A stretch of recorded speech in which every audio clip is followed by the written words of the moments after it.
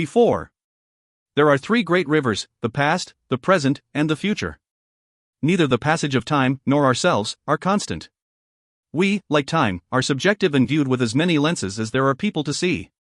We, within time, are at once the initiator and observer of passing events, sailors on a river of cause and effect. The moment we have caused an event, or witnessed its effects, we are swept by them and left only with imperfect memories of the small part of the whole we have seen. No matter how much we try, there is no going back, and there is no seeing everything there is to see. Nor can we but guess at what is to come. From the Three Rivers, by Awe, scholar, philosopher, and explorer, first year of the awakened empire. It has been almost 5 centuries since the formation of the Shryonese Federation, an alliance of the surviving 6 great houses and the 100 families of the Avon, who fled the fall of the awakened empire. The land within and around Shryon was littered with the detritus of past empires, echoes of glory and the high watermark of civilizations lost to time, internecine war, and blind ambition. Set against Shryonese imperialism and the return to days of glory was the human-governed Iron League, an alliance of nations set on ensuring no new empire rises to seize control. The humans, also known as the Starborn, remember their days of servitude and are unwilling to bend their necks again. Ron Erebus Fa Karajadan, the leader of the great house of Erebus, and leader of the imperialist political faction, was dying, his body failing as his soul succumbed to its own poison. Terrified of meeting his demise before reaching the heights expected of a leader of his family, Karajadan began a civil war in order to gain access to the ancient treasures and knowledge he needed to stay alive. Set against Karajadan was Indris, former Sikh knight. He was drawn once more into Shryon's political conflict, when Vashn and Ariskander asked his help to locate and return Far-ad-Din, the one person who could possibly reveal the extent of Karajadan's falsehood and corruption. In this new purpose Indris found himself an unlikely ally. After she had witnessed the lengths to which her father had gone to achieve his ambitions, Mari, Karajadan's daughter, found herself conflicted. Her duty to, and love of, her family was clear. But her duty to her nation, as well as her duty to herself, was not something she could ignore. After her father had Vashn assassinated and Ariskander abducted, Mari was confronted with a darkness in her father she had not wanted to see. As Karajadan continued his drive for power, Mari and Indris joined forces to oppose him. Indris and his comrades set out into the monster-infested Romark, the marshlands that held the ancient ruins of lost civilizations, to rescue Ariskander, while Mari remained in Amnon, a spy in her father's own household, with newfound allies who fought with her to maintain order. After they had faced the many perils of the marshlands, Indris and his comrades arrived too late. Ariskander had been executed, and his soul was bound into an Angothic spirit cask. Indris managed to recover the cask, and denied Karajadan his prize. Karajadan escaped to Amnon, with Indris and his comrades in pursuit. Karajadan refused to admit defeat, and formulated a plan for his colors to make a stand elsewhere. Before he would leave Amnon, Karajadan was betrayed by Thufan, his own master of assassins. Karajadan was nearly killed, but not before he saw his beloved son, Belamandris, mortally wounded. Though Indris, Mari, and their allies were victorious, it was not without cost. Mari was cast out from her family, a family that faced an uncertain future on the political stage due to her father's failed schemes. There was no clear candidate to lead Shryon, and the Iron League saw a weaker Shryon, easy to conquer. The great houses and the 100 families knew their struggle had only begun. Camped far from Amnon, Karajadan was introduced to the emissary Anjal-din, Indris's wife, who had been presumed dead, a servant of powerful and enigmatic masters. The emissary promised Karajadan much, power, majesty, and long life. But the price of these things was not discussed, and in desperation, Karajadan did not think to ask. Shortly after the events of Amnon, in the Shryonese capital of Avanwa, came the New Year's festival, and the time of the Assession when the new government was elected. Acts of violence attributed to Iron League forces, and the return of the exiles, political criminals who had been banished by the late Osran Vashn, threatened the balance, and gave Karajadan the support he needed to continue his play for power. Indris, Mari, and their friends were enlisted to help discover what Karajadan had planned, and to end it if possible. The brief peace Indris and Mari had hoped to enjoy was broken by their call to duty, and by the ghosts of their own pasts. For Indris, it was the threat of the Sikh that loomed largest, and their continued interest in his growing abilities, and the pressure from his cousin, Roshana, to serve their house and see to its advancement. For Mari, it was the presence of her family and their agendas, the pull at her own ambitions and duty, and the arrival of an old lover who had taken a position in her father's household, a man who promised danger was coming. In return for significant portions of the exiles' wealth, and their vows of allegiance, Karajadan bound the exiles to his purpose and began anew his plans for ascension to the role of Osran. The emissary tempted Karajadan with the help he needed to realize his goals, though her help came at a price. The emissary claimed to be able to deliver that which Karajadan desired most, the return of his son, Belamandris, to be crowned as Osran, and the restoration of Karajadan's dead wife, Yashaman, who haunted his visions with whispered messages of vengeance. Blinded by his ambition, with the hope he could control his circumstance, Karajdin agreed, and Belamandris was restored to health as the first of the emissary's promises. Worried by Karajdin's very feasible grab for the highest office in Shryan and by the presence of the exiles and their agenda, Indris, Mari, and their comrades discovered what they could by following the exiles and those who wore their colors. It became apparent that the exiles had planned significant military action, bolstered by the arcane support of witches, nomads, and bound demon elementals. In the ruins of the Masajan, where the emissary labored to free the witches, events came to a head when Karajdin learned from a nomad that it was Salasan Faye Vahina who had murdered his late wife. Further shocks came as Karajdin was elected Osran, and as a manipulative Rasha, and not Nazarafin, was elected to lead the Federationists. Pressed for time and short of options to check Karajdin's influence, the Federationists decided to sever Vahina from her awakening, in order to have another Federationist Ran raised to the upper house of the Teshri.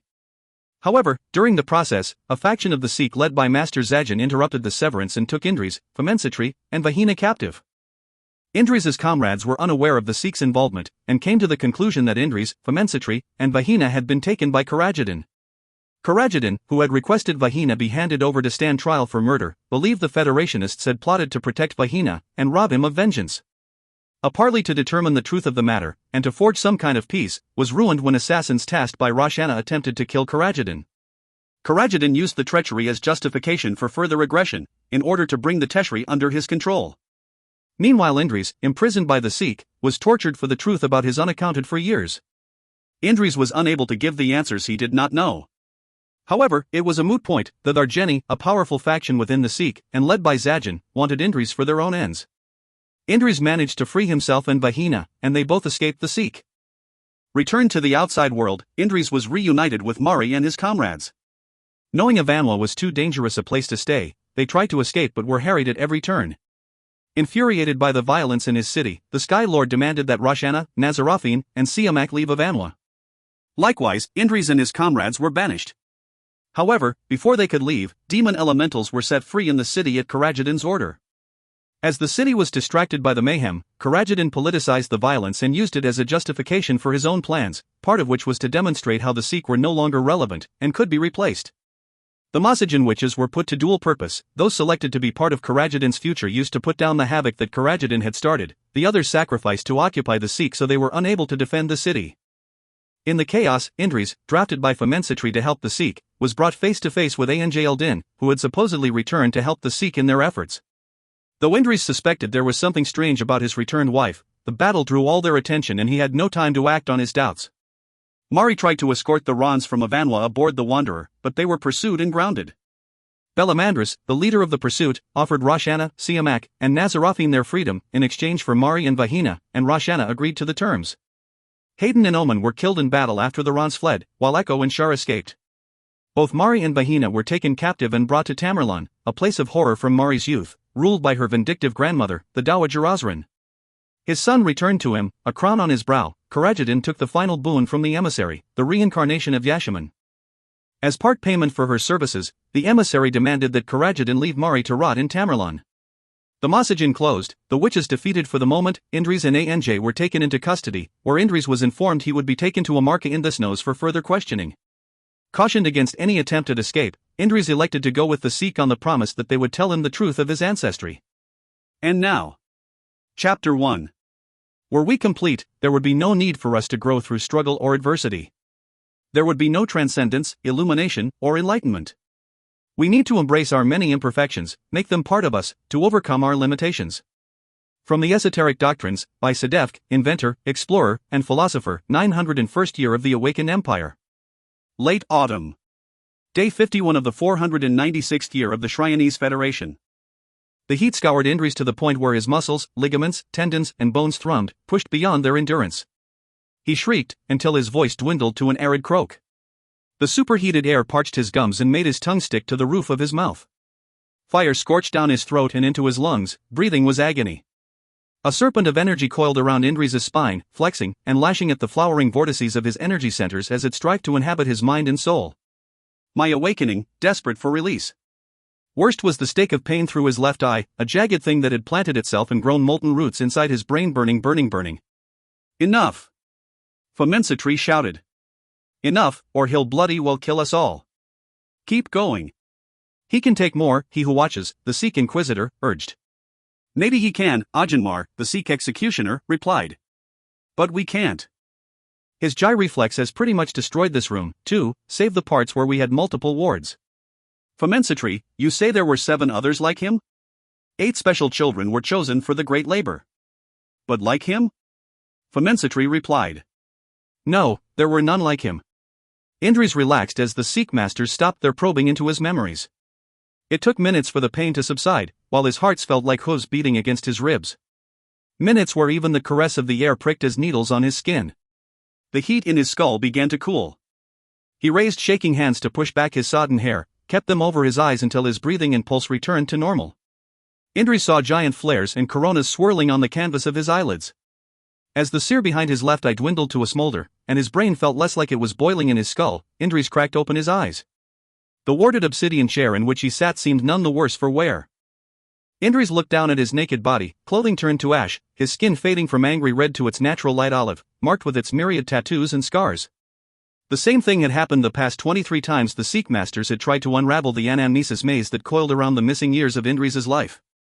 Around him the rest of the laboratory, a vaulted chamber of cold stone deep beneath the rock and snow of the Marsillan range, looked like it had been hit with several kinds of natural disaster. Stone furniture had been turned to slag. There were concentric ripples in the stone, each spreading from where Indris sat to the blasted walls. Small pieces of silicate in the rock had been transformed into points of glass, glittering like diamond. Where the masters stood, the room was barely touched. Indris suppressed a smile at how many of their wards had burned away, leaving the steaming brick-red fractals of their inner circuit intact. The masters themselves were poised, though Indris noted the sweat that dewed some of their brows. A small number of armored Sikh knights and librarians, the latter chronicling the proceedings, stood behind them. Audiobook banished the inner circuit of the ward. The air inside steamed as it rapidly heated, forming tiny clouds that drifted toward the ceiling. The Sikh inquisitor stepped forward, more relaxed than many of his counterparts. A shock of fair hair and a short beard, little more than stubble, framed his lined, tanned face, and long scars drew down over his right eye and down his cheek to the jaw. He rubbed his jaw with a hand missing both the small and ring fingers. Indris spared a glance for Famensitri, who was scraping a thumbnail along a stain on her scholar's crook. She avoided Indris's gaze, much as she had done ever since he had been brought to a marking in this nose. He who watches wiped sweat from his brow with his brightly colored talub. Did you find anything in there? Indris tapped at his temple and reached for his worn browns and blacks, leaving the Sikh cassock they had brought him where it lay. We can't get through the layers of the maze in your brain without setting off all sorts of mystic traps, Audiobook said. Who, in the names of all the hallowed dead, did this to you? Somebody who wanted something forgotten. Indris looked around the laboratory. You'd better find something out soon, before you run out of places for me to destroy. You're not funny, boy. Famensitri's sharp voice cracked the air. You don't think we've better things to do than this? I'm a little funny, Indris said, more calmly than he felt or she deserved. I told you I knew nothing about what happened to me, but that didn't stop you imprisoning me and dragging me down here. You came of your own free will, remember? There's a kernel of truth in that statement, I suppose. I came in return for the answers you still withhold, and to understand what happened to me when I was on the spines. And why whatever I found would lead me to Mant of all places. At least one of us was being honest when they said they'd cooperate. Given you've not held up your end of our bargain and not for the first time, I don't suppose you'd mind giving me Changeling back, so I can leave? I do have other things I can be doing with my time. Like finding my missing friends. And Mari. Especially Mari. It's not as simple as that, Indris. He who watches flicked a quick glance at Famensitri, his expression troubled. He gestured for Indris and the others to follow him out of the ruined laboratory. Much has happened in the time you've been with us. Our imperatives, as well as our needs, have changed. There's a surprise, Indris drawled. The Sikh have changed their minds because it suits them. If you won't help me. I never said we wouldn't help, Then give me access to the Black Archives, Indris said. He felt the tension bordering on pain in his clenched fists. Or let me out of here so I can do what I should be doing while you nest here behind your walls and wards. Watch your mouth, Indris, Audiobook warned. We tolerate much from you, but there are limits. Limits? Indris suppressed a bark of bitter laughter. None of us know what my limits are, though you've pushed and still not found the answers any of us need. He shielded his eyes from the sudden glare as they emerged into the open air, high up above the smoky tower to marking in the snows, first and greatest of the Sikh chapter houses. Clouds scud overhead, and farther down the valley Indris spotted the sparking shapes of windships heading toward Amarka. We don't know enough to let you go. He who watches stamped his feet against the cold. And can't afford to lose what may be in your head. Does it really matter why Sedefk abandoned you? Indris folded his hands in the sleeves of his overrobe.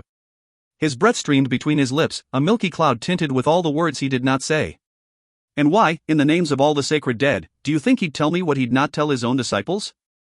That's one of the things we want to know, boy, Famensitri said. And it matters. Sedefk is gone. The Time Masters are gone. Other than the Seath, the other elemental masters have vanished from the world. Audiomar's shoulders slumped. And we need to know if we've been left alone to face Avendi. Enough. Famensitri snapped in Maladhoring, unaware that Indris could understand her perfectly well. But how is it I'm able to understand her? Indris let his eyes close for longer than a blink, centering himself, overcoming frustration. He had hoped the Sikh would have found a way around the anamnesis maze, revealing at least some of what had happened to him during the 3 missing years of his life on the spines. Perhaps he might learn what he and Anj had said to each other before his memories were locked away. Almost every permutation of the possibility tree told him his wife had other intentions for Indris than telling him the truth.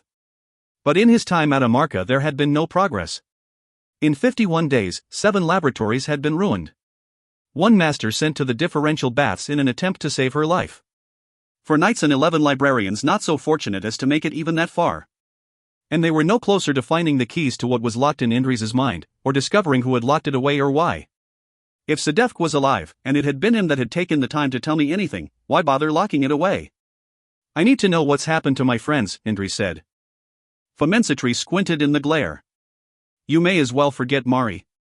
No. I'll not. Neither her nor that it was your actions, Sahai, which led to the death of my friends, Hayden and Omen. To Mari and Vahina being taken. If I'd been there, things would have ended differently. I've given. Now you must. Sounds like a threat, boy. His former Sahai's voice was flinty. Indris shrugged. It's what you promised. I've cooperated and my Jai reflex has killed some of you, and wounded a lot more. The results could end up being different next time. Let's all take a step back, shall we? Audiomarr raised a hand to shade his eyes. Indris, surely you've been looking into things yourself? I'd be disappointed if you'd not. If I knew, would I ask? Of course you would. Audiomarr smiled. Otherwise you'd be admitting I was right and you were skilled enough to break through our layers of wards. Which I think you are, and have. We respect you, Indris, and aren't blinded to certain realities about you. Please do us the same courtesy. So, if you respect me so much, you'll give me answers? Or the means to get them myself? Famensitri looked to the other masters, then said, in light of recent events, join us in the Founder's Deep, at the hour of the heart tomorrow morning. Bring your questions and we'll tell what it's safe for you to know. Safe for whom? Indris asked. Us, obviously. Audiomar's lips quirked in what was almost a smile as the masters walked away, overrobes snapping in the chill autumn wind. It had been a frustrating afternoon in the library, Indris leafing through innumerable books and scrolls without finding any answers. The Masesehen, the high mental teachings, were alluded to but not discussed at any great length. The Desesehen, the lesser mental disciplines, were examined at great and tiresome length, with an array of theoretical and practical works, none of which brought Indris any nearer to his goal. In frustration he had gone to the manufactory to work on his designs for new armor. The manufactory had been stifling, and Indris stank from his labors. Once he dropped his new journals with their designs in his room, he was looking forward to a soak in the hot springs and a meal at the Black Quill. Hello, husband. Indris stopped in his tracks at the door of his chambers, heart skipping a beat at the sight of Anj, leaning long-limbed against the wall. It reminded him of the day he first realized he loved her. He drew in a quick breath and held it to steady himself, before covering his lips with the tiny mask of a smile. Anj, Indris said. Where have you been, and who are you now? He did not step closer to his door, for fear the opening of it would provide an invitation he was not yet ready to make. Sure you don't want some company, stranger? She said with a wicked smile. She came to stand so close to him, he felt the heat from her skin without touching. Her sapphire eyes were preternaturally bright, her skin glowing against the somber black of her cassock. Don't know. You look like trouble. You could be so lucky. And here we are. The same words, a different place. Indris had not forgotten what it was like to run his fingers through the silken strands of her quills. To draw her to him. Linger over the taste of her breath, lips almost touching, the anticipation building until. He blinked and shook his head. She smiled. Somebody's being a very bad man. Her voice was low and throaty, almost a purr. Exactly the way I like him. Indri smiled and took a step to the side, causing her to frown. What are you planning to do now you're back? ANJ asked. I'm here because it's less inconvenient than being elsewhere, to learn what I need to learn. But there are things I need to do before I have anything resembling a plan. He sobered as he thought of his friends. Of Mari, never out of his thoughts, her mortal appeal so unlike Anja's eldritch fascination. It's been years. I thought you were dead and said my goodbyes. Badly, it now seems. Need some help? She asked. I've the time, and people don't seem to need me around here. Thank you, these are things I need to do by myself. Besides, I thought you'd be of some rather profound interest to the Shurit. Ha! Her whole torso rocked with the word, which made him smile as it always had. They're as curious about me as they are about you, but my patrons in the Thargeni buy me liberties not extended to you. She frowned. Fascinating as order politics is, we need to talk, Indris, but I've tried to find you to talk but you always seem to be somewhere else. Suspicion rose in him, and not for the first time. Tell me where you've been. Here and there. Mostly there. Indris, I've some of the story of what happened after you left. After You looked for me, you beautiful man? 4 years. And I've heard about this Avon woman. Mari. Anja's eyes narrowed dangerously in an expression he remembered well. Yes. Horror. But you thought I was dead. Now you know I'm not. So, we need to talk, you and I. You may not be dead, but you are not yourself either. He opened himself to the Amsa and looked at her dysentropic stain. There it was. The faint blurring, a writhing of shadows around her as if something hid the truth. The same blurring he sensed around the edges of her features, as if this were a painting of the woman he'd known laid over the ANJ she had become. He felt the faint oiliness he had come to associate with tainted energy, gone almost as soon as he felt it. We do need to talk, ANJ. But it's been a long time since we've. I was gone 3 years on the spines doing ancestors know what, then 2 years as a slave in Sarakel, then 2 years looking for you. Then, enough time to try to find happiness again. 7 years and more was a long time to be parted, and too many years for nothing to have changed. ANJ nodded slowly, her expression still, as if reading his thoughts. A lot of years have been stolen from us, Indris, and it was neither of our faults. But I never gave up on you. All I ask is that you give us a chance. We were happy, if I recall. And good for each other, when nobody else was. ANJ, please, Indris looked at the toes of his boots, hiding the doubts he knew would be written on his face. She moved so close they almost touched. He stepped back, and found himself pressed against the wall. Laughing winds of revelry, will you relax? We've waited 7 years. We've both been busy this year, with the masters taking your time, and me away as often as not. What are a few more days for us to come to terms with where we are? Thanks. I need to know some what, how and why, before I think too much on where. You have the answers to so many questions, but do I trust you to tell me the truth, whatever you become, despite what you feel the need to hide? He leaned forward to kiss her cheek, but she opened her mouth over his and kissed him hungrily.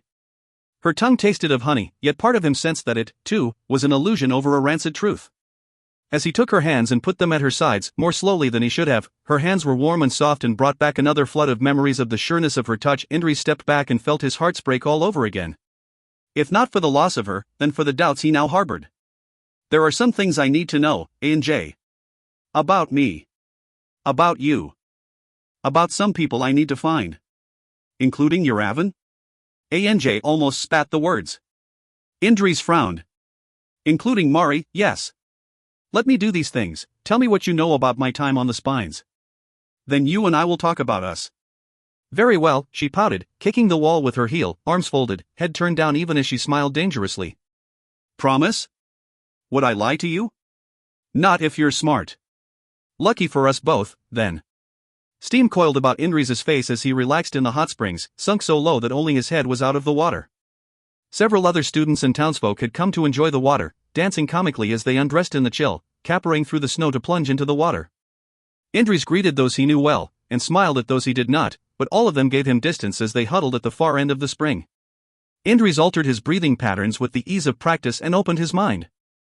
The thoughts of those nearby clamored in his head, quickly isolated and silenced. More distant thoughts were a whisper that he could listen to if he focused, but his telepathy was not so well tuned that it was simple. With part of his mind, he identified in isolated sounds, the chatter of the other bathers, the wind through the pine needles, the slosh of snow from overhanging plants, the players in the black quill who entertained the packed house. One by one he found the noises, and moved them aside until there was only Chia? Indris. Her response was quick. Your mental voice is getting stronger every day. Exercising it to speak with you since I got here has helped. Is there any sign of Mari, Shar, and Echo? Of Mari, no. Shia's voice was sad. But her soul is not with the dead, so I assume she is being warded by mystics. Wherever she is, people don't want her found. But I've heard the dreams of Shar and Echo. They are sailing southward, with Morn Hawkwood and the immortal companions. Do you know why? I'm sorry, no. But they're well? As best I can tell. Shia's presence in his mind was comforting. Their dreams are vivid, and filled with memories both joyful and heartbreaking. They think you're dead, Indris. So I hear, Indris replied. It appears the Sikh have been loose with the facts about my untimely demise. Should I enter Shar's and Echo's dreams, and tell them otherwise? No, though thanks for the thought. Best not to distract them, or tempt them to come looking for me. If they're with Morn, they must be doing something dangerous. And more than likely reckless. I wish I were with them. Searching for Mari, perhaps? Indris smiled at the thought. There's nothing they can do for me here, Chia, and there are things I need to do before I leave. But I do need to leave here, as soon as I have the knowledge I came for. I'll wait a few more days before I finalize my plans. Is there anything I can do for you? Sing to me? Of course, my friend.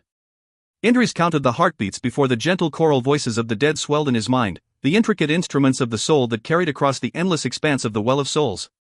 Thank you, Chia, Indris said as his eyes closed. The Founder's Deep was built into the rock wall at the high end of the vale, overlooking the long stretch of Amarka in the snows in the township at the mouth of the valley. A tower of translucent quartz, the deep was only slightly darker than the snow that huddled in the jagged cracks texturing its surface. Many sets of stairs and the confectionery glitter of Serral bridges joined the deep to the buildings around it, high enough to avoid the cold spray of the Ankarat River, if not the stinging spume that flew from it. Gnarled trees clung to the rock, dappling the quartz with swaying shadows. Indris folded his hands in the sleeves of his overrobe as he walked across a rimed bridge. The jagged Ilhan lamps that lined the bridge were fitful sparks in the light of the bright autumn morning. Along the ridgeline to the north, he saw the tethered shapes of windships floating like kites. The guards who stood by them wore no livery Indris recognized, nor did the ships fly any of the colors of the great houses or the 100 families, or any of the consortiums of the Teshri. There were few who would willingly come to the Sikh in Amarka, and Indris wondered who had been desperate enough to make the journey. At the doors to Founder's Deep stood 2 eco-guards, their watchful round eyes set in cheeks like slanted cliff faces, their skin tinted in swirling colored patterns, and their short wings an oily black. A folding fan made of feathers with steel veins was thrust through each eco's sash, and both had their clawed hands wrinkled as chicken feet wrapped around the halves of chest-height, studded mauls. Indris had seen just how horrifying the Kanboj, the falling sapling, as the weapons were called, could be in the right hands. Legend had it that the Iku had been waiting for the Sikh when they first arrived in the forest valley, and had shown them the hidden halls and secret ways of the fortress that would later become known as Amarka in the snows.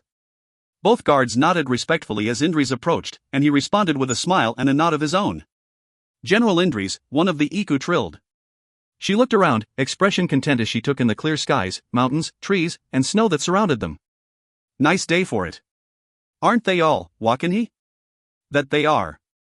Do you think it'll stay that way? For some. Indris passed under the jagged quartz lintel. The translucent walls of Founder's Deep admitted a cool, frosted radiance. Firestones set in black iron braziers cast pools of warmer light around the 5 tall galleries with their arabesqued black marble columns and floors. The Deep was a wide building, hollow from its high-domed roof down to its gravel-strewn floor, and dominated by a tall, eerily lifelike statue of Sedefk, the founder. Indris had asked Famensatri once, when he was still a novice, whether the statue was accurate. She had looked up at it with what the younger Indris had thought was love, though the older might say obsession, and said that it was as if the very man himself stood there, made huge in honor of the greatness of his body, mind, and spirit. The statue wore a small smile, as if Sedefk were considering a joke he was waiting for the rest of the room to understand. He wore the buckled cassock of the Sikh, but thrown back, with a weapon belt buckled about the sash around his waist. A weapon hung there, or at least the hilt and pommel of a weapon, as long as the man's forearm. The pommel was carved into the likeness of a stylized dragon, or a bird of prey, the hilt covered in what may have been feathers, or scales. Yet there was no blade. Nothing to make the weapon, a weapon. The wise man never carries a weapon that can be used against him, Sadef had been famous for saying, after he and the scholars had helped Nazarat fa Dayan we topple the Pedal Empire. The wisest has no need to carry a weapon at all. His comment had led to the creation of the first Sadari, the Mind Blades. Legend had it Sadef had perfected the technique yet further, creating the Kajari, or Soul Blade, a weapon that reflected the ternary nature of existence, and existed only by the manifestation of the owner's will. A weapon where the hilt and pommel represented the Nayu, the shape of the blade was created by the PSE, and the blade itself appeared only as manifestation of the Kai, a weapon that was not a weapon without the soul to make it so. At the bottom of the stair, Audiobook, and he who watches stood waiting. As autumn had strode inexorably onward, the butterflies had stopped coming to flutter in Amma's fern-like fronds, the lush greenery that sprouted from her head and temples turning copper, now dusted with white as winter drew nearer. The flowers that once grew had fallen, leaving tiny brown seed pods. He who watches silently observed Indri's approach, his almost translucent eyes disconcerting against his dark, tattooed skin, his talub loose about his neck. Indri's was led into a small anteroom with a single door leading out to the master's round. Through the door he could see the assembled masters in their black cassocks, precious metals and gems for buttons. The masters made their way to seats on tiers that stepped up and away from the open space at the base of the round. "What's this?" Indri's asked Audiobook. "I thought I was coming here to have questions answered?" "In a way," said with equanimity. The tiny Yarrow woman poked her head out the door, then gestured for her fellow masters to enter. She turned to Indri's. "Raise your hood and don't let our guests see you. Look, listen, and learn. But under no circumstances are you to reveal yourself." "Do I make myself clear?" "Perfectly."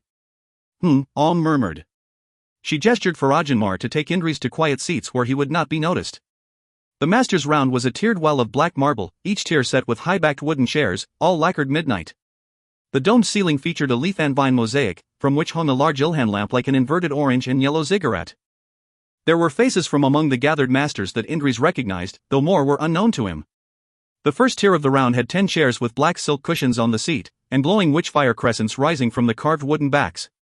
Of the 9 masters who sat there, Indri's recognized Famensatri, and he who watches. The 10th chair was left vacant for Kamenkramis, the arch-scholar and master magnate of the Sikh order who dwelled in Pashria with the Empress in shadows. "Where's Zajan?" Indri's asked. "I expected him to be all over me like a cheap robe, but he's not shown his face." "Zajan, and those their Jenny of whom we were aware, didn't come to Amarka after the order was exiled," Audiobook replied. "I suspect they'll appear again when it's most inconvenient for us. They were always the most secular of the factions within the Sikh, and our isolation wouldn't serve them well, thought. They may be gone, but who's that?" Indri's nodded toward a strange figure, standing apart from the rest of the gathering. From what Indri's could see beneath the iridescent cloak, the folds of which hung like wings, and trailed on the floor, the figure was broad-shouldered, but lean, wearing baroque armor of interwoven bands and sharp-looking scales. There was no skin to be seen under armor, voluminous cloak, or the spade-shaped, horned, and mirrored mask that covered his face. Audiobook frowned. "Somebody you shouldn't have seen, and are best forgetting, if you know what's good for you." "I can't believe you really said that," Indri's murmured. "Let's assume, just for the sake of argument, that I didn't understand a word you just said. So? I'm surprised you didn't give Famensatri a stroke when she was your Sahai." Audiobook rolled his eyes at Indri's expression. "We've not done right by you, but I didn't tell you this, should it ever come to light. The, whatever it is, calls itself the Herald. It, and a few like it, arrived almost 7 years ago. It doesn't say much, but when it talks, the sure it listens." "The Herald of what?" "That's a bloody good question." A low chime sounded and the masters, some 70 in all, and there were still almost as many empty chairs, quieted themselves. Twin doors of Jadambas Seril opened, and 4 Sikh knights and as many armored Iku entered, flanking a smaller group of Shrianese in silk overrobes that swept the floor as they walked. Their hoods were raised, but Indri's could see their heads turning left and right, up and down. The visitors were escorted to the center of the round, where the guards left them before departing. Indri's recognized the Rans, and frowned at seeing them here. A vulture-faced master of the Shurit inclined his head toward the visitors, extending his hand, the nails of his long fingers polished ebon. "I am Sikh Magnate Bodikian of the Shurit. You have broken your fast and drank of our water, and are safe by all the laws of Sen for so long as you remain at Amarka in the snows. Tell us," a portly older man said, "why have you come so far to be heard? Since we were expelled from Shrine we have had no interest in your affairs." One visitor drew back her hood, exposing a sharp jaw and high cheekbones. Rasha was leaner than Indri's remembered, almost gaunt. Her complexion had an ashen pall. She gestured to her companions, who revealed themselves to be Nazarathine and Siamak, looking equally worn. Masters of the Sikh Order of Scholars, Rasha began in a cracked voice, we, the Rons of the Federationist Party, come to you because we need your help. Fa! Famensatri said sharply. The Osran, and the Teshri, made it perfectly clear the Sikh were no longer welcome in the Shrianese Federation. I don't recall you speaking up to change their minds, girl, but... Awakened Rons are irrelevant, the herald said in what sounded like multiple different voices, each echoes of the other. Only the Maj, and the Majarons, are relevant. The sepulchral voices sent a chill up Indri's spine.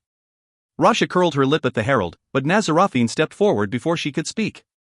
The imperialist Sefs control the lower house of the Teshri. Her voice was hoarse and wet. But even they begin to question the wisdom of following too blindly a man who will promise all, and deliver only what suits himself. The Osran is supposed to be the keeper of the people, not one who straddles their backs as if they were beasts of burden. Already there are abductions, and threats, and violence in our cities. Cesare, the speaker for the people, has been assassinated. Your absence has left a great rift. And what the witches have. This is none of our affair, Sikh magnate Bodikian said. It could be, if you agreed to make it such. Rasha glared at the old Sikh master. She gave a great racking cough that almost doubled her over. Indris rose slightly in his seat, but Ajanmar held him back, shaking his head. How so? Famensatri asked, leaning forward like a bird of prey, her gaze intent. And why would we care for the woes of an ungrateful nation? Indris's lips twitched in a smile. Because you miss being the puppeteers, and can't wait to get your hands on the strings again. Karajadan and his colors are not fighting a conventional war, Siamak said. This is the precursor to Ajamensit, and we all know it. But rather than house against house, or family against family, it will be a civil war of assassins, the likes of which we have not seen in centuries. And there are creatures among his ranks that baffle us. The witches have brought strange, unsettling allies with them. Karajadan's forces scour the Romark, digging in the dust for weapons and forbidden knowledge. He has occupied my prefecture, ignores my demands to leave. He tries to provoke a violent response. We are beset on all sides, outnumbered and outmatched. Nazarathine's once ruddy skin was sallow, the plump cheeks sunken. With each day, members of the great houses and the 100 families go missing. Intimidation has become the norm. And in your absence, self-serving groups have floated to the surface, like the alchemists and artificers, funded by the banker's house and organized by the mercantile guild. You'll learn to find your strength where you can. Bodikian waved away their protests. We've weathered this before. Not this, the herald said. You are unprepared. Karajadan has never been so overt, Siamak countered, looking at the herald nervously. This is an Osran who has folded back his sheets, and let any who would do his bidding climb into his bed, but... And now, Rasha added, we offer a unique opportunity to redress what may have been a serious mistake. Go on, he who watches urged. Safajamandian, the Sky Lord, is prepared to call for a vote of no confidence in the Osran. The Secretary Marshal and the Arbiter Marshal are both in accordance. There is growing discontent in the Teshri, and we're seeing the formation of new political parties that may come to challenge the authority of our traditional leadership. But there's nothing self-serving about that, is there, girl? Famensatri's legs were spread wide in her chair, elbows on her knees as she rested her chin on her fist. Of course, Rasha agreed. But better to relieve Karajadan of his power too soon than too late. I would not see us descend into war, Famensatri. And who would replace Karajadan? Bodikian asked. I'm the leader of the Federationist Party, Rasha replied with no attempt at humility. And I'd respect the Sikh, just as my ancestors did. After all, were the Nazarat not once counted among your number? My late cousin, Indris, may he know peace in the well of souls, was a hero of the order who died for his people. Can't we find a common cause? Indris was about to stand, when Ajanmar grabbed his arm. Famensatri barked a laugh, and he who watches shot her an irritated glance. The masters spoke among themselves, the crests of conversations breaking over each other. Indris drew back into the shadow of his hood, seeing the hungry looks on some of the Sikh masters' faces. Conversations close by turned to the familiar topics of power and influence, with little regard to the consequences. Indris turned to Ajanmar, who wore a worried expression. When did we lose our way? Ajanmar whispered. I've never known it to be different. Indris shrugged. For an order that's supposed to serve, educate, and protect, there appear to be quite a few of your colleagues interested in leading, controlling, and manipulating. Rasha's cough sounded wet. Her arms went around her abdomen, and she spat a gobbet of blood and pus into the floor. Drool trailed from her lips as she trembled. By the time she regained her feet, the round had gone quiet. But there is more, isn't there, girl? Famensitri strode down, cassock snapping around her legs.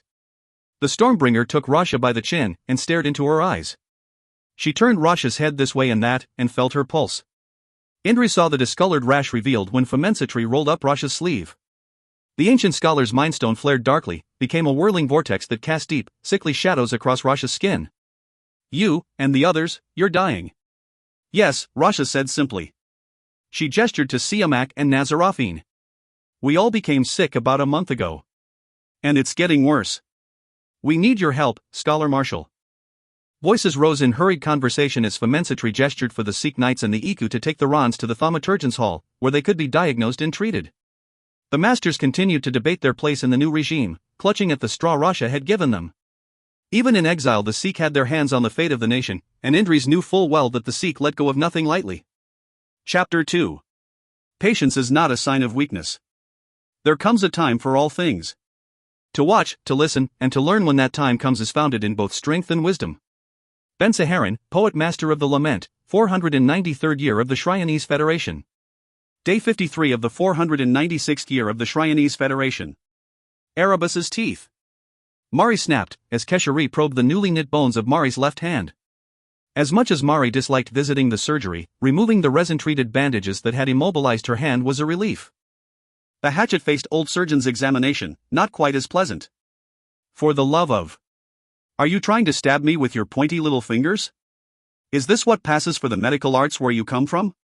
No, the surgeon said calmly, ignoring Mari's swearing as she bent the fingers this way and that, examining the nails and using a needle to jab Mari's fingertips to make sure no sensitivity had been lost. Kesharia's thin lips twitched as she massaged Mari's hand. Why do you think I left Pashria?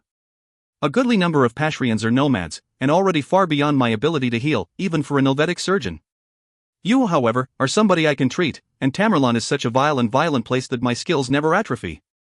I dare say you'll keep me busy for some time to come, unless Nadir, Jem, or the Dowager Osran decide to give you to the sea.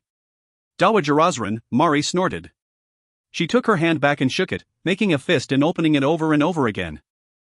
The fingers were stiff, with little more than a residual ache. Both would pass. The bruising had left the skin, though the hand was pale and thin compared to its counterpart. That old shark is living on past glories. Don't know why my father indulges the malignant crone. The healer cocked an eyebrow. That may be so, my dear, but that old shark has her jaws around everything and everybody in Tamerlan, and you'd best not forget it. Including Vahina. Especially Vahina. I take it she's still in your care? If you mean is she still in Tamerlan, and is she still alive, then yes. Physically she's improved, but I'm sorry to say I doubt she'll ever be in the fullness of her mind. Can you get me into? No. Please, just. Stop asking, Keshari said flatly. The Dowager Osran has been quite clear that none, save Jem, Nadir, or those in their employ, are allowed access to Vahina. I'm only permitted to ensure she stays alive. Do you know what they're doing to her, Dot? Trying to steal her legacy, and have her awaken the Blacksnake so he, like father, can be a shadow cast across everything they touch. I'm not entirely sure. But it can't be good, whatever it is. I can help her, you know. Help her escape. Like I've seen you help yourself escape? Stabbing that old pervert Zergi in the eye with the nail from your bed was my favorite, by the way. Terribly sad he died from infection. Not as sad that Jem didn't. No. But, resourceful as you are, you're on an island in the freezing Southron Sea and the Dowager Osran can make your life even more unpleasant. You may be able to survive what your grandmother does to you. But do you think Vahina can? I'd smother the old bitch in her sleep if I could, Mari thought, though killing her with a blade, so she could see it was me, would be better. Vahina has been through enough, but I'm about as frightened of grandmother as you are. I'm terrified of your grandmother, Dot. Mari chewed her lip, tempted to fall back on her default bravado. The surgeon had already seen Mari at her most vulnerable. Lies did not seem so appropriate. As am I. But she'll never know that. I'll ride her shrieking soul to the well of souls like a flogged horse if I have to. Let's hope it doesn't come to that. The surgeon gestured for Mari to strip. Mari scrutinized herself in the mirror. Her body, always fit and lean, was now thin with protruding ribs and hip bones. Her muscles played under skin turned pink from the heat of the bathwater, but also mottled with old bruises, the red lines of welts, and the paler lines of old scars. Her cheekbones pressed against her skin, and her eyes seemed sunken in their orbits. Keshari walked around Mari, peering, poking and prodding and shaking her head, muttering under her breath at the many wrongs on Mari's body that offended her. "You're fortunate to be in as good a condition as you are, given what you do for a living, and your treatment here. Being good at what I do for a living helps. And having a lover who could sing mystic lullabies to me, and erase the scars that life has cut into me, then hold me in his arms until I fell asleep. Did Shar and Echo manage to find you, Indris? I could use some help right about now." Keshari stood beside Mari, and took her by the elbow. "If you keep defying your grandmother, she'll..." "I know." Mari took a couple of steps closer to give her reflection more substance. She had no intention of fading away in this ancestors' forsaken pile of rocks on the edge of nowhere. "But if I stay here, I'll die anyway. I'd rather my end be on my own terms, and maybe give the Dowager Osran some pause. Besides, I may just get off this dung heap." Boundcast servants bustled into the surgery, carrying folded clothes and a small box filled with glass jars. Keshari spared the servants a brief glance, and gave Mari a faint cautionary headshake. Mari knew well enough that her grandmother had ears and eyes everywhere. That lesson had come the hard way when her first escape attempt was betrayed by a fellow imprisoned relative she had foolishly confided in. Nadir and his crew had caught Mari trying to board a wind galley. She had been dragged back, trussed like a bird for roasting. Her own grandmother had watched, silent and stern, as Nadir had beaten a shackled Mari bloody with a manta ray tail. Mari had fought back when they had released her, splitting Nadir's lip before they beat her unconscious. That had been Mari's 4th day on Tamerlan. Breaking the fingers on her hand had simply been the latest of the Dowager Osran's attempted lessons in obedience.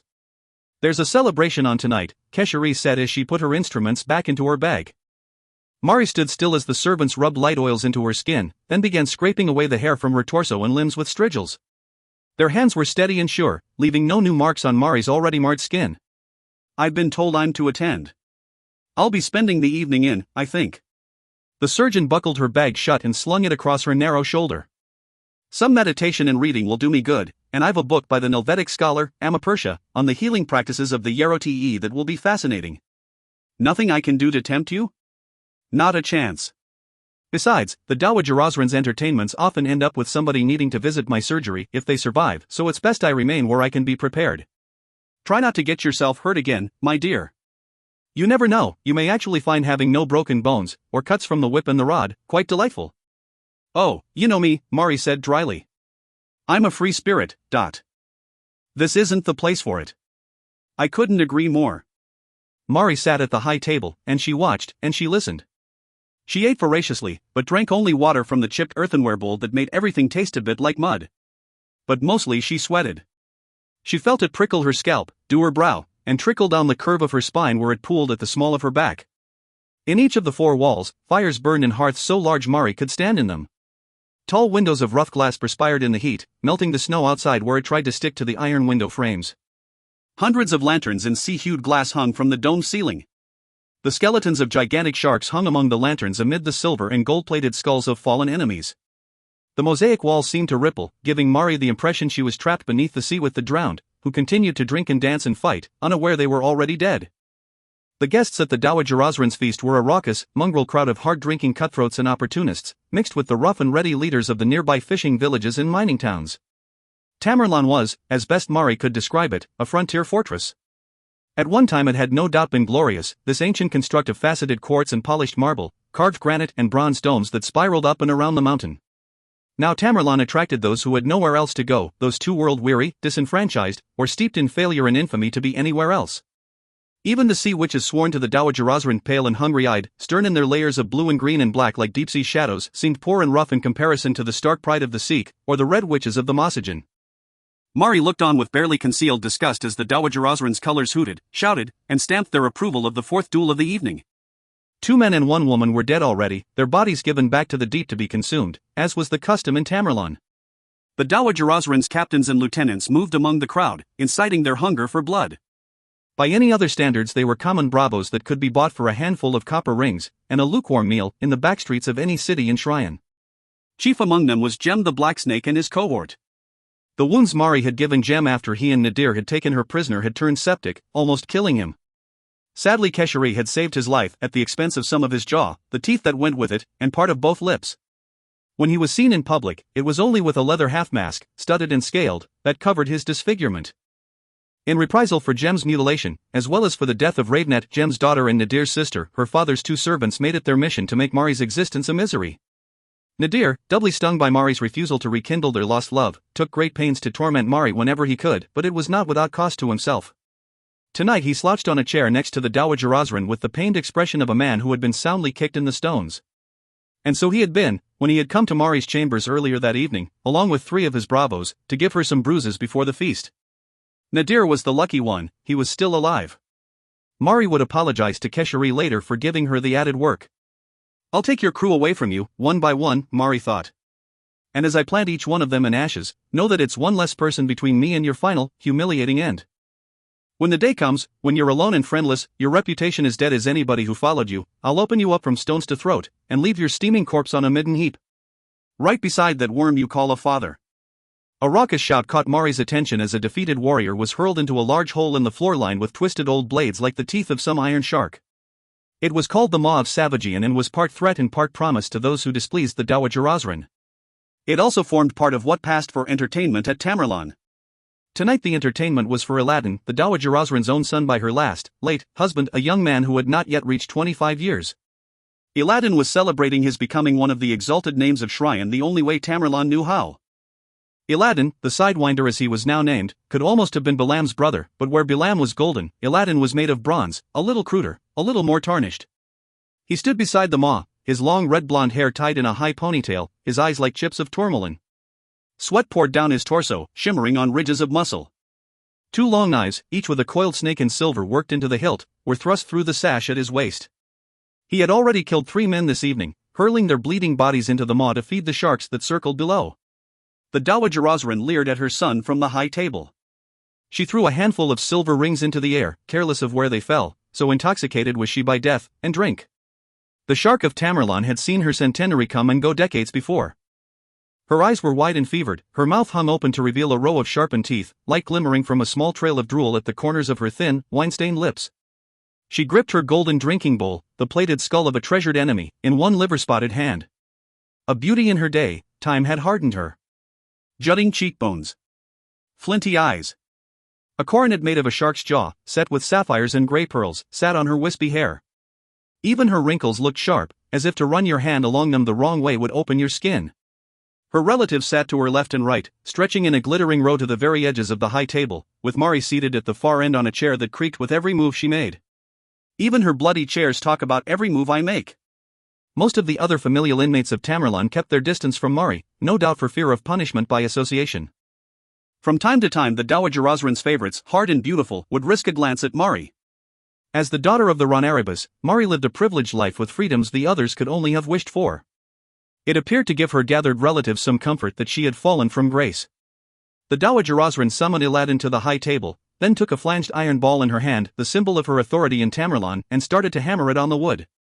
Those in the hearthhall took up the beat, stamping their feet, clapping in time, or chanting more over and over. Mari barely contained her disgust as warriors, already baffled with drink, glared around the room with murdering eyes. She knew it would not be long before more would draw steel and kill, or be killed, for the Dowager Osrin's favor. A man stepped forward, tall and broad, moving with predatory grace. He was relatively new, come from some sun-warmed country from the look of his tan skin and streaked hair and beard. Mari leaned forward in interest. This one was not like the others. He might have been handsome once, but years of the sun, as well as the scars that crossed his cheek and off-broken nose, vanishing like furrows into his short beard, had robbed him of that claim. The Nadi looked around the circle of warriors, all of whom almost trembled with battle fever, before he pointed at the largest fellow in the room, a bullish man, his squared head set directly on vast shoulders. He was the captain of the ragtag Southern Fists Company, come to Tamerlan for the winter. The Nadi who made the challenge spoke with a lilting accent Mari was unfamiliar with. I'm waiting for you. But not too long. You'll regret it if I have to come looking for you. Mari froze, the words reminding her of her farewell to Shar, Echo, and both Hayden and Omen, who had been killed. Guilt and sorrow threatened to swamp her. Indris, if you only knew how sorry I am. His opponent gave a stentorian bellow. He stood and upended a mug of beer, most of it washing a face that was already largely covered in beard, dirt, and scabs. The captain bellowed again, drawing a wicket hatched from his belt. The Dowager Osrin screamed in delight as her man charged forward, feet pounding. The first passes of weapons were fast and brutal, a complex weave of steel and flesh. Weapons and sweat glittered under the lanterns. The audience stamped and shouted and clapped louder, a few even adding brassy horns to the tumult. Neither of the men was a warrior poet, nor had they the styles of any of the sooks that Mari knew of. Their fighting was brutal, sourced in battlefields, pitched chaos, and savagery. Like waves against a cliff, both men smashed together, then parted, then hammered into each other again. Again and again in a shrinking spiral of brutality that saw blood and sweat fly. Mari sat on the edge of her seat, ignoring the idiot commentary of her family. There was something about the new Nadi's style, a glimpse here and there in his footwork, or the angle an overhand strike. Then the captain charged forward, axe a-blur, moving faster than his fatigue should have allowed. But the Nadi stepped in, rather than away. He gripped his antagonist's wrist with one hand, then punched his knife through the man's forearm with the other. Turning his back into the circle of the captain's arms, the Nadi swung down and pierced his enemy's thigh, then swung his head back to smash into the captain's face. Calmly he slid forward, and turned to face the captain as the man fell to one knee, nose and teeth splintered. Slowly the bull rose to his feet and staggered sideways, lowing in pain. His hands spasmed open and the hatchet dropped to the red-streaked floor. There he stood, swaying, dripping blood, and waiting for slaughter. Rather than end his opponent, the Nadi bowed his head, wiped his knife clean, and stepped back. Another man dashed forward, a lieutenant of the Southern Fists, with a raised maul, ready to smash in the head of his captain, and secure his own promotion. But the Nadi grabbed the lieutenant by the wrist and the scruff of his neck as the man dashed past, spinning him around and hurling him into the maw. The lieutenant screamed as he was lacerated on its iron teeth, the sound becoming a forlorn shriek as he fell into the depths, bleeding food for sharks. "Coward," the Nadi said dismissively. He sauntered to the edge, carefully picking his way through the sharp sword blades around the hole in the floor. Leaning over, he spat, then said, "If you want to come back up and finish it, I'll wait. But only for a bit. I'll keep a light on." Mari felt a smile stretch her lips. She tried to catch the Nadi's eye, but he had already returned to sit with his companions, who were markedly more disciplined and sober than the bravos around them. She searched, unsuccessfully, for a familiar face among the man's hard-eyed crew. "Surely they've been sent to find me? Are Shar and Echo also here? Or Indris?" She warmed at the thought. How else could the Nadi know the last words I spoke to my friends? Members of the Southern Fists came to help their bewildered captain. The hearth hall resounded with derisive laughter and shouting. The Dowager Osrin seemed satiated by the display, emptying her wine bowl, then refilling it to the brim. Mari saw the drunken flush beneath the sweat on the old woman's cheeks. The shark leaned closer to Aladdin, face lit with drunken avarice. When her emaciated hand rested on his bare skin, the sidewinder's lips curled, then became a hasty and appreciative smile. Aladdin then stared at Mari, his smile widening, his look suggestive. Mari gave an exaggerated but heartfelt shudder. Turning to Dowry, a bug-eyed cousin with a soft doughy face, flowering gin blossoms, and thinning white hair, Mari asked, "Do you know who that man was? The one that fought the captain of the Southern Fists?" "Whom?" Dowry blinked at her, squinting as he tried to focus. Of her relatives at Tamerlan, he was one of the least odious, and most like a friend. Mari had to grab her cousin by the chin and point him in the direction of the man she was referring to. "Him. Do you know who he is?" Dowry frowned with concentration, then farted. Mari almost choked on the stench, leaning back to breath marginally fresher air. The cloud wafted away, causing others at the high table to swear, gag, or both. With a dreamy, self-satisfied smile, Dowry said, "I think I heard his name was Hawkwood." "Marn? Mern? Morn. Morn Hawkwood." Servants brought guests steaming platters of grilled fish and octopus. A larger platter carried by 4/10 servants was placed before the Dowager Osrin, who grinned in delight. With an ingratiating smile, Nadir removed the shield-sized cover from the platter to reveal a roasted torso and head. Mari's stomach churned in disgust. She held her hand to her nose, hating herself for the way the smell reminded her of roast pork, even to the hint of apple, thyme, and garlic that made her mouth water. The taste of the saliva in her mouth made her want to vomit. Nadir took a small axe and caved in the chest of the cooked torso. The Dowager Osrin gleefully reached into the cavity and carved out the hearts, one of which she dropped steaming onto Aladdin's plate, the other she kept for herself. The Dowager Osrin then took her preferred cuts of meat, before having Nadir cut portions for himself and those favored ones nearby. The torso was then handed to carvers, who sliced away fillets that were passed down the high table to the less favored family members. Only those most deeply in the Dowager Osrin's thrall set to their food with anything resembling enthusiasm. Beside her, Dowry stared at his plate in horror, jaw clenched. "You don't have to eat it," Mari whispered to him. The young man picked up his knife and fork in trembling hands. Dowry, don't. And become like you. He almost wailed in misery. He hesitantly cut his meat, eyes fixed. You rebel and you rebel, and we've all seen what it gets you. There is no refusing her, Mari. You either swim with the shark of Tamerlan, or are eaten by her. Sharks die, like everything else. Dowry leaned in close and hissed in her ear. Shut up. She'll hear you. Grandmother hears everything. Grandmother already hates me. I don't need your help in making it worse. How can it get worse? She can offer me to the deep at the sea shrine. Dowry's bloodshot eyes widened, and he took a swig of his wine. She's already threatened me with it unless I improve. Old hag says that if I weren't of the blood royal, I'd be completely worthless. You're a damn sight better than these degenerate half-wits. Mari nodded down the table. If they come for you, come to me. I doubt they'd give me time to run, Mari. And you? Have you forgotten your whippings, or being locked in the tidal cage, or the broken bones? Mari, do you want to die? Once, yes, she admitted. Mari was about to take Dowry's plate away and damn the consequences when she noted conversations dying around the hearth all. Jem had arrived, gliding through the crowds in his high-collared coat and overrobe of black snakeskin. His masked face turned neither right nor left as he made his way to the space before the high table. Beside him was a tall woman, folded in the swirling thunderhead of her cloak. She was dressed like a seeth, her frayed clothing tied together with strips of cloth. The blade at her hip was sheathed in jade-tinted ceril, flecked with red, the hilt wrapped in skin, the pommel in the likeness of a blackened jade octopus. Mari felt a rush of cold as the hooded face turned in her direction, which passed as soon as the other woman looked away. The Dowager Osrin's colors gave the woman speculative glances, even called out a few raucous comments, elbowing each other and laughing. Sef Tamerlan. Jem's lisping voice was sepulchral from behind his mask, his ophidian eyes dead as stones. Mari's father's master of assassins gestured to the woman beside him. This is the emissary. One of the Osrin Karajadan's closest advisors. She has come to speak with you. The Dowager Osrin held the cooked heart in her hand and took a large bite. She chewed with her mouth open, a gnashing of pointed teeth and bloody flesh. She swallowed, then wiped the blood from her mouth with the back of her hand. The old woman did not stand to speak. My son takes counsel from seeth bitches now, does he?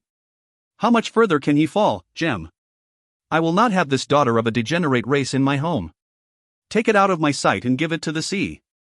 Perhaps my muling son, who pretends to rule a nation, will choose more wisely next time. Cursed of the Savagian, the emissary said in a voice like an iron bar being bent on itself. You would do well to keep your tongue behind your teeth, and show respect for those greater than you. How is it that you've forgotten those who protected you, guided you, and your family down the centuries? Let me remind you. The Dowager Osrin's eyes rolled back into her head, back arching like a bow stave. Her body trembled and glistening bubbles of spittle frothed at the corners of her mouth. Wheezing, struggling to breath, her head lolled from side to side. The episode was over as suddenly as it began, too quick for anybody to act. The Dowager Osrin stumbled from her chair, tottered from the dais on which the high table stood. The skirts of her floor-length silk coat spread behind her in folds of blue and silver, black and red, like bloodied sea foam. She came on uncertain feet to cast herself face down at the feet of the hooded woman. With trembling hands she reached for the filthy hem of the emissary's cloak, drew it to her lips, and kissed it. The emissary stepped back fastidiously, drawing the cloth from the old shark's grip. There are those who remember the oldest of ways, the Dowager Osrin said in an odd voice. We still hold to the secret rituals and festivals, and remember the dreams sent us by she who rides in the deep, the black king of the woods, and the storm rider. The heart which burns in the night. They, and others. The emissary turned her hooded head, surveying the room. Mari felt the gaze linger on her again, a cold thing that seemed to peel away skin, muscle, and bone to reveal the soul within. The moment passed, though this time warmth was slower to return. It's good that you remember. Needful, that you remember, so we may do what must be done. There is a feigning to come, cursed. And you have the means for it under your roof. One of your own blood will once more become the progenitor of something new, to last the ages. I will need this of you before you too long. All I have, and more. Please accept my apologies, and the apologies of all my line. Long have I desired this. Make Tamerlan yours, and when you are ready, tell me how best I can serve you to repay what we have been given. All were silent. Even the roaring fires seemed chastened. The emissary looked down on the Dowager Osrin for a long moment, her face obscured by the shadows of her hood. Finally she reached down and helped the old woman to her feet, for now that was all she seemed to be, an aged, frail woman, her best years behind her and her future one of decline. The ruler of Tamerlane shouted for people to feast, and drink, and take what pleasures best suited them, all the while looking adoringly at the woman who called herself the emissary. Mari rose from her chair, skin crawling at the thought of anybody, or anything, that could turn the shark of Tamerlane into what she had just witnessed. Chapter 3. Hatred and the money to manifest it can be two of the deadliest weapons a person may have. Zamathuri, principal of the bankers' house of Masripur, 11th Chaparundi dynasty, 494th year of the Shryonese Federation. Day 54 of the 496th year of the Shryonese Federation. Every effort is being taken to find these criminals. Karajadan's voice cut across the din in the Tirjahavan. I counsel you to patience until we have evidence of ... Evidence? Hadi sneered, his jowls florid with anger. A stalwart of what remained of the imperialist faction, the older man pointed a trembling finger at Karajadan. The Iron League has been sniping at us for years. They terrorized us at our New Year's festival. They tried again before we could vote in our new Osran. I say they're the ones who are abducting our loved ones. Tear their embassies apart. Little good it would do you, Zaire said. The crown had not even had time to flatten Osran Karajadan's hair before the ambassadors of the Iron League, the neutral nations, and Pashria all made themselves scarce. Would you take your unproven vengeance out on a building? Go to war on masonry, perhaps? You of the peace faction would do well to remember who it is that protected us from the ravages of the Mantians. Karim was a merchant chef and owner of several pleasure palaces, a pretty man beloved by, and the lover of, a string of influential women and men. Nix, in his anonymous role as head of the newly formed Ban Karif, had informed Karajadan that Karim was high in the ranks of the Malefacti. The syndicate of organized criminals had proven to be surprisingly good allies, undertaking work with which Karajadan could not be involved. Karim sneered at Zaire. Osran Karajadan saved as us all. This is all well and good, one of the Sefs quavered. But I want my sister returned to me. Where is the Karif general? She should be here to answer our questions. She has been missing for some time, Ajamandian said. The Sky Lord rapped his cane against the floor with a sharp crack. We have lost many, not the least of whom the speaker for the people, found savaged and bloodless by the High Weir. And in that time, these so-called Ban Karif, the Osran secret police, have done nothing to. I'm certain the authorities are doing all they can. Nix said. The little man brushed his greasy hair out of his eyes with a twitching hand. Those Sefs nearby put subtle distance between themselves and the murderer. We've all lost people. Even the Osran has family missing, his daughter, Mari, vanished since the new year. And our friends Jem and Nadir. But the Ban Karif? From what I understand, they're doing everything the common Karif Corps has been unable to do. Then why aren't they stopping the murders, Nix? One of the councillors yelled.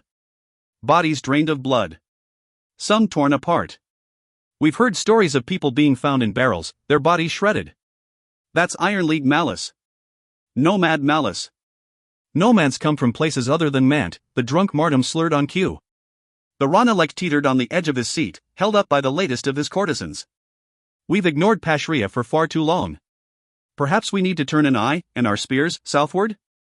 But the shredded bodies. Hadi snapped. That's Mantian strife. They call it scaling. A body is placed inside a barrel lined with blades, and filled with razors, nails, and other items both sharp and unpleasant, and thrown down a hill, waterfall, or rolled into a fast river. This is not a Shryonese punishment. Hadi speaks truly, Nix replied. I've seen it done in Mant. Now somebody is doing it here. Karajadan hid a smile behind his hand as councillors raised a din, demanding the return of family members, or loved ones, and investigation of the Iron League threat. The insinuation that Pashria may be involved. It was not the cohesive support for action he had hoped for, but some people were casting their paranoia in the direction he wanted. Councillors gathered in their respective factions, clamoring flocks that went to roost among those who shared their political views. The factions needed to be reeled in, before they became accustomed to their political freedom. Before Karajadan's accession to the seat of Osran, there had been but two parties, the Imperialists and the Federationists.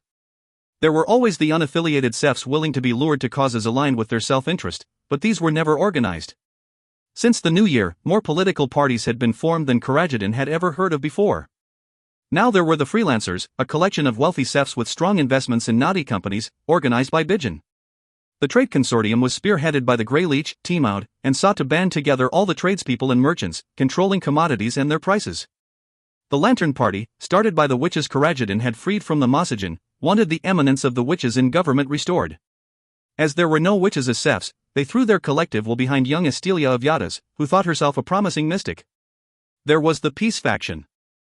The Unity Circle, the Torchlight Society, groups of Sefs backed by those of the middle castes and their new money and agendas. The Rons acted as anchors for the parties to hold fast to and so maintain the illusion that the imperialists and the federationists still wielded the balance of power.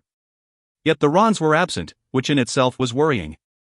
Karajedin did not trust Roshana and her allies when he looked them in the eye, let alone when they were conspicuously absent. Only the parasite Martum, Vahina's regent, was in attendance. The wastrel was clad in more expensive clothes and jewels each time Karajedin saw him, new courtesans ever in his company. Ron Narse was confined to bed with an illness. With the Federationist Rons absent, it had fallen to Ajamandian, Zaire, Ben Saharan, Karaj, and Patishan to consolidate the opposition to Karajedin's attempts at moving Shryan onto a war footing. The abductions of influential Avan had delivered a common threat as Karajedin had predicted it would. The murder of the Speaker for the People had been advantageous in removing an opposing voice, and leaving an influential office vacant that Karajedin could dangle before those who curried favor. Fear had transformed the councillors into individuals to be bargained with as their self-interests allowed, forgetting the bonds of politics in favor of bonds of blood. Such fear distracted the Teshri from examining too closely the events of the New Year's festival, and Karajedin's complicity in them. Yet there's still tongues prone to wag. Some of the witches were disillusioned with their lot in the new world and muttered tales to those who would listen. Hukti, the street dogs bought and paid for to assist in the carnage, had long spent their silver rings and now looked for more to keep their silence. Karajedin turned a cool gaze on the inebriated Martum, who pawed feebly at the embarrassed courtesan by his side. Martum had proven he was only as good as the shine of the gold in his pockets, only ever a payment away from spilling inconvenient truths. It is past time I closed the chapter on the great house of Salasan, Karajedin thought. Nyx can have him scaled as an example to others. Ajamandian had taken the floor, the Sky Lord flanked by his grandchildren Neva and Yago. Aho was everything as Sef should be, and stood as an eagle among gulls. Since his rise to the highest office in Shryan, the Osran Karajedin has done little to still the unrest in the country. Indeed, we have more internal strife than at any time in living memory. Aho leveled his griffin-headed cane at those around him. While I feel for those of you who fear for the ones you love, let us not be distracted by the other events we have endured. Let us not hesitate to question truths we accepted so blithely. There are those of us who maintain the Osran's involvement in the events of the New Year's festival. Shouts rang about the room, both in support and in denial. Aho motioned for silence as more voices joined in, each new speaker trying to drown out the one before. It was Patishan who wrangled silence with the hammering of his sheathed Dianeska on the marble floor. Aho continued unabashed. As we suspect the Osran and his Ban Karif are involved in our current strife. We are all of us dismayed at recent events, Patishan said into the silence. Where Aho flies, the Secretary Marshal is not far away. But let's not forget that we are here to speak for the nation. If we suspect something is wrong, this is the forum for it to be discussed. It's not only the abductions and murders of our citizens, but the political rivalries that are tearing us apart. All eyes turned to Zaire as she rose to speak. Karajedin watched in bitter admiration as the prime of the House of Pearl and the leader of the Peace faction controlled the room. The most famous courtesan in Shryan positioned herself on the edge of a bar of sunlight, enough for her pearlescent robes and green eyes to glow, contrasting with the obsidian darkness of her hair. We need the kind of leadership that unites us, not divides us. Karajedin hoped his smile was not a sneer as the councillors nodded, or clapped, at Zaire's speech. Aho, too, was moved. Face solemn, he appealed to the Teshri in a strident voice. As much as it pains me, we need to consider a vote of no confidence in Osran Erebus Fa Karajedin. Aho's words were like knives in Karajedin's ribs. If Karajedin cannot lead us, cannot protect us, then I suggest we find somebody who can. Karajedin fought hard to unclench his hands as the tumult rose around him. The Weavegate deep in the abandoned halls of the Kadir Amaranjan oozed radiance, the hue and texture of infection. Rather than shine, the light from the Weavegate poured, and clung, curving about objects or lancing through them. There was the faint wailing of cyclone winds rushing across the cracks in a window. Shadows grew bolder, dark fingers stretching toward Karajedin and soldiers barreled out of the Weavegate, voices muttering imprecations, and the tail end of screams faded into whimpers as warriors found themselves in a place better than the one they had traveled. Karajedin noted their wild-eyed looks, the waxy skin, the glimmers of spittle on slack lips. One of the soldiers fumbled with the buckles of her helmet, but too late, as she spewed through the narrow slit in the faceplate. The woman made an awful, defeated noise as she crashed to her knees to void her belly. Far too few soldiers emerged from the weave gate, all of them battered and bloodied, before Sonoji, Nima, and Bellamandris raced out. Sonoji was panting, bleeding from a number of shallow cuts. She chanted the quick hex that closed the weave gate behind Bellamandris. Nima hurled the broken haft of his broken swordstaff away. The Widowmaker looked sadly at what remained of his crew with a dour expression that did not fit his face. Karajadin counted the number of Anluki that had returned. Of the 30 that left 3 hours ago, there were but 10 remaining. What happened? Karajadin asked. Bellamandris stared at him for a moment, as if struggling to recognize his father. The weary-looking Anluki checked each other for wounds, and called the roll. One of the Anluki stood alone, blood dripping from his hands. His body spasmed, head twitching. His mouth opened and closed like a fish gasping for air. A malicious expression crossed the warrior's face. Karajadin took a step back, breath freezing in his throat. The warrior's skin rippled as something moved under it. Sonoji shouted for everybody to stand back. Bellamandris drew tragedy, his other hand gripping a heavy knife with a hilt guard shaped into steel knuckles. The silvered blade was marbled with black veins, salt-forged steel. The Anluki started to shriek, his hands going to his head, pounding against his temples. Bellamandris swept in, smooth as silk on the breeze. Tragedy swept through the Anluki's neck, severing the head. Bellamandris's dagger punched through the warrior's armored chest, left and right, piercing both hearts. After Bellamandris moved past, Sonoji's voice crackled like burning logs.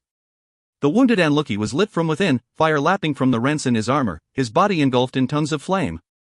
From within the body came a blood-curdling shriek. A translucent thing, part lobster, part scorpion, part nightmare, scuttled from the warrior's neck. Its clouded chitin was cracked from the heat. It trilled through a sphincter mouth filled with needle fangs. Sonoji pounced, wrapping her tiny hands around it. She muttered another hex, and the monstrosity lashed and writhed and burned until it was reduced to putrid ash. What was? Karajadin asked numbly. The kind of thing you pit me and my crew against, every time you send us through the cursed weave gate. Bellamandris glared at his father. I rue the day that Kazraman showed it to you. Worse, that you ignored the warnings about its dangers, also you could. It's a straggler from the Dreer, my Osran, Wolfram interrupted. He stared at the ash morbidly. A parasite that, like so many other creatures from there, must live off of us to thrive. Bellamandris rubbed his face briskly. What have we become, father? Are you so driven by your destiny that we forego all bonds of send, or common decency? You have me and my crew warring, abducting innocents. The times are what the times are, Bellamandris. Though I am Osran, there are those who would oppose my plans for the nation. And keep me from what was promised by the oracles. I must regain the trust of the Teshri, if I am to become the Maj destiny demands of me. Hence the need for powerful allies, such as the emissary can bring, Wolfram said bitterly. But we should, perhaps, rethink our course and those to whom we turn for aid. Bellamandris came to Sonoji's side, the two of them checking each other for wounds with an intimacy in their touch that made Karajadin scowl. It is time we discussed our next steps, Karajadin snapped, beckoning to his son and Wolfram. Including how to best use your hostages? Bellamandris muttered. You have an opinion? Karajadin asked sharply. A better strategy, perhaps, to get us the strength we need? Bellamandris lingered at Sonoji's side as Karajadin headed to the door. He turned to speak with her, but Karajadin interrupted. If I'm not intruding, Bellamandris? Your witch and the Anluki can see to themselves. As of this morning, time is a luxury. Do not use that tone with me. Karajadin warned, hand trembling with rage as he pointed at his golden son. A fire blazed in the hearth of his sitting room and the Kadir Erebus, the stained glass windows turning the afternoon sun to thick beams of bloodied amber. What tone should I use, father? Bellamandris sipped from his third bowl of Black Lotus wine. Can you tell me I'm wrong? You want a war of assassins? Then use assassins. The Anluki are. Better? Kazraman said with no sign of mockery in his voice. Yes. Bellamandris's tone was iron. At Amnon I allowed myself to be used in Vashan's murder, because I was led to believe it was a necessary step toward a greater goal. And now? Kazraman asked. Look at what we've done, at what we're doing, for Erebus's sake. Some of the Anluki are warrior poets. The rest are high-ranking sword masters. Some have earned their exalted name. We've a measure against which we judge ourselves, father. The traditions of the Daishari were never intended for stealing people from their beds, ambushing travelers, or abducting children to be held against their parents bending to your will. Sen tells us we don't make war on the innocent, and you make a mockery of it every time you send me through the weave gate. And who is an innocent in this day and age? Karajadin countered. Why this sudden resistance? You have always been the good, son. He trailed off, seeing the sudden stiffness in Kazraman's expression. Belamandris looked at his older brother with sad fondness before he spoke again. Jem, your master of assassins, and Nadir are useless in Tamerlan. We need them here doing what they're supposed to be doing. Part of which is fighting your unsanctioned war and not keeping Mari a damned captive, another thing we need to talk about. Your sister's predicament is of her own choosing. But are you seriously blaming the Black Snake and Nadir for your failure? The Unlucky I killed at the Weavegate was only 19 years old, father. If we'd had accurate intelligence rather than just blundering through the drear. You are blaming others, then. We were reliably informed, Belamandris said slowly and evenly, that Safiosek of Kashmir, his wife and children, were traveling the Faladin road between Tir and Nasayan with a small personal guard. He was going to be invested as the new prefect of the city, sworn to the service of the Nazarats. And when we arrived, that small personal guard happened to be 1.5 of the Lamenti, led by Ben Saharan himself. And I expect they didn't want to expose old Yosek to danger, so for laughs there were 4 squads of the Lion Guard, father. 20 of those big bastards all armed to the teeth and eager to let our insides out. We were lucky as many of us survived as we did. Really? One old man, 30 of his students, and some mongrels from the Talmark drove the great Widowmaker and his Anluki away? Belamandris looked at his brother for support. Is it just me, Kazra, or is there no talking to him these days? Seems Mari saw things clearly. Karajadin bristled. So? You not only failed me, you were outmatched by some of the best warriors in Shrine, and no, father, neither I, nor even Mari, are a match for Ben Saharan the water dancer on our best day. The rubbish intelligence we had only added height to the steaming turd pile we had to climb. If it weren't for Sonoji opening up a way for us to get out, we'd all be dead or imprisoned. And that's another thing. We're even more at risk using the Weavegate than we are fighting your battles. Sonoji says that the more we use it the more we stir the drear up, and the more the things that live there are likely to notice us. Each time we use it, more of my crew report troubling visions and nightmares. They can't sleep, barely eat. Father. Kazraman held up his hands in a calming gesture. Bilam has a point. The emissary warned us, all the witches warned us, and I warned you, that the Weavegate was not to be used lightly. We've other means at our disposal. And how can you expect Bilam and the Unlucky to execute these missions without the proper intelligence, unrest, and plagued by the visions traveling the Weavegate gives them? Every time you send them out they've no idea what they'll be facing. Or if we'll arrive, or who we're fighting, or how many, Belamandris muttered. He took another sip of wine, then rolled the dude bowl against his forehead. It's true, Osrin, Nix said from where he was stabbing one of his knives into the tabletop. Karajadin looked at the mad little assassin sourly. I'll need to get that table sanded, and polished. Again. The greasy lengths of Nix's fringe fell over his eyes as he spoke away at the wood. Not the bit about not doing it. I'm fine with that. One thing I learned in Tanis is that all politics is red work. But the Black Snake is next to useless in Tamerlan. Free me up from leading the secret police so I can take the role of. That will not be necessary. Karajadin smiled at Nix, taking in the man's fish-belly skin, trembling fingers, and twitching eyes. He remembered Nix's delight in chaos. The little man eyed Karajadin darkly, but held his tongue. Until Jem returns we need to continue taking hostages from among the families of those I need to control. You are doing well as the Knight General of the Ban Karif, Nix, anonymous as the role may be. Fear not. Soon enough I will have you step from the shadows into a more public role. But scaling? Belamandris grimaced. Isn't that a little gruesome, even for you? And what about these other murders? Bodies drained of blood and torn apart. We need to set boundaries somewhere. Such are the times, Nix said. We need to make people so afraid they feel they have nowhere else to turn. Abductions, murders, thefts, threats. It's all in a red day's work for my crew. When the time comes, we'll not need to point fingers at the Iron League, I'll have left a trail of evidence so obvious the blind could follow it. The Teshri will beg us to go to war. I've found the soul traders to be a great help, and they're keen for an introduction, Osrin. They're a grisly bunch, but both my father and I have dealt with them for many years. They can be surprisingly helpful, and have access to assets beyond us. Pashria first, Karajadin said. We need to unite the Avan first. And appease the emissary. As for the soul traders, Nix, I want you to cease all dealings with them. They are an abomination, and I will not be beholden to those who harvest the souls of the dead for their own aims. Nick's lip curled, and his color rose. But, Osran. Do as you're told, Nix, or you will yourself outside of my good graces. So there are some lengths to which you won't go? I'm surprised. You damn us all with this, father. Bellamandris finished his drink and stood. He put the wine bowl down with an audible click, tapping his finger against its rim. We're all of us riders in this suicidal race of yours. It's only a matter of time before we slip and are trampled. Is the Widowmaker afraid of doing his duty to his great house? Karajadin regretted the words as soon as they left his mouth. Have you forsaken me, you, the child I love above all others? Will you, like your cursed sister, lead us to the brink of ruin? Afraid? Bellamandris snorted. I'd not given the word a great deal of thought until you brought me back from the lip of the Well of Souls. Until you released the witches and made bedfellows of those you should revile. And again, more so, when you started relying on the drear, and losing sight of what we should be holding as sacred. Yes, I suppose I am afraid, father. Not of my duty, which I'll always do, but of where that duty is taking us. Bellamandris turned to the door, shoulders slumped with fatigue. When Karajadin spoke, his voice carried more venom than he intended.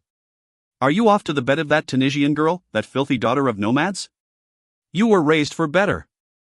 Bellamandris paused, but did not turn. If you mean Sonoji, no. I'm going to make sure the Anluki are getting the care they deserve after fighting your battles, while you sit here safely. It's what a leader does, father. Karajadin drew in a breath to speak, but Bellamandris shook his head, reaching for the door handle. I'd not. We've shared enough words that can't be unsaid for one conversation. Besides, it'll be no great revelation how far your hypocrisy goes.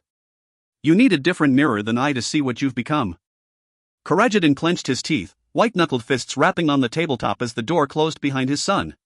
He looked at the others in the room, but they turned away, silent. Karajadin stood by the tall windows of his office. Heavy drops beat a rapid tattoo on the glass, forming thick rivulets that trickled down to pool on the sill. The sky was a uniform gray, dull as an old shield, with tiny scratches of light where the sun tried to break the cloud.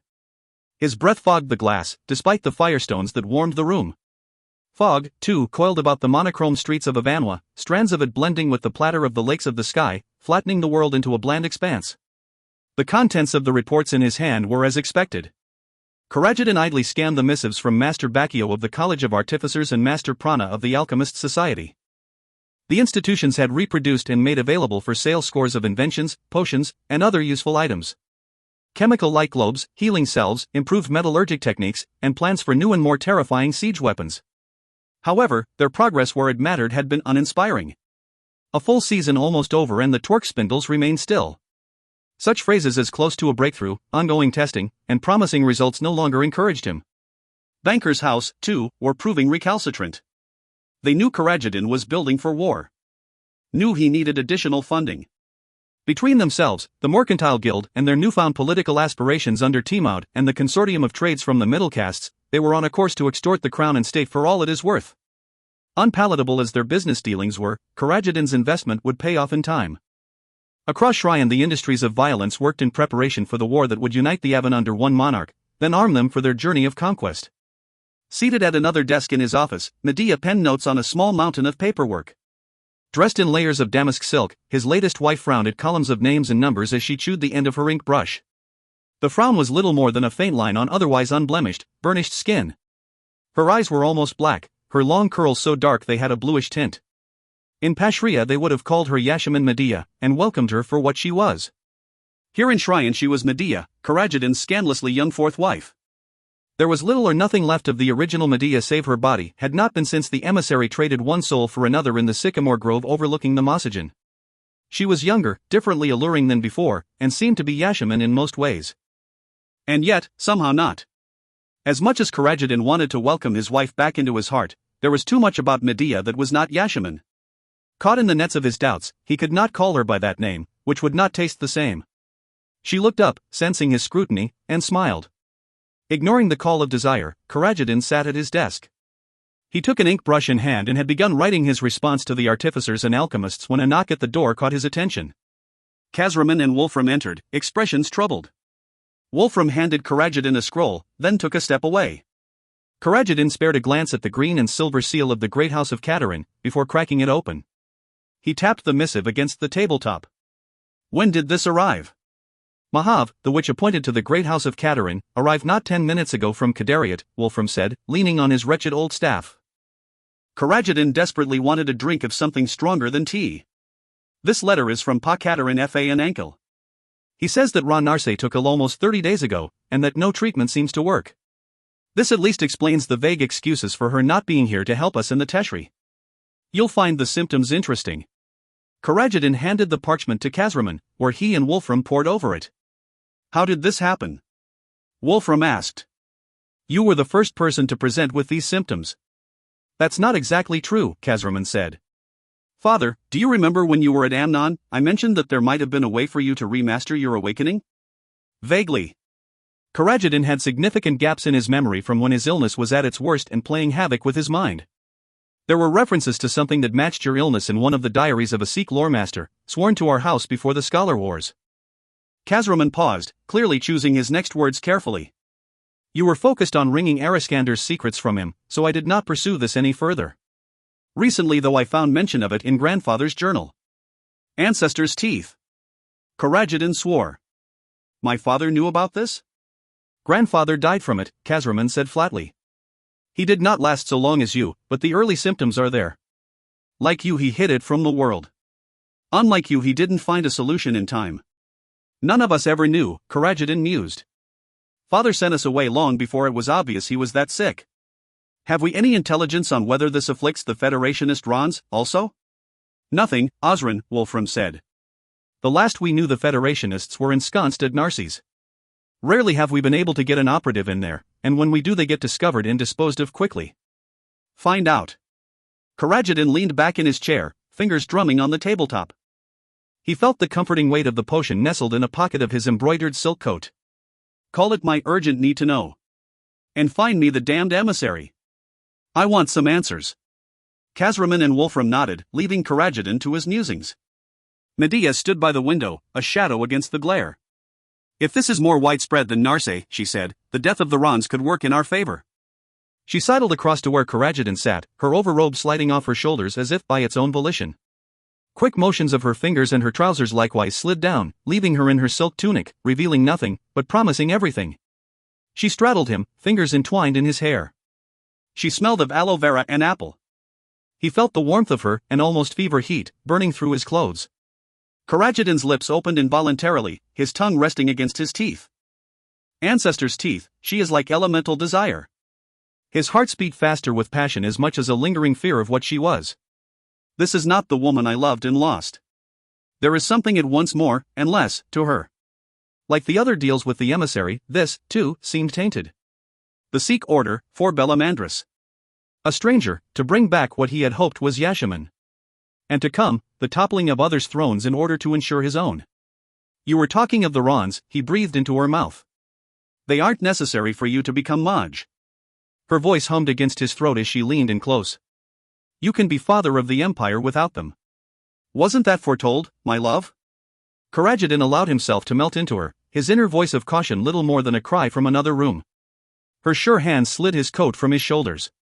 What Medea said was true. Those same hands reached insistently for the buckles of his trousers.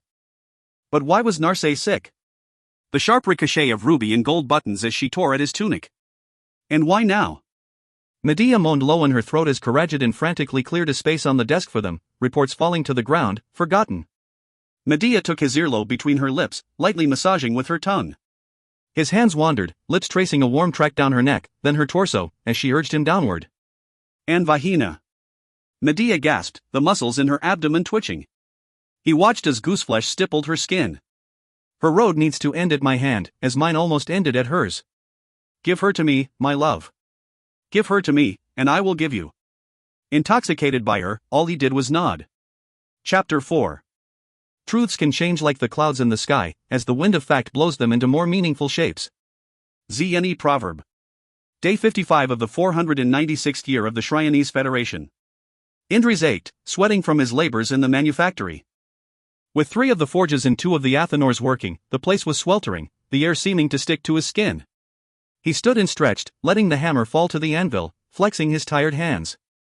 His drawings hung as layered panels moving sluggishly in the hot air, backlit to reveal a layered three-dimensional view. Above him, the completed fuselage for the Skylark hung by chains and pulleys from the iron girders that crisscrossed the ceiling. The windskiff looked like the giant glass skeleton of a falcon, with additional struts in the wings and tail. The pilot's gimbal had been installed, as had the mountings for the disentropy spools and the tempest wheels. It had taken more than a month to construct by himself, in what hours were left to his own devices after he worked with the masters and spent what had been fruitless hours in the library. Calming his mind with a quick breathing exercise, Indres used his improving farsight to inspect the contents of the Athanor, the specialized furnace removing the impurities in the thaumaturgic gold, silver, and bronze he needed for the circuits of his new tempest wheels. Flicking his mind across to the forges, the serial sheets and spars were almost done. There were no drakes at a marking in the snows, but the mystic forges generated the heat necessary to make drake glass. Indres dropped his metapsychic vision and called upon his psychokinesis to gently lower the Skylark to ground level. As the skeleton settled into its cradle, Indres took up some of the serial panels he had finished, and the veins of alloyed thaumaturgic metal, and swept them into place with his mind. Just like any other muscle, or skill. The more he practiced, the stronger he became. And since arriving at Amarka, Indres had taken every opportunity to practice. So this is the secret you've been keeping, boy. Indres spun, prepared to flee rather than let Famensitri mine his mind for his newfound skills. But she was not looking at him, rather her attention was fixed on the Skylark as she fanned her face, perspiration beading her brow. After a short bout of cursing, she crooned a canto that surrounded her with a pale nimbus. The redness faded from her features, perspiration vanishing. "It's loud in here," she observed. "And too bloody hot. It's the silence I can't stand, because it reminds me of the voices of friends I can't hear anymore, and the heat doesn't bother me. What do you want? Relax your sphincter, boy. I was curious what you were up to." Famensitri rested her fingers on the golden veins that would make the feathered wings of the Skylark. She admired the way the light brought out the different colors in the serial and the elegant shape and unique design of the flyer. Famensitri stood before Indres' schematics, tracing them with a dirty, broken nail. "It's beautiful. You've been busy. Not a great deal else to do while you're holding me hostage. Don't start." His former Sahai glanced around the manufactory at the other projects Indres had been working on. "Show me." Indres leaned against the anvil and gestured for her to help herself, knowing she would anyway. Famensitri closely inspected Indres' other projects. A suit of serial scale armor that, save for the final etching of the last glyphs, was complete. A round shield likewise plated with serial scales and likewise enchanted. Indres had no doubt Famensitri noted the Maladhoring glyphs on his work and was grateful she did not ask who had done them. She probably suspected it was his own work and was saving him the trouble of lying when he denied it, or her the embarrassment of appearing to be foolish by believing him. Famensitri picked up a long witchfire staff. The staff changed color from red, to blue, to purple as she moved it around. Radiant motes shone at the heart of the hexagonal blade. Her fingers ran across the tight, neat rows of Maladhoring glyphs that ran along its length, as well as those in Hyavan, Seath, and Hajishur. The latter elicited a surprised grunt. She gave Indres a sideways glance yet kept her silence. There was also a new storm pistol there with an 8-bolt chamber and a larger bore. Famensitri hefted it, aiming it at a random target. "Heavy bastard, isn't it?" she asked, putting it back on the table amid the neat rows of bolts Indres had forged for it. "Never was any good with the damned things. After Amnon and Avanwa, I figure I needed a bigger gun." Indres nodded to his handiwork. "That'll do for now. And these?" She pointed to a few fist-sized spheres. "Mockingbirds," Indres said. He took one of the spheres and twisted.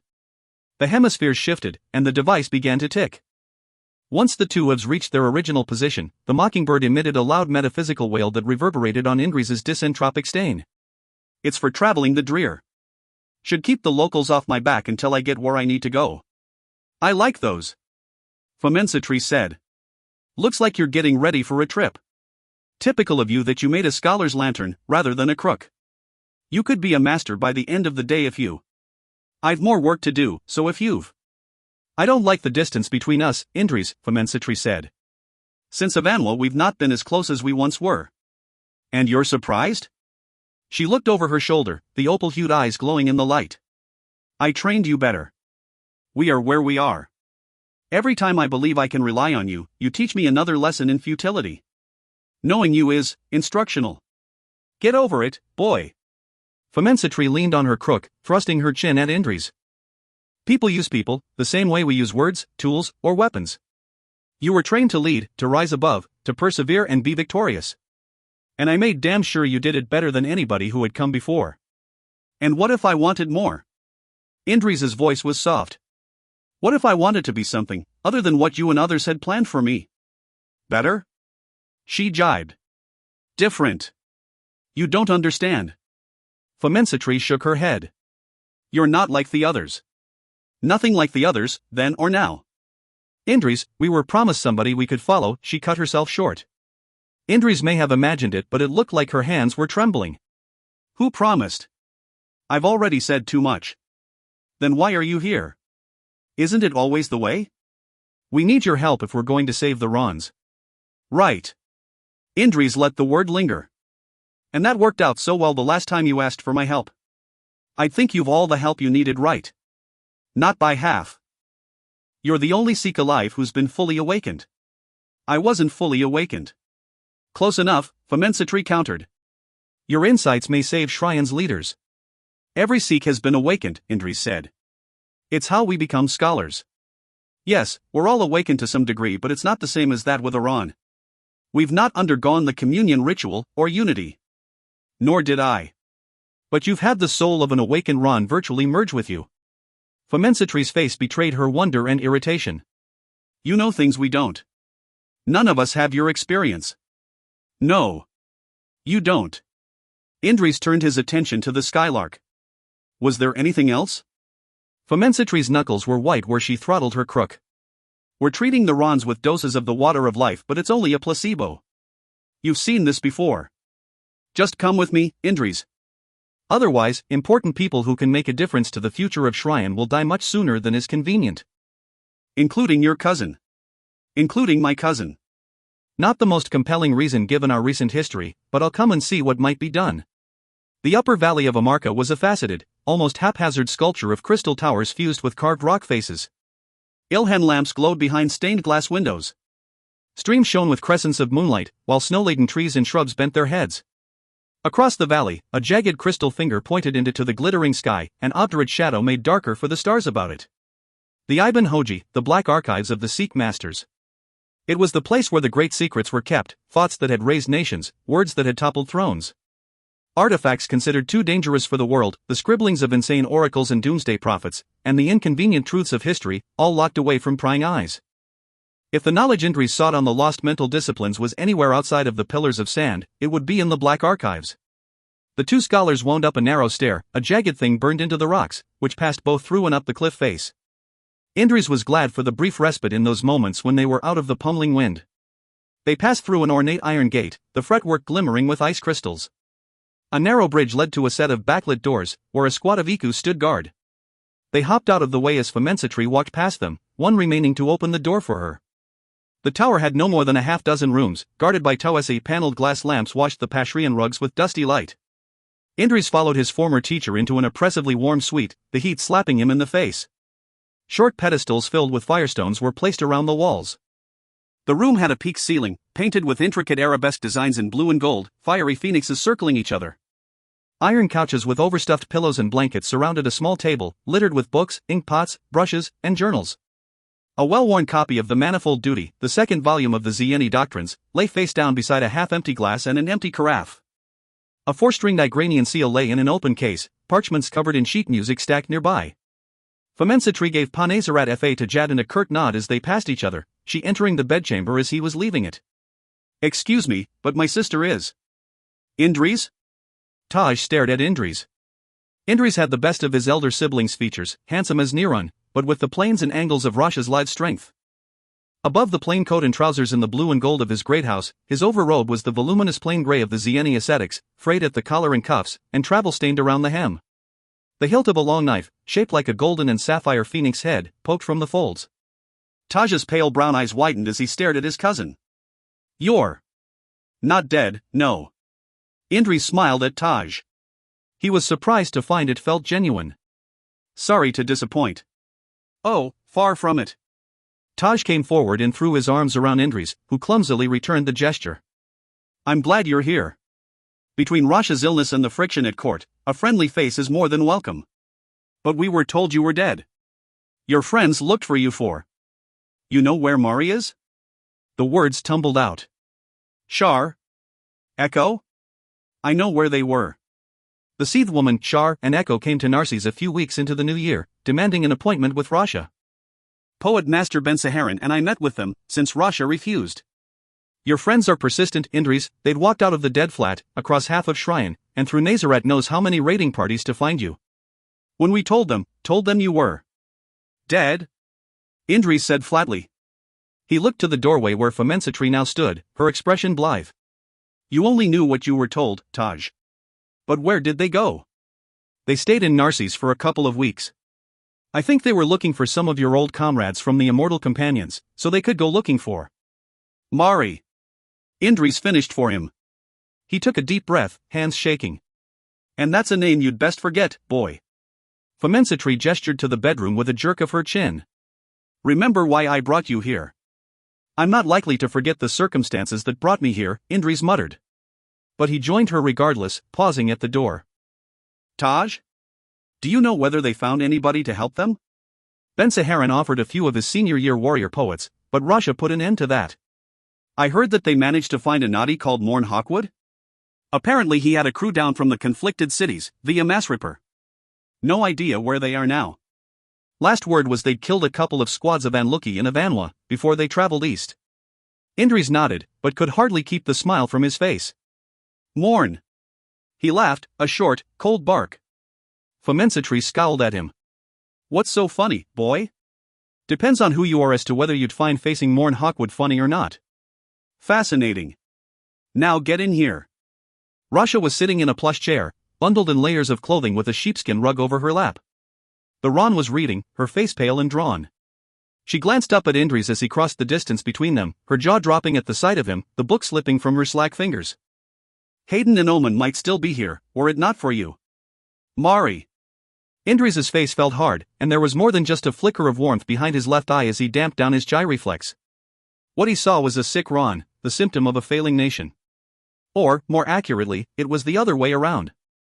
What was it the Herald had said, when Rasha and the others arrived? Awakened Rons are irrelevant. Only the Maj and the Majarons are relevant. Well, Famensitri said as the cousins stared at each other. Well, what? Indris said. Don't test me on this, boy. We need the Federationist Rons to oppose Karajadan. Do you really? Indris mused. I don't think so. It wouldn't be the first time the Sikh have stepped up to manipulate a nation, or courses of events. You could take the war to the witches right now. And possibly lose. Famensitri slammed her crook on the ground. Thunder crashed. The Ilhan lamps flickered, as great storm clouds of shadow brewed around her, and lightning arced in her hair. Now see to your cousin, like you were told. Indris came to Rasha's side. She had not spoken a word since he had arrived, the fear in her apparent. He murmured, I should put you down for what you've done. Indris. Famensitri snapped. Open your mind to me, so we can. That's never going to happen. Indris shook his head. Do it. His smile at Rasha was a thin thing. Looks like you might be out of luck, cousin. From what I hear, the best the Sikh can do for you is to make you comfortable while your body rots away in agony, and your mind starts to tear itself apart. Until then, maybe they'll find an answer. He looked over his shoulder at Famensitri.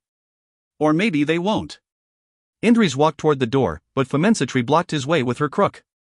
And where do you think you're off to? I'm tired, and I've a lot of work to do. Fix her. And the others, I don't know if I can, and I certainly won't be doing anything with you in my head. The choice is yours, but it's my way, or no way. And there's a price to pay before I lift a finger to help her or the other Rons. You can't be serious. As the civil war that's brewing. Then what? She sneered. What's the price of patriotism this time? Farak Yah, Indris swore as he stepped around Famensitri and walked out the door. Don't turn your back on me, boy. His old teacher thundered as she stamped after him. He felt the hairs on his head and arms rise from his skin in the static of her gyreflex.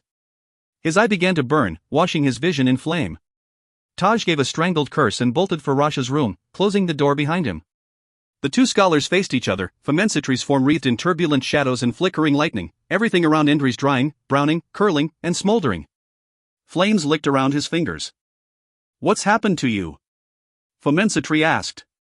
Indris felt tendrils of her thought trying to grasp his mind, but they burned away before they could gain purchase. Her eyes narrowed dangerously. You happened to me. He said. The Sikh happened to me. The spines happened to me. Sorakel happened to me. ANJ. Mari. But it's your lies and broken promises that happened to me most recently. Price of patriotism? Honesty would be a nice bloody start. You holding up your end of an agreement would also help. You'd let your own cousin die? The Indris I trained would never turn his back on family. Love was part of your problem in the first place. Perhaps some lessons have sunk in, nay? There are only so many times you can abuse trust before it runs out. And you've run out, old teacher. I could wring what I want out of you. What? Indris snorted. How much success has that bought you so far? None. And it'll continue to bring you none, because you, like I, have no ancestors' damned idea what happened to me, how to fix it, or even if it can be fixed. The two stared at each other, sparks flying, flames starting to spread, the air becoming stagnant. She could kill me. Indris felt the bubble of his newfound abilities swell in his head. Unbidden, plates and saucers began to rattle by themselves. Fomensitri cast a surprised glance around the room. Within seconds, the furniture began to shake, and the Ilhen lamp sang like fingertips around the lip of a wineglass. She stared at Indris, measuring, before she took a step back and shuddered her gyreflex. Indris maintained his for a second longer, trying to shut down the different parts of his mind that wanted to release pent-up frustration, anger, and sorrow. Indris wrestled his mind and spirit back under control, until he was left trembling. He and Fomensitri stared at each other across the short distance between them, the emptiness filled with words that, if said, could never be unsaid. It was Indris who stepped back, and Fomensitri who broke the silence. What's the price for your help? Before I do anything to help you, or the Shurit, I want access to the Black Archives. How many different kinds of fool do you think I am? Very few, truth be told. But that's my price. And who's to say you won't just piss off once you have what you're after? I suppose that this time around, you'll need to trust me. Chapter 5. What would you change if I told you the inevitable was not? From Counting the Sands of Time, by Kobakaru, Zieni Magnate to the Serpent Princes of Kalish, 490th year of the Shryonese Federation. Day 56 of the 496th year of the Shryonese Federation.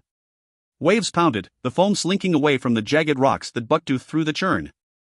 Across the circling arms of the black stone breakwater that fenced off the bay, ships rocked on the rolling tide. The sky, a torn mantle of cloud in shades of backlit iron, lead, and pewter, smelled of rain, and worse weather besides. Mari finished her drink in a single gulp, then slammed the bowl onto the balcony rail, where it dislodged a layer of rime. The warmth of the alcohol settled pleasantly in her belly. Dowry, we can help each other.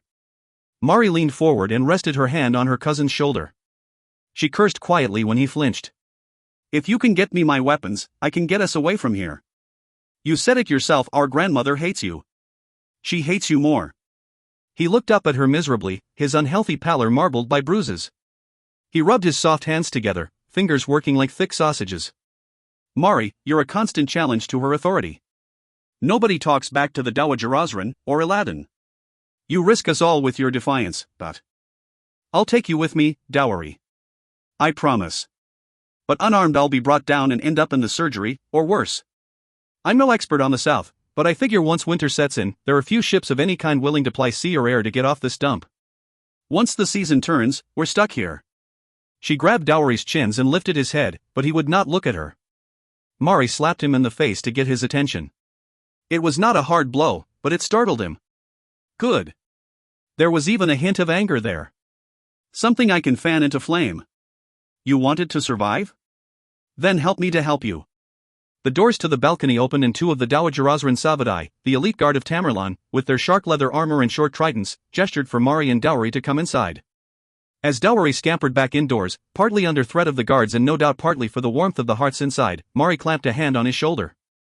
She leaned in and said so that only he could hear, "Time isn't our friend. I can show you a better life than this." Once inside they went their separate ways, Dowry ambling down one of the torchlit corridors deeper into Tamerlan, while the two Sabadai gestured for Mari to precede them down the glassed-in halls that led to the Dowager Osran. Woolen rugs were strewn on the floor, islands of softness on a sea of grim stone. The four hearths in the room were lit, enough to take the edge off the cold but not enough to be comfortable. For a woman raised in the sun, every day in Tamerlan was a constant reminder of how mean the place was.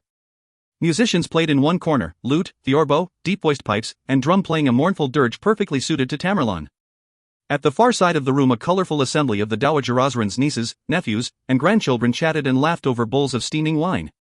A few of them looked at Mari disinterestedly. Others whispered, pointed, or giggled. Servants in thin tunics plied the Dowager Osrin and her guests with food from seashell trays and wine from rough crystal decanters. Mari. Nadir rose from his seat, listing slightly. Mari noted the jug of wine on the table and the empty bowl. Nadir gestured to a seat on the opposite side of the table from Jem, Nadir, Aladdin, and the Dowager Osrin. The emissary was a bruise with folded arms in the shadows between two windows. A squad of the Sabadai stood guard nearby. Mari remained standing. One of the Sabadai approached her, hand extended to put her in the seat, until Mari's gaze stopped him in his tracks. The Dowager Osrin grinned, her filed teeth spotted with brown stains, her skin folding like a fan. The old shark speared strips of raw flesh from a glazed seashell, her bony fingers tipped with pointed nails painted a deep blue. She popped the food into her mouth and chewed with obvious pleasure. "What do you want?" Mari asked. "You need to learn some manners, cousin," Aladdin the Sidewinder said from where he lounged nearby. "You can try to school her if you'd like," Jem lisped. He looked on Aladdin with dead eyes, a snake eyeing a rat.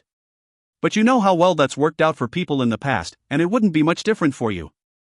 "I just take my time, is all," Mari said as she slowly settled into the chair. "Mother!" Aladdin whined. The Dowager Osrin's eyelids twitched in irritation. When he spoke, the words tumbled over each other. "Let me show our cousin how things are done here in the south." "Be still, Ella."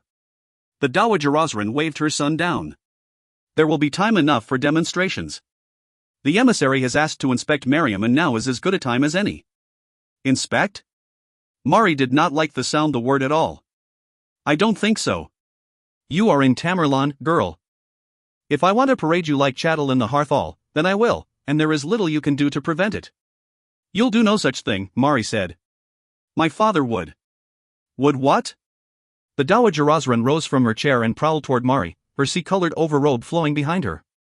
As she approached, her long nails clacked together like scissors. "Karajaddin is a fool.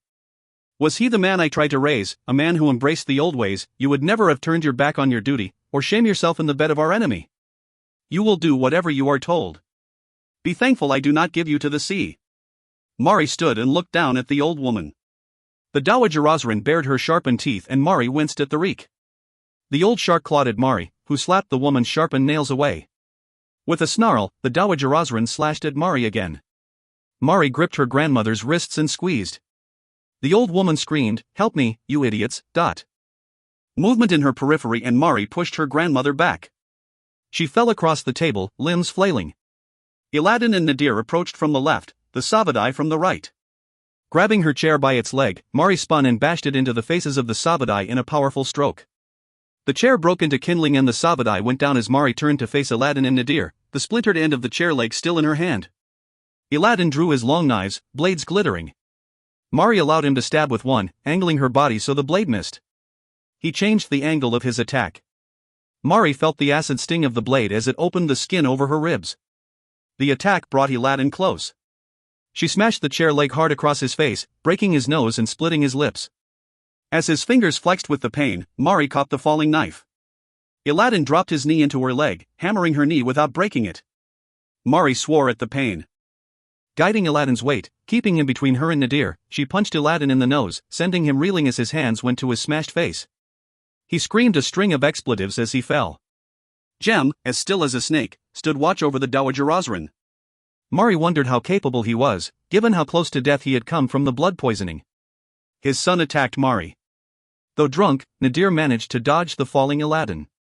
Mari danced away from Nadir's cuts, making for the closest door. Nadir thrusted.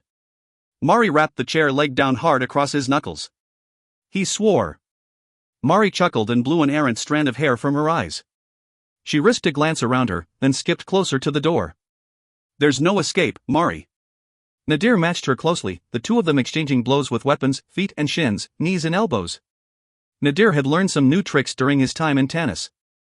His style was founded in warrior poetry, yet there was a subtle dishonesty to it that Mari found disconcerting.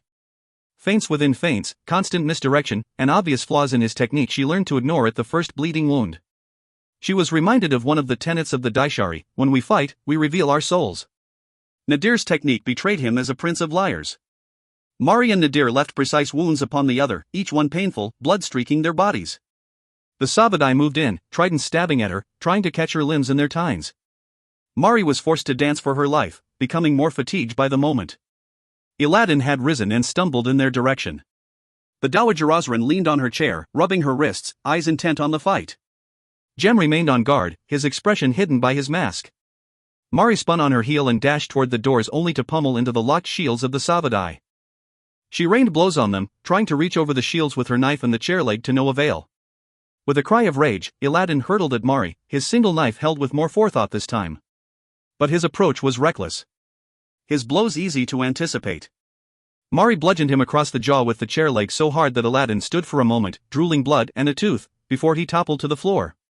Nadir used the chance to leap in, landing a powerful kick to Mari's stomach with the flat of his foot. Mari doubled over. Turned her fall into a roll. She avoided Nadir's foot where he stamped at her hand. Mari came to her feet and backhanded Nadir's knives away. She swung overhand with the jagged chair leg. It bit into the flesh of Nadir's shoulder, then slid through and behind his collarbone. Nadir made the barest grunt.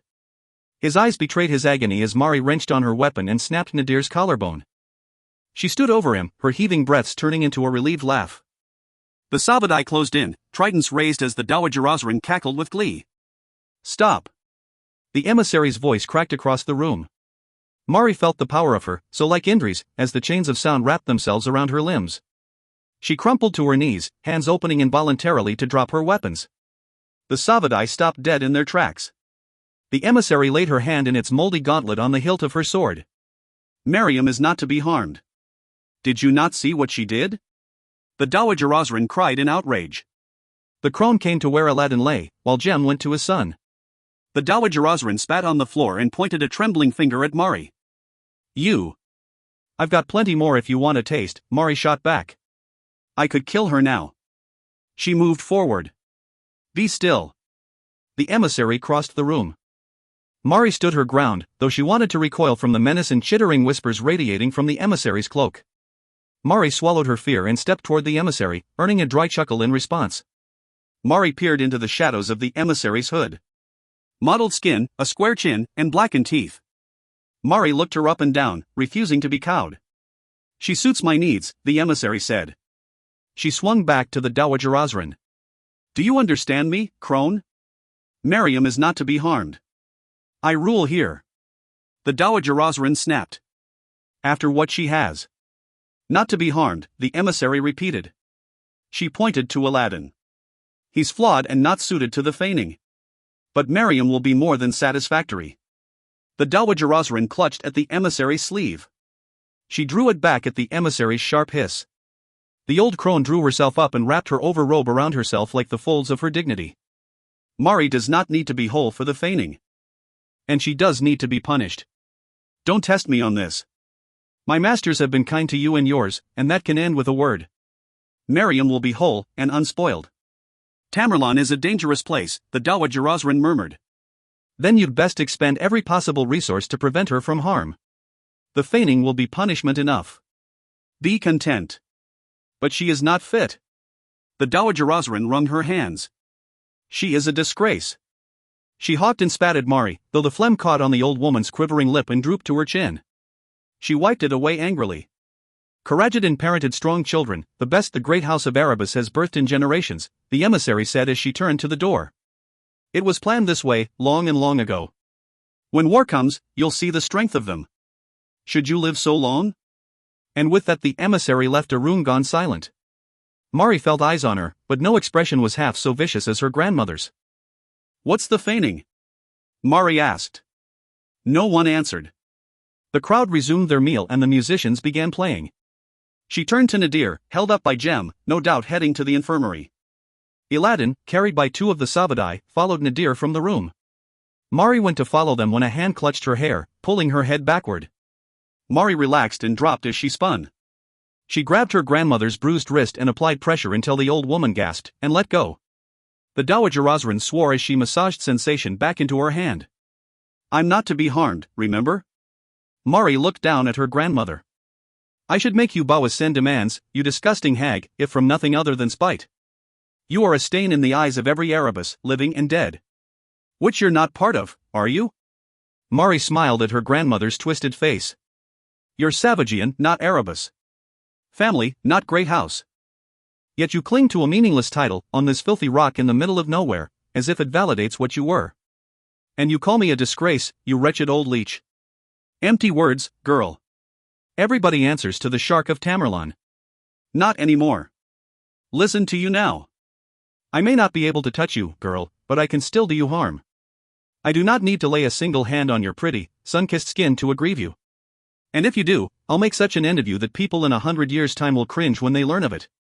Word spread throughout Tamerlane. By the afternoon, bound caste servants, some of the warrior caste guests, and even a handful of her cousins openly smiled at Mari as they passed her in the corridors. Mari lay in the hot water of the bath chamber long after her freshly cleaned skin had started to prune and scalp had prickled with sweat. The distant booming of the surf through the cavern wall and floor was relaxing. The vibrations reminded Mari of Indri's voice against her skin, a resonance she felt as much as heard. Not for the first time she wondered where he was. She yearned for his touch, yet could not resent his absence. They both knew the consequences of the lives they had chosen for themselves. If Indris was not in Tamerlane, he was somewhere people needed him. Besides, Mari was capable of saving herself. The sooner she escaped the better. Doubtless this feigning was something Mari wanted no part of. The light scuff of a boot on wet stone caught her attention. Mari opened her eyes to see Dowry and Keshari approaching through lantern-lit clouds of steam. Mari relaxed again, allowing herself to sink deeper into the milky waters of the bath. Seems you're the talk of Tamerlane, Mari, Keshari said. The surgeon carried her small wooden box of instruments and medicines, which she set down on a stone couch. Dowry hovered close by, wringing his hands. Even had the baths not been steaming hot, Dowry would have dripped sweat. Keshari stood by the edge of the pool. Do you think aggravating the old shark was the smartest thing in the world? Probably not, Mari admitted. But for the time being, the crone isn't able to lay a finger on me. Which gives you the freedom and time you need. I hope I'm not the only one to be leaving Tamerlane. Mari splashed water at Dowry, then smiled as he scampered away. How do you plan on getting off the island? Dowry asked from a distance. Provided I am right, Morn Hawkwood and his crew came here to find me, Mari thought. But can you be trusted, Dowry? I'm working on the details. Oh, by the sacred dead, Dowry groaned into his hands. You're going to get us killed. Not if I can help it. Mari looked up at Keshari. What about you? I can think of almost every place in the world you'd find more fulfilling than here. Keshari nodded briskly. And there are others who we should take with us, people who'll not survive on Tamerlane long after you, or I, are gone.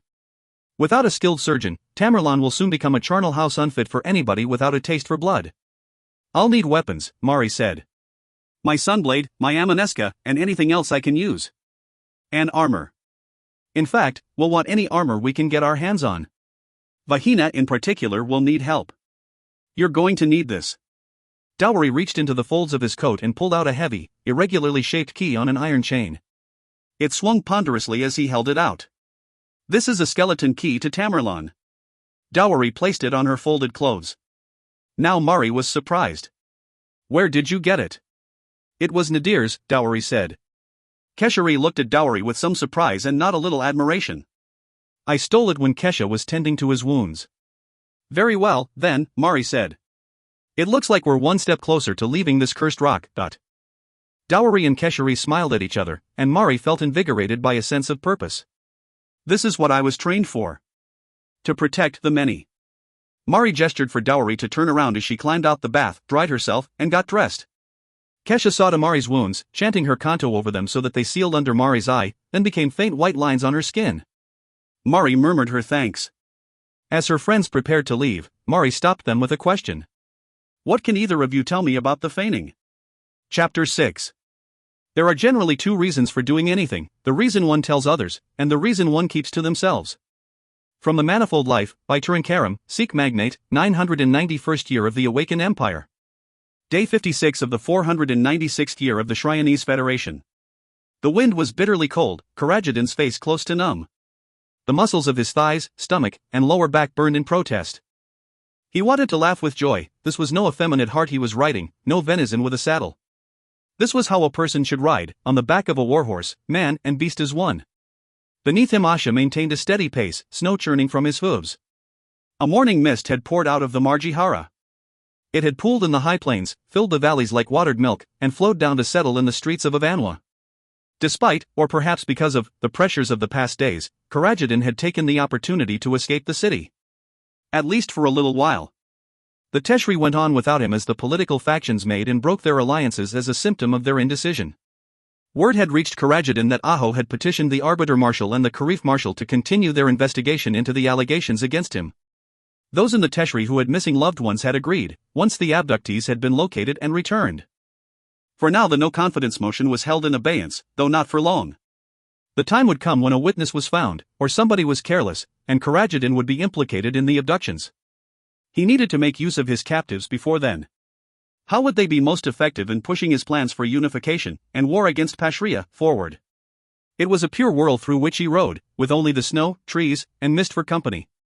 The surrounding wood was silent, stark against the gathered white. Karajdin risked a glance behind him.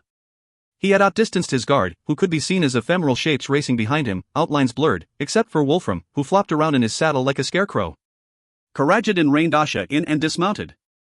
He took a long draught of the emissary's potion, kept in a small flask in his overrobe.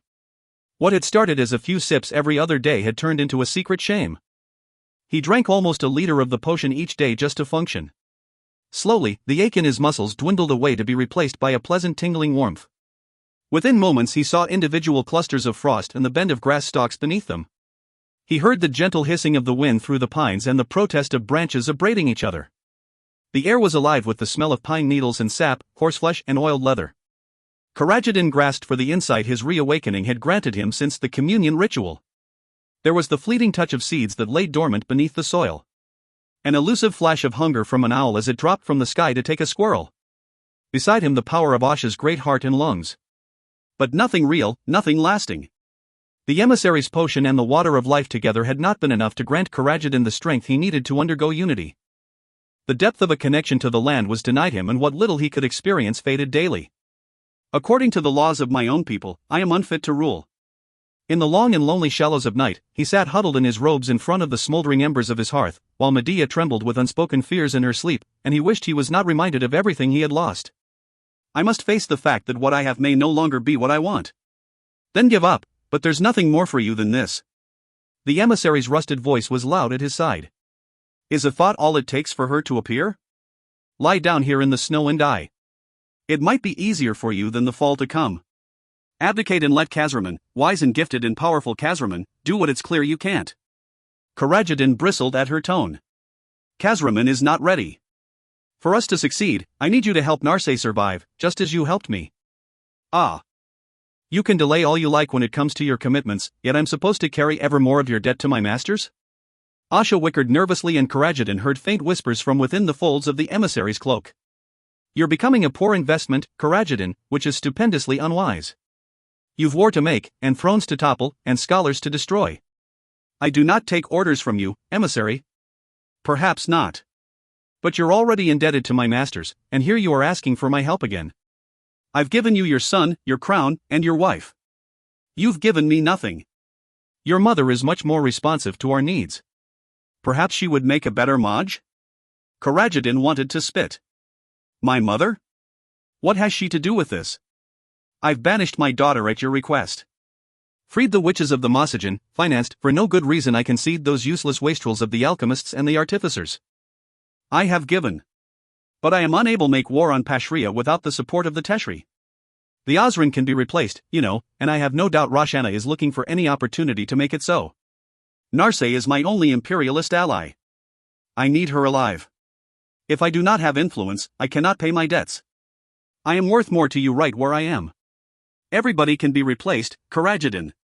He forced a smile and hoped it looked stronger than it felt. Is that a threat? A promise. You, Narse, your daughter, all will become history unless you make good what you owe. Change comes with need, Karajdin. And if you can't change the people, then change the people. What do you mean? There are other allies I have that can help you maintain a, shall we say, firmer hold on your power, and make the headway you desperately need. These allies will ensure that none of your people ever betray you, nor will they argue. You'll be able to do as you like. All the powers of the Maj, just lacking the title. For now. And these allies are I want you to accept the help of the soul traders, she said. The air about her blurred, and a grey-washed figure floated next to her, his legs ending in a boiling, ashen cloud.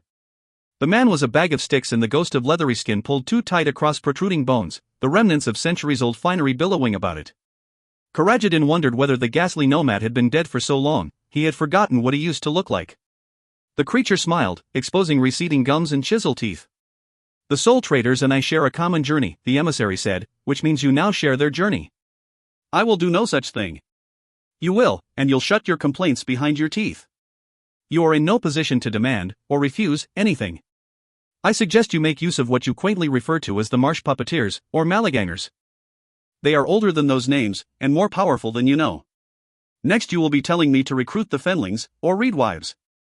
Why not doles, while we are talking about things that will never happen? As you wish. The emissary held her hands up, causing Asha to flinch and take nervous steps away.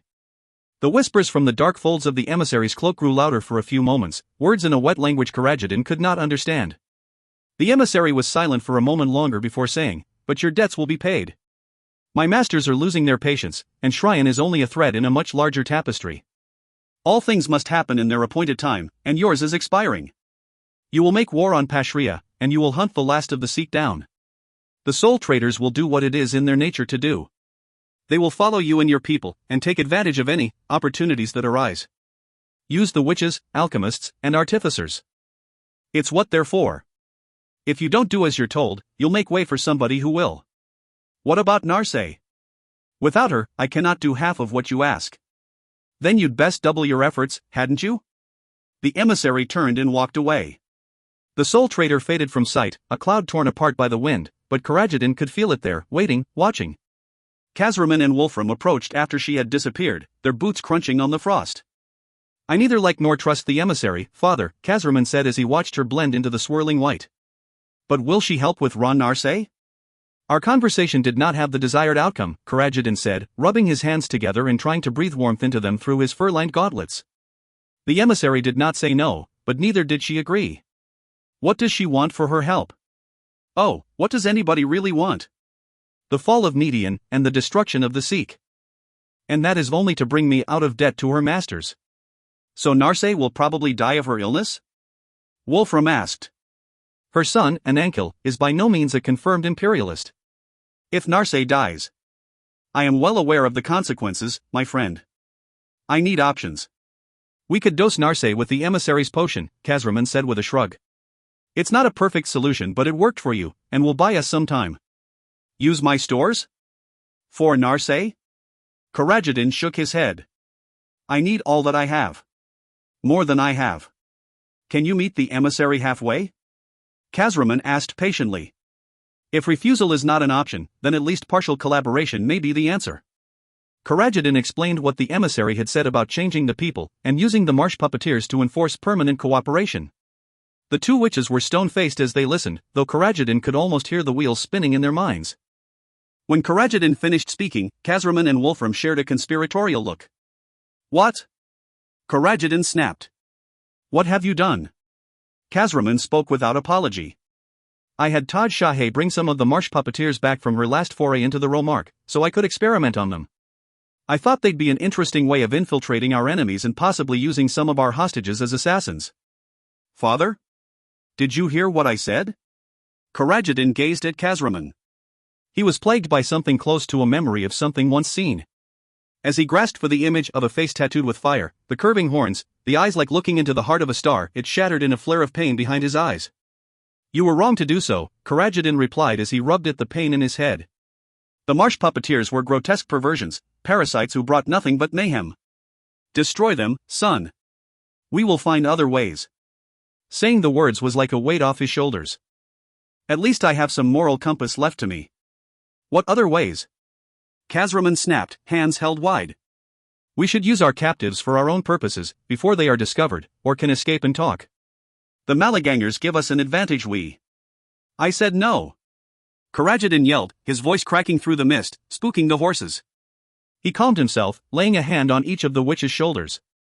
We walk a narrow path, and I will not sell the future because we were rash today. After the liches, witches, and elemental demons in Avanwa, have we not had our fill of monsters, at least for a little while? The emissary is a monster, father. Yet you treat with her. The emissary is a monster, and I have indeed had my fill of her. Karajadin did not enjoy the rest of his morning ride. Asha sensed his discomfort and was skittish. What should have been the smooth flow of muscle and sinew in an effortless gallop was jarring and painful. As Karajadin reined Asha in at the stables, a palatial fortress of marble domes and patterned archways, he passed a squad of the powerful Ifrai shock troops. Satyrs were rumored to walk the woods of Erebus Prefecture, goat-headed and goat-legged primal lords of the wood. Karajadin had tried to find them in his youth, despite the rumors of their passions and perversions. Centuries before, one of his ancestors must have had the same fascination, paying them homage in the form of the Ifrai. But where the satyrs were goat-like, the Ifrai resembled horses. They were men once, changed forever to reflect the totem spirit of the Erebus stallion, with the heads and manes of horses. Their legs were replaced with the powerful haunches of destriers, with tails that swept the ground. An Ifrai had long arms and large hands, and could run on all fours for vast distances, then stand and fight like heavy infantry. They were strong, virtually fearless, and loyal, if not terribly bright. They were good at killing and dying, and there would be much of both once winter broke and spring brought warmth and war. Karajadin dismounted among his guard, seeing the Jayaraban, the wives of the stallion, grooming their Ifrai, polishing the horsefolk's armor and sharpening their massive weapons. An all-female cadre, the Jayaraban wore lighter armor and rode their Ifrai into battle, dismounting to fight side by side with them. They were an elite fighting force few soldiers wanted to face. Medea watched with fascination, bundled in a sable overrobe and thick gloves, a red and black check talube around her dark hair. She came to Karajadin and took his hand, dragging him over to where the muscular Ifrai exercised. "Who needs the other Cephs when we have warriors such as these?" she said, eyes bright, breathing heavily. "They are incredible. Such a perfect fusion of muscle, and power, and obedience. To ride one must be exhilarating. The Ifrai have their place. I was reading that they were originally made from a Dalmatian Zerba stallion, an Erebus Fa by Baron, the greatest warrior poet of his time, who sacrificed himself for the future." She breathed. "Why don't we do the same, but use the greatest Erebus warrior poet of our time? Bellamandris?" Karajadin choked. The idea made him nauseous. "No. It is not something I would ever countenance. Put it from your mind, and never speak of it again." Medea patted Karajadin on the arm as one would a stupid child. "Not Bilam. Mariam." Karajadin's laugh exploded from him. "As much chance of me riding the Ran Roshana around like a pony." His humor left him. "Mariam is my daughter, and will not be used for such dire purpose. Besides, we do not have any torque spindles to make such paragons of violence. Otherwise I would make the armies I need and be done with it. But what if we did have torque spindles?" Medea asked, smiling conspiratorially as she drew Karajadin out of the palatial stables and into the cool afternoon air. "What if there was no such impediment? Tell me." Medea drew a rolled-up scroll from her sash and slapped it into Karajadin's palm. She wormed her way into his arms as he unrolled it. The scroll was from Bacchio, a master of the College of Artificers. He read the scroll once, then again, to ensure he had not misread the message. A smile dawned on his face, and it took all his self-control to not shout out loud with joy. Medea hugged him and lifted her face so he could kiss her deeply. When they parted, she sighed contentedly. "All the artificers need are more torque spindles to work on, and you can make your armies, GD. And fulfill your promises to the emissary." Karajadin's excitement waned at the thought of the agent from the Dreer. He looked into Medea's eyes, so dark that no light of Yashaman's soul escaped them, though her mannerisms, memories, and appetites were those of the woman he had loved to distraction. Or so close in the vertiginous rush of passion as to be indistinguishable. "Who are you, really?" But he sculpted a smile from his doubts before the grimace set in. "We will see what we see, when the artificers prove that they can do what they say they can do. Mariam would make a perfect." "Medea, no." She stiffened in his arms and he softened his tone. "Please make no more suggestions about my children. But this is the ultimate service she can do for her house. Mariam and the great stallion totem of the Erebus. The emissary says it hinges on Mariam. She who will be the mother of many in the great feigning of our time, but the emissary says.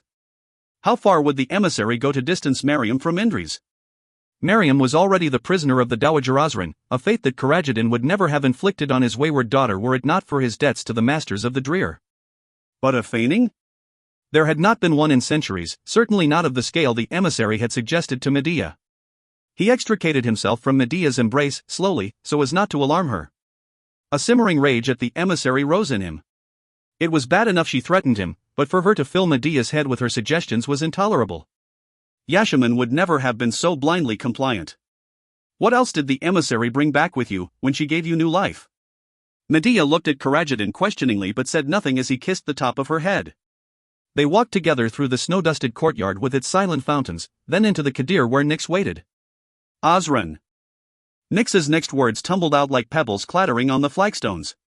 I trust your morning ride was pleasant? Fade and Tai Shahe are waiting on your indulgence. I will join you soon, Nyx. Please find Kazraman and Wolfram and wait for me in the observatory. Medea, would you please go with Nyx? Karajedin waited for them to vanish from sight before he made his way to the suites that had been set aside for the witches and their work. He paused in the corridor overlooking the courtyard, where Kazraman and Wolfram remained, standing close to one another. Kazraman made angry, chopping gestures with his hands. What bothers you, son, that you would speak to Wolfram, rather than coming to me? Can I not trust any of my children? Do you all share Miriam's rebellious heart? The Amath nodded, or shook his head, by turns, once while resting his hand on Kazraman's shoulder, or gesturing for calm. Nyx joined them presently and the three headed off through the doors that led through the Kadir, and to the distant observatory tower. Knowing the others would wait on his pleasure, Karajedin headed directly to the witches' workrooms. At every turn guards, bound caste servants, and those of the middle castes artisans, crafters, and their ilk dropped to their knees in the third obeisance, palms and brows pressed against the floor. Such behavior had not been as overt when he was the Ran Erebus. As Osran it was a different world altogether. Sen demanded the utmost respect for the highest office in Shrine. Karajedin soon arrived at the black enameled doors of the witches' suites, the door latches shaped into red gold horse heads. Two witches in ornate robes stood by the doors, armored in layers of quilted silk and clutching tall staves. They looked at Karajedin warily as he approached. Stand aside, Karajedin said. There was a pause, before the shorter of the two witches replied. We are at the orders of Pa Kazraman and Lore Master Wolfram, to bar. And those two take their orders from me. Karajedin drew himself up and folded his hands in the sleeves of his overrobe.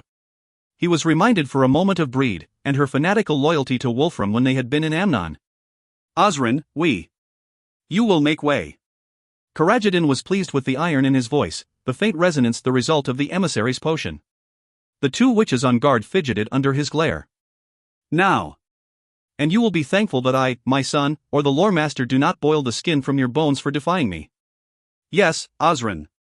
Karajedin entered and took stock of the place where the witches worked their secrets. The chambers were surprisingly light, the air scented with cinnamon and vanilla rather than the reek he had expected. Tables crowded with metal and glass apparatus lined the walls, while small crucibles and cauldrons bubbled over hand-sized braziers of firestones. The burbling sound was oddly cheerful, reminding him of winters as a child, spent reading near the kitchens of Arabesque. He crossed the room to another door, and opened it. The air within was almost oppressive, thick with warmth and damp.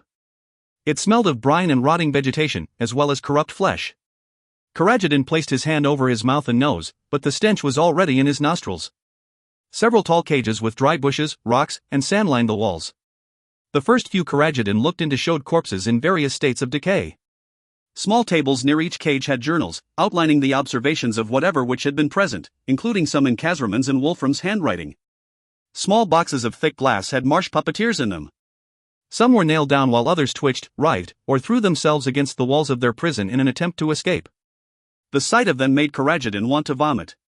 Their reek was worse.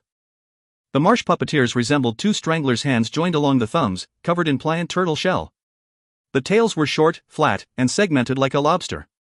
Their finger-thick limbs were encased in a moist-looking carapace, tipped with hard black points that twitched and flexed. Their abdomens were pocked with a multitude of large pores, all of which showed the tips of oily barbed tendrils. You are the one they call Karajedin, came a rasping voice from the shadows at the end of the room. Karajedin's hearts jumped. His head snapped around and he squinted into the gloom. There was a shape there, standing with its pale hands wrapped around the bars of its cage. Mouth dry, Karajedin prowled toward it, treading as lightly as he could. His caution was met by a humorless laugh, almost like a wheeze. I see you, little king with blinded eyes, ears deaf to the voice of the world. I see you, the twice awakened, now slumbering and broken. Closer now, Karajedin saw it was a woman, with hair hanging in a mat about her face. Her long, intricately buckled robe was stained with mud and dirty water. Her delicate hands were streaked with filth. The steel bars of her cage groaned as she throttled them. Karajedin stopped well out of arm's reach. Who are you? My name is as long as the world I have known, made longer by the minds I have eaten, and longer again by the deeds I have done. For such is the way of names, where words have meaning. The hands pulled apart the tangled weave of her hair to reveal a face Corragidin knew. He took a step back. But I was, and contained within the mirrors of my mind, the woman you knew as Delphina Fa Gem Fe Camilla. That name will do as well as any. Tempted as he was to step forward, he stayed rooted to the spot, almost wilting in the miasma of her breath. She smells like a dead thing, dragged from a swamp. Are these the wages of witches, then? What would my son unleash on the world? Turning on his heels, he fled the room as fast as dignity would allow him. Camilla's malignant laughter gave speed to his exit. Chapter 7. Education teaches us how to think, intelligence how to question, and our morality what to do with what we know. Be wary then of the educated, intelligent, and amoral person, for they will know only that they can do a thing, not whether they should. From the Foundation of Learning, by Yadaway, Sikh magnate, teacher, and Awaray, 2230th year of the Petal Empire. Day 57 of the 496th year of the Shryonese Federation. Indris perched on the balcony of his room, huddled in his overrobe as he listened to the layered vocals, jangle of sonisets, and the throaty hum of kahi flutes that rose from the black quill at the mouth of the valley. A marquis in the snows huddled beneath a freshly laid mantle of white. Overhead, the nebulous arm of the ancestors' shroud stretched out as if to sweep them jealously into its folds. The ancestors' eye blazed brightest of all, its brilliant sapphire flickering as it looked upon Ia. Soon, the clouded blue-green marble of Eln would rise, brightening the night further. Like all such moments, part of its beauty came from its transience. Indris's breathing stuttered at the memory of Hayden and Omen, now gone like so many others who had been in his life. It was Shar and Echo who dominated his thoughts, and their journey southward to find Mari. Of his friends, Mari's was the face Indris craved the most. Mari, with the smile that made his head feel light. Of her, too, there was no sign. Too many people in his life were gone, leaving only silence in their place. There was only one who had returned. Anja's presence was as much a mystery as Mari's disappearance. His new love vanished, the former within arm's reach. Anj presented questions Indris did not want to ask. His instincts told him the answers were something he was unprepared for and could never forget. Yet his long-missing wife supposedly had answers that the Sikh had been unable to find. Was he prepared to pay Anja's price for her help? And what had Anj become? The impression that she was but a memory painted over an unpalatable present strengthened with each meeting. The present was filled with many uncertainties.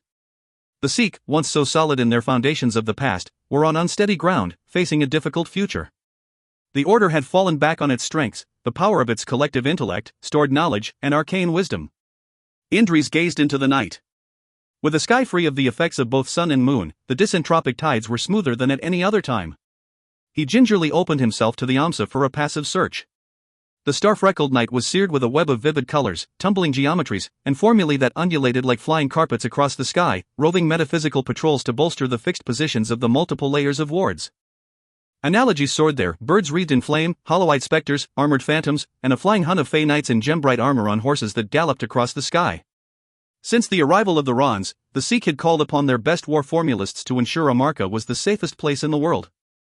Indris closed himself to the Amsa, blinking slowly until his eyes readjusted to the natural darkness of night. Indris went into his rooms to get his weapons, then swore to himself. Old habits. Changeling was not there. She had not been there since the Sikh masters had taken her away from him in Avanwa. Changeling was a prisoner, kept as insurance against his departure from Amarka in the snows before the Sikh were done with him. Not for the first time his rage boiled. Fire played behind his eye, and even without using the Amsa, Indris could see the swirling shadows of his disentropic stain flicker about his clenched fists. Energy flared, snapping like a lightning storm in the murky clouds around his hand. Changeling was his. A Sikh's Sadari was as much a part of him as his own mind. Indris breathed in heated air. His skin tightened as it dried. The rug at his feet, as well as the edges of the fur on his bed, started to smolder. Soon the heat would reach the point where everything in the room caught fire. Indris forced himself to calm down. He took deep, even breaths, each one slightly longer and cooler than the last, until the air once more had the bite of autumn's chill. Indris wrapped his arms around his chest until his heart slowed. Changeling had been a constant in his life for years, and to have her gone was more distressing than he expected. I didn't intend to fight my way into, or out of, anywhere tonight. But I'll have you back, old friend. There came a knock at his door. Before he had the chance to draw breath to answer, Famensitri barged in amid a swirl of tattered black, like a crow sheltering from a storm. She stamped her booted feet, heedless of the mud and clumps of snow she left on the rugs. Indri's old teacher pulled her hood down and eyed him darkly. "You've got what you want, boy," she said. "But don't feel too proud of holding the Sikh to ransom. It's something neither I nor the Shurit are likely to forget. Ironic, given how many promises you make that are forgotten as soon as they become inconvenient. Watch your tone." Indris walked straight to the door Famensitri had left open. He gestured down the corridor. "After you." Famensitri's jaw writhed as she clenched her teeth, then stamped out of the room as quickly as she had entered. Indris released a slow breath, glad she had not tested him on his resolve. Their confrontation at Rasha's Sweets had left him with a pounding headache and the sour taste of fear in his mouth for the better part of the following day. Seeing Famensitri, one of the most experienced and most dangerous scholars, in her wrath was something Indris could pretend to be unafraid of, but the reality was quite the opposite. Until they had wrung what they wanted from him, the secrets of his missing years and any message or knowledge of hallowed Sadevk, Indris knew he was safe. Once that happened, he was expendable, if not an actual liability. Best he learned what he could now. Famensitri led Indris along ancient paths, over bridges that crossed streams narrowed with ice, and up winding, wind-blasted stairs. All the while Indris's eyes were fixed on the cold glow shining through the windows of the black archives. Taking a switchback path up the cliffs, Famensitri paused before a massive door made of hundreds of pieces of aged wood, like a huge puzzle box. Characters in square mallet-whoring glyphs were etched there, flowing across some of the wooden pieces, only to appear elsewhere on the door in disjointed and nonsensical sentences. Black and steel statues flanked the doors, Baroque armored knights on the back of powerful reticulated steel horses, with long horns emerging from the horses' heads. Crouched amid the horses were massive wolves with ridges of steel fur running in a long trail of razor-sharp spikes from brow to tail tip. Metallic foxes, squirrels, and crows were hidden among the roots and trunks of the trees that flanked the doors to the black archives. There came the squeal of tortured metal as the statues turned to face Indris and Famensitri. One of the armored horses stamped a hoof, striking sparks. Merciful ancestors! Indris thought. I don't remember nomads being here. There was never the need until recently, Famensitri said. But now the Sikh are no longer sacrosanct, and we need to protect what is ours against any who'd foolishly try to take it. Famensitri pulled a large glass key from the folds of her overrobe. She inserted the key and started touching the wooden pieces of the door, freezing words in place, making sense of some of the sentence fragments. Indris watched, but Famensitri moved so that he could see little of the message itself. With a final set of gestures, Famensitri finished the code and the door collapsed into the floor like so many toy blocks. Warm air rushed out and Famensitri pointed inside the black archives. You've been here before as a student, but always escorted, she said. This time you're on your own. The Shurit will meet the letter of your demand by giving you access. They'll not approve anybody giving you any help. Then how am I supposed to learn anything? I'm doing this for you. Don't take me for the fool, Indris, she murmured. The Shurit accepts that you have questions and are willing to meet you halfway. This is a great honor. Don't make light of it. Crowns have fallen, alongside the heads they were perched on, for what's kept here. You may take nothing with you save that which you can remember, and that which is yours. Do you accept the terms? I do, Indris said firmly. For what it's worth, thank you. She said nothing as she walked away. Indris passed through the black archives. The geometries of the place tried to direct him away from the center. He passed through levels of hexagonal libraries, the walls honeycombed with niches for scrolls, books, and relics. The faceted Ilhan stalactites sprouted from the ceilings. The air was scented with lacquered wood, dry wool, and the leather and paper of thousands of ancient volumes. Doors led off to other libraries dedicated to cultures both living and dead. As much as he desired to stay, he passed wide-eyed through vast chambers where the Sikh had collected the lore of afternoon people races, the Avan, the humans, the Tawasi, the Fenling, and the Yarotii. There were also volumes on the bamboo people, animals raised to sentience by the Earth Masters, the Iku, the Vulpine Katsi, the Ursodasash, the Lupin Maru, and others. Yet greater still were those libraries dedicated to the Dawn races, the Seeth, the Dragons, the Haru, the Fae, and before them all, the Ram. Making his way along well-remembered paths, Indris paused at a keyhole door no different than dozens he had passed. The stained glass panels glowed with an inner radiance. Crook-shaped handles gleamed. He inhaled the beeswax scent that clung to the wood and felt the warmth from the door on his face. Opening his Dinah, Indris saw the lettering that burned like liquid fire in the depths of the glass, a spiraling message that flowed from pane to pane. From each set of squared glyphs, filaments of power arced out to form changing shapes in a web that was anchored to knotted points of disentropy, another circuit of alarms and traps. The Sikh masters guarded their secrets jealously. The words were in mallet-whoring, the high language of the elemental master mystics. He read the words aloud as they twisted in the glass. Verisis are on Allah, Al-Laran on Neo on Sarastum on Damanas. Learn from the past, to inform the present and define the future. The words faded away and the doors opened silently. Indris stepped inside and the doors closed behind him. He stood in a hollow tower that extended 20 floors above and another 20 floors below where he stood. Each floor in the hexagonal tower was marked out by inward-facing balconies, linked by an elaborate network of staircases and walkways. The stairs and walkways moved in time with the sonorous metronome of a device he could not see, changing the paths to different parts of the tower every few minutes. He did not know whether to laugh, cry, or both. There were thousands, handfuls of thousands, of books, scrolls, boxes, and chests. Some of the niches on the honeycombed walls were taller than he was, and most were closed behind fretwork serial doors. There was a crackle of pent-up disentropy, so much so that his skin prickled with it. How am I supposed to find anything in here? What was it Femensitri had said? Look, listen, and feel. Indris stepped onto the moving stair and allowed it to ferry him around the tower. Conscious of time and the repercussions of failure, Indris jogged along the stairs, trying to gain his bearings from the names of those who had authored the many volumes. An indexing system slowly became apparent. As a test, he started to predict what types of material would be present as the stairs and walkways cycled around him. There were the dialectics of Kayat al-Tam and Robadan of the Hoji. Farther around and up, various editions of the Nilvetic maxims. A wall of volumes bound in black leather contained the works of the greatest minds of the Sikh. At the 7th level moving upward, the stairs became fixed, leading up to the next tier. Indris stared awestruck at the ornate sculpture that hung from the ceiling, an inverted quartz tree with a canopy of glowing colored ilhan leaves. The walls on these levels were covered in tall hexagonal doors that reminded Indris of the vaults he had seen in Banker's house. These, however, were of swirling colored ceril, not steel. Each vault had a nameplate in Maladhoring, including one for each of the 8, Saroyan and Takrit, Majadis, Demandai, Lili, and Ravisham. One for Anj el-Din, and one for himself. There were others, names he recognized and ones unknown to him. None of the vaults had locks, handles, or any obvious means of opening them. Under the Amsa, Indris's senses were assailed by a complex set of formulae that fell like rain in long lines of fusing characters. Words appeared and disappeared every other second. He turned away, feeling the faint tug of vertigo. Indris leaned out to inspect the tree more closely.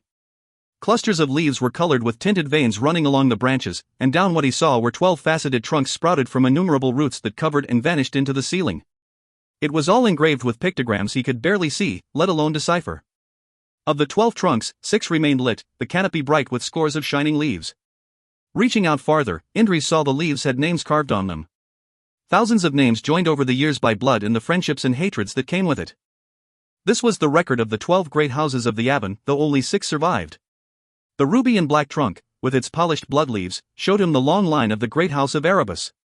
Beside it, the amethyst of the Salasan, the citron of the Bay, and the milky quartz of the Sun. The emerald of the Katarin, and the colorless leaves of the great house of Aleph that they had destroyed. The Cheparundi, the Damja, the Ajatans, and the Ilmolan, all of whom had retreated to Tanis and lost their unity with Ia, their awakened Ranza memory. And the Kalalet, who vanished into history along with the last remnants of the Time Masters.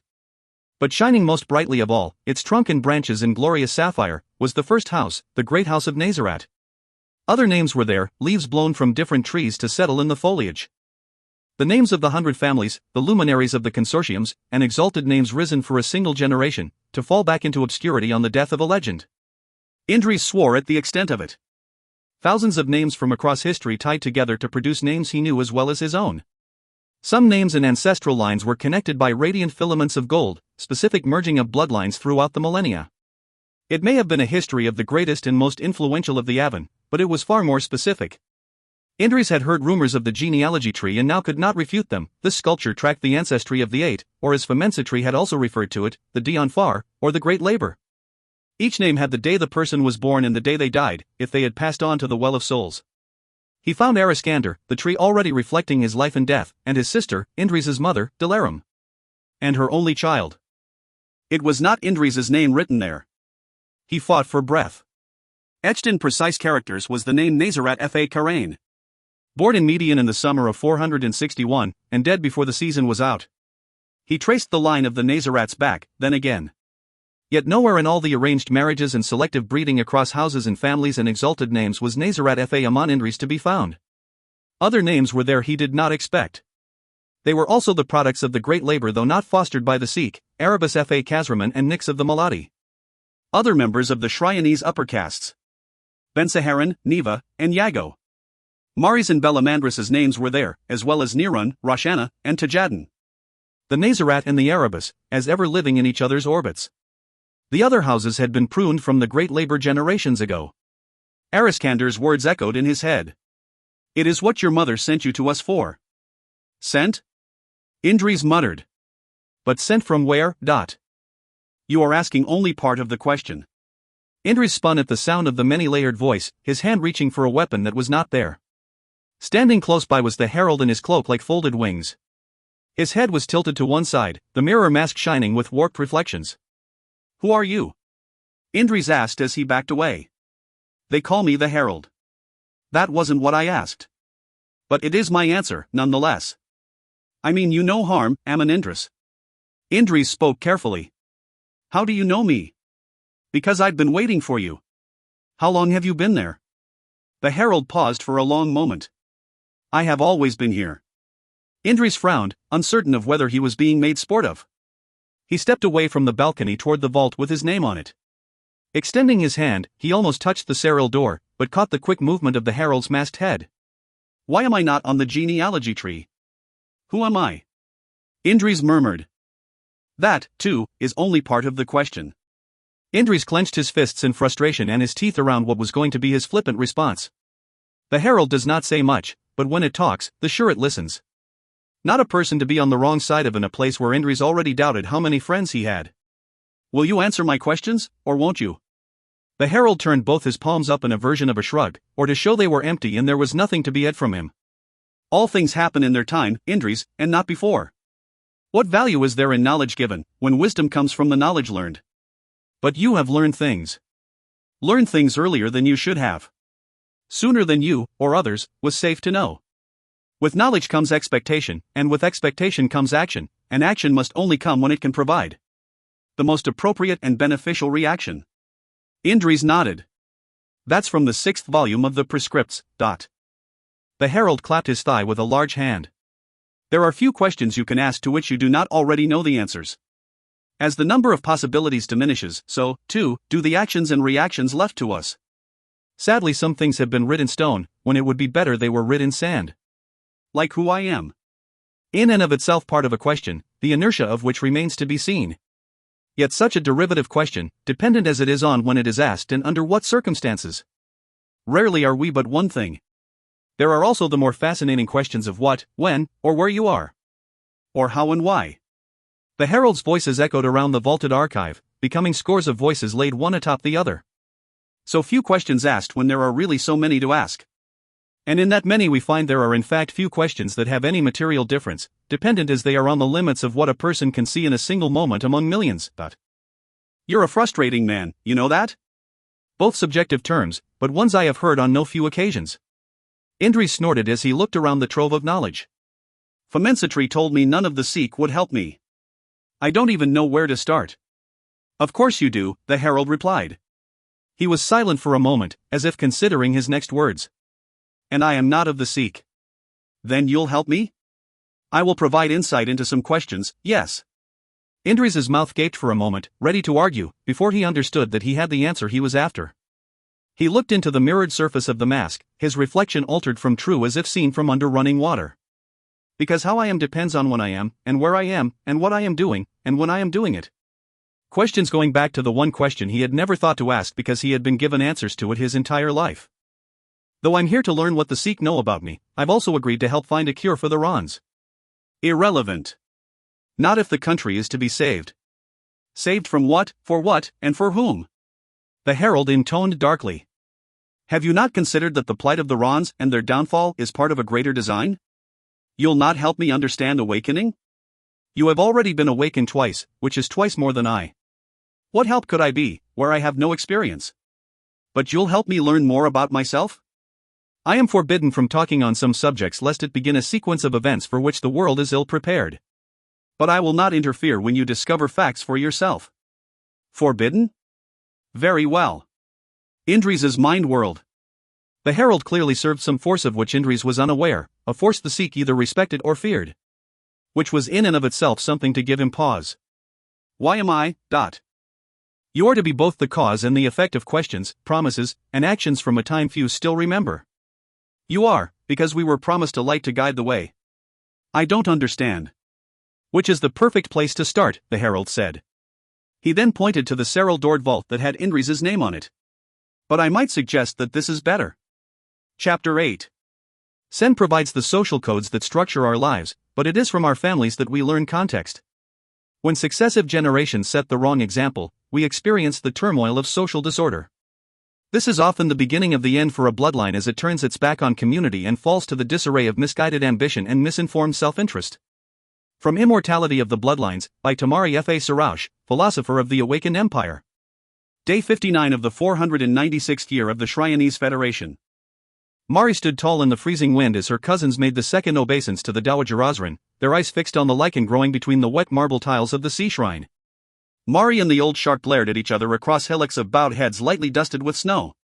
She dropped her gaze in guilt and shame. Her fists were clenched in cold, clipped nails digging into her palms, and the muscles in her hands and arms ached from the strain. Tears pooled at the corners of her eyes, easily explained by the biting wind, rather than as the wages of her obstinate pride. It was my task to keep Dowry safe. But it's my actions that have damned him. Mari flicked her glance left and right, and took in the deployment of the Savadai. It was possible she could move quickly enough to take one of their weapons, rescue Dowry, and fight her way clear. And then what, Mari? You'd still be trapped on an island in the middle of the freezing sea, and they would find you eventually, and Dowry's life would still be forfeit. Learn from this. Absorb it. Make it part of you.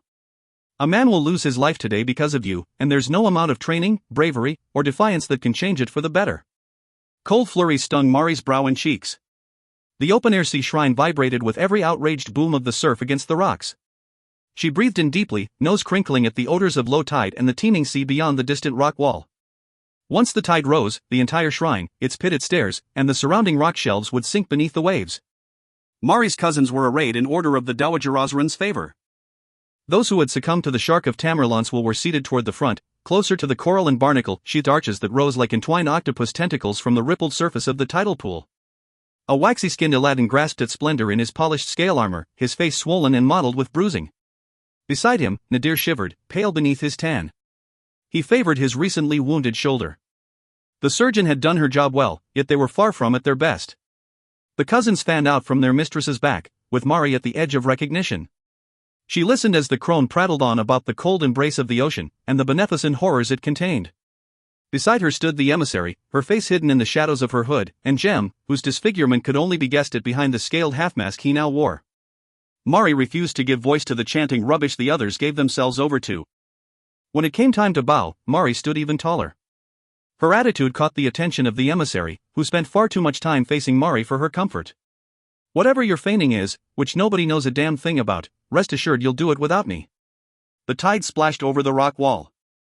From behind Mari there came the creak of leather and the wet slap of boots, as a squad of the Savadai dragged Dowry, the fleshy man stripped naked, his body covered in welts and bruises. Mari moved to intercept the Savadai, when her grandmother's voice cracked. You'll not interfere with this, girl. That's Pa Miriam too. I have had enough of your posturing, the Dowager Osrin growled. If you try to interfere in our sacred practices, I will have you whipped. No, you won't, Mari warned, rocking to the balls of her feet. And beaten. No, you won't, the emissary croaked in her rusted voice. No whipping. No beating. She faced Mari. But that said, you'll not interfere.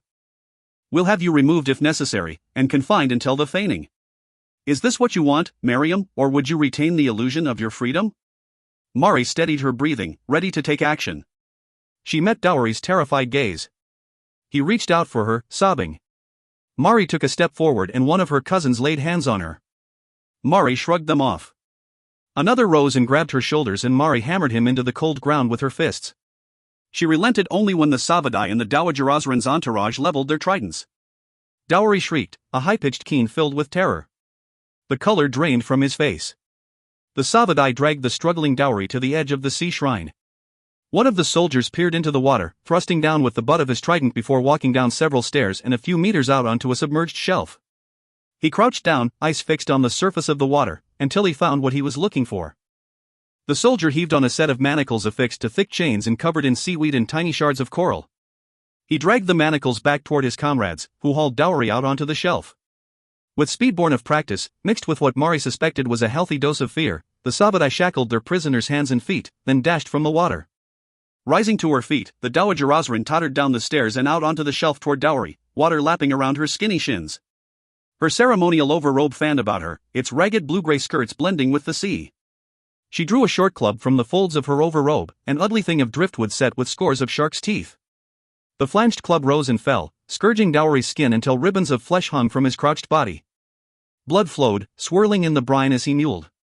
From the far east, across the deep we came. The shark of Tamerlan shrieked into the easterly wind. From the deep we are nurtured and made strong. And to she who rides in the deep do we send this child of the blood royal, that she, too, may be nurtured, may remain strong, and may know our devotion to her. Dowry struggled to his feet, tugging on the chains as he screamed. The Dowager Osrin clubbed the man to his knees, her face lit with rapture. For once show the strength of your bloodline. This is an honor for which you are not worthy, man-boy.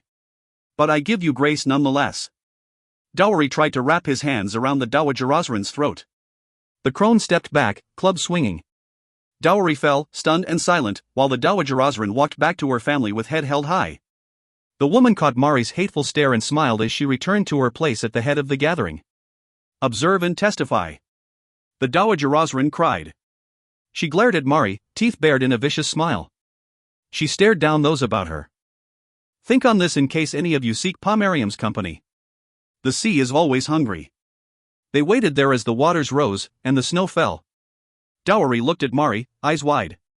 She watched him tremble until he was blocked from sight where her cousins rose around the Dowager Osrin. They followed her as she made her way along the slick rock toward the stairs and safely from the quickly rising tide. At the top of the stairs, Mari turned when she heard Dowry scream. The water had reached his throat. Mari swore, rooted to the spot. Thick, rubbery tentacles coiled out of the water. They undulated, causing small waves of their own. The wind carried the stench of the mottled appendages and Mari almost gagged. Dowry's head whipped from side to side as the tentacles flexed against his skin. Those on the shore maintained their silence while Dowry howled around mouthfuls of frigid brine. He was dragged beneath the water but rose, gasping. The manacles snapped and the man was dragged farther out to sea. When he submerged the third time he did not surface again. Through it all Mari watched, blinking away her tears of frustration and rage. Is this why my father is what he is, raised by such a woman? Is this what generations of the Erebus are doomed to be? Never again. The morning dragged on, and those in the fortress made no mention of Dowry, or the sacrifice at the sea shrine. It was a common enough event that people kept their heads down and their voices low, none wishing to be singled out for the honor the next time. Mari haunted the corridors listlessly, her guards in tow. Keshari was not in the surgery, nor what passed for the library with its warped shelves and mold-dappled books. Dowry's death. The enmity of her family. The emissary. The feigning. Mari's reasons for escaping grew, but there was also Vahina to consider.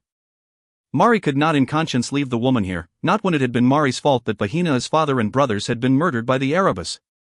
Or that Vahina had been in Mari's care when they were forced into the dead flat, then captured and imprisoned in Tamerlan. Flanked by 6 of the Sabadai, Mari allowed herself to be taken back to her room. They all but shoved her inside, then slammed the door closed behind her. Bolts groaned in their rusted mountings. The sound of locks clicking shut was new. The footsteps of most of the guards vanished down the hall outside, but Mari guessed there were 2, perhaps 3, guards remaining stationed outside her door. With quiet haste, Mari crossed her room. Among the meager clothing that'd been given her was an old overrobe, several sizes too large, stained, and lined with patchy fur.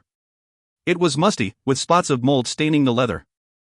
Definitely not the kind of thing Mari would be seen wearing in public, but it would prove useful in not being seen. She changed into her oldest and most decrepit clothing, and dragged the overrobe on over the top. To all intents and purposes a local naughty, down on her luck. Such stories were not uncommon on Tamerlan, and Mari hoped that people would see what they expected to see, rather than who she really was. An icy east wind slammed into her face when she opened the mean little window, and it almost took her breath away. She gently slid 2 of the bars on her window out of place, their looseness the product of more than 20 days of labor. Mari clambered onto the window ledge and swallowed at the vertigo that dizzied her. The ocean pounded into the cliffs more than 100 meters below, jagged rocks like a mouth opening and closing in the swirling water. A long, narrow ledge joined Mari's chambers with a disused balcony, built at once into Tamerlan and the mountainside. Part of the mountain had subsided, smashing walls and windows, and shearing away half the balcony. The area was overgrown with weeds and saplings, but there were the remains of a narrow stair that led down the mountain and into the village. It was one of several routes Mari had mapped out for her escape. On careful feet, hands gripping the deep cracks between the stones, Mari made her way cautiously across the ledge. The wind became her ally, sweeping in from the east and pressing her against the wall like a huge, cold hand. Tamerlan vibrated under her fingers and toes, and her breath came in short, sharp sobs as her mind constantly told her to look down and anticipate the long, lonely fall that was to come.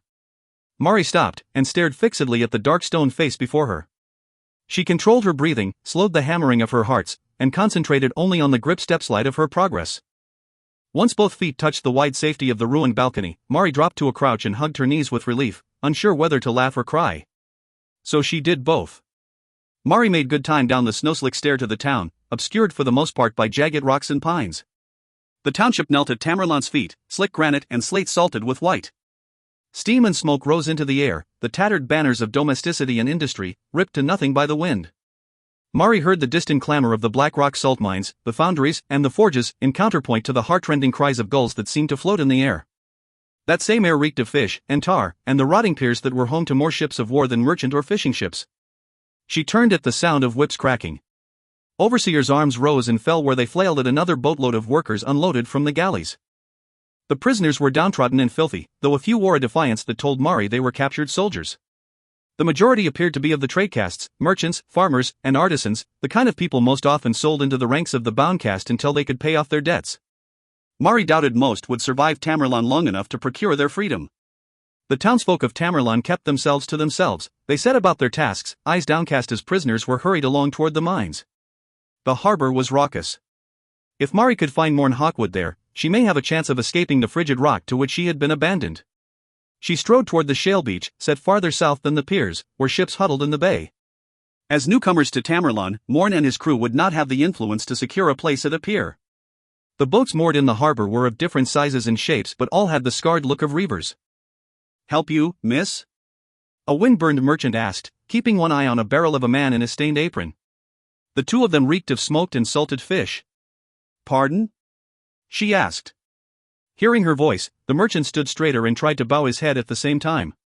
It would have been comical were it not for the crowd around them. She cursed herself for her manners and her accent. "I'm looking for a company of naughty who've made camp in Tamerlan." "Plenty of them about, miss." The man smiled, showing gaps where his teeth were not the color of burned ivory. He scratched at his salt-cured cheek with a dirty nail. "Have a name, do you? Or a ship?"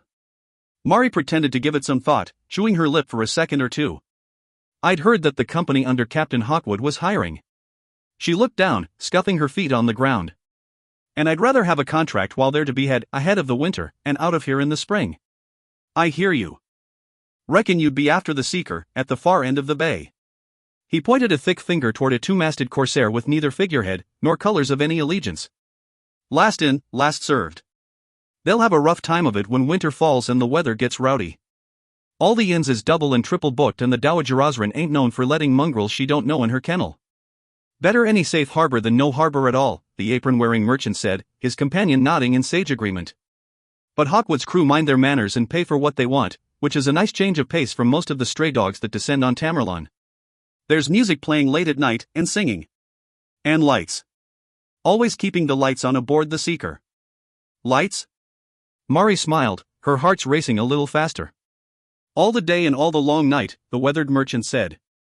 "Must have a lot of shadows to banish, that one," the man in the apron added. "Fellow like him, hard as an anvil but nice spoken for all that." "Can you get me out there?" Mari asked. "We've deliveries to make. If you're all right with perching among the cargo, we can take you." Once the merchants had loaded their cargo, Mari walked up the bowing plank and boarded the felucca, making herself as comfortable as she could among the cargo. The merchants took up a deep-voiced dirge of the sea, of sunken ships, faraway lands, and lost loves, their voices accompanied by the hum of the wind through the ropes and the snap of the sails. From ship to ship they went until eventually they drew closer to the Seeker. The closer they got, the more excited Mari became. Mari heard the metallic twang of a sonaset, and tears came unbidden to her eyes. Shar. And where there was Shar, there was Indres. She clasped her hands together, face flushed, feeling like a teenage girl and laughing at herself for the butterflies in her stomach.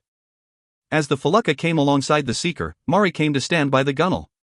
It felt like an eternity for the rope ladder to be lowered from the seeker. Mari leaped from the felucca and scrambled up the ladder and over the rail, to be met by the cold and wary eyes of the seeker's armored crew. It was then that Mari heard the words to Char's song and noted the deep, angry sound of it. Many of the crew stamped their feet on the deck like scores of leather-soled drums. Falling like a frozen stone. Sundered flesh and broken bone. Lives are lost, we're all alone. Now the laughs and light are gone. So, when passion burns and mercy stilled, with vengeance high and sinners killed, by bitter hate our hearts be filled, we rend an end by iron will. When strength and love are not enough, draw your steel and make the cut. Take your cup and hold it up. Taste their tears and never stop. Heads held high. We will never stop. The angry strumming of the sonaset continued as one of the men Mari recognized from the Hearthall of Tamerlan approached. Close up he was shorter than she imagined, stockier, with fine hair swept back from a high brow. His eyes were a vivid hazel against his tan skin, his face scored here and there with old scars and wrinkles. I'm Pa Erebus. We know who you are, Pa Miriam, the man said as he peered toward shore. He grabbed her elbow and escorted her through the wall of the crew. We're here for you, and I take it you've not much time before your absence is discovered, so let's be quick about it. He gave quiet orders to those around him to recall the crew who were ashore, and to make ready to leave Tamerlan. I'm hoping you weren't followed. We risk much by leaving unannounced, so close to the south becoming closed with the season. I heard Morn's invitation. Mari shrugged his hand off and stood her ground. But I can't leave now, Dot. Then why risk us all by coming here? The warrior snapped. That's enough, Kirill, Morn Hawkwood said as he approached. Unlike Kirill, Morn was even taller than Mari remembered, almost as tall as Echo, carrying the weight of his leather hauberk easily. His basket-hilted knife hung within his easy reach. He wrapped an arm around Kirill's shoulders and kissed him. I said the words, love, and Miriam answered. What did you expect? We need to get gone, while the getting is good. If we're caught with her here, this could be the end of us. How? Morn looked perplexed. He ran his fingers through Kirill's hair playfully, bringing a smile to the man's face. You'd never let me die. Besides, we've faced more, and worse, than the yapping mongrels who've slunk here for the winter. We'll slip out on the evening tide, Mari hidden away and us long gone before anybody's the wiser. You don't understand. It's not just me going with you, Mari said. The Ronsalassan Favahina is also being held captive and I've sworn to help her escape, as well as her surgeon. I'm trying to plan how I can get us all out of the fortress, but wanted to speak with you myself first. I don't have much time, and I don't want to put anybody at further risk, but I have exhausted all my other options. I fear that if I don't get away from here soon, I'll not get away from here at all. My grandmother's taken something of a colossal dislike to me, and there are plans made for me that I dearly want to avoid. Can't imagine how you'd annoy anybody, came a breathy voice. Mari spun, and found herself in the circle of Char's arms. The seethed woman's orange eyes were bright with unshed tears, and the feathers braided into her fine quills fluttered in the wind. Behind her, Echo loomed, a furred mountain, his eyes narrowed with joy. Char hugged Mari close. I never thought I'd see you again, Dot. Nor I you. She kissed Char, hugged Echo, then looked for the man she wanted above all others. Moments turned long and remained empty, until Mari faced Char and Echo, bewildered. Where's Indres? I thought he'd be here. Char's face fell and tears made her eyes shine a brighter orange. Mari felt her own face tingle as the blood rushed there. Her breath caught. Char tried to speak. The words were trapped in her throat. When they came, it was amid a strangled sob. Oh, Mari. You didn't know? I'm so sorry, but... Indres is. Don't say the word, don't say the word, don't say the word, don't say the word. The roaring in her ears grew so loud that she did not hear what Char said. She saw her friend's lips form the word anyway. Dead. Mari trudged up the mountain stair, back the way she had come, numb to the wind and the cold. Char and Echo were alive and a ship waited in the bay, ready to whisk her away to somewhere safe. Soon, Mari could start the rest of her life, but there was business to be concluded here first. So many died, Mari, Char had said of the events at Avanwa. The pain of the reopened wound made her voice brittle. Indres was taken by Famensitri to the battle and he never came back.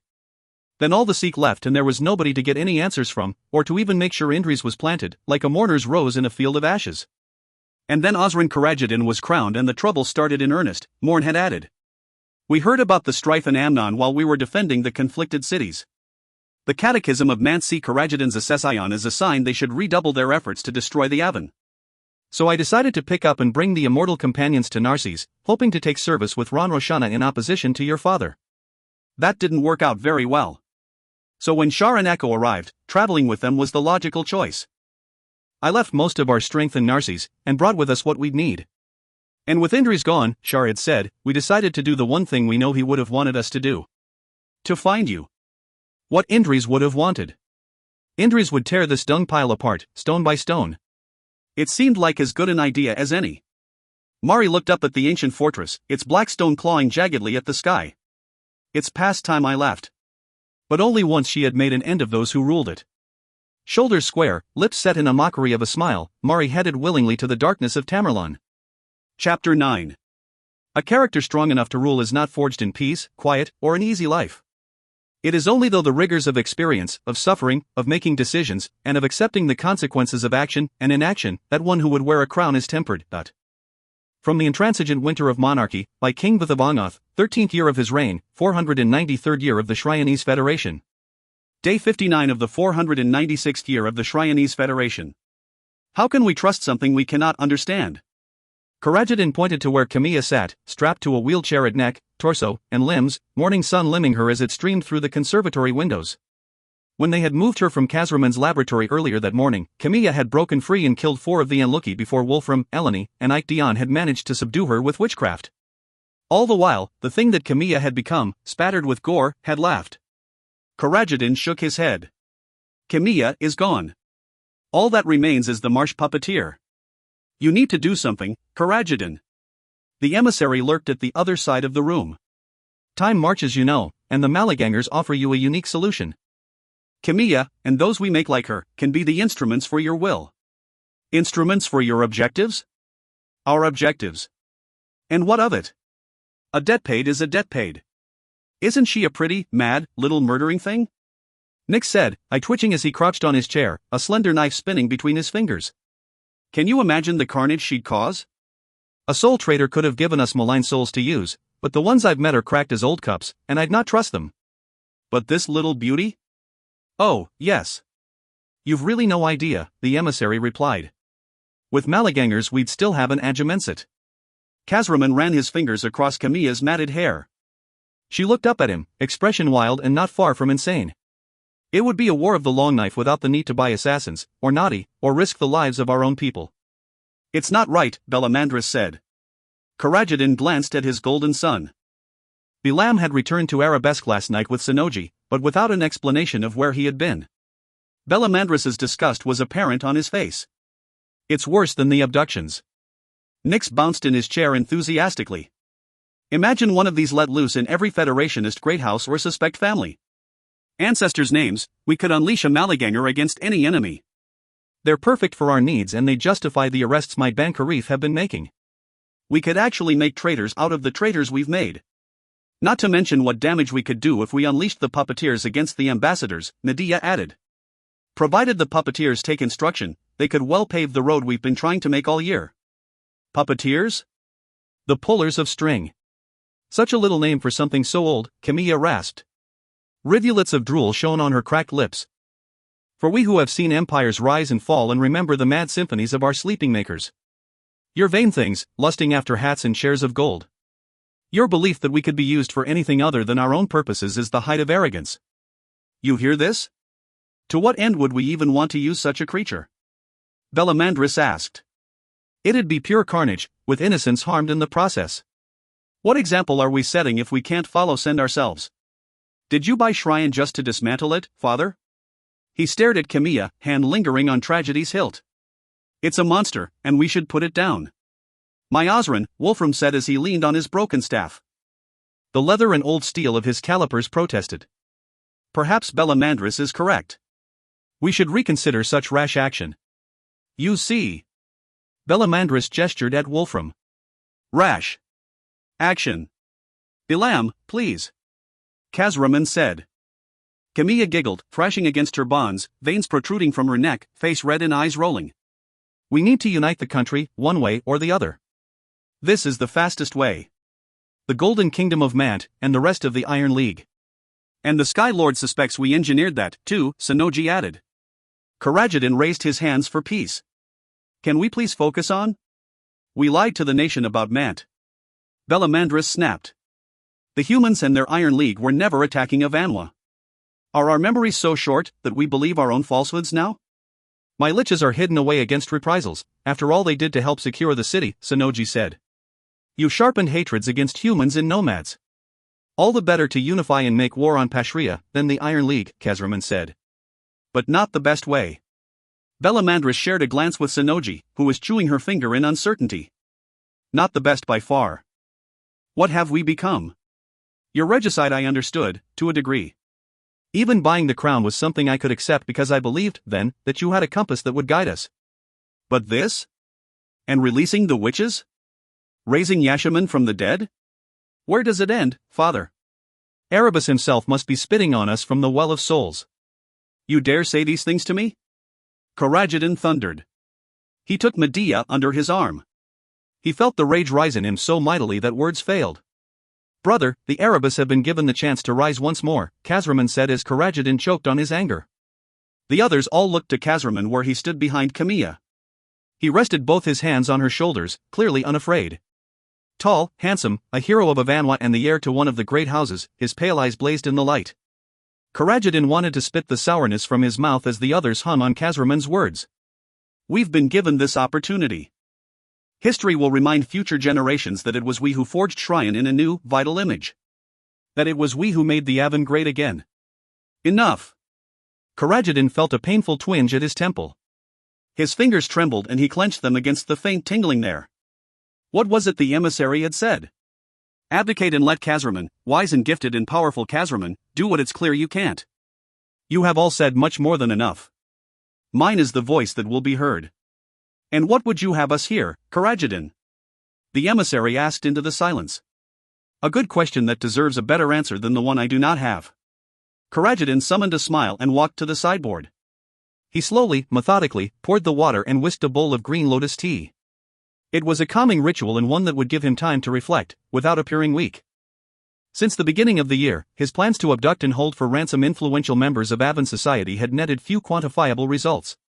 True, it served as a lever to enforce unity among those who might oppose him, but the longer his prisoners were kept, the more likely those he tried to influence would act of their own accord. His guests were being treated with kindness and compassion, in a closely guarded villa in the mountains above Nyx's ancestral seat of Maladi. But they could not be held there forever. Miriam's plight at Tamerlan would be nothing compared to what his guests would face should they be exposed to marsh puppeteers. As Kazraman had explained it, the vile creatures would throttle their victims to near the point of death, affixing themselves to their victims' backs, merging with them until little more than ridges of scar tissue spoke of their presence. Knowing everything the victim knew yet fueled with the puppeteer's malevolence, the creature would seek to sow discord wherever it went. Kazraman was correct, they were a brilliant weapon. A killing machine none would expect. Each one made at the cost of a person's life. Karajidin was reminded of the ritual on Sycamore Hill, where the weaver had somehow managed to place Yashaman's soul in Medea's body.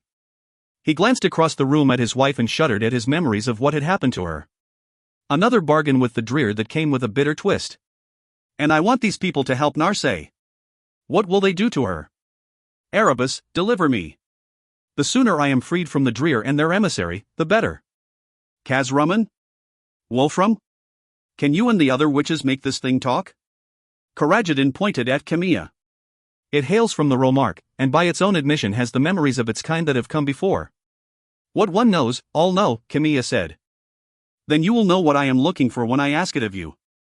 Karajidin wrapped the folds of his overrobe around him like armor as he approached her. She glared at him through the filthy length of her fringe, baring her teeth in a low hiss as he came within arm's reach. There are secrets in the Romark I would have. Knowledge and weapons. Power. Things locked in the sediment of ages, lost to the Avan. Yes. Things lost to the Avan, Karajidin said, leaning closer to Camilla, but not to you. The Sikh and their black archives are beyond me at the moment, but you are not. You would trade favors with me, oh drowsy Ron? Camilla's body seemed to thrum with excitement. She flicked a glance at the emissary. Have you not learned that we who are servants of the old ways can be capricious? Often demanding, even cruel? If you give me what I want, then I will give you and your people what you need. But you will need to deal with me in good faith. And you presume to know. Bodies, Karajidin said flatly. I will give you bodies.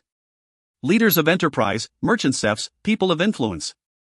But we must work together for a time. And Camilla stopped fighting against her bonds. Her only movements were a nod and a grotesque smile. You'll turn the nation against us when they learn what you've done. Bellamandris's tone was condemning. We will survive as we have always survived, Karajidin replied. He kissed the top of Medea's head where she leaned against his chest. She felt warm in the circle of his arms.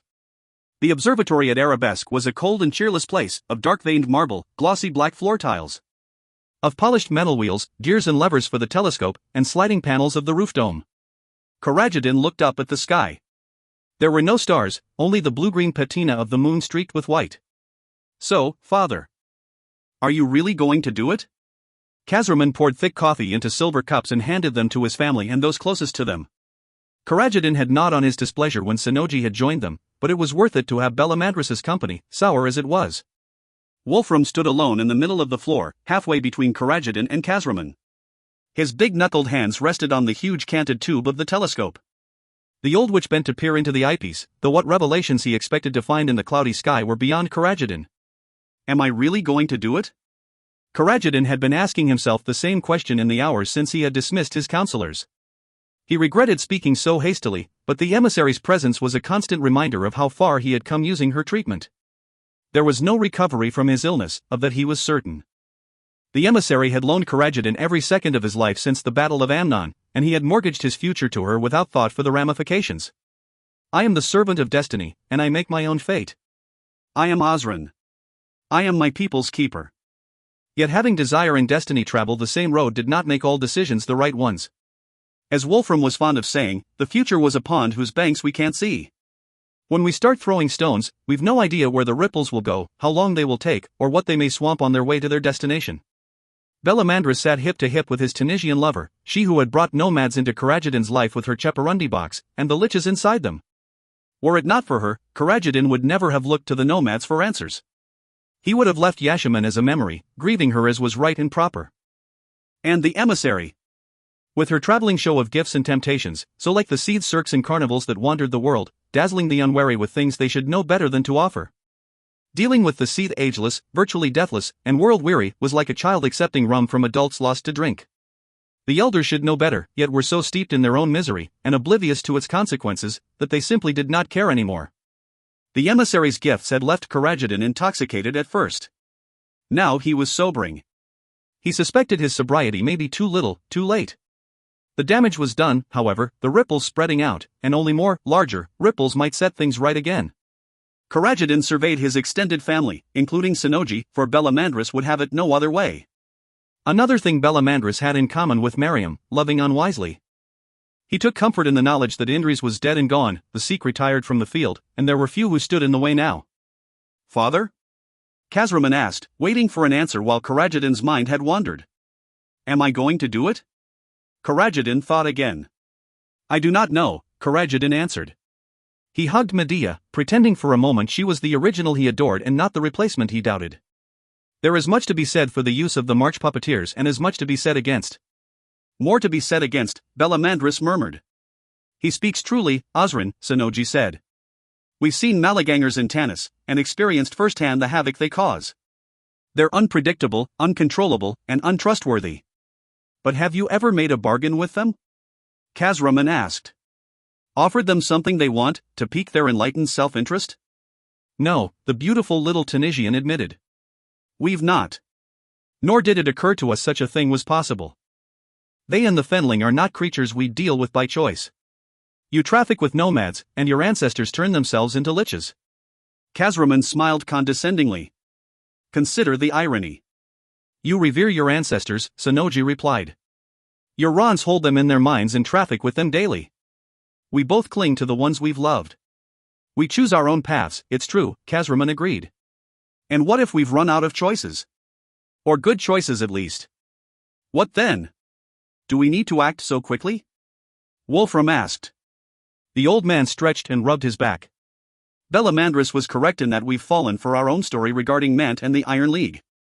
There's nothing driving us to haste. My Osrin, you've been in power for a short time and still have almost 5 years of your current term to unite the country. I counsel a more cautious path, less prone to unwitting disaster. But we are driven to haste, Karajadin said. The College of Artificers has said that they can get the torque spindles working. This knowledge will not be kept secret for long. Once the Iron League discovers that we can make large armies in a short time frame, they will fix their attention, and their very large military force, on us. The others stayed silent, letting the thought sink in. Karajadin took advantage of their silence and continued, the Iron League are aware the imperialist faction will unify Shrine for military and economic conquest. It has never been a secret. The Mercantile Guild, the Banker's House, and the other consortiums of the middle castes will rally behind the chance to expand their interests, flooding foreign markets with Shrianese goods and procuring inexpensive labor to make more. It will give their political agendas a practical focus. With the threat of both military and trade wars looming, we will find that time is something we do not have at Ut. You can control the merchants and bankers, Father, Bellamandris said. Can I? Karajadin mused. The upper house of the Teshri is run by the great houses, but the lower house is controlled by the 100 families, most of whom have grown fat on the gold they earn from trade and taxes. And my bribes, the bastards. The state and crown are the tip of the tree. But the roots dig deep in dirty earth and are much harder to find, let alone remove. As much as he hated to admit it, the marsh puppeteers offered him an elegant solution, and one not easily traced back to the great house of Erebus. But all this aside, Karajadin said gently, the emissary demands action. And I need to save Ron Narse if I'm to have an imperialist ally in the upper house of the Teshri. Which means for now we must unite Shryan under a common cause, to achieve our goals. And to leverage from what we've already started with the abductions, Kazraman added. And those goals would be what, Father? Bellamandris did not look up when he spoke. To take the next step in unifying the Avon. Karajadin spoke the words but felt like the emissary lurked at the back of his tongue. There cannot be two Majas over one people. We will use the marsh puppeteers to silence dissent and to destroy our enemies. In return for bodies, they will locate the most powerful weapons in the Romark for us. When the marsh puppeteers have served their purpose, I will use the weapons they helped me find, and the witches we freed from the Mosagen, to destroy the puppeteers once and for all. Then we invade Pashria and destroy the last of the Sikh power base. And that's all? Bellamandris mocked. Then I become the next Maj, and lead the Avon across the world in conquest. The words did not taste as sweet as he had thought they would. Karajadin swayed as he walked the empty corridors of his Kadir. The skirts of his sleeping gown and overrobe swept the rugs behind him with a gentle shushing sound that soothed him. His slippered feet were silent, and the only other noises were the occasional footfalls of the guards and the faint crack of ice as it formed on the windows. He cradled a golden bowl in one hand. Dark wine sloshed over the brim with every step. The neck of a vintage bottle of ruby lotus wine was clutched in the other. Karajadin emptied his bowl and clumsily filled another. You don't need the other Rons, my love, Nadia had said as she had straddled him, his fingers lost in the masses of her hair as he drowned in her gaze and inhaled her panting breath. Riding him to crescendo, she had leaned in, urgent and remorseless in her passion. No Maj shares power. End them all, and rule alone as you were destined to. In the shallow hours of the morning, her words echoed in his head yet. He could not look at his own reflection in the windows for fear he would tell himself, in the quiet, prideful places of his mind, that she was right. Karajadin meandered in the near dark, a ghost among his own memories. Some good, most shaded with the darkness of his father, Basarandin, and the powers he and Karajadin's mother had trafficked with when they thought Karajadin was asleep. What was it the emissary had said? My predecessors have had a long and mutually beneficial relationship with your house, Karajadin. Such as your mother, the Dowager Osrin, we know you of old. And have done well by you. He found himself in Miriam's old bedchamber. It was large and cold, the fires unlit. The big wooden bed with its ornate head, carved with the seahorse and stallion of her mother's family, as well as his own, was made as if she would tumble into it at any time. He touched the empty weapon and armor racks. Ran his fingers across the gilt leather spines of her old books. On impulse he took one down from the shelf and flicked through pages of sketches she had done when but a teenager, before she had become willful like her mother. Karajadin smiled at the memory. From wine came truth. Farha of the Durain had been a formidable woman, a woman who refused to tolerate Karajadin's antics. It was something he had treasured in her as much as it had frustrated him, and it was something that first Miriam, and now Bellamandris, had inherited. What have I done to you, my daughter? Of all the places in the world, how could I have sent you to Tamerlan? What are you doing, father? Bellamandris asked from the doorway. Karajadin turned, almost tripping on his overrobe. Wine spilled on his clothes and spattered the rugs. Bellamandris was fully dressed, armed and armored. A fur-clad Sonoji stood by his side. "Where are you going at this time of night?" Karajadin articulated with inebriated pride. He carefully placed Miriam's book of sketches back on the shelf, happy it took only 3 attempts. "You should be in your beds. Your separate beds." "Father, you long stopped commenting on whom I slept with, be it women, men, or any combination of the two. Might I suggest that your silence on this matter will be more appreciated than whatever drunken insult you're about to spew at me?" Karajadin staggered forward, arms wide, but stopped at the chill in his son's posture. "What happened between us? We were close, you and I." "That's a conversation for a later, more sober time." "What are you doing in Miriam's room?" "Regretting, mostly." He took a deep breath to steady himself. "I have done wrong by Miriam. So very wrong. Had I the chance to amend the past then, perhaps, I might have exercised the strength a father should on behalf of his children." Bellamandris and Sonoji shared a look. He whispered something to her. They kissed, and she dashed off. Bellamandris looked his father up and down, eyes narrow with suspicion. "Do you mean that, father? Would you try to undo some of the wrong you've done?" "Of course." In a swift move, Bellamandris took Karajadin in his arms and hugged him. Karajadin felt his face grow warm, and tears formed in his eyes. He buried his face in the fur lining of his son's overrobe, wiping the tears away, but others soon followed. Bellamandris turned his head and whispered into Karajadin's ear. "Then I'll tell her as much when I bring her back from Tamerlan, and our grandmother's idea of hospitality." With those words he was gone, a fleet shape that flickered between pools of light and shadow down the corridor.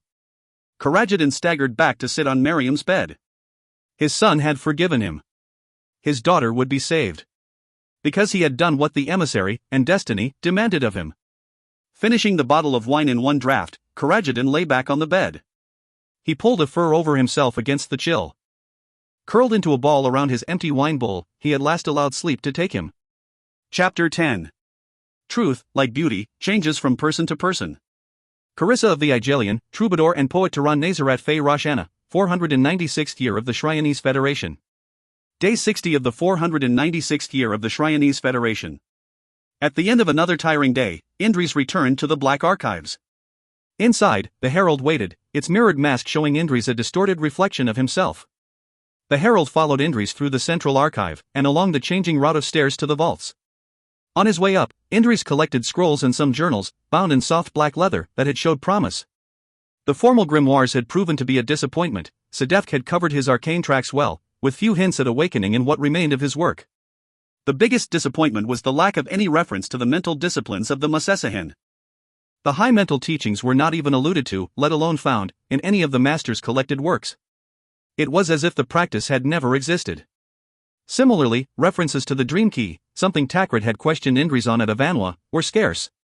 Some historical works described it as a physical artifact, others a person, and 2 books discussed it as a thought process that accessed layers of dreams that could be used as weapons, or to alter the fabric of space and time. The reasons for the existence of the Dream Key had been heavily redacted, in some cases to the point where whole chapters had been excised from the books. The one thing all the sages agreed on was that the Dream Key was a legacy of the dragons, a shared academic stance that gave Indris not the slightest bit of comfort. "Is it safe for me to open this vault?" Indris asked the herald as they returned to the uppermost floor. "No harm will come to you." Indris chuckled. "That wasn't what I asked, Dot." "Yet it is my answer all the same. You said I learned things I wasn't supposed to know, or know yet. I don't need the possibility tree to figure that my memories were tampered with because of what I discovered. If somebody is going to stamp around in my head again because of what I'm doing here, I might just save myself the time." The herald shook its masked face, reflection swimming, sending myriad points of light dancing. "You were sent to the spines because somebody else found a reference to you going, and acted precipitously. So rather than finding it for yourself when it was time for you to do so, you caused effects to happen sooner than they should. This is different. You are learning these things now, at this moment, because it is you that have chosen to do so." "You're not talking about prophecy, are you?"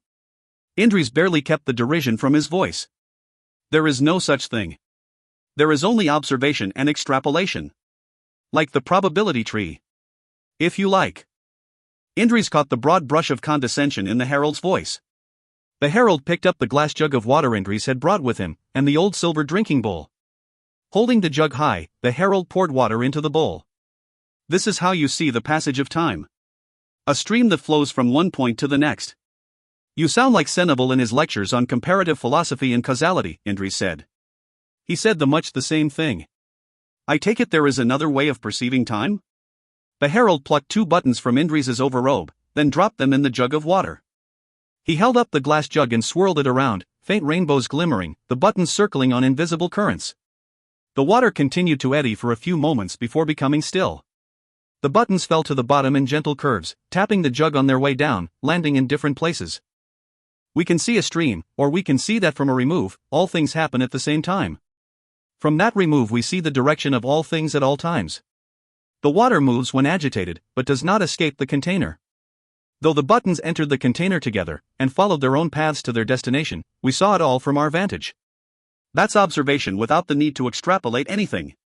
What then if I placed my fingers in the water and diverted one, or both, of the buttons? Or removed one and replaced it with something different? Indres nodded.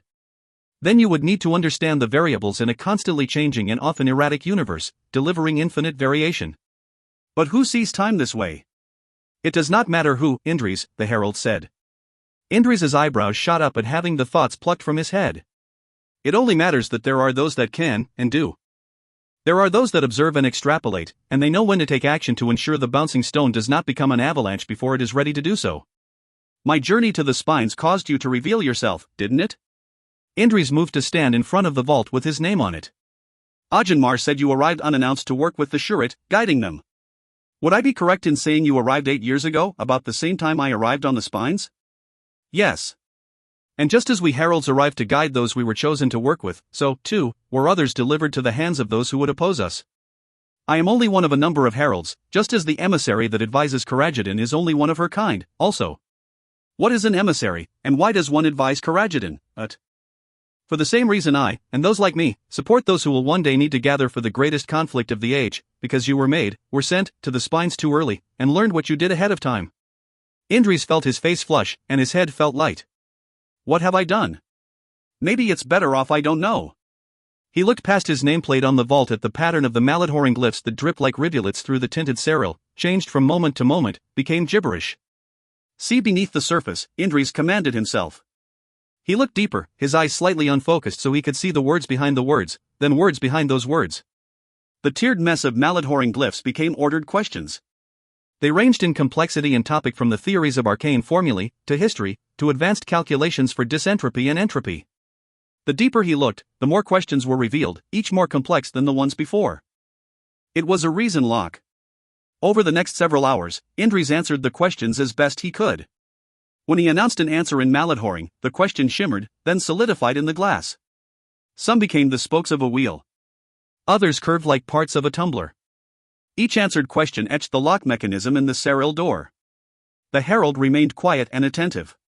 Indres did not ask him the answers to any questions, as the herald had said, what value is there in knowledge given, when wisdom comes from the learning? On several occasions, Indres had to leave the vault to find his answers in ancient volumes of lore. It became apparent that some of the questions were master-level knowledge, if not higher. There were some topics with which Indres was completely unfamiliar. Each volume he opened, and each passage he read, helped further his understanding of the esoteric doctrines. Eyes burning with fatigue, Indres grimaced at the vault door. It was not long until dawn, and there were few questions left, one on the nature of matter, transformation, and shapeshifting, another few on arcane engineering principles in different mediums, 2 on the histories of the Time Masters and the rise and subsequent disappearance of their Hate Empire, 1 on methods of translocation he had never heard of before, and 1 on awakening he did not even begin to understand. Am I ready for this? Indres asked the air, forgetting in his musings that the herald was there. If you can open the door, there is no doubt you are ready. And if not? The herald shrugged, cloak rustling against this frame. You will not open the door.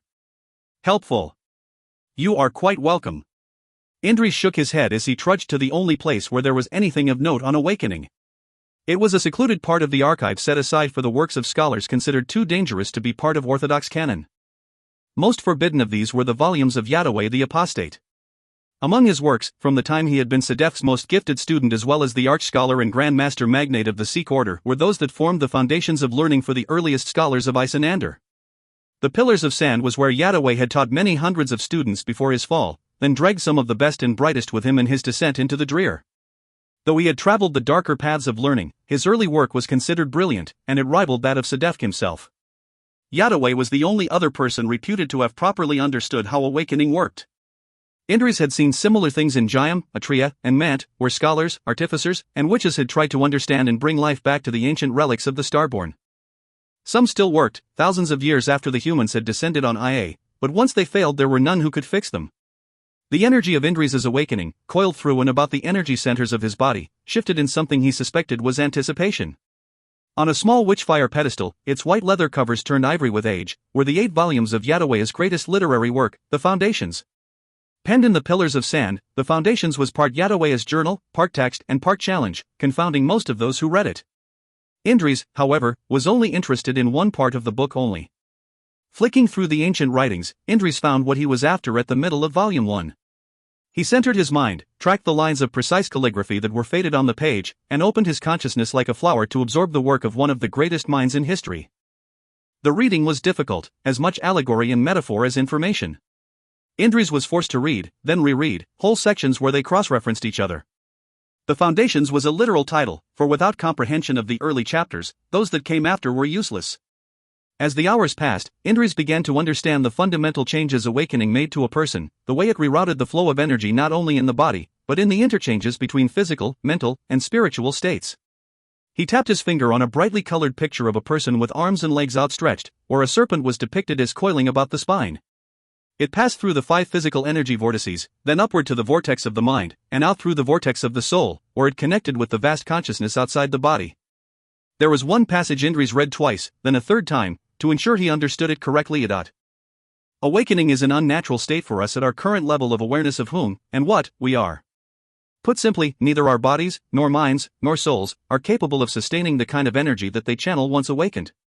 To be awakened is the beginning of a long road into eventual self-destruction and madness. Regular doses of the water of life can mitigate these effects, as can the sparing use of the abilities awakening bestows. Even so, the entropic effects of awakening are considerable over time. We need to find better ways to attune with such vast powers. But until we interbreed with races such as the Inoqua, the Ram, or others of the elemental masters, or create a generation of superior beings as part of a great feigning, any Avan not properly schooled in the esoteric doctrines is doomed to suffer effects such as AHM stroke, or mindstorms, and advanced entropic decay. He felt a sinking sensation in his stomach, followed by a rising anger that made him almost throw the precious book against the wall. Faruqan Shurat. All along they knew that awakening was a death sentence, and yet still they did it. What else haven't they told us? Indres slumped, dazed. Angry and betrayed, Yadaway's revelations in his lap. While what he had read of the book had not given the answers to the question to open the vault, it had enlightened him in a different sense. Indres' muscles protesting, he stretched, and groaned as his joints popped. He carefully placed the book back on the stand. At the top of the well of knowledge, the genealogy tree shimmered, flickers of light among smears of darkness. Like fact, among truth, among lies. Indres spent the morning at the manufactory. But that morning the heat and fatigue bested him, as did his hurt at the findings in Yadaway's ancient texts. Weary, he curled asleep on the warm tiles in front of the forges. It was almost high sun, the first hour of the spider, when Indres made his way to the black quill. Mug of tea cradled on his belly, he sat slouched in an overstuffed chair in front of the fire.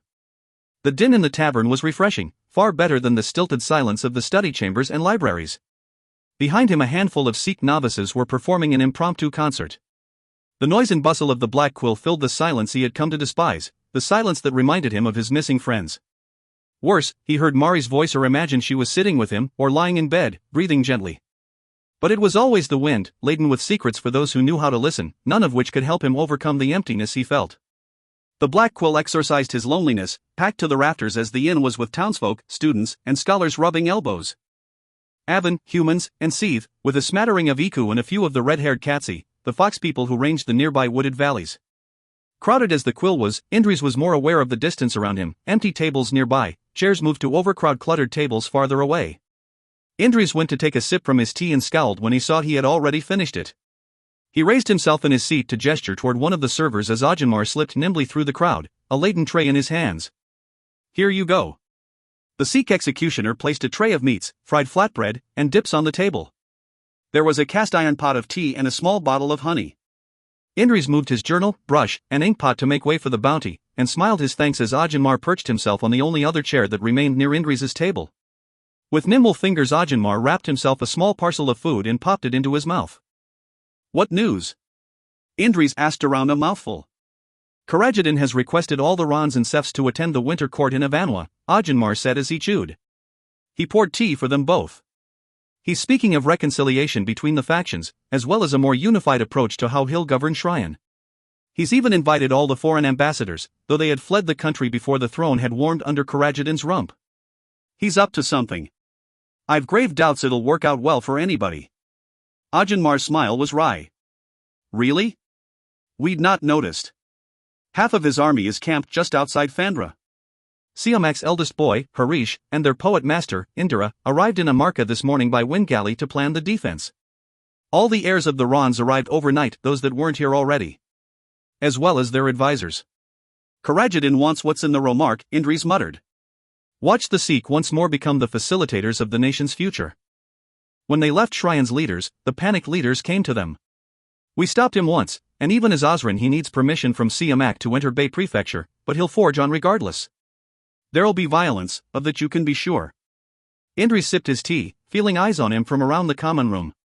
When he glanced up, people hurriedly looked away. Ajanmar noticed and gave a rueful laugh. What? Indris asked sourly. You scare the wits out of people, Indris. The legendary Dragonite Indris returned to the order. Ajanmar's eyes were wide with mocking wonderment. The only man to have traveled to the Haji Shak and returned. I'm not the only one to have come back from the spines. Seneval the Dragon Lord has done it. Anj has done it. But the Haji Shak? The dragon's teeth? Really, is that what people are calling them now? Bit dramatic, nay? Ha! Dragons aren't dramatic? Nobody here has seen one, other than you. Not that I remember, And let's not forget you also survived the slave pits of Sorakel. There's also what you did at Amnon, the stories of how you were awakened, then refused it. And let's not forget Changeling. Ajanmar went on as if Indris had not spoken, or as if he had not noticed Indris's angry expression at talk of his confiscated mind blade. The mention of Sorakel made Indris's stomach lurch in remembered fear. He sipped his tea to calm himself while Ajanmar continued. And to think we'd live to see the day when such a giant walked among us. Indris snorted. I know all about me. Do you? Well, no, I suppose not. I know a lot about me, how's that? And I'd rather talk about what we're going to do next with the Rons. I'll be leaving Amarka in the snows in the next few days. I've been here too long as it is, and there are things that need my attention. Ajanmar rested his elbows on the table. Indris, we can't just let you go. There are too many things we don't know. And let's face it, you'll continue not to know them. Indris could not keep the exasperation from his voice. You've no idea what was done to me or how to undo it. But I can do some real good out there, if you'll let me. Can you heal the Rons? No, Indris replied honestly. Ajanmar scowled. Don't reproach me for something you can't do yourselves. But I do know, as well as you do, why the Rons are dying. The executioner narrowed his eyes, all veneer of affability gone. The man who sat there, scarred and fingers missing, was hard and intractable as any member of the Shurit could be. Ajanmar said, I'd choose my next words very carefully were I you, General Indris. Almost as if my life depended on it. Threats? Really? How dull. Is it because you don't want the truth known? Indris lowered his voice, or because you were actually unaware that the moment the Sikhs stopped giving the Rons regular doses of the water of life, their awakening would begin to unravel, poisoning body, mind, and soul? How did the Sikh do it, over all those centuries? Ajanmar did not so much as bat an eye. Our agents in each great house dosed the Rons with the water in their food and wine. How did you? That's not the point. Indris then looked Ajanmar in the eye. The Sikh did the same thing to Karajadin, didn't they? He became inconvenient, so the Shurit elected to murder him by inaction. But the other Rons were hurt purely out of spite. Is it any wonder I don't want to come back to the order if this is what the shepherds of the people do to their flock? Be realistic, Indris. Ajanmar slumped in his chair. Shepherds. We've not had a flock since the Scholar Wars. People forget what the order has done for them. Because you hide under mountains, or in valleys, and don't involve yourselves other than to bluster and threaten. Indris's shoulders bowed with disappointment. The Sikh were a marvel, once. They were the light that shone in the darkness, banishing ignorance, bringing hope, and illuminating the way to the future. But now? You'd kill our leaders because you had your feelings hurt. Watch your mouth, General, Audiobooks warned. A bitter truth stings a little, doesn't it? But I don't care why you did what you did, and I know it wasn't one person's decision. Treating the Rons with the water of life won't be enough. But you already know that. The damage from withdrawal can't be undone. We need something more potent, an extract of fluid from the Amtesh itself, but even that won't work forever. They'll need more and more over time until they can't drink enough to sustain their own lives. The only options are to sever them, or to find a way to reawaken them again and to re-establish their connection with IA. Would the communion ritual help? It's no better than drinking the waters. It's severance, reawakening, or death. Can you reawaken them? Indris felt a weight settle across his shoulders. I can't, but I can try to learn how. Anj was waiting for Indris in his chambers. She had divested herself of her overrobe and cassock, and wore only her vest, breeches, and high boots. She had untied her quills so they formed a wild storm-colored mass around her head. Her skin flickered with the radiance of her desire, and light smoldered in her sapphire eyes. A bowl of wine was cradled in her hand, black lotus from the smell of it, pungent and faintly narcotic. "Come in and make yourself comfortable," Indris said, gesturing to the door. "Oh, wait, you already did. I'm your wife." Anj reclined on the couch, legs sprawled, invitation clear. "We should be living together, not in separate chambers across the veil from each other." Indris went to his wardrobe and picked out a fresh tunic, trousers, and cassock. He stripped, washed, and dressed as quickly as he could. Anj's move almost made him laugh, but he did not want to encourage her. "Why are you here, Anj? We're overdue our talk, husband. You know how annoying I can be when I'm made to wait. Where've you been?" "As I said before, my business takes me here and there. Suffice to say I've spent time there. But I doubt you've spent much time seeking me out." "I've been busy, Anj. You may have heard that the Rons are quite inconveniently dying?" Her bored expression spoke volumes. "I've been helping the Sikh find a cure. And..." Despite the petulance in her tone, her gaze sharpened with interest. "Have you found one?" "I've seen Famensitri walking you to the Ibn Hoji each night, and coming for you at dawn." "You following me now, dot. And a wife is interested why her husband works mornings in the manufactory, afternoons with the Shurit, and nights in a library." She unlaced her vest. "Rather than warming his gorgeous wife in the bed they should be sharing." "Anj, give me some time, please." Her expression turned, and Indris held up his hands in a placating gesture. "You're right, we do need to talk. Let's start by you telling me what happened to me on the spines." She rose from the couch, clothing in danger of sliding from her. She sauntered across to him, wrapped an arm around his shoulders, and stared him in the eye. "Let's make a deal. You want your past from me and I want your present from you." Her face came close to his, her blue lips parted, tongue a hint of pink against her white teeth. Desire welled up in him but was countered by his feelings for Mari, and the faint sense of oily nausea that proximity to Anj now gave him. For a moment she smelled of rotten seaweed and brine. "The future we can figure out together. What happened to me in the spines, Anj?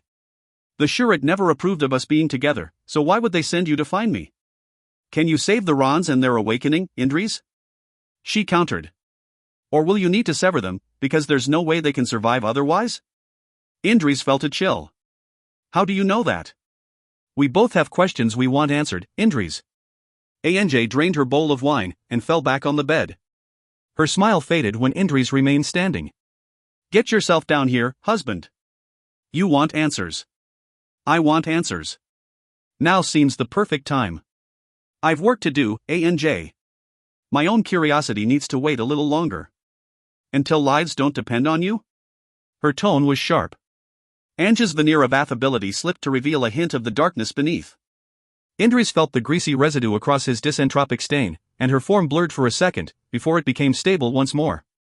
"Do I want to ignore what you're hiding more than I want to know what you know? And when will that day be, husband?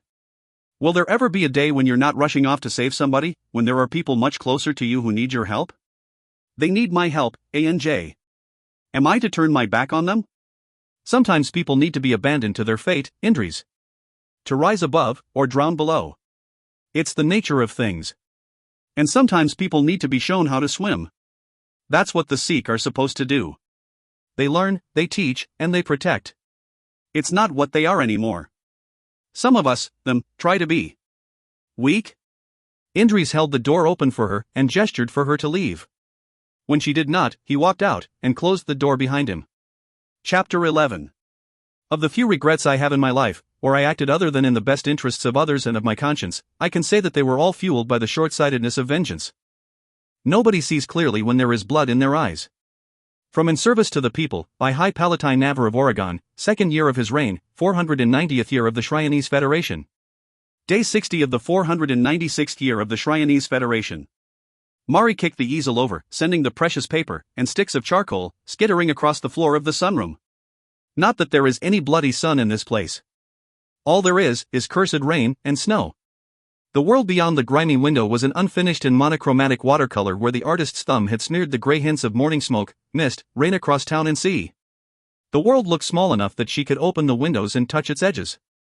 Abashed, she picked her paper and charcoal up, smoothing the corner of one sheet where it had bent. The supplies had been hard to come by, a present from somebody who saw new hope in Mari's resistance to the Dowager Osran. Tears formed in her eyes, angrily brushed away. The news of Indri's death felt like stones in her stomach. A heaviness deep in her bones, where love had once made her light. Love. The word echoed in her head, at once sweeter and more sour for never having been said. Mari strode to the small cabinet and poured herself a tumbler of whiskey, downing it in one gulp. She poured another. She clutched the glass tighter as her hands shook, and tears welled in her eyes again. "Am I disturbing you?" Keshari said from the door. The surgeon carried her box of instruments and unguents. Mari wiped her eyes and gestured the surgeon in. "Ancestors know I've nobody else who seeks my company." Keshari came across to the room, her concern evident. "It's a little thing, don't worry yourself. The man I love is dead." Mari took a quick, stuttering breath around what almost turned into a sob, but smiled anyway. "To what do I owe the pleasure? I'm off to give some of your cousins their routine examinations, so don't have much time. We need to be careful how much time we spend together, Mari. But you asked whether I knew anything about the feigning. This morning, I overheard Nadir and Aladdin discussing it. Apparently Aladdin is overjoyed that it won't be him, and was horrified that his mother would ever have considered it.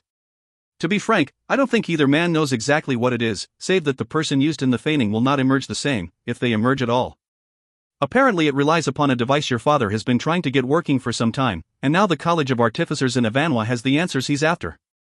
The emissary speaks with his voice, so they say." "A device?" Mari racked her brain. The description hardly narrowed the field, there were many devices of the old empires that her father coveted.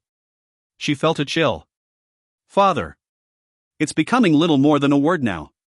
"Certainly something less than the man who raised me." With very great care she asked, "Was it a torque spindle?" "They didn't say." Mari swore to herself. "Is Vahina healthy enough to travel?" "Not fast and not far, but we're poor for choice," the surgeon said, nodding toward the white outside.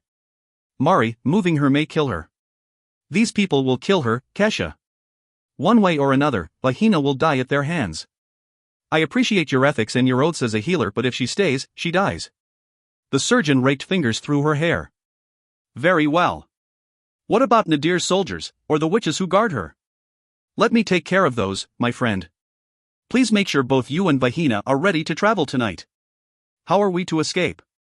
Mari looked out into the murk. The bowl of the bay was filled with gently swirling white, with no sign of the seeker. "I need to make contact with some friends, but I expect that we'll need to be ready to leave very quickly. I doubt my grandmother will find it in the cold stone she has for a heart to forgive what I'm about to do. "You friends in Tamerlan?" Mari allowed herself a quiet laugh, and for the first time in a long while, her smile was genuine. "The likes of which you can't imagine." "What did the surgeon want?" Nadir asked a few minutes after Kesha had left to treat other patients. Mari glared at Nadir from beneath lowered brows. "She came to check on my wounds. Why else would she be here?" "It was the why else that I asked." Nadir glided farther into the room. Two of his exiles remained watchful at the door, hands on the hilts of their long knives. Nadir gave Mari an admiring glance. "You look good. Much better than one could expect, given your time here." "My time at yours and the Blacksnake's mercies, you mean?" Mari chuckled bitterly. "Or at the hands of the Dowager Osran? You're all as bad as each other, and you'll all fall together. Trust me on that. You're not in the world that loves you, Mari." Nadir's tone was urgent. He extended a hand, but dropped at something savage in Mari's expression. "Not in that world at all. There's still time for you to be saved." "From this feigning you speak of?" "What is it, Nadir?" What do my father and the emissary have in mind for me, exactly?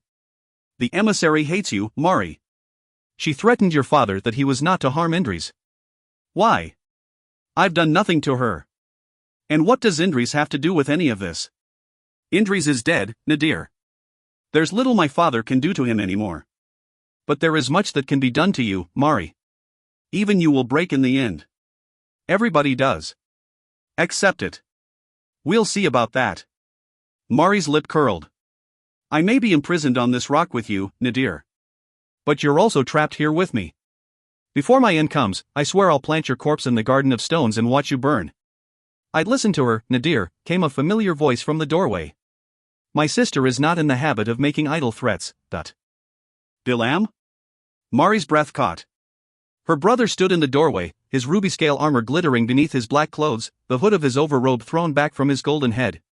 Beside him stood a small Tunisian woman. To Mari's surprise, Nadir's exiles looked at the Tunisian with something akin to terror, and backed away. Bilam gave Mari a small, hesitant smile that remained fixed as he assessed Nadir. Belamandris. Nadir choked, his face pale. His hands dropped toward the hilts of his curved knives, when Bilam made a gentle shushing sound. Nadir froze. Would you leave us, Nadir? Bilam asked. I'd appreciate some time with my sister. Alone. But my father and the Dowager Osran do not concern me in the slightest, Nadir. Bilam adjusted the folds of his overrobe so that tragedy's hilt became visible. Go, while I allow it. Nadir flushed with anger, but did not press his luck. The former exile stormed from the room, taking great care to give the Widowmaker and his Tunisian companion a wide berth. When he had gone, Bilam gestured to his companion to enter, and to close the door behind her.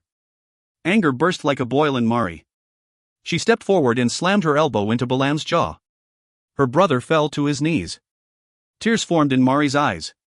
When the Tunisian woman started to chant, Bilam held up his hand for her to be still.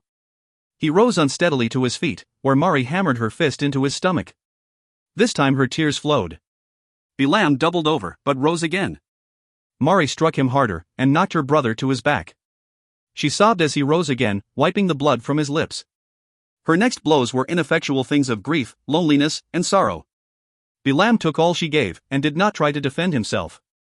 The witch woman looked on, eyes wide. What are you doing here? Mari asked through her sobs. You left me here, Bilam. My own brother left me with these. I'm sorry, Mari. Bilam held his arms open, but Mari was not ready to take comfort from him. There's nothing I can say to undo what's been done. I had no idea that Jem and Nadir would bring you here. Father ordered me home, and left you in their care. Care. Mari wanted to scream. She bared her fangs in a snarl, fists clenched. Do you have any idea what they've done to me? No. Bilam's voice was as ice, his expression no warmer. There was a terrible poise about him that gave Mari a chill. What did they do, Mari? She straightened. Nothing I couldn't handle. Nothing like you might think, Bilam. There are some lines they wouldn't dare cross. Are you here to execute father's last request, this feigning the emissary is going to perform? The Tunisian woman choked back a bitter laugh, and said something in sing-song Tunisian Avan that Mari did not understand. The woman repeated herself in Shrianese Avan. Your father has made one too many questionable choices, Pa Mariam. Bilam and I have decided it were best if we tried to find facts, before we formed truths. Who's your friend? Mari pointedly asked her brother. Bilam gestured toward the woman with him. She appraised Mari, her chin tilted toward the much taller woman. Bilam took the Tunisian by the hand and said, Mari, this is Pahavan Cheparundi op Sonoji, formerly of Tanis, now of wherever we happen to find ourselves. We can help you, Sonoji murmured. We know your father's plans, and the dark twists his mind takes. We know about his dealings with the emissary. The emissary? Mari scowled. Somebody needs to plant that woman in ashes. She was the one who saved father, and continues to hold his life in her hand, Bilam said. He opened his mouth as if he were about to say something else, then closed it again. She demands more with every boon he asks, and she's the one who made him banish you to this forsaken place. I hear she's no friend to me. But what am I to her that she'd do that? There came the sound of a horn from down the corridor, and the strident clash of metal. If you're not here to end me, why are you here? A mission of liberation, Bilam said. One long overdue. One that'll help me regain my honor, and your friendship. Eventually, perhaps even your love and respect. Bilam, Mari said hesitantly. I can't just forget what's happened to me here. I don't expect you to. I'm your brother, and by my inaction you've been wronged. By my actions, others have been wronged. Sonoji and I know it'll take a lot to redeem ourselves for what we've done, but can't our attempt at helping you be a start? Mari caught and held Bilam's gaze. I could use the help, and plans are in place for which you're ideally skilled to help. You're my brother, and you've never lied to me. But don't make a fool of me, Bilam. You don't want me as your enemy. I don't, and I'll not. Then care to join me? In what? Bilam asked. Leaving. The high sun was hidden behind clouds, and the hearthall of Tamerlan was filled to bursting. The fires burned so hot that most of the people had stripped to their tunics and trousers. The rough windows and tiled walls sweated, water dripping from the ceilings. A bound-caste servant sluiced blood from the floor with a bucket of water, while another used a rough broom to send the filthy mess toward the great maw. The Dowager Osran's family flocked around her, faces etched as much with fear as pride. Iladin stood bare-chested and bloody on the floor, arms held wide, knives dripping gore as his sycophants chanted his name. Mari made her way to a table laden with platters of seafood, rice, and grilled seaweed, and jugs of beer and horns of mead kept cool in vats of melting snow. One look from her cousins was enough to tell her she was not welcome at the high table. Bilam and Sonoji played their parts, nestled in among family members. Mari let her gaze slide to the empty chairs at one end of the table, where she and Dowry had sat. Her fingers curled in anger, imagining they were wrapped around her grandmother's scrawny neck. As long as I live, that old hag will give nobody else to the sea.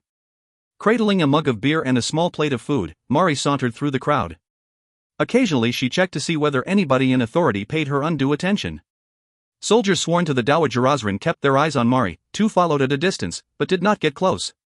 She swatted away the grabby hands of swaying, sweating drunkards. Iladin glowered at her, face reddened by drink and bloodlust where it was not marbled with bruising from their last encounter. The Sidewinder turned to his crew and said something. They looked in Mari's direction and laughed. Mari smiled back, pointed to her own nose, and pantomimed crying.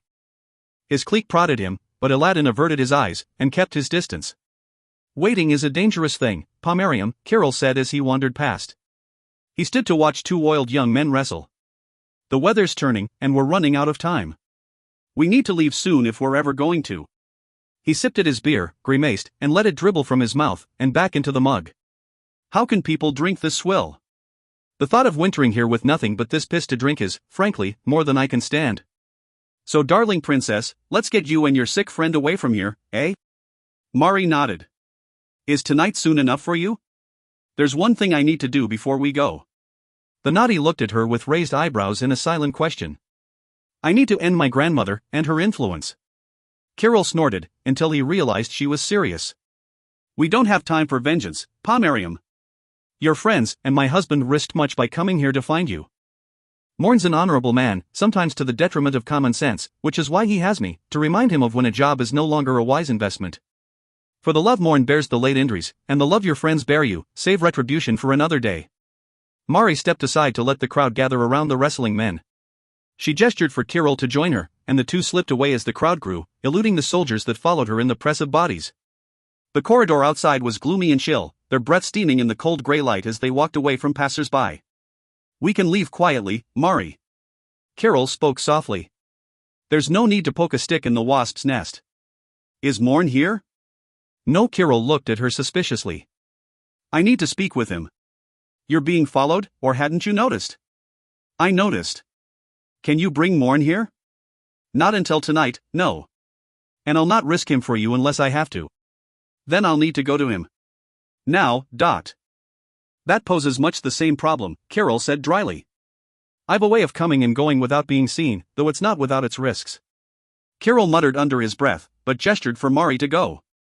I'll meet you at the old sundial in the smaller of the town squares in an hour. Will that be enough time? Mari nodded as she walked away.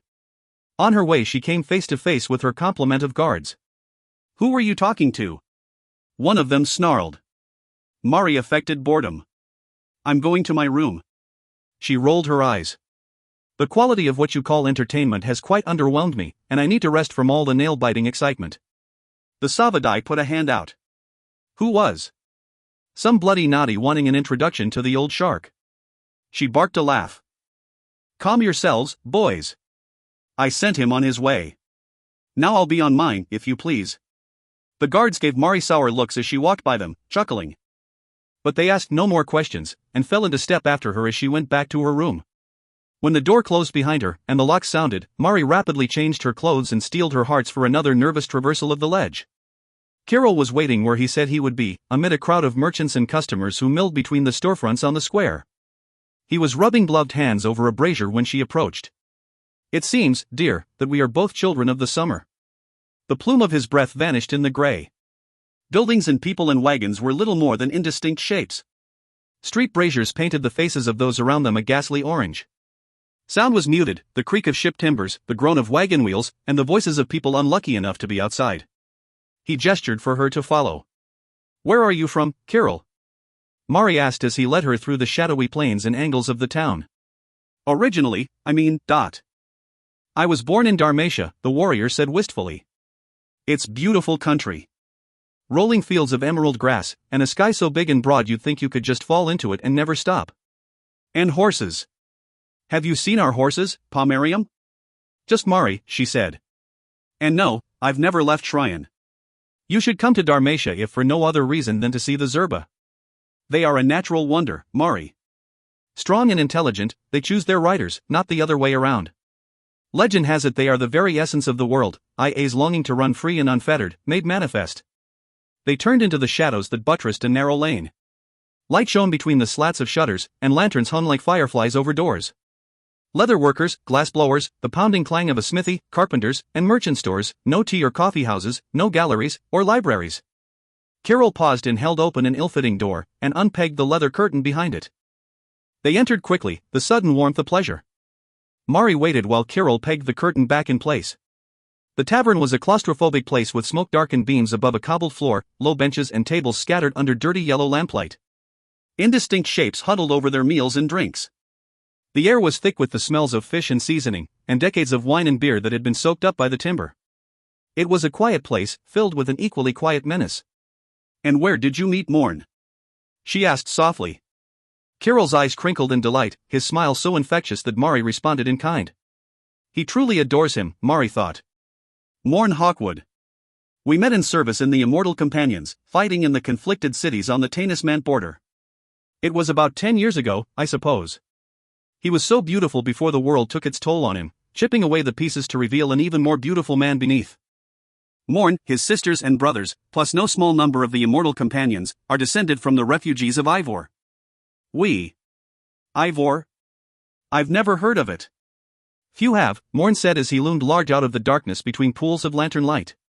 He kissed his husband, then leaned down to kiss Mari on the cheek. "Because it no longer exists, and few other than us remember the name. We are a people without a country, and our numbers dwindle with each generation. But we happy seekers look for better days to come." Morn took Kirill's hand and led the way to the back of the tavern.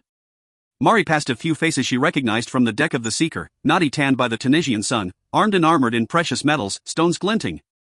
She was reminded of the exiles and the fortunes they had brought back with them from the conflicted cities, fortunes her father had used to buy the Osran's crown. Seated around a table were what Mari took to be Morn's officers, as well as two figures that pulled back their hoods to reveal themselves as Shar and Echo. "You weren't followed?" Morn asked as he sat down. "In this soup?" Kirill replied. He took off his great cloak and folded it neatly. Morn poured wine into 2 chipped tumblers, and handed one each to his husband and to Mari. Kirill nodded to Mari. "There's a bit of a tension on Mari, but she said she needed to speak with you, and we've no time for delays." "May I talk freely?" Mari asked, gesturing to the others around the table. "My officers can be trusted," Morn said. Morn looked at Kirill, who shrugged before he spoke. "Mari apparently wants to kill everybody in Tamerlan." "Not everybody, no," Mari said. "Just those who would follow the example the Dowager Osran sets. The Avon need to be better than that. Getting Bahina out will not be without its challenges, but I can't leave Iran here that the Dowager Osran, Jem, Nadir, or this emissary can use to strengthen their position. I've seen enough of the Dowager Osran to know the world would spin a little more lightly without her walking on it." "Mari speaks truth," Shar said. "Karajadin wants nothing more than to raise the Avon to an empire again, and he's proven he'll stop at nothing to get what he wants. This emissary bothers me, also," Morn added.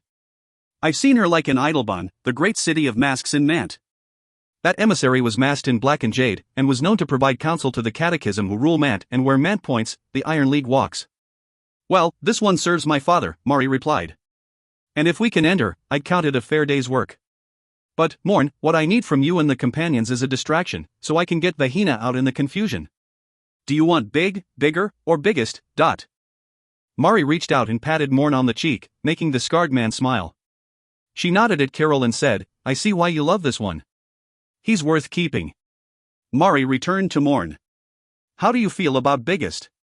Something whoever remains on Tamerlan won't forget in a hurry. I've an unexpected ally in my brother, recently arrived. The Widowmaker. Shar spat. Echo's eyes widened dangerously. We've spoken, Mari said. Bilam is here to help. So, Morn. Biggest? We can do biggest, Morn said confidently. Then tonight, in the Hearth Hall, we'll see the end of the Dowager Osrin's reign. Kirill wrapped his long fingers around his tumbler of cheap wine and raised the glass high. Everybody finished their drinks to the last drop. Mari placed her tumbler on the table, rim down. Tonight, we'll see the end of the Dowager Osrin's life. And the others, too, slammed their glasses rim down on the table. Chapter 12. Our fate is the result of choices, not chance. Pennikin of Kalish, Zieni scholar and philosopher. Day 60 of the 496th year of the Shryonese Federation. Karajadin heard the burbling echoes of the voices from the deep places of the Dreer, and felt their gaze, and the touch of their tentacles about his limbs, and saw the flashes of sea-green light behind his tightly shut eyelids. The cold of the depths seeped into his limbs, weighing them down. He opened his mouth to scream but no sound came. His feet pounded on an analogy of reality and the hands on his arms guided him through the murk until eventually there was giddiness and nausea and the contents of his stomach pooled in his mouth. It was more an act of pride than will that allowed him to walk with an infirm step to where he could privately spit the foul mess out. As much as he wanted to collapse to his knees, to heave and tremble and suck in great gasps of air, he stood straight and was glad of the shadows that hid his terror. The Unlucky, more experienced in traveling the Dreer, took station around him. The yellow-white glow of the sunlight lanterns softened the shadows, but did little to cheer the place. A recent gift of the alchemists, the globes burned with a warm radiance to reveal a spherical chamber that reeked of damp and mold. Curtains of fibrous roots hung from the ceiling, and lichen clung to stone walls that had been hidden away for Erebus knows how long. It was an oppressive place with people clustered cheek by jowl between its walls. Karajadin glanced over his shoulder at the ornate gazebo of the Weave Gate, the end of the disturbing road that led them here from Avanwa. Every surface was carved in round glyphs, joined by arcs and lines and geometries only their long-vanished scribes understood. Try as they might, Kazraman, Wolfram, and the other witches had made little progress in translating the language of the Time Masters. This way, father. Kazraman opened his fist and sent a will-o'-the-wisp down the corridor ahead of them. Karajadin lifted the skirts of his overrobe from out of the muddy water and followed. After several twists and turns he could see natural light ahead, and the walls eventually opened up into a round hall topped with the skeletal remains of a domed glass ceiling. He blinked against the gray glare of the afternoon sky and felt slight flurries of rain so cold they stung his face. The black stone walls were covered in creepers and vines that shone in vivid color from within, the detritus of the ages filling the thousands of characters carved into the glassy rock. A golden astrolabe hung from what remained of the ceiling, a stilled pendulum surrounded by characters that were spheres rather than circles, as if the Time Masters wrote in 3 dimensions, or possibly more. Karajadin stood to the side, surrounded by his guards, as Wolfram, Eleni, and Ikdion escorted the manacled Camilla out into the open. The puppeteer-possessed woman lifted her face and sniffed the air, making an inhuman rattling sound deep in her throat, part purr, part the clatter of chitin. Camilla rolled her head in Karajadin's direction. You stand in the ruins of cowards and traitors, Karajadin. Best you don't follow their example, my people aren't known for their tolerance. No, Wolfram said as he scuffed the ground with his staff. The old man leaned down to rub at his legs where his breeches were bunched under the leather straps of the calipers. The witch looked up at Camilla through the ropes of his fringe. Your people are murderers and anarchists who feed on the terror they bring. Yet you are helping us all the same. That we are, Camilla. Kazraman stood close to her. He looked on her with a wonder that made Karajadin uneasy. And you'll show us all the treasures of the Romark and be our allies for so long as the Erebus live. As you say, master. And not for the first time. Camilla responded to Kazraman, but gave Wolfram a smile that would have been seductive once. Wolfram slammed the butt of his staff on the ground, splinters and a rusted old nail falling from it. Camilla's eyes widened, and her lower lip trembled, momentarily granting her a disturbingly innocent air. Then she smiled and the effect was ruined by the insanity writ in the twist of her lips. Wolfram gestured sharply, and Camilla was led away by Eleni and Ichthyon. Not for the first time? Coragidin suppressed a shudder. First the emissary, and now the marsh puppeteers. What have my ancestors done? But you will not answer me, will you? Now, when I need your guidance most, you are silent. Coragidin, Kazraman, and Wolfram walked cylindrical corridors and through spherical chambers sometimes completely enclosed, at other times open to the elements. They exited in a circular plaza, where weeds and the stumps of trees protruded from between paving stones. The smoke of wood fires and cooking fowl was familiar, and made Coragidin's mouth water. He heard none of the sounds of the Romark, blanketed by the sounds of his army. Command tents dotted the plaza. He saw Fade, Taj Shai, and Nyx bent over maps that flapped in the wind. Part of their assembled fleet floated above, torque spindles flickering with mother-of-pearl radiance. There was Taj Shahia's flagship, the Skywolf, lean and hungry beside her sister ship, the Sea Witch. Coragidin's massive art of vengeance and the destroyer, the Wind Stallion, loomed nearby. Mardam had ordered Salasan ships into the mix with the Dawn King and the Sunspear, their lion figureheads gleaming sullenly. Yet all paled into comparison next to the enormity of the Manifest Destiny, the dreadnought's hull near blazing with the multitude of spindles needed to keep her airborne, dotted with the protruding cylinders of storm cannons, and the spinning platters of her tempest wheels. Smaller skiffs and cutters soared out on patrol or stayed parked by their larger brethren like Remora. To the side of the fleet there lurked a shade-washed and rickety avian shape of split timbers and tarnished fittings, its figurehead two skeletal hands holding an hourglass on its side, the light from its spools and wheels tinted red. Coragidin grimaced with distaste at the soul trader's ship. He imagined the rag-garbed crew of nomad and living merchants aboard peering hungrily at the world below, anticipating their harvest in the wake of such chaos as the Romark would likely deliver. Through a semicircular arch in one wall, Coragidin caught a glimpse of tents set in concentric circles around the higher ground that held the command pavilions. The black and red of the Erebus, a paltry showing of the green and gold of the Salasan, not surprising given the questions around the future of their leadership, and even a small number of the green and grey of the Caterin. With every passing moment, a noise grew in Coragidin's head. Soothing and sweetly familiar, it reminded him of waves against the sands of Arabesque. Colors were more vivid, his vision sharper, the world more clearly defined. He took in a deep breath, and the air tingled on his tongue and warmed his chest. He turned to Kazraman and Wolfram, who nodded their awareness of what Coragidin experienced. Fade and Taj Shahe bowed as Coragidin and the two witches approached. "Have our forces gathered in full?" Coragidin asked. "We'd enough to take Fandra. The rest are on their way. We'll maintain 2 camps, Osran, a command compound and set of soldiers' precincts here, as well as a garrison at Fandra, about 3 kilometers away." Fade's mahogany face was seamed by time and trouble, his iron hair and beard fitting accompaniments to his much-used armor and blood-stained tribal clothes. He looked tough as an old tree. Beside him, Taj Shahe was wind-blown and rakish, her clothing, armor, and weapons a tattered Emilian collection from the nations that bordered the Marble Sea, Tunisian silks, Igranian leather and plate armor with its curlicues and embossing, a Shrianese shamshir and knives at her belt. Nyx's bronze-shod steel, leather, and wool were the colors of the marshes. Knives were strapped to his thighs, and the pommel of a shamshir reared above his shoulder. Lean and dirty, nimble fingers never at rest, Nyx surveyed all with a twitching eye beneath greasy hair dyed in greens and browns. "My Osran." Bakio tittered. Mud stained the hems of the damasks that Coragidin's investment in the College of Artificers had bought him. A baroque, many-lensed device graced his brow, and a wide belt contained a multitude of complex tools that Coragidin could not speculate on. "I was informing your Master of Arms and Sky Master about the miraculous engines I brought you. Newly designed storm cannon, incendiary devices, weapons and armor forged with new metallurgic techniques." "It sounds fascinating, Master Artificer," Coragidin interrupted. "However, as you can appreciate, there are many demands on my time. I am certain my commanders can accommodate you later in the day." Of course, of course." Bakio's smile was as ingratiating as Coragidin's was insincere. "I'll return to my fellow artificers. I've no doubt Prana and her alchemists will likewise be excited to demonstrate their creations. Salves, potions, firewater. If you would be so kind as to excuse us?" Coragidin said. Bakio bowed as he backed away, uselessly lifting the hems of his too-long overrobe from the mud. The man turned with a nod and traversed the soupy ground, carefully avoiding anything likely to stain his clothes more. Coragidin scowled at his back. At least the Seek and the witches just did what they did, without needing a pat on the back. "True enough, Osran," Nyx said. "But Bakio's and Prana's people have made a small fortune in new markets for their wares. The taxes on their revenue fill the crown's coffers nicely.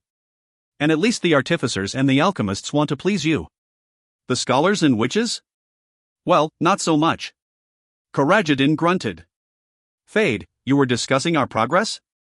The Master of Arms pointed a whirled finger at the map. We can hold Fandra for now. There wasn't a large force here, mainly townsfolk. They fight like demons when pressed, and if this is the accounting the tradesfolk of the Romark can give for themselves, we'll have a rough time of it here. When it became apparent they could not hold, the few marsh knights and those townsfolk we'd not taken fled into the wetlands. I've no doubt we'll be harassed by the marsh knights for so long as we remain here. The old tribesman shook his head. Osrin, by invading the Romark, you've started an unsanctioned war against another great house. And you've had us break faith with Send. The people won't take kindly to you bringing war to civilians. What? Karajadin looked at Fade with disdain. I had not figured a man as ruthless as yourself to have qualms about such things. Besides, I am Osrin. I will make what we do here legal. Legal? Fade raised his eyebrows. He gestured skyward with his head. I know of the reputation of the soul traders, what they do, and why they're here. Can morals and ethics be changed as easily as laws? As easily as you may be replaced as Master of Arms, Fade. Kazraman's gaze was flinty. The soul traders will prove their worth, or be dispensed with. They'll not interfere in anything we do. If you're not prepared to do what needs to be done for our undertaking, by all means let's find somebody who is. Whatever we do, it won't be all sunshine and parades, Osrin. Taj Shahe sipped a steaming cup of coffee, hands cupped around it for warmth. Some of your soldiers were stupid enough to pursue the Romarkim, despite orders to hold their positions. We lost almost 300 soldiers in that little debacle alone. 300 versus about 40, in a series of close-quarter skirmishes where our numbers counted for nothing. Fade's tone was respectful. We shouldn't underestimate the Marsh Knights. They live in the harshest environment in Shrine, even more so than my Jiharam. The Marman, led by Bey Fa Harish, are all warrior poets seasoned in the Romark. Perhaps our forces will learn something from this cautionary tale. What other losses? Kazraman asked. His eyes were fever bright, as were those of Wolfram. Both men's skin was flushed. We've lost another 200 or so to Fenling attacks, Nix reported. And some 30 or 40 to Malagangers, who in turn killed another 100 or so before we realized what was happening. Reedwives pick off our sentries at night, and there was a sighting of a great dhole about 10 kilometers from here. Thankfully the wet ground here gives us some protection. Erebus's blood. A dhole? Karajadin's curiosity warred with his fear. The tentacle-headed worms could measure almost 100 meters from end to end, thick-bodied, and their maws, tentacles, and the gaps between their body segments discharged acid to make fighting and burrowing easier. Anything else? The witches, Fade said darkly. He eyed Kazraman and Wolfram, then shot a glance at Eleni and Iktian. Karajadin followed his gaze to where the two Mosajan witches looked about with something akin to rapture. The Master of Arms' tone was heavy with disapproval. The witches go mad in this place. It starts off like it is with those that have come with you, with energy and excitement. Soon after, it's as if they're lust-drunk, passions inflamed and cruelty made manifest. Then? Well, they reveal their true faces, and must either be restrained or put down, before they drape themselves in their aspects and vanish into the marshes. Put down? Kazraman asked dangerously. Wolfram drew himself up to his considerable height, staring down at Fade with hostility. Later. Karajadin waved Kazraman to silence. How soon until we can proceed deeper into the Romark? There aren't many cities to take, Osrin. Nix chewed on a mangled nail. The Romark has always been problematic that way. Why would you bother invading it, when everything that lives in it wants to tear your face off? Because this feculent mire has the greatest collection of ancient relics in Shrine, and the Sikh have not got their hands on everything. Besides, we have recently acquired a guide that will help us find the way to these places, hopefully reducing our losses. Hopefully? Fade scowled.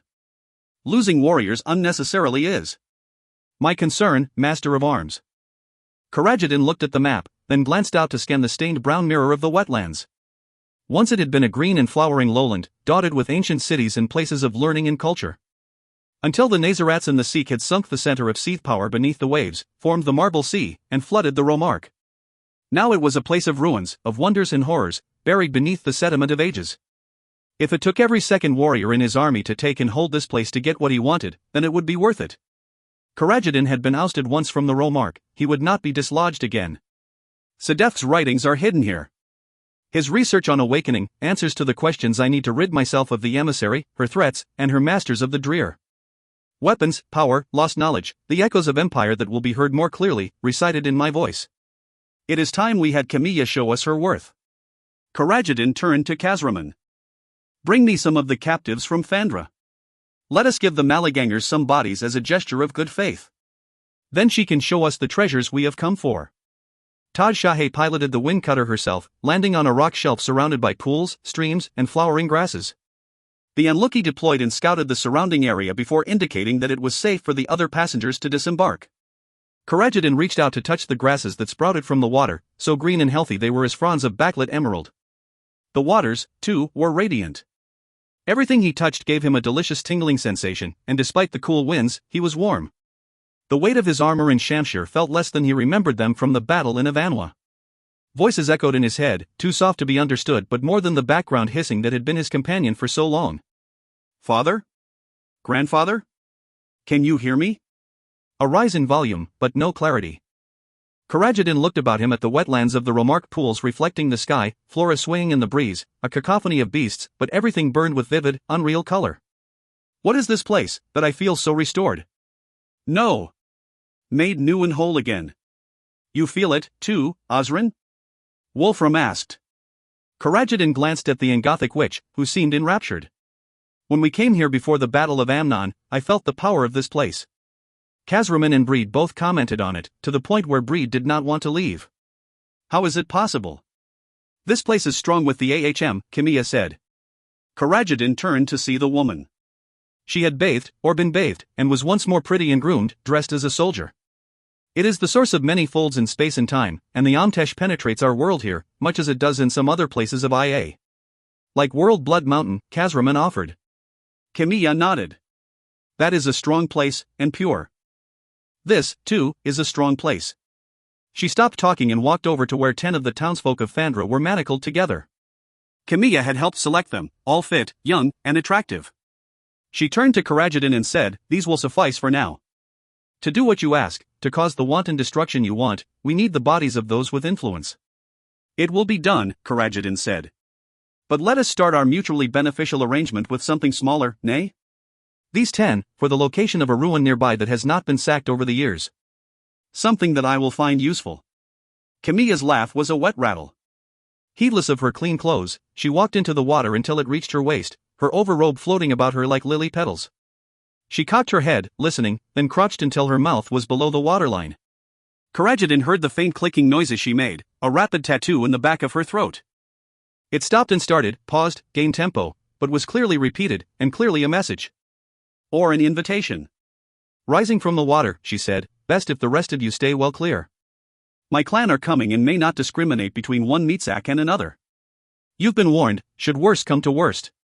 Camilla took the chain that linked the captives and tugged on it with surprising strength, dragging the now struggling townsfolk toward the water's edge. And with that the Anluki closed ranks around Karajadin and Wolfram, leading them back to the safety of the cutter. Kazraman refused to be cowed and instead walked closer to the water, his fascination clear. Taj Shahe took her place at the controls, spinning up the disentropy spools and the tempest wheels against the need for escape. The grasslands became preternaturally quiet. Light flared and faded as clouds skidded across the sun, reflections licking the surface of the water with flashes of silver. One of the captives screamed, "I felt something on my leg." She tried to step away, then screamed again. Her body jerked with revulsion, and she tried to reach down and pull something off her. A marsh puppeteer broke the surface. The captive flailed with her manacled hands, trying to dislodge the creature to no avail. The marsh puppeteer climbed with the agility of a spider, reached the back of her neck, then wrapped its limbs around the woman's throat. Her screams were silenced as the marsh puppeteer throttled her. The creature gave a moist, rattling purr as the woman struggled slowed. She dropped to her knees, eyes rolled back in her head, skin colored by her asphyxia. There was little movement left in her when the marsh puppeteer released its grip and scuttled down the inside of her shirt. The woman gasped feebly, but all Karajadin saw were the marsh puppeteer's frenzied movements on the woman's back, beneath her clothes. Blood started to spread, and the lump that was the monster grew flatter, as the woman's struggles grew weaker, her voice gone hoarse. One by one the other captives followed suit.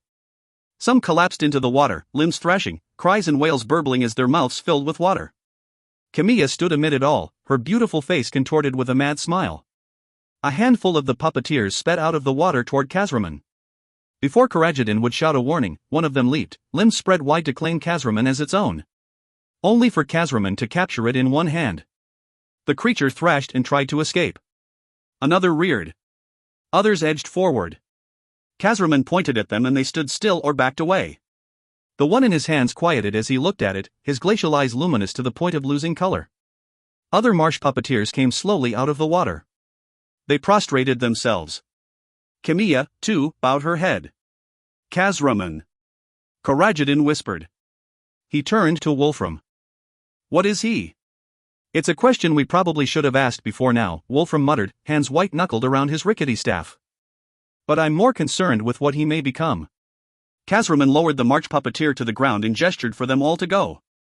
Some returned to the water, others to the long grass, but they all left at his command. Save Camilla and the captives. Though the captives looked the same, there was something about their posture and facial expressions that was at once mad and predatory. My people thank you, Karajadin, Camilla said. And Pa Kazraman. You were true to your word. In honor of the gifts to come, we have agreed to take you to a place that will meet your needs perfectly. Karajadin nodded briskly, barely able to contain his enthusiasm. And what is this place? In our language it would take too long to say. But in its time it was home to a hero of your people. His name was Sedefk, one of many names he had and not all spoken with adoration. This place of his was a small palace before it was lost to the memory of others. Sedefk? Wolfram repeated. We've searched so long for his refuges. To finally have access to one. Karajadin laughed, heady with excitement. Take us there. Tomorrow, Camilla said firmly. My people need to adjust to their new bodies, and I need to ensure they do not unleash bloody murder among your ranks. But tomorrow, Karajadin. We will not cheat you. What is one more day, against the centuries this place has been lost? One more day. A lot can happen in just one more day. Tomorrow, then. But the words tasted sour. Chapter 13. Telling a lie often enough, even believing it, does not make it true. Nimj, Gnostic assassin of the Ishahans and master of spies for the great house of Nazareth, 371st year of the Shryonese Federation. Day 60 of the 496th year of the Shryonese Federation. Bright streaks of afternoon sun crossed the valley, etching the shadows of trees, statues, and buildings into the snow. In Rasha's sitting room, Indres watched his breath flower in clouds on the glass. He did not need reflections to know Famensatri glared at him. What? Indres turned to face her and the other members of the Shurit present. You thought nobody would ever find out how dependent the Rons are on the Sikh? That awakening isn't something that just works forever? What is it you think you know? Famensatri asked. Ajanmar stood near the door, while and he who watches were seated on either side of the Stormbringer, expressions stony. The Rons, their families, and their staff had been taken to the Thaumaturgeon's hall, where the sick Rons were being treated with the water of life by the Sikh-trained mystic surgeons. The volumes in the Black Archives are spectacularly precise about it. The awakening of those without the necessary mental discipline of the Ilhanim causes long-term damage to the body, mind, and soul. Regular doses of the water of life will prevent the acceleration of entropy, but once started must be maintained throughout the life of the person involved. To stop this treatment will result in the progressive and incurable degeneration of. I think it's quite clear what he knows, Ajanmar said. There's more, Indres offered. Much more. Do you plan on revealing what you know to anybody else? He who watches asked. To what end?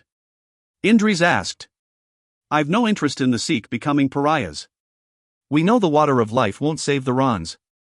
To save their lives, they need to be severed from their awakening, or reawakened. We can perform the severances with mixed degrees of success, Ajanmar offered. It's a specialized skill, best done by healers. But to reawaken a person is something none of us know how to do. We can perform the rituals on a new Ron, and let the awakening take its course. But to imprint new, unknown paths on the body, mind, and soul? There were few who could do it, and they're long gone from us. Can you do it, Indres? It was clear that Om was not the only one interested in Indres' answer. I've only seen the barest hints of the rituals you've been using since Sedefk vanished, and those rituals require a person who's never been awakened before. If you don't have an answer, then why are we here? Famensatri said bitterly. Because we need to find out how to properly awaken somebody, and to save the Rons. They need to survive and remain as the political presence in Shrine able to stop or delay it from becoming a bloody war magnet. Thought you didn't care about the bigger picture, boy? Famensatri sounded smug.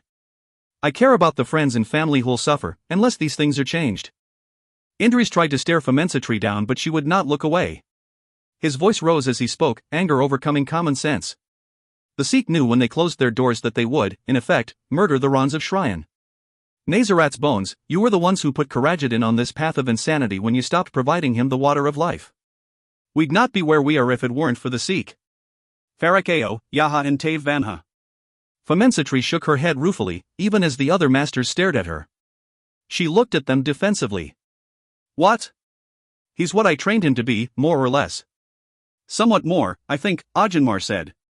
This is happening at the worst possible time, Aum murmured. As we feared, the soul traders are in Shryan, and in numbers. Why? Indris asked. If only we knew, Famensatri said. They come at times of great strife, harvesting souls that they can torture, sell, or otherwise exploit. The more powerful the soul, the more they'll desire it. The dead don't forget anything they knew in life, so there are some souls the traders would learn some invaluable things from. Would they be after the Rans, and their secrets of awakening? Possibly. She looked at Indris pointedly. But there are other souls of power that would intrigue them more. The Battle of the Mosajan would have been a feast for them. And what Karajadan has planned will see a lot of influential people planted in ashes. But I think they're looking for somebody specific. Then it's even more important I find a way to save the Rans. Indris waited as the masters began to speak in rapid Maladhoring, his understanding of the language not so advanced that he could gather the subtle nuance. He could tell they were not happy. I'll go on a lore quest to find out how we can save the Rans. But I need to know how long you can keep them alive. My journey will be based on the time you give me. And hopefully this lore quest will work out better than the one I undertook to the Spines. The masters conferred, voices rising and falling, hands placating, crooks brandished or struck against the ground for emphasis. Indris went to the side table and poured himself a cup of tea, taking comfort in its warmth.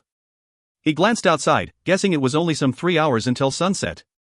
I need another night in the archives, and time to set things right with Rasha in case I don't get another chance. Then there was ANJ. He needed to speak with her before he left, or else there would be no end of trouble the next time they met. There was much about her that still bothered him. It was one of the reasons he had made the scholar's lantern, to see the truth about her and to set his doubts either to rest, or in stone. And yet I delay using it, for fear of learning another truth I can't forget, or ignore. Indris? Famensatri's angular voice broke his reverie. We think we can keep the Rans alive for another few months. They weren't without the water for very long, so the damage wasn't severe before they came here. But they will only get worse as time passes. Do you think you can find what we need? He who watches asked urgently. Indris replied, all I can do is search for the answers. Hope you do better than you did saving Ariskander, Famensatri said. You've never had, Indris finished. He looked to the other masters, his face warm with guilt over Ariskander's passing, in itself one of the reasons Rasha was unwell. In anger and disappointment at their millennia-long duplicity. I'll spend tonight in the archives, and another few hours in the manufactory to finish my projects before I go. I'll also need a couple of jars of the water of life. I'll also have Changeling and my other possessions back. And if we say no? Asked. Indris smiled at the tiny, fern-haired master. You've already said yes, thought. Rasha returned to her suite almost an hour later looking fitter, but still nothing compared to her former vitality. She was supported by Taj, and surrounded by Montreux and the Lion Guard. Rasha smiled at Indris and her brother as she entered her bedroom. How is she? Indris asked his cousin. Taj went to the table, where he picked at a few morsels of food and poured himself a short, thick black coffee, offering Indris a cup, which he declined. Taj took a seat near him, fatigue apparent in every limb as he sank into the chair. She's stronger after the treatments, Taj admitted, what he did not say more telling than what he did. The Pa sipped at his coffee. But she needs to rest. As it is, she gets reports every other day on the state of the Federation, and it makes her both stressed and angry that she can't do anything to change it. Macelane, Danyun, and Ben Saharan are running the day-to-day of Nazarat Prefecture. Ran Nazarafin and Ran Siamak are likewise burdened with worry. Ziair is doing what she can to influence the political parties to remain calm in the face of Osran Karajadan's aggression, while Sephajamandian challenges the Osran at every turn. Has it become so bad that the great houses and the 100 families are holding their long knives so openly? Ajamensit, a war of the long knife, was the classic way of fighting between the houses and the families. Rarely would Iran or Asef take to the field with an army unless they planned on conquest, otherwise they preferred a subtle and quiet victory over their enemies. Ajamensit solved many problems without the collateral damage and cost that came from an AJ, or an Ajam military campaigns of increasing size. Yes. Some imperialists doubt Karajdin as a leader, not surprising given his flagrant disrespect for Send, and the freedoms our laws try to protect. So, wars of assassins have become inevitable. Their conversation was interrupted as the door to Rasha's bedroom opened, and Rasha came out to join them. Indris avoided the obvious questions, fully expecting that Rasha was tired of hearing them. Taj rose to get his sister some food and wine as Indris spoke. Rasha, I need to. Indris, wait. Before you start, let me apologize for the way I've treated you. Rasha played nervously with the pleats of her overrobe as she avoided eye contact. It wasn't until father's voice began to fade from my mind that I realized how much reason had abandoned me. In truth, I think I was becoming ever more him, but without any of his self-control, consumed by the anguish of his death. The things I said, that I did. This was Nirun's burden, not yours. You did the best you could for your house, and the Federation. Rasha laughed then, a bright sound. Tears flowed and she wiped them away with a firm hand. I did poorly by you, and all you've ever done has been for the good of others. You do, deserve better. And Mari? In the name of all the Nazarats that have come before me, I never thought I'd admit that there was an Erebus I actually liked. But... She shook her head. No buts. You two are perfect for each other. Even father thought so, but the anger, the betrayal, of seeing our country fall apart, I was filled with such blind, reckless, consuming rage, her words spat out like marbles clattering around her feet. I understand, Rasha. Indris took her hands in his. They were fever hot, the skin dry as old paper.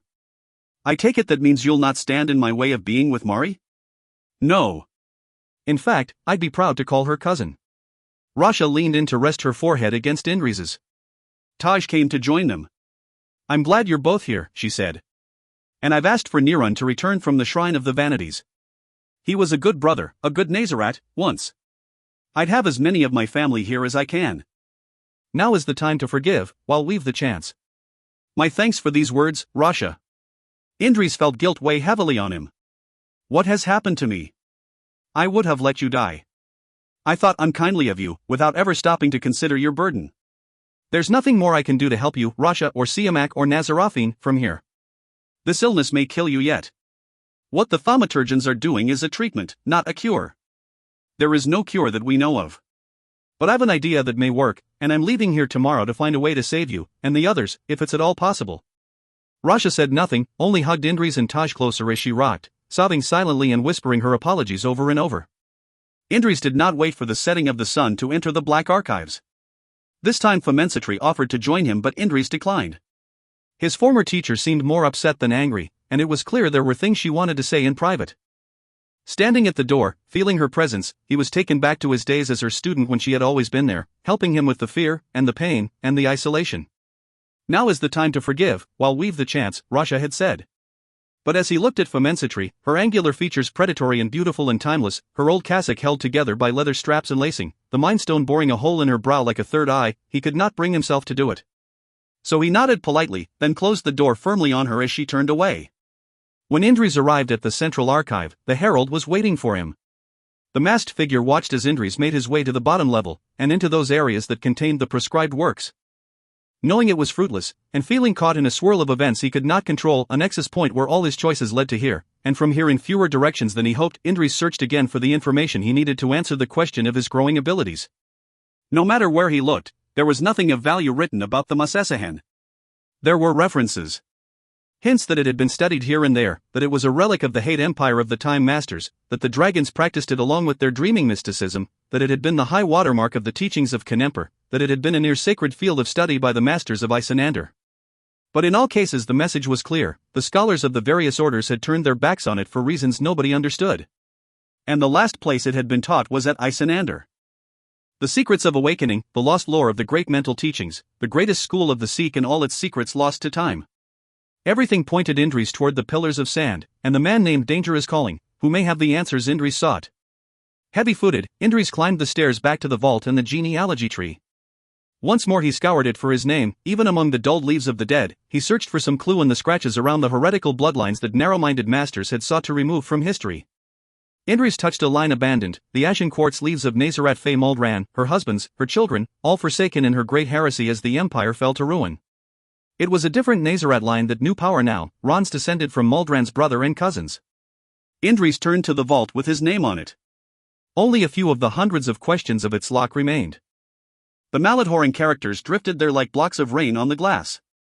Of those questions, there was only one query he knew could not be answered here. What is awakening? How does one prepare the mind for it to be effective? And how does one awaken such a mind? There are times I wish I could reach back in time and slap some people, Indres mused. I doubt you are alone in that sentiment, the herald replied. Well, it seems I'll need to search elsewhere if I'm going to answer this question. Indres flicked the vault door with a fingernail. You are leaving a marking in this nose? The herald said without preamble. I'm going to try and find out how to reawaken the Rons. And how to open this damned vault. Awakened Rons are irrelevant. Yes, I heard that before. Not to me, they're not. One of those Rons is my cousin, and I've precious few anchors to family or friends left. I don't intend to lose another one if I can help it, but only the Maj and the Majarons are relevant. The herald intoned. How? When Ariskander had tried to awaken Indres and Amnon, he had said that Famensitri and the other Rons had all agreed that Indres was to be his heir, despite Ariskander having 3 of his own children to choose from. Indres recalled the yearning to embrace the connection to Ia and all things on it. The sensation of a deep and abiding strength that would never fade for so long as the sun burned in the sky. With such power, Indres could do a great many things, not all of which were good. His own ancestors had proven that point. Nazarat Fa Dianwi, the first Maj of the awakened empire, had sunk the Seed High Court beneath the Marble Sea. Muldran, the Empress in Shadows, had turned thousands of her people into nomads, and commanded the dead to return from the Well of Souls to defend the empire. There were hundreds of stories with happier endings, of centuries of benign rule under Nazarat dynasties, but in the extremity of their need, the Nazarats had proven they would abuse power. Indres stepped closer to the herald as if he could see through his own warped reflection to the face of the person beneath. Who are you? An obvious question, tainted by perspective and observation. But then so is why, how, what, where, and when.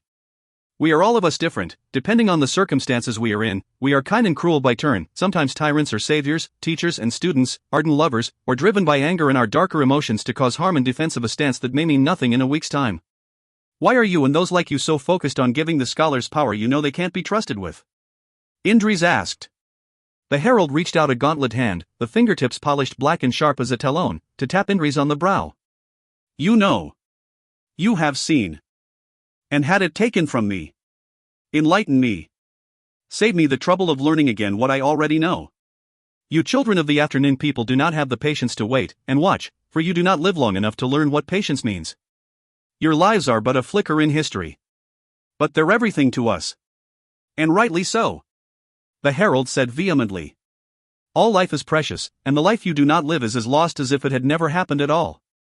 But your passions, seen as just and true in your span of days, may be seen as reckless and wasteful from a different vantage. The drowning of the seed under the Marble Sea, the gathering of the nomads at the end of the empire. I understand. But it's in our nature to act when we feel we must. What could be so terrible, so dramatic, that it had to be taken away from me? What if you had found out that your entire life had been a lie? The herald asked. What if the world was not ready to accept certain truths? Indres felt a terrible apprehension take root. What would I do? What did I do?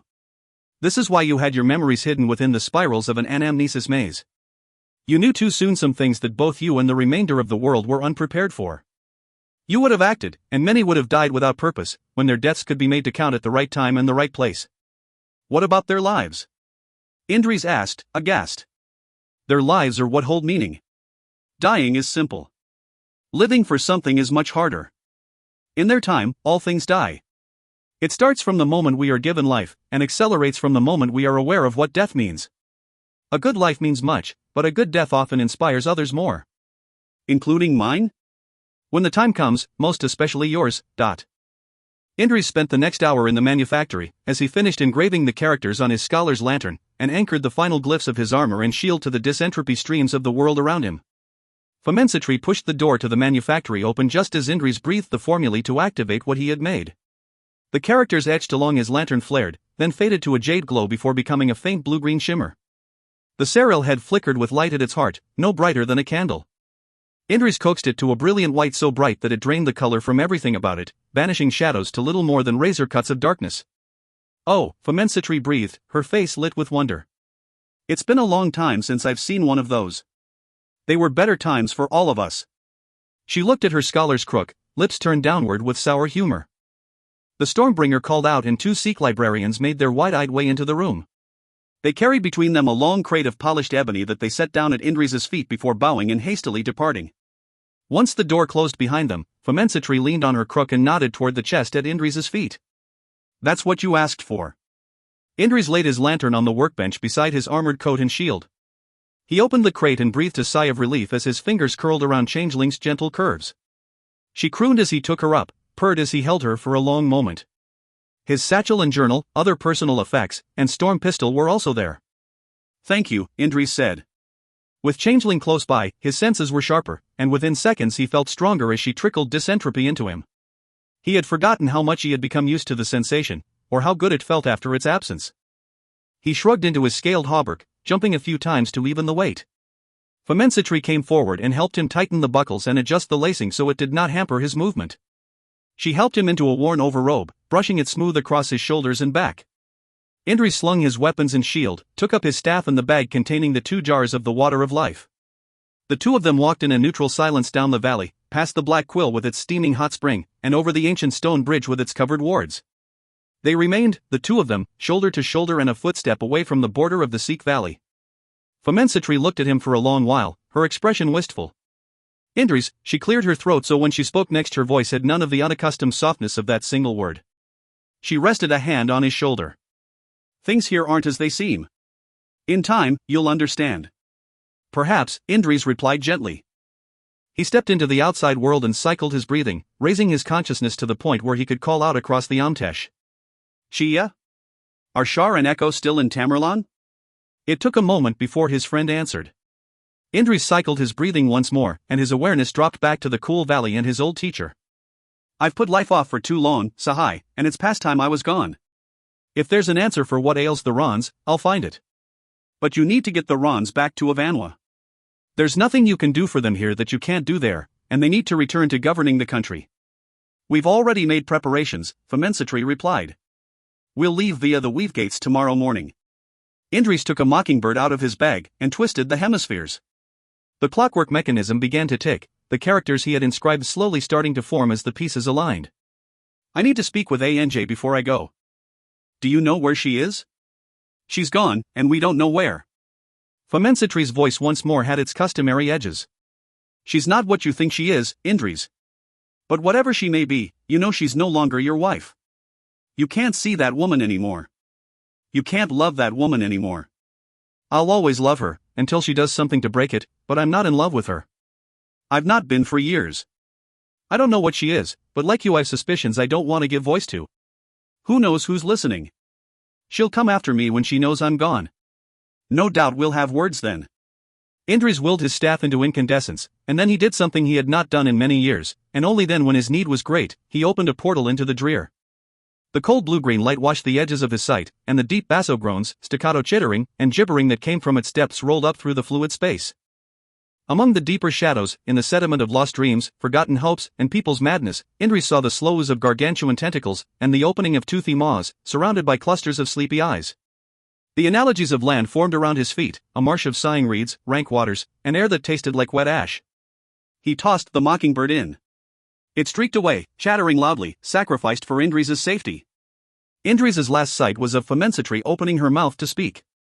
Her words were lost as the world splintered into fragments around him, and the drear swallowed him whole. Chapter 14. Knowing only what you are told is a small kind of life.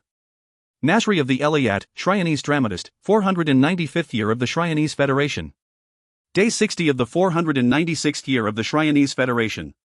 The night mists and the drop in temperature had driven most of the Nadi and Tamerlan to the Hearthal.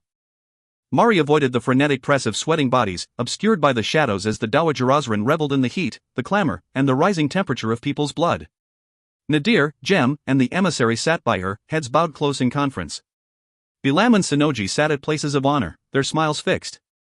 Eladin threw his arms skyward, spattered with gore, after gutting a man. Mari winced at the wet red tears in the young Nadi's stomach. Rather than finish him off, Eladin watched, wide-eyed, his laughter manic. The man, no, the boy, barely past 16, tried to hold his entrails in. He staggered, slipped in his own blood. The Dowager Osran threw coins in a shower from her high table where they bounced and rolled in the blood. Her cousin strutted around the maw of Savagian, stopping from time to time to hear the crowd shout his name. Mari folded her arms in disgust. We fight not for ourselves, Ben Saharan had told her during her training at the Lament. The warrior poet, the traditions of the Daishari, are rooted in our sacred calling to defend those who are unable to defend themselves. We are the ones who die, that others may live, our names remembered as those who gave themselves bravely for the greater good. Had her teacher seen the likes of Aladdin, Mari had little doubt he would have cast her cousin down, broken his weapons before his eyes, and rescinded his exalted name for all time. Spurred on by the crowd and the exhortations of his mother, Aladdin dashed in and punched the beleaguered boy in the face, driving him to the ground. The young man's wounds opened farther. Aladdin took a handful of his enemy's hair and dragged him toward the maw. He pushed him in, the boy screaming all the way down. The crowd went wild, though there were a significant number whose cheers seemed more for form than enthusiasm. Enjoy the spectacle, little rooster. Tonight it ends for you and the crone you call a mother. Mari scanned the crowd until she found Morn, Kirill, and their crew of immortal companions through a haze of heat, smoke, and sweating bodies. The companions were no more armed or armored than usual, so as not to raise an alarm. There were 40 in all, each marked with a pin of a serpent made of ornate blocks, eating its own tail. It was the first time Mari had seen so many of the immortal companions in the hearth hall, and she was thankful for the general levels of inebriation. Had the other warriors in the hall been more sober, the presence of so many predators might have given them pause. But the night was cold, and the hearth all packed. "Hey there, pretty lady," came a breezy voice from her shoulder. "Can I buy you a drink, and talk you into doing something stupid?" With a grin, Mari turned and gave Shar a kiss. The Seath warchanter was hooded despite the heat. Other than her Serral sword and knives, there was nothing to give away that she was Seath. Echo loomed behind her. Under the shadows of his cloak, she could see little else but his yellow eyes. One massive hand rested on the hilt of his khopesh, and he opened the flap of a bag to reveal a short bow and a quiver of arrows, each thick as Mari's finger. Mari drew Echo into a hug, and the powerful Toesi purred in response. "I'm glad you're both here. There's nobody I'd rather do this with." "No, that isn't true. Hayden. Omin. Indries. All gone." She blinked rapidly against a stab of grief. "But never forgotten." "The immortal companions are ready to give you your diversion, Mariam," Echo rumbled. "Shar and I will remain with you, to better your chances of success. We are not thrilled with the presence of the Widowmaker. We owe him a debt of blood for our dead. Now is not the time, and here is not the place," Mari cautioned. "Our objective is Vahina." Echo could carry Vahina under one arm and still fight if it comes to it, Shar added with an impudent grin. "Isn't your Sonaset a little bulky for fighting?" Mari asked, eyeing the massive stringed instrument strapped to Shar's back. "We'll need her before the night is done. I'll add a little music to a lot of wine, suggest a few things in song, help unpop some corks on the violence here, and let the laughing wind spirits have their way. I doubt many of these halfwits have dealt with a Seath trooper before. I'd almost feel sorry for them, were they not in service with the evil old hag who governs this rock. They'll get what they deserve." "You wanted a distraction," Echo added. "And you know how people say less is more?" Shar asked. Mari nodded in response, to which Shar grinned wickedly. "Morons. All of them. More is always more. Especially when it comes to distractions." Mari could not help but laugh and hug both of her friends tightly. "I've missed you both so much. This may sound strange, but I'm almost looking forward to what we're about to do, Adot." "Ridding the world of villains is always something to be relished, Mariam." Echo stood proud, an armored mountain of fur and muscle beneath his cloak. "And it seems fitting we do this to remember the ones we've lost," Shar added. "Shall we, then?" Mari asked. "Oh, let's do." Shar replied. Mari turned her attention to the center of the room, where Aladdin was toying with another victim, cutting the man so he bled profusely without wounding him badly enough to kill. The guards who had been spying on Mari had their attention diverted to the bloodshed. The Dowager Osran thumped her wine bowl, a gold-plated skull with sapphires for eyes, on the table. Wine, thick and dark as blood, sloshed over the side and down her hand. It stained the old crone's lips and turned her filed teeth red. Some of Mari's cousins joined the Dowager Osran, though more had slid their chairs farther down the table. Leaving Shar and Echo where they were, Mari made a circuit of the room. She walked from small group to group, and smiled back to those gracious enough to look her in the eye, clasp her hand, or comment kindly. She marked those who preferred the sight of the ceiling, or the wine-soaked and bloody floor, taking their measure in turn. When Mari came to stand beside Morn and Kirill, she subtly pointed out the ones who she thought would not interfere, versus those who were in the thrall of the Dowager Osran. Most of the naughty are here because they've nowhere else to go. Down on their luck, or defeated in some campaign somewhere and forced to flee for the season. They're biding their time. But there are those who see a real future with my grandmother, and they're the animals that need to be put down. Starting with that one. Morn nodded at Aladdin where he preyed on a warrior much weaker than himself. There'll be an uproar when he's history. Your grandmother will certainly attempt to have me killed on the spot. No doubt, Mari said. I assume your people will be in position? We'll seed them among those most likely to help the Dowager Osran, Kirill affirmed. Our warriors will put down the leaders of those groups first. And the witches? Mari asked. Can you drop them quickly? Morn chuckled, checking the buckles on his armored sleeve. It's under control. I've 3 Daimogen in my crew, and some of my people learned some bitter truths fighting in the conflicted cities. They know the advantages of soul-forged steel. Kirill spoke with those immortal companions nearby, who then took their squads with them and went out among the crowds, settling close to those Mari thought would rally to the Dowager Osran. When they were in position, Mari turned to Morn. How are you going to do it? Mari asked, gesturing with her chin at Aladdin. She winced as her cousin danced behind his opponent, pulled the man's head back by his long hair, and cut his throat. Blood gushed down the man's chest, and Aladdin dragged him to the maw and shoved him in while the man was still alive. The applause was deafening as the crowd sloshily wrapped their bowls and mugs against shields, tables, and chairs. After stretching his arms, back, and legs, Morn leaned in to kiss Kirill. He smiled, his once handsome face wrinkling around the eyes. You ask how? Like this. Morn stepped into the combat round, each step more predatory than the last, palm resting on the hilt of his knife with its studded basket hilt. The other naughty in the room nodded, and some cheered, for Morn was clearly a man not to be trifled with. Aladdin looked bored as he walked back to his sycophants, snorting, joking about how it was now up to the old-timers and has-beens to provide entertainment. Where do you think you're going, boy? Morn said to Aladdin's back. Aladdin stopped, turned, and gave Morn an incredulous look. Yes. You. Boy. Are you challenging me, old man? Aladdin asked with a cruel smile. Mari quickly walked away from Kirill's side, using the crowd as cover as she made her way to where Shar and Echo waited. Shar started to strum her sonaset metallic, discordant notes that set Mari's nerves on edge. Sounds like it, Sao Hedge. Aladdin's eyes bulged at the insult. Small man, weak, shallow, and unaccomplished. Morn swept his arm around the room. Unless there are other opponents you'd feel safer fighting. Aladdin. The Dowager Osran's voice cracked over the swell of the crowd. She glared at Morn, the old shark recognizing a tiger among the dogs in her yard. It is time to allow another to. The sidewinder waved his mother down. He drew his knives and moved forward, gliding from one foot to the next. His blades made shining, weaving patterns in the air. Aladdin's face was dark with fury. Stay out of this, mother. The sharks are still hungry, and this fool seems eager to feed them, but... The sound of Shar's sonaset jangled out across the hearth all, woven with her breathy voice raised in song. Mari did not understand the words but felt her hearts rise at the sound. There were those around her who shrunk in on themselves. They looked about with uncertainty and fear. Mari remembered her sense of impending dread at the Battle of Amnon as the Seath war chanters sang, and their warriors enacted their battle as scripted by their dramatists. She had fought all her instincts to hold her blade in her hand, and not run for safety. Hearing Shar's song now, Mari felt invincible. Aladdin, no. The Dowager Osran shrieked. My beautiful boy, do not. Morn drew his dagger and used his armored sleeve, and subtle foot and bodywork, to avoid the flurry of Aladdin's blows. Aladdin's expression was unchanged, apparently unaffected by the music. Flawed as his moral compass was, Aladdin had been trained as a warrior poet, and the daishari did not break, and did not run. Steel belled, clanged, shrieked, and chimed. Both men fought without speaking, intent on the play of muscle and metal. Red sprayed and both men leaped back, Aladdin aghast that his precious skin had been cut. Blood trickled down his abdomen. Morn reached up to wipe at the scratch on his neck. Both men glided forward. There came a whirlwind of cuts, stabs, punches, and kicks. Aladdin seemed a font of energy, his movements explosive, impacts like adder stings.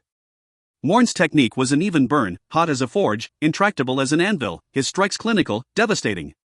Fainting, Morn sunk his armored fist into Aladdin's stomach, and followed with a hammer blow from the studded hilt of his dagger. Aladdin went face first onto the bloody floor, one of his knives skittering away. Mari's cousin rolled away to come to his feet, shaking his head. His lips were split, and he spit out blood in part of a tooth. Morn gestured for Aladdin to retrieve his knife. The younger man cursed and held out his hand, calling for his sword. One of Aladdin's cronies dashed forward, to the grumbles of the crowd, and handed the sidewinder a long-hilted shamshir, the blade sheathed in sharkskin. Aladdin kissed the serpent pommel of his weapon with a flourish. He stood, lean as his sword, renewed with greater confidence. "You brought this on yourself, old man," Aladdin said. "It was meant to be this way." Morn sheathed his knife and called over his shoulder to the smiling Kiril. "My love? Steal, if you'd be so kind." Kiril unfolded the cloth wrapping from around a long battle axe with a chisel-shaped blade protruding from the back. Aladdin's face paled at the sight of it. Shar's song almost drowned out the Dowager Osran's mournful wail. Morn hefted the axe. "Shall we?" Mari's mouth went dry as both men savaged each other. The fight had changed, going from duelist's arena to the battlefield. Sword and axe glittered in the lantern light as the warriors traded blows. Sweat flew and ran down faces colored with effort. Yet it was the younger Aladdin who moved faster and faster, his cuts and footwork precise. Morn moved more slowly, deliberately, as he was driven back toward the maw. The Dowager Osran and her followers cheered loudly, and chanted Aladdin's name. The warrior poet's grin grew wider. Morn stumbled, his back to the maw. He dropped to one knee, head bowed, hair drenched with sweat, his armored sleeve scratched and dented. Aladdin slid from left foot to right, shamshir held crosswise in the fatal penitence end technique. It hovered for a moment, shining, before the blade swooped down toward the juncture of Morn's head and neck. The crowd roared. Mari swore. Kiril smiled. Morn was not where the blade landed. He rose, body spiraling, axe a blur as he twirled it over his head. It made a terrible and bloody crescent as Morn swung it down. The axe bit into the back of Aladdin's neck. Cut through flesh and bone. His body tumbled in two pieces into the maw of Savagian. The Dowager Osran shrieked, veins protruding from her sweaty neck and temples like worms. She hurled her wine bowl at Morn, though it fell well short of the mark, the gold skull clattering about uselessly on the bloody floor. Her screams were incoherent, inconsolable, and she raked at her face and chest with her sharp nails. Eventually her words took a hoarse form, birthed from mad grief. "Kill him. 1,000 golden rings to the one who brings me the head and manhood of this foul murderer. Kill him. Kill him. Kill him for me, my dogs." The Savadai and those naughty loyal to the Dowager Osran took up arms.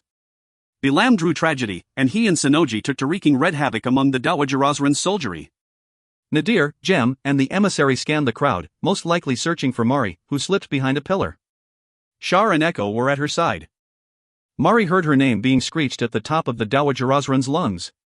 Set amid the Dowager Osran's forces, the immortal companions went to work with the ruthless efficiency born of years of service on hundreds of battlefields. From her vantage point, Mari could see the chaos they sowed. Bilam was a bloody-handed menace, worse than anything the hounds of Tamerlan had seen, and warriors fled before him, or died. Sinoji pitted herself against the sea witches, flinging hexes while maintaining her arcane wards for herself and Bilam. As far as distractions went, this served as biggest. "It's time we went about our business," Mari said to Shar and Echo. She gave the Dowager Osran one last quick look as Mari and her friends left the hearth hall. "Grieve while you may, grandmother. You'll join your son soon enough." Mari led her friends to the trophy room. Household staff saw them coming and made themselves scarce.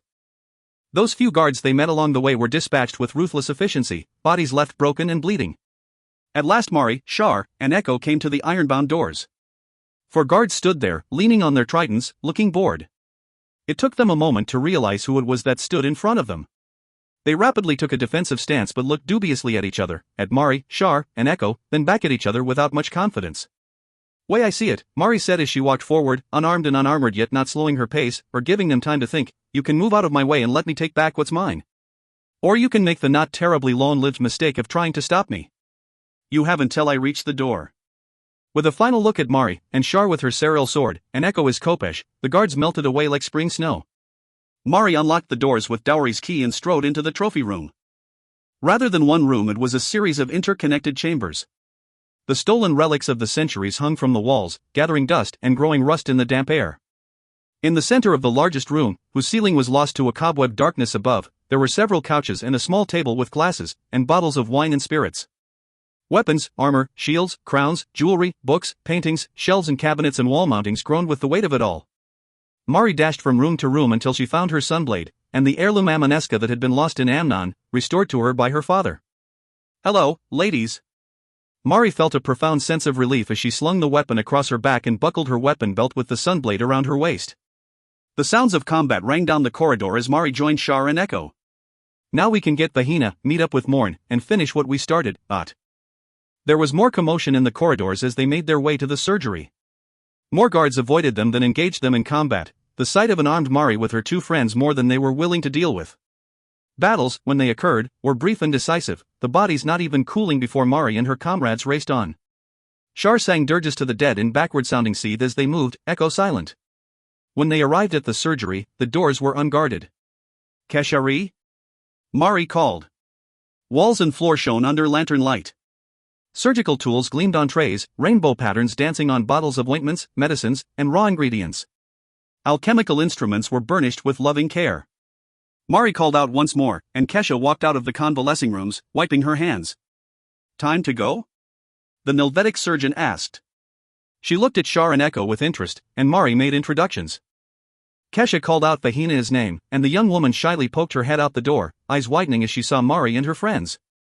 The Ronsalassan, if such a title still applied, raced out and threw her arms about Mari with desperate strength.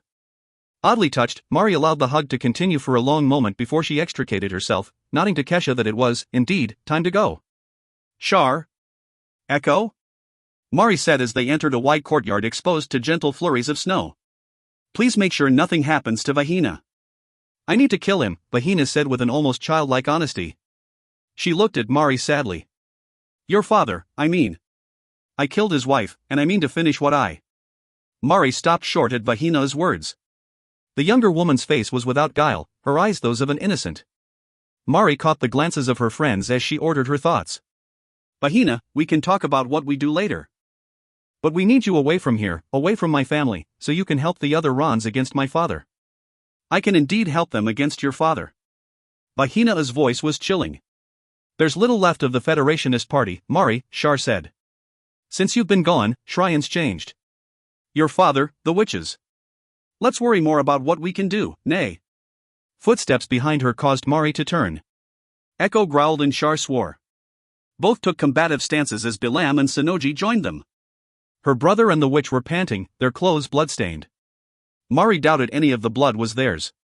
Bilam gave Mari a cautious grin that dwindled as he assessed Shar and Echo, who had closed ranks. The Widowmaker allowed Tragedy's tip to fall toward the ground, his other hand held out and open. We've cleared the corridor between here and the skydock, Bilam said softly. Shar and Echo stepped toward Bilam, and Tragedy's tip rose from the ground. I'm here to help, not hinder. Mari? Tell them, please. Miriam? Echo said. Allow me to clear your brother from our path so we may continue our journey away from Tamerlane. Bilam looked bemused. You could try that, yes. Or, you could put your sword down, and live a long and happy life. There is no vendetta between us, Tawasi, so why should I spill your blood? No vendetta? Echo growled. Hayden. Omin. There needs to be a reckoning. Mari rested her hand on Echo's arm and shook her head. I don't need to lose any more friends. We hold you responsible for the deaths of my friends, Bilam. That's not something we can forget. And I hold your dead lover to account over the death of my ancestor. Sonoji spat. But we don't all get what we want. Peace, please. Bilam took a deep breath. I'm not asking you to forget, Mari. Nor am I asking for your forgiveness. All I'm asking is for a chance to help undo some of what I've done. Mari nodded to Shar and Echo. The Tawasi drew himself to his full and impressive height. I have my eye on you, Widowmaker. Any betrayal by you will be answered. Be my guest. Bilam's tone was less flippant than Mari expected, and entirely without fear. A blood-spattered Morn, Kirill, and a squad of the immortal companions careened out of the gates at the far side of the courtyard, weapons drawn. They pulled up short when they saw Mari and her company. One of the companions, a compact woman in russet armor, carrying a heavy rapier with a dented hilt, began to swear soundly. She finished off with "We've lost them," in a heavy Igranian accent. What happened? Mari asked. The Dowager Osran escaped, Morn said bitterly. Mari began her own round of swearing, raising the eyebrows of those nearby. Morn gestured her to calm. There's no pouring that wine back in the bottle, Mari. Tamerlane is ours, but the Dowager Osran and her inner circle are gone. Nadir, his father, both of whom I'd love to see dead, and the emissary, gone. along with their witches and some soldiery. How did they escape? Shar asked, though the war chanter seemed relieved there would be no more fighting. There aren't that many ways off the island. The witches, Sonoji suggested. The ones from the Masajan that the Ozran has in service. They've no fear and little restraint in opening portals through the Dreer. They're a different vintage from the witches and scholars I know. Because they're missing the last 300 years or so, Bellamandra said. But as General Hawkwood said, what's done is done. We need to press forward. Father's agendas won't wait on us. Not yet, Mari countered. We've got some cleaning to do. The Dowager Ozran wouldn't abandon Tamerlan so easily. She's here, lurking somewhere. Advise your people to caution and make sure nobody is alone. The sky above them cracked, a slit of brilliant lightning flared behind the clouds. The air growled, groaned, wailed as it was ripped open in brilliant ripples like a stone had been thrown into the pond of the clouds. A column of silver-white radiance speared down, striking the courtyard with a titanic boom. A shining figure streaked downward, trailing liquid light behind it. The light faded, revealing a man crouched in the center of the courtyard, the hood of his overrobe covering his head. He carried a tall staff that glowed gently, and an amanesca with a dragon-headed pommel was slung across his back, as well as a round shield that was black as night. Everybody froze as he stood. The head within the hood looked this way and that. With a casual gesture the man swept his hood back to reveal handsome features and a mop of untamable hair. Mari felt lightheaded. Her chest hurt and her breath hurt and her eyes burned as tears welled and her hands trembled and her knees felt weak. Indris gave Mari and the others a brief smile. Sorry I'm late.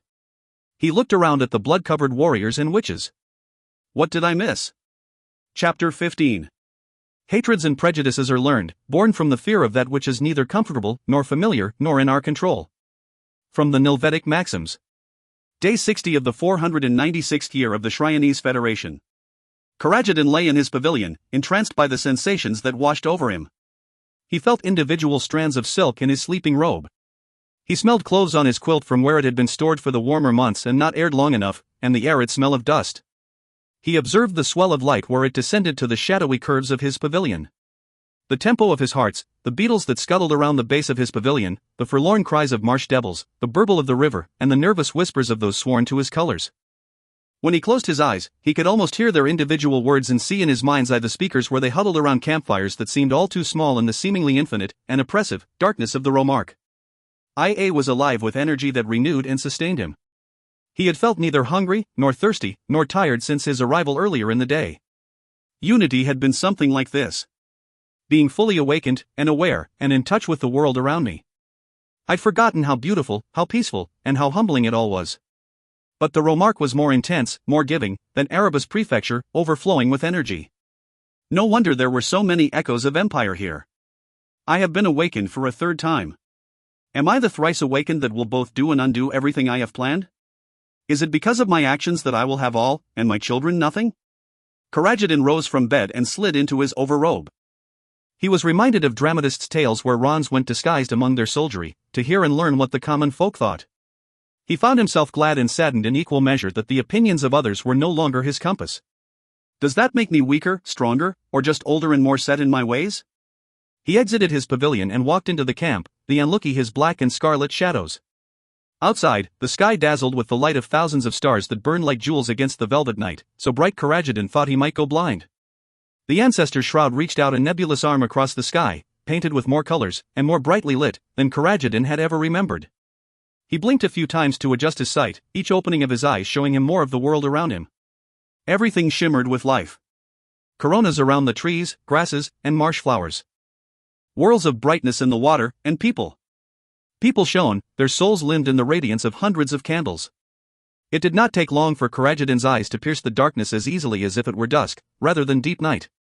He was overwhelmed by the sense of people, and steel, and oil, and leather, and the smoke of campfires, the hoarse musk of the Ifari, and beneath it all the foundation reek of brackish water, decaying vegetation, and carcasses rotting in the mud. About him, the horizon glowed as if the ghost of dawn was about to come from all directions. Soldiers made their obeisance as he passed, which he only vaguely responded to, so transfixed was he by everything about him. He felt his lips part in what felt like the first unencumbered smile he had given in far too long. At the edge of camp, Ifari guards walked the perimeter, horse heads swinging this way and that, nostrils and eyes wide, massive frames burdened by layers of steel and leather so that their hooves sank into the mud. A squad of the Ifri sheathed their weapons and dropped to all fours before trotting out along a dimly lit path on patrol. Karajadin stood on the riverbank, unafraid of what he could now clearly see. Fish seemed to hover, blowing in the depths like the reflection of kites. On the far bank a few huge marsh rats, big as Karajadin's arm, were cracking snail shells open with small stones. Reedwives soared on leathery wings above, their auras bruised. He even heard Camilla as she approached, though her tread was light as the breeze. "You see it, do you not?" she asked. "See what?" "Everything." She stood beside him, her filthy blonde hair limned by star and moonlight, face beautiful and peaceful in repose. Her lips and chin were stained with blood, as were her hands. She closed her eyes and inhaled. "You see, no, you feel, why this place has been so important, to so many, for so long. Why here? Because this is where the walls between worlds are thinnest. There are other places, but few such as this.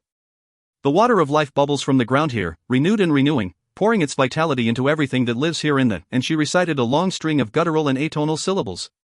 "This is why many of those who came before tarried here. It is why their servants remain, waiting. For..." The word was no sooner out of Karajadin's mouth than he regretted saying it. "The right time." Her smile was chilling. "We watch, and we wait, and hear them in our dreams, promising us a return to the days we long for." "You have seen them. Heard them. I can see it in your eyes." Karajadin tried his best to turn his grimace into a smile, and knew from her expression that she found his failure amusing. "Fret not, great Karajadin." Camilla looked north across the great shimmering flat of the Romark, torrents of energy rising here and there like spectral fountains, to fall like diamond points of rain. "Those who came before know who has been faithful. When the time comes, your part in their revival will be rewarded." "I have no part in their revival." The words flew from his mouth. Karajadin looked about conspiratorially. "I have no part.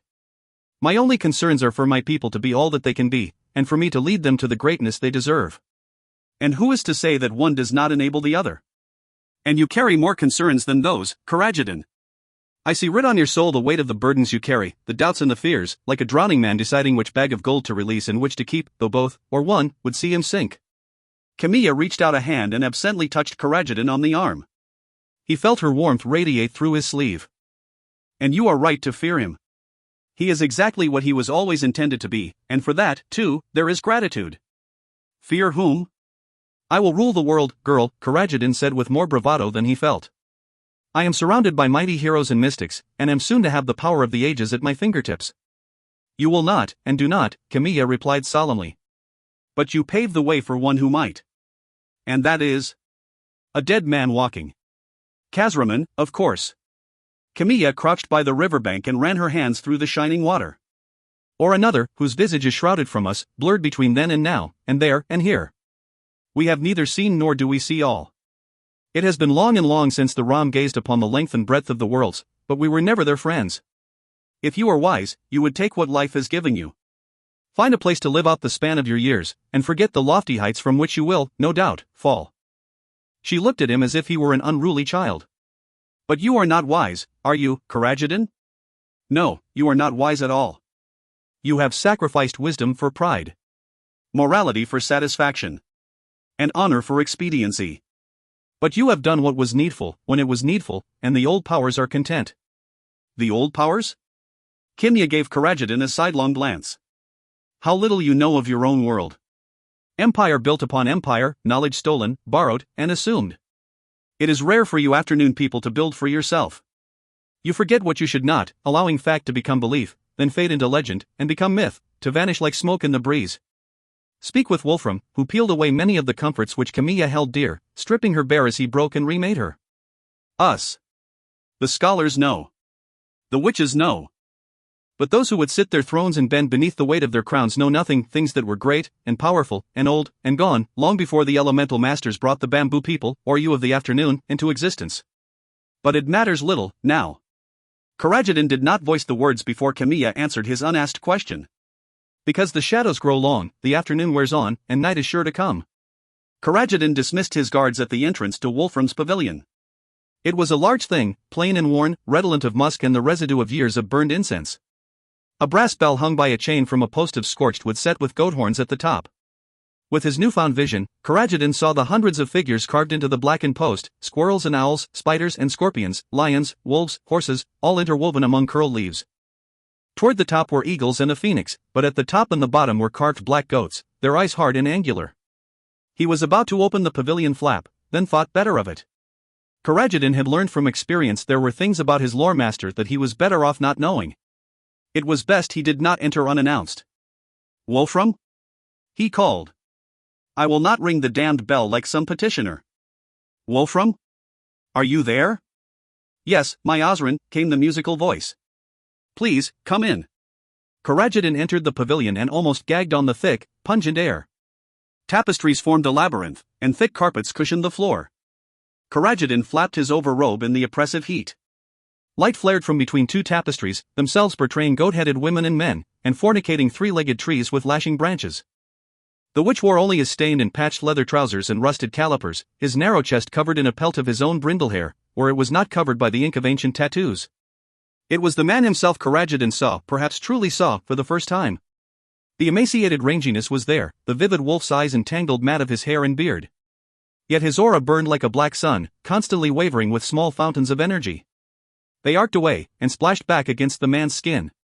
But it was the looming presence around him, a half-imagined image, that gave Karajadin pause, a giant goat-headed beast with horns that drank the light, and eyes darker yet. It filled the tent to bursting, dwarfing the Angoth. Karajadin turned away, and blinked rapidly. When he looked back, the shadow beast was still there, nostrils flaring, glowering, taloned hands resting on Wolfram like a jealous lover. Karajadin concentrated on Wolfram's physical presence, until the shadow of the demon faded from sight. Wolfram gestured for Karajadin to enter. There were camp stools, and many boxes and chests. The open ones had vials and jars. On a small table there rested alchemical equipment, the remaining space covered in books and parchments. The witch poured wine and water into two earthenware bowls, and handed one to Karajadin as he nodded to one of the camp chairs.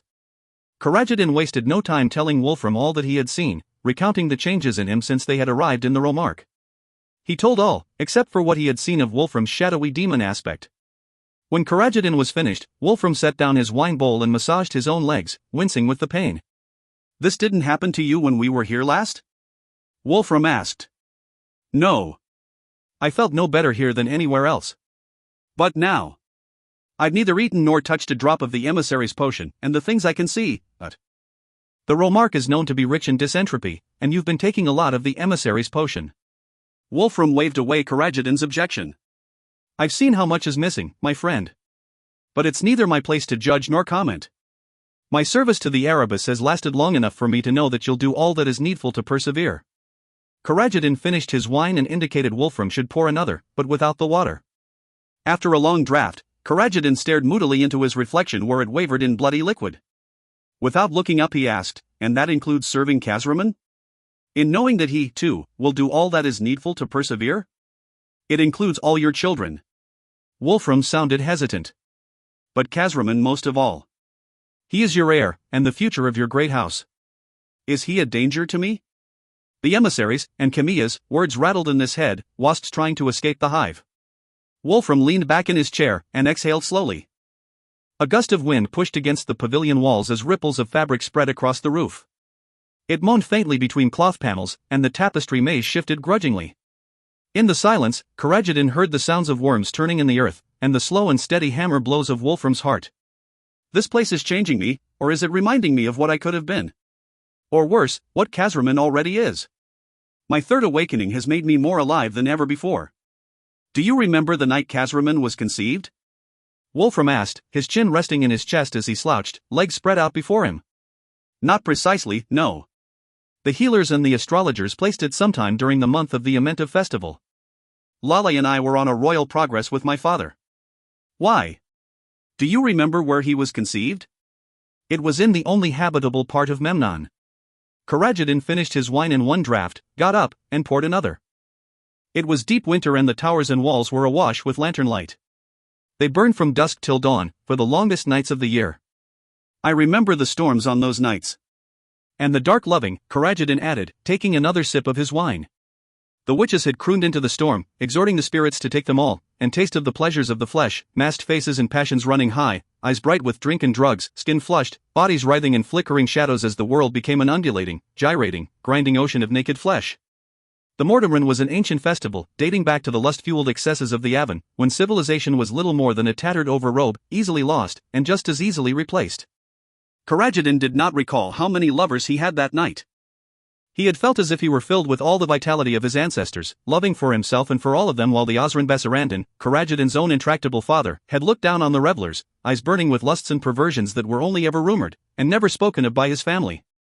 So many people, wearing masks both literal and figurative, had celebrated the heroes and villains, myths and legends of the Avon. There was no telling who had been who that night. Wolfram, are you telling me that Casraman is not my son? Coragidin held his breath, divided as to what he wanted the answer to be. Were Casraman not of the blood royal, there was no way Coragidin would allow him to become Ron. It would all go to his golden son.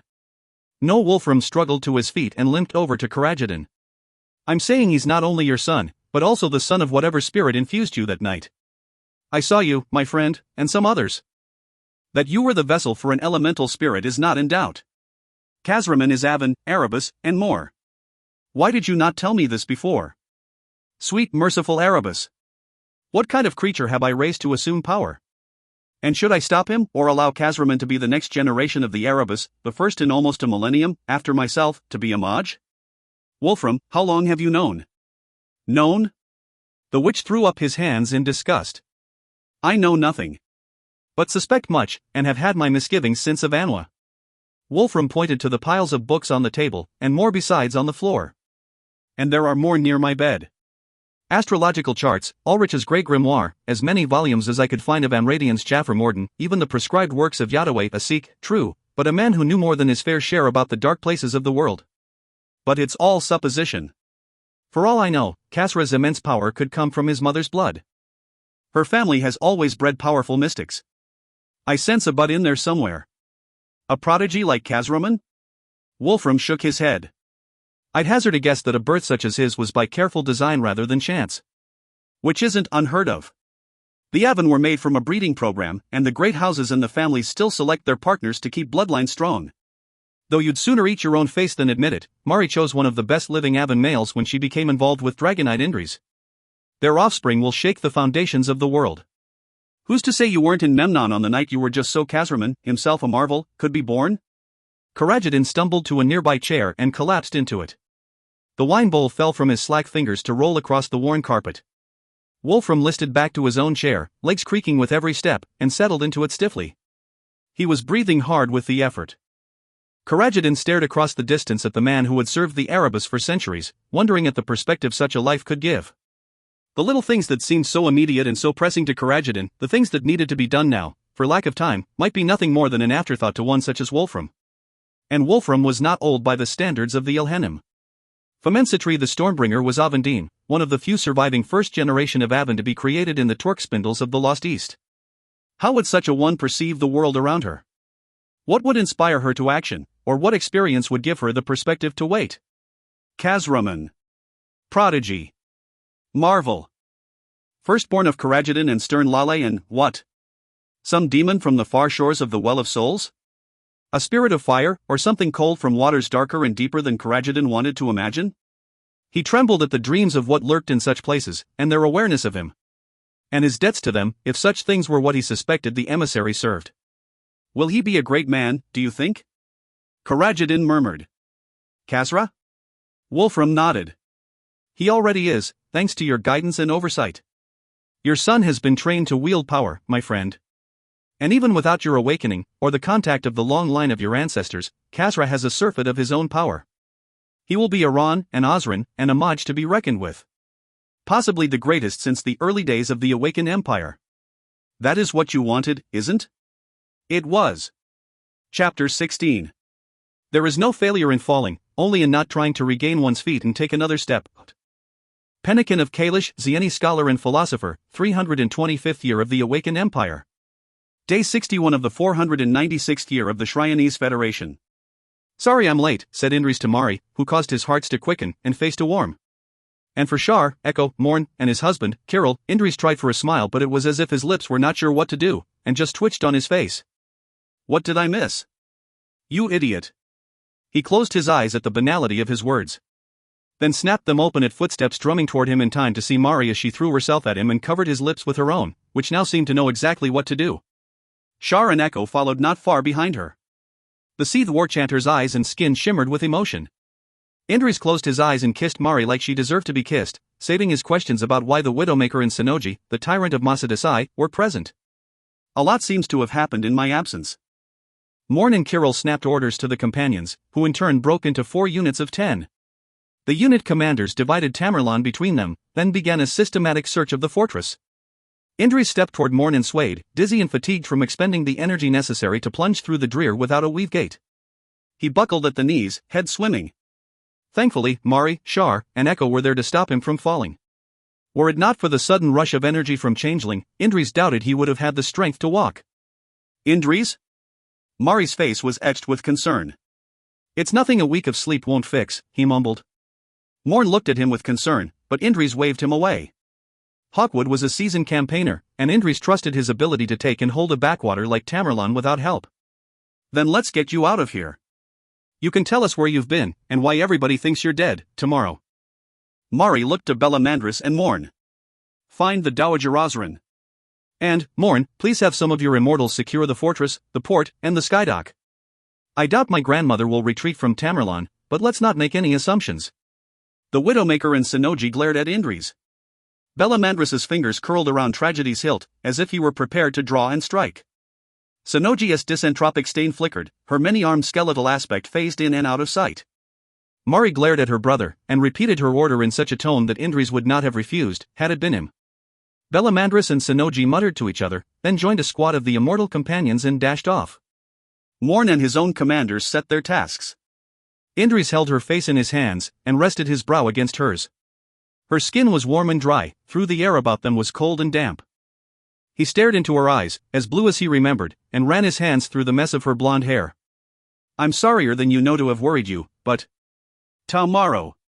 You're a mess, and there are plenty of veterans here who can secure Tamerlan.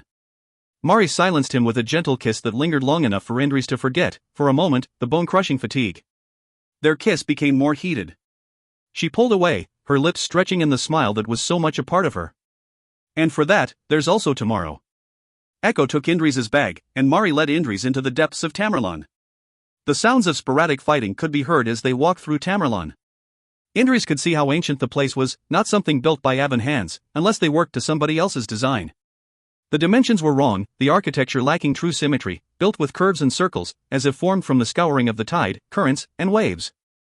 It was disturbing, of an older world with less restraint and mercy than the ancient Avan had known. He paused from time to time, the others looking at him strangely, as he touched the fused stone, feeling the way the AHM flowed through the place like blood through veins. There were similar places in the Golden Kingdom of Mant, though much of their original design had been changed over the years. The Seethe, the Avan, and the humans had added to the places they had inherited from the original builders, Eidolban, Dummarsen, Sarakal, with its tall towers and deeper mines, and slave pits. But Tamerlan was closer to its original construction with its lofty walls of glassy stone. Mari led Indris to her room, as Morn's warriors, and those naughty they were sure of, took station in the corridors and junctions. The room was a cheerless place, the tall window slits providing little light. There were no hard angles anywhere, everything smoothed off to gentle curves, lacking symmetry, while adding a subtle discomfort. People would sleep in this room. Mari had slept in this room, no doubt troubled by nagging doubt and unsettling dreams. Indris thanked his friends as they left, one by one. Shar was last, her skin and eyes radiant, smile broad, tears making her eyes an even more vivid citron. She hugged him fiercely, and whispered into his ear. Hamon Nehes, the Inya. She slapped him in the face, harder than playful, less than angry. But don't you ever do that to me again. I've missed you, too, my friend, Indris said as Shar fled the room, leaving him alone with Mari. She was leaner than he remembered, her eyes bright against the shadows around them. Her hair had lost some of its gloss, and her look was sharper, but her smile was the same. They shed their armor and weapons until they were both wearing only their tunics and trousers. Mari crawled beneath the furs on the bed. Indris joined her, and took her in his arms. Exhaustion pulled down on his eyelids, and he cycled his breathing into longer breaths, slowing his hearts, calming his mind. He smiled, eyes closed, as Mari nestled her head in the crook of his neck and shoulder, her arms across his chest, her breathing light as a feather. Indris, his friends, and Morn's senior officers, all with their many fresh wounds, were gathered in the Dowager Osrin's sunroom, the mists thick and white against the windows, the hearts blazing. Morn's junior Nadi had been assigned the task of preparing and serving food, until the servants could be assessed for trustworthiness. Under the good-natured jibes of their more veteran comrades, the young Nadi carried in platters of food. Indris inhaled the scents of tea and coffee, of freshly baked bread and hearty porridge laced with honey. Belamandris and Sonoji were absent. According to Morn, the two of them had joined another crew in the early hours after dawn, the Widowmaker in particular wanting a reckoning with Nadir for his treatment of Mari. Indris did not imagine it would end well for Nadir. Indris's reverie was broken by Mari's request for an update on the occupation of Tamerlan. He smiled behind the lip of his bowl as she controlled the room. There's been no sign of the Dowager Osrin or her inner circle, Morn reported. There have been some skirmishes with those Nadi who remain loyal, though a larger number have stayed neutral. Waiting to see who takes the day, to get their pay, Kirill muttered. There are still pockets of resistance, Tamawa said in a clipped accent. The captain was a compact, muscular woman from Jayam, her skin so dark it was tinged blue. The sides of her head were shaved, temples and skull marked with intricate tribal scars. She sat so close to the fire in her brightly colored cloak that Indris wondered whether she might catch a light. A shotel, a sword so curved it was almost a sickle, leaned against her chair in a worn leather sheath. The Dowager Osrin abused her people, but many of them fight on for fear of her retribution. And, as Kirill says, the Nadi will want their money. Make sure they keep their hands off the treasury, and that there's no violence against the townsfolk, Mari said. There are those among the Dowager Osrin's ranks who only know send as a word. Carmenia, another of Morn's captains, nodded in agreement. She was as lean as the heavy rapier at her hip. Her russet leathers creaked as she shifted in her chair. We're still rooting them out. Many try for the harbor, some for the skydock. As best we can tell, no vessels escaped. It's only a matter of time. Except the surrenders of those who offer, Mari suggested. The officers of the Immortal Companions looked at her incredulously. I'm serious. The Dowager Osrin was a mean, spiteful stain of a woman. Many served her out of fear, but there are still those hidden away, ready to fight back, who served her out of shared enthusiasms. The Dowager Osrin, Jem, Nadir, and probably the emissary will be with them. We'll need all the Nadi we can get if we're going to try to put an end to my father's plots, and restore some grace to the Osrin's office. Mari's right, Indris added. Karajadin has the largest army of any of the Rans, and the great majority of the imperialist Sefs follow him. Narse is ever his ally, and her heavy infantry are the best in Shryan. Martam, Vahina's cousin, has taken on the mantle of the Ron-elect Salasan, acting as regent in her absence. We can do something about that to start with, and take away some of Karajadin's support. How is Vahina? Keshari, the surgeon here, has Vahina in her care, Mari replied. I've not seen much of her since my imprisonment, but Kesha says Vahina seems well enough. Did you manage to actually sever her from her awakening, or is she still going to be plagued by it? I don't know, to either question. That she's alive is a good sign. I'll need to take a look at her, to see what damage there is to her mind. And her body, and her soul. What about the Sikh? Morn asked. He and Kirill sat together, sheafs of reports scattered on the table in front of them.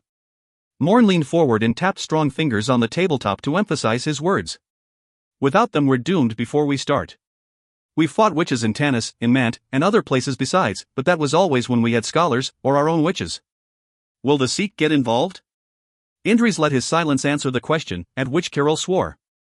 Indris finished his tea, grabbed a quick bite to eat. He noticed the sideways glances Mari gave him, as well as those of Shar and Echo. As people broke their fast, Indris related what had happened to him since the battle with the Mosajan witches.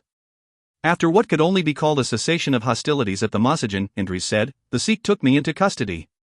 But how do I tell them that ANJ has returned? I can't shoulder those questions right now. He told them the rest of his story, of the interrogations, the long days and longer nights at Amarka in the snows. Of the appearance of the herald, and the plight of the Rans. Mari in turn related her tale, which caused Indris's chest to constrict, for Shar to take Mari in her arms, and for Echo's leonine face to go hard as stone. Shar and Echo, Morn and Kirill, recited the events happening around Shryan. Indris settled into his chair, excluding the drone of voices, the clatter of plates and cutlery one by one as he sorted through the information given him.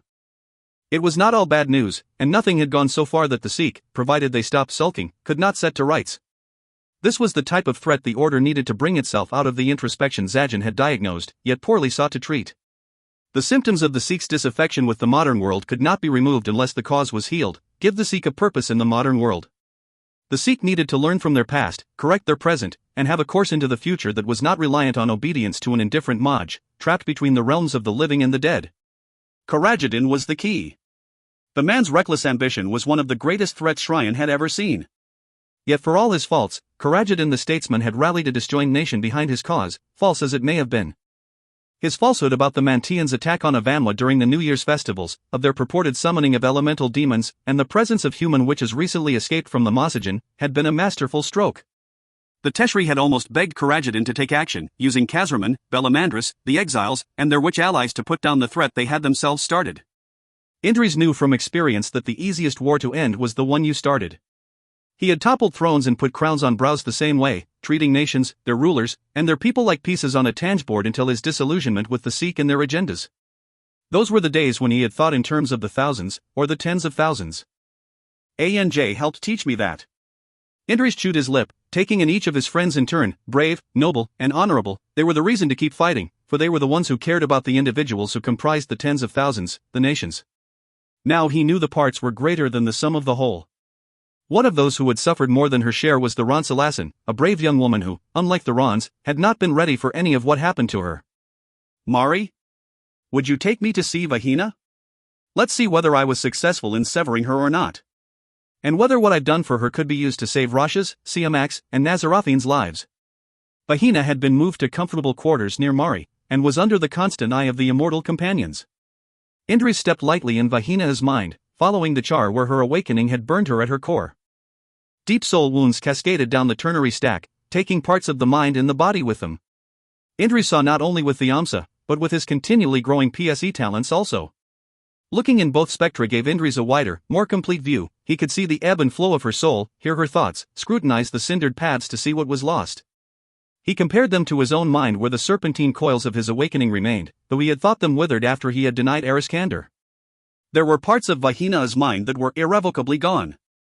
Even the Sikh differential baths could not repair such wounds.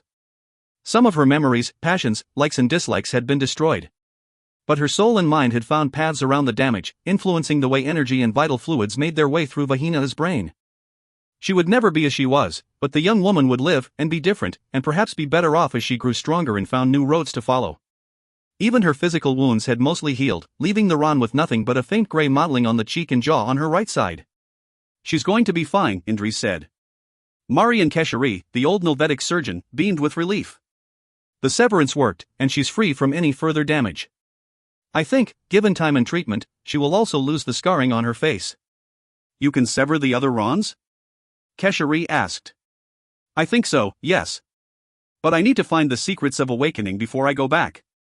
It's a Shryyanese custom and not one I'm prepared to interfere with. Our awakened Rans are key to our strength, and given the looming threat of the Iron League. Thanks to my father, Mari growled. Made immediate by Karajadan's plans, yes, the Rans will take any advantage they can get to defend the nation. The Sikh have severed other Rans before, it's whether we can reawaken them that's the question. At least I know where to look, to see whether we can tailor awakening around the damage that severance brings. That's the tricky part, to see whether it can be done again to the same person. Vahina grabbed Indris's hand. Thank you, for everything. There are things I don't remember, and some memories are like mist.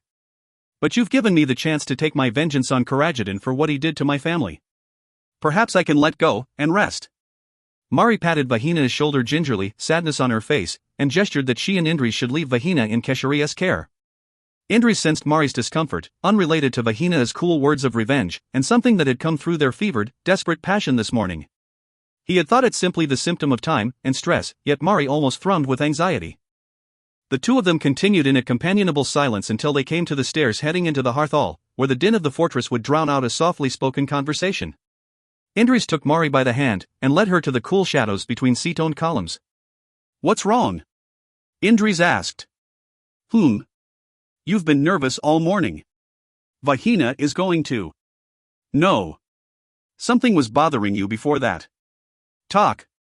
Mari raked her fingers through her hair, tugging lightly on the ends, as she looked Indris in the eye. He waited for her to speak. When she did, the words came out in a rush. What's a feigning? Where did you hear that term? Indres kept his voice calm despite the surge of rage and dismay. The emissary mentioned. Mari was not fooled by his attempt at composure. What is it, Indres? What was she going to do to me? Indres led Mari through the hearth hall, where he took a jar of wine and 2 deep bowls. They walked to one of the smaller dining rooms that looked out over the town below. The mist had lifted somewhat, though snow fell listlessly, adding to growing drifts of trampled slush in the narrow streets. Plumes of black rose into the air only to be shredded by the wind. Boats rocked on the rough water, and the seabirds had taken shelter from the weather. Indres poured Mari a bowl of wine, then filled the second one for when he told her what needed to be said. Mari, the feigning is an old term that hasn't been used in centuries. Certainly not since the golden age of the Awakened Empire, when the Maj and the Sikh were far more influential, and we enjoyed what many perceive as the high watermark of Avan culture. The term came about because the scholars, and the members of the upper castes, saw themselves as the inheritors of IA. They sought to mimic the natural order, and improve on it using torque spindles. Some of the Rans even tried making their own children and heirs through feigning, seeking to make the most powerful descendants they could. In short, a race of super beings, but raised and trained by people as flawed as everybody else. Your ancestors made the Ifrit during these times, as well as some other creations that weren't so successful. History tells us those were immoral times, when the Avan sought to surpass all those who'd come before. Thankfully it was internal conflict that saw the decline of the Golden Age, and a restoration of more practical arcane science. Mari lifted the wine to her lips, finishing the bowl in a single draught. She reached for the second bowl, and took a swallow as Indres refilled the first. Mari put the bowl down and laid her hands flat on the table. She kept pressing with more and more pressure until the tremors stopped. Without looking at Indres she asked, and what happened to the people who were put in the torque spindles? It depends, Indres replied cautiously. But Mari now, as ever, deserved the truth. We thought those days behind us, the scholars involved punished most seriously. Progenitors in a feigning mostly die, totally consumed by the process of making something else. Others lived for a short while, particularly if they were dismantled over time to make many new beings. Others, where their feigning was used to create a small number of offspring, lived quite normally. But that wouldn't have been me? Probably not. I would have died to make an army of what? An army of me. Think about it. Indres rested his hands on hers, but she dragged them away to clutch the wine bowl again. Could you imagine facing an army of soldiers that were even half as good as you? Imagine your skills and perceptions, your reflexes and training and intuition merged with a predatory beast? Or another soldier who excelled in different areas? It would be a force to be reckoned with, and once that came instantly into existence rather than taking a lifetime to raise and train. But I would have died, she whispered. Yes. And the world, particularly my world, made desolate for it. Mari downed a second bowl of wine, then threw the bowl at the window. Glass smashed and cold air dusted with snow gusted in. For some time Mari cursed her family, their history, their present, their future, and all their ambitions. Indres handed her a filled bowl. Mari, I don't want there to be secrets between us. She nodded, expression guarded. He took her hands in his and she frowned, clearly apprehensive. When Famensitri took me to help the Sikh, they'd pretty much emptied the Amur Majin of every scholar who could hold their own in a fight, and a few who couldn't. We were marshaled around the Masajin, the first wave of masters and knights already engaged. There were fewer of us than there should have been, but it wouldn't have mattered how many of us there were, she would have found me. Famensitri? No. Indres took a deep breath. ANJ. Mari slowly took her hands away. She looked at him from under lowered brows, her face and voice dangerously bland. Tell me everything. Mari neither interrupted nor complained. She listened to all that Indres had to say, then leaned forward to kiss him when he was done. We've been through a lot this year, you and I, she said. Parts of us have been born, and parts of us have died. I trust us, Indres. More importantly, I trust me, with you. If A&J is something else we need to deal with, then we'll deal with her together, Mari walked to the door, where she paused. She did not turn around when she spoke. But if you decide to go back to her, don't make me wait. I can't take what you mean to me lightly, and I won't share you. I love you, Indres. I've loved you for longer than I wanted to admit, and the words can't be unsaid now. But the world won't wait on my say-so. I've started something here that needs finishing. I've left my work to others while you recovered, but now it's time for me to find my grandmother and put an end to her. Jem, Nadir, and the emissary, too, if I happen across them. If you want to come with me, armor up. It's likely to be dangerous, and I'd hate for that pretty skin of yours to get damaged. Mari left him at the table, the door opened behind her in invitation to follow. I love you, too. Before Ivanwa it had been 7 years since he had seen Anj, the last 2 of which he had thought she was dead. There was no going back, no breathing life into the cold coals of his marriage, not when his heart burned for another. But Indris knew Anj, and knew that Anj, or whatever Anj had become, would never see it that way. Indris rose and made his way to Mari's room, where his armor and other kit were stored. After all this time apart it would not do to keep the woman he loved waiting any longer. Chapter 17. If not now, then when? High Palatine Navar of Oregon in his address to the Agranian Parliament on Racial Harmony, 494th year of the Shryonese Federation. Day 61 of the 496th year of the Shryonese Federation. I love you. Mari had said the words now. Indris's revelation about Anj made things more complicated. Did she feel entirely comfortable knowing that Anj was alive? No. The Seethe woman had been a significant part of Indris's life since they were children. They had been raised together by the Sikh, trained to wield powers Mari could barely comprehend. But their life journeys had taken them to different places, and on those journeys they had become very different people. The past is done. It is my turn now. Mari laughed, then covered her mouth with her hand. I love you. It was not the first time she had fallen for someone. But it was the first time she had found a partner she thought she could grow with, to learn from, to teach, to share a life as equals. She made good time to her room, resisting the temptation to turn, to see if Indris followed. Their weapons still lay together on the table, the serpentine, recurved shapes of an empire centuries in the grave, yet still the symbol of the greatest warriors the Avon had ever known. There were few other than warrior poets in the Sikh who carried an Amaneska in the modern age, and most of those weapons, such as the Awakened Empire relics used by the Phaiasan, were centuries old, yet strong and sharp as if they had been forged yesterday. Taking up her weapons, Mari made a quick stop at the armory. Given precedence over the other soldiers by Leonetto, Morn's Lanceline captain of infantry, Mari made a quick circuit of the armory and pieced together a leather gambeson, a scale hauberk that had seen better years, plated gauntlets, and a gladiator's sleeve made of bronze-shod steel. She was unsurprised to find a relic from the Avon Blood Theatre in Tamerlan, where the old ways held true. Leonetto helped Mari on with her armor, checking her movement as he fastened the straps and laces. When she told him where she was headed, Leonetto ordered one of his harangue lieutenants to take charge of the armory. It's a crap job, Leonetto muttered. Glad to be out of there before somebody draws blood. The two walked together to a small yard where a garden had tried to grow. Withered sticks for trees sprouted from the snow amid broken stone and tilted statues. Shar and Echo, Morn and Kirill, and 2 squads of the immortal companions waited. Indris trotted from the doors behind her, armed and armored. He had a grin on his face, his attempts to remove it making him look boyish. One of the mine supervisors joined them moments later, bowing his head so often Mari wondered whether it might fall off. The man had agreed to show them the tunnels beneath Tamerlan that led between the caverns below the fortress, to the mines, as well as those tunnels used as bolt holes. What do you mine? Morn asked as they headed out, his Nadi removing the hoods from Ilhen torches. The supervisor unlocked a gate, and led them through as it opened on popping hinges. Pale radiance slid across the crudely fashioned, shadow-pocked stone. Black rock salt, the man said in his gravelly voice, rubbing a dirty hand over his bald pate. Indris muttered under his breath. Some iron. There's silver in a mine further south. Even a witchfire vein, though that's almost played out. His voice trailed off uncertainly and he looked around, expression fearful. The Dowager Osran can't hurt you anymore, Mari said kindly. Her commands no longer have meaning here. Begging your pardon, and don't get me wrong, as we's all thankful as can be you done what you done, but until I see the Sefsavagian's head on a stick, I'm gonna fear she'll be back. The supervisor led them deeper beneath Tamerlan. Though the fortress itself was black as a trader's heart on the outside, it was clear where the stone for the interior had been mined. They passed through massive chambers of blue and green stone where the walls were still scored. It was unpolished but doubtless the same material that formed the fused walls of the fortress above. Water thundered in the distance.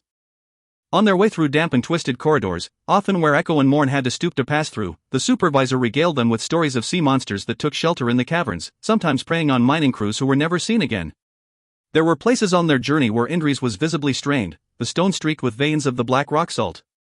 It was in one such place, a huge cyst beneath the mountain, that the supervisor stopped. There were a number of corridors leading away, the sounds of picks and hammers echoing from them. Faint light flickered from those tunnels, while there was one that was conspicuously dark. Let me guess, Shar murmured. Morn and Leonetto smiled, while Kirill snorted a laugh. Indris smiled at the supervisor. Thank you, but we can find our way back, and I believe you're right, this really isn't a place you want to be. The supervisor needed no other motivation. He bowed hastily, then headed back the way they had come. What's this? Shar looked anxious. Why is this familiar to me? Sorakel, Indris muttered. It feels like the slave pits of Sorakel. We're in parts of the caverns that were bored long before the Avon were brought into existence, or the humans fell from the stars. And I assume you're going to suggest we go yonder? Kirill nodded toward the one dark tunnel. Indris looked over and smiled for his answer. Mari and Indris led the way, weapons drawn. Indris held his scholar's lantern before him. The long hexagonal head, similar to a spear blade, shone with cool radiance. The cavern was striated like muscle, bands of stone arched overhead as if they walked through the rib cage of a giant serpent. All the while Mari's sunblade grew progressively warmer, so much so that at one point she looked down to see a line of brilliant light burning at its heart. Sunblades were given to heroes for a reason, Mari. Indris nodded to her weapon. In the early days of the great sunsmiths, they were the only ones other than the Sikh who made weapons that could defeat demons, nomads, and other supernatural creatures. Such beings always gained their power in the nighttime hours, or under moonlight. So the sunsmiths made weapons that harnessed the power of the sun. Mari cocked a skeptical eyebrow. My sword is made from the sun? Well, not the sun, no, Indris said. But the sunsmiths learned their techniques from the elemental masters, who in turn learned from older powers besides. The light in your blade mimics that of the sun, the lattices in the metal releasing the power stored there. Why is it burning now? Echo glared about, eyes wide. Kopesh held at the ready. Because it, like changeling, senses better than we what lingers here, Indris replied. Everything about this place feels tainted. I think there's a rift beneath it, like under Ayajanmar. But it's energy from the Dreer that pools here. Something about the way Tamerlan was built allows the Dreer energy to filter up through the stone and into the fortress above. It would ruin anybody who dwelled here too long. That would explain the Dowager Osran, Mari muttered. And why I never felt at ease here. The things I've seen make more sense. Mari went on to tell her friends about the sacrifice at the sea shrine, and the thalassic horror that had taken her cousin, Dowry. Farakeo, Mari, Shar breathed as she shook her head in disgust. Parho Iotha Abe Shahat Halo. I don't speak Seeth, but I assume you weren't saying anything nice then. Shar smiled, and clapped Mari on the shoulder. Not so much, no. Fair play, Mari said. She looked around. Beauty may be skin deep, but the ugly of Tamerlan is like rot to the core. Indris, how do we destroy this place? Indris laughed sourly. Destroy it? We don't. There are too many questions to be answered in places like this. All we can do is try to ensure it doesn't fall into the wrong hands again. But this creature you speak of, and the sea shrine. Both sound important to your grandmother. We checked the shrine twice, Leonetto replied. Once at high tide and once at low. We never saw sign of anybody. That said, we never knew these tunnels existed either. My grandmother keeps dangerous company, Mari warned. Be on your guard. Together Mari, Indris, and their comrades marched onward. The floor and walls became damp, rivulets of seawater trickling down the center of the passageway. Light came from ahead, and Morn gave the order for the lamps to be hooded. Indris darkened the fire in his lantern, yet Mari's sunblade flared ever brighter. Mari caught Indris's glance, and shrugged. I can't turn the damn thing off, she whispered. She sheathed the weapon with a mumbled curse, hand never leaving the hilt. Mari rounded the bend to see a broad cavern. Pools of water were scattered across the uneven floor, the stone worn smooth by the passage of the sea. There were several arches that looked out across the bay, and Mari saw the pillars of the sea shrine through a stone screen covered in coral growth. Around the edges of the cavern were rock shelves, each higher than the tide line. Chairs and bedding were there, and the air retained the warmth of firestones. Somebody was here recently, Echo said. The lion man bounded up the stairs to scout the shelves, Shar close behind. Mari watched as they sifted through blankets, bowls, and plates. Echo crouched on the edge of the shelf to report. I estimate there were perhaps 60 people hidden here. And not gone long, Shar said. The water in the urn is still hot. We'd best get back to the fortress, Mari suggested. My grandmother and her supporters can't be far from here, and I've no doubt she knows her way around Tamerlan better than anybody. She's cunning, and won't give Tamerlan up while she lives. The courtyard near the sea shrine was in turmoil. Light flashed from weapons and armor. The clamor of struck metal, creak of leather, hacking of flesh, and screams of the wounded and dying broke the air. Mari inhaled the smell of war, voided bladders, bowels, and veins, and opened bellies. A throng of Tamerlan's soldiers and naughty loyal to the Dowager Osran were in the thick of it. They attacked the defenders on the stairs to the port and its nearby skydock. Others loyal to the Dowager Osrin held the gates between the yard and the sea shrine. Warriors of the immortal companions, and those naughty who had abandoned the Dowager Osrin, fought to dig them out. Mari scanned the crowd for the Dowager Osrin, Jem, and Nadir. The flash of silks beyond the sea shrine gate revealed them. The Dowager Osrin stood knee-deep in the turbulent waters, screeching exhortations in a language Mari did not understand, surrounded by her grim-faced sea witches. "We need to get to the sea shrine," Mari shouted to Indris over the din. He nodded, and took position beside her. Bilam danced in the rain of blood, his ruby armor and shield glistening with thousands of Serral ingots so red it was as if the blood never touched them. Sonoji was in his wake as she spun her witchery. Bilam fused the movements of his body, shield, and tragedy into an art form. Never still, he flowed effortlessly from technique to technique in combinations Mari had rarely seen before. Adder tongue became griffin claw, and his sword rising in the air turned and swooped down in falcon strike slow, then across in the horse cutter, his sword devastating, shield used as weapon often as not. Everywhere he went, Sonoji followed in her dreadful aspect of the six-armed mummy dressed in rags, her form held together by shredded light. She flung darts of mystic fire, and hurled concussive bolts of air at those who defied her. Mari and Indris matched Bilam's and Sonoji's movements. They sidled closer, Mari's swords humming as Indris served as her mystic support. Her sunblade flared like an edge of the dawn. Indris' shield was rimmed in sunlight, his scholar's lantern blazed, more spear than staff. Changeling howled with joy. Mari and Indris, Bilam and Sonoji, worked together, attacking and defending, feinting, coming together and breaking apart like the sea over rocks. The last defender fell before the sea shrine, and Indris smashed the gates off their hinges with a gesture of his hand. During a lull in the fighting, Mari paused to gauge their progress. Shar and Echo, alongside Morn and Kirill, fought in tandem and sighed their enemies down. A trident took Echo through the thigh, pinning him. The Tawesi roared in pain, even as Shar severed the trident to set him free. Echo stood, towering over all but Morn, and bared his fangs in a terrifying snarl. Blood streaming from his leg, he took up his sword and set to the business at hand, not slowed in the slightest. "I need you," Mari said to Indris as she launched forward, Bilam and Sonoji close behind. The glowering clouds hung low over an ocean that rose up to meet them. The sea defied the tide, crashing over the sea wall. Jem and Nadir watched over the Dowager Osrin as she yelled her exhortations, her personal guard and sea witches intractable. Over her shoulder she said, "Indris, Bilam, and Sonoji with me. The rest of you, the guards." Mari did not wait to see whether her orders had been followed. She lengthened her stride, feet light as they splashed across the soaked stone. Indris and Sonoji wove formulae and hexes as was their nature. A series of translucent panels and spinning fractals appeared around them, deflecting both arrows and the arcane effects of the sea witch's onslaught. Indris swore at the power of their concerted assault, and bolstered the defenses to fill the gaps where Sonoji's hexes failed. Behind the Dowager Osrin the sea became more choppy. Gray-green tentacles flailed beneath the foamed surface.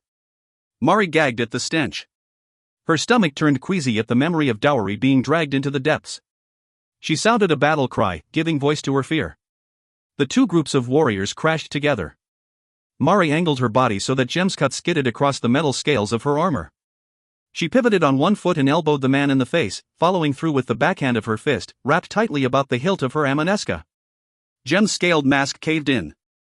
A crunch as his nose broke. Mari felt Jem's knife pierce her flank, a trickle of blood and a sharp burn of sliced skin. She spiraled around Jem, deflecting his serpent quick strikes as she struck back. Jem's knives found their target as often as not.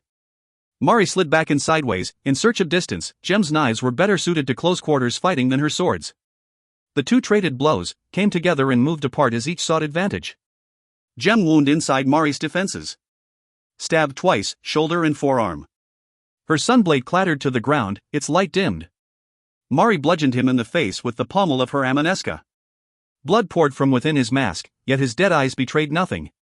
The blacksnake's blades bit again. Screeched off of armor to pierce her bicep, and between the scales to pierce her belly. Several passes later, Mari felt nauseous. Her reaction slowed. Vision blurred. Poison. Side to side they came together. Mari slipped between Jem's stabs. Used her leg to entrap his, her sword held in gauntlet hands became a lever. She pivoted, her sword cutting across Jem's throat, then around. She threw him down, his limbs splayed, head half severed. Mari collapsed to her knees, strength failing. "No!" Nadir bellowed from where he stood beside the Dowager Osrin. He raced forward. Into Bilam, who bludgeoned Nadir in the face with his shield. Nadir staggered backward and tripped over a fallen body. Elam strode forward, only to be denied as the Dowager Osran's guard formed ranks, cold-eyed and relentless. You need to retire from the field, Indris said to Mari. He quickly inspected her as weapons and armor crashed around them. Her skin was clammy, throat tight. I need to. When it's done. Mari snarled. She sheathed her sword and picked up the sunblade. It flared into brilliance. Help me finish it, Indris. Otherwise it's for nothing. Indris rested his hands against her brow and crooned a gentle song. Mari's vision sharpened, and strength returned. She vomited blood and bile down her chest. I've given you about 5 minutes. See it done, Mari. The two raced toward the Dowager Osran, her guard, and her witches. Tentacles flailed from the water. Mari gagged on the reek of rotten flesh, and breathed through her mouth to lessen the nausea she felt. The leathery skin was mottled, barnacles affixed to it. She quailed as the tentacles moaned. One rose high, its suckers irregularly formed. Mari swore when she saw that each of the tentacles was a skewed face, each different, with puckered mouths lined with needle fangs and eyes pale and staring. Water poured from the mouths. It washed over her, burned her skin with the chill. Her jaw went slack, and she stood still, overcome by dislocation and the need to scream until her throat bled. Now you see, girl. The Dowager Osran cried. Now you know that for everything I give to the sea gives back. The tentacle hammered down. Mari's sunblade rose to meet it. Severed it. Cauterized the wound, so the amputated length, as long as Echo was tall, coiled uselessly. Water foamed as the monster writhed. The mouths on the tentacles wailed. More tentacles thrashed. They coiled about friend and foe alike as they dragged screaming victims into the sea. The strength Indris had given Mari waned, yet there was vengeance to be had. The Dowager Osran, and the remaining sea witches not killed by Indris or Sonoji, urged the monster on. Something dark crested the waves, its back covered in spines like leprous coral. Its dimensions boggled the mind, more like a hill rising from the ocean than a living thing. No, you don't. Indris slammed the butt of his lantern hard into the ground. Stone split. The lantern flared in a sphere of brilliance. Shadows dwindled to fine scratches. Color bleached away. The monster gibbered and howled, its leathery skin seared. Mari leaped forward. She crossed the distance between herself and the Dowager Osran in heartbeats. The old woman sneered at Mari as the tentacles wavered about her. They whipped forward, as much as something the size of a sapling could whip, but Mari was never there when they smashed into the stone, or the water. The smile froze on the Dowager Osran's face. The shark of Tamerlan had not drawn her flanged maul before Mari's first cut severed her arm at the elbow. Her grandmother took a sharp intake of breath that was silenced, as Mari's sunblade cauterized the new cut in her throat. The Dowager Osran's body fell limply into the foaming sea. The crone was alive as a tentacle wrapped itself around her, the fanged suckers adhering to her flesh. Though her mouth was open, her eyes wide with fear, the Dowager Osran made no sound as she was dragged beneath the waves. Mari swayed on her feet as her comrades turned their attention to the monstrosity before them. Her vision dimmed. Her heart slowed. And Mari slumped into the frigid water. Chapter 18. Sometimes one will awaken and realize they have traveled too far down a road for them to ever turn from it, despite knowing that other directions may lead to better outcomes. From Honor and Loyalty, by Erebus F.A. Mahador, Knight Lieutenant of the Petal Guard. Day 61 of the 496th year of the Shryonese Federation. Karajadin strode through the camp, squinting at the sun. He had not slept well, his head filled with the esoteric whispers of his ancestors. Fade locked step with Karajadin and updated him on the latest reports, patrols not returning, and snatch-and-grab attacks by the wetlands fenlings. Karajadin had heard the screams, and knew too well the fenlings' taste for living flesh. Soul traders had been seen wandering the camp, windswept and cadaverous in their ages-old finery now turned to monochromatic rags. The skeletal ruin of their wind galley hung low in the sky, reminiscent of an aged vulture. The ground is treacherous, and pretty much every living thing out there is happy to kill us, and quite capable of it, Fade said. This is a sorry place to make war. The soul traders make everybody nervous. None of us understand who they may, or may not, steal at the moment of our death. We should send them on their way, Osran. They're an abomination. On the subject of the soul traders, I agree, Karajadin replied. But the emissary would take unkindly to me evicting them. Besides, are they any worse than the marsh puppeteers, when all is said and done? Both are parasites who revel in death. But there are larger concerns at play, and the traders may yet prove beneficial. But we are not making war, Fade, as much as we are taking control of resources vital to Shrine's survival. I will send a letter of intent to Siamak, registered with the Magistratum and the Arbiter's Tribunal. We are as transparent in our mission as can be expected, Fade, but except for our breaking every tenet of Send by making war on the civilians of Fandra, Fade replied. And then giving prisoners to the marsh puppeteers, which was tantamount to execution, for which they had committed no crimes. They took up arms against their Osran, Fade. I had never thought you to have a conscience, you wily old butcher. Perhaps your silence might best be bought by your eternal sleep, here in the mud. Karajadin smiled though, and looked the man in the eye. We will register our intent with the authorities. What we do here will be made right. Fade looked unconvinced, yet remained silent as they arrived at the windskiff. Taj Shahe was at the pilot station, and had spun up the disentropy spools and the tempest wheels. Karajadin stared at the way the spools threaded energy from the air around them, spinning dumbbells that reeled in gossamer strands as light as spider's silk. Nyx waited there, skin and clothes the color of the marshlands, a stiletto spinning between his fingers. Kazraman, Wolfram, and Camilla waited nearby, Wolfram's former apprentice staring at Kazraman with what Karajadin took to be awe. Karajadin gestured for his inner circle to follow him aboard the skiff, 2 squads of the best Anluki in their heavy layer armor marching behind. Karajdian gave orders for the boarding ramp to be pulled up and the skiff to take to the air. A faint blur detached itself from the Soul Trader's galley. It drew closer to the windskiff, and Karajadin saw the vaguely humanoid-shaped trailing rags in dust as it flew with them. Nomads were all but invisible under sunlight, and Karajadin wondered whether it was the power inherent in the Romark, and his awakening, that allowed him to see the things when others could not. The Soul Traders were here, while the emissary who represented them was absent and had been for too long. Time he would have been grateful for, but the lack of her presence left him more concerned than her being in his orbit ever had. Her intimations of a long and fruitful association with the Erebus continued to leave a bad taste in Karajadin's mouth. Had his predecessors dealt with the Soul Traders, also? Nyx had mentioned his relationship with them, and that of Nyx's father, Reyes. Reyes had been a contemporary of Karajadin's parents. Do I unknowingly walk the same paths as those who have come before me? He was far from the first Erebus to give himself over to the pursuit of power, regardless of the cost to others, satisfied that he knew his road to be the right one for himself and those of similar mind. But he had reached the point where the cost of his ambitions outweighed the quality of the goods he had bought.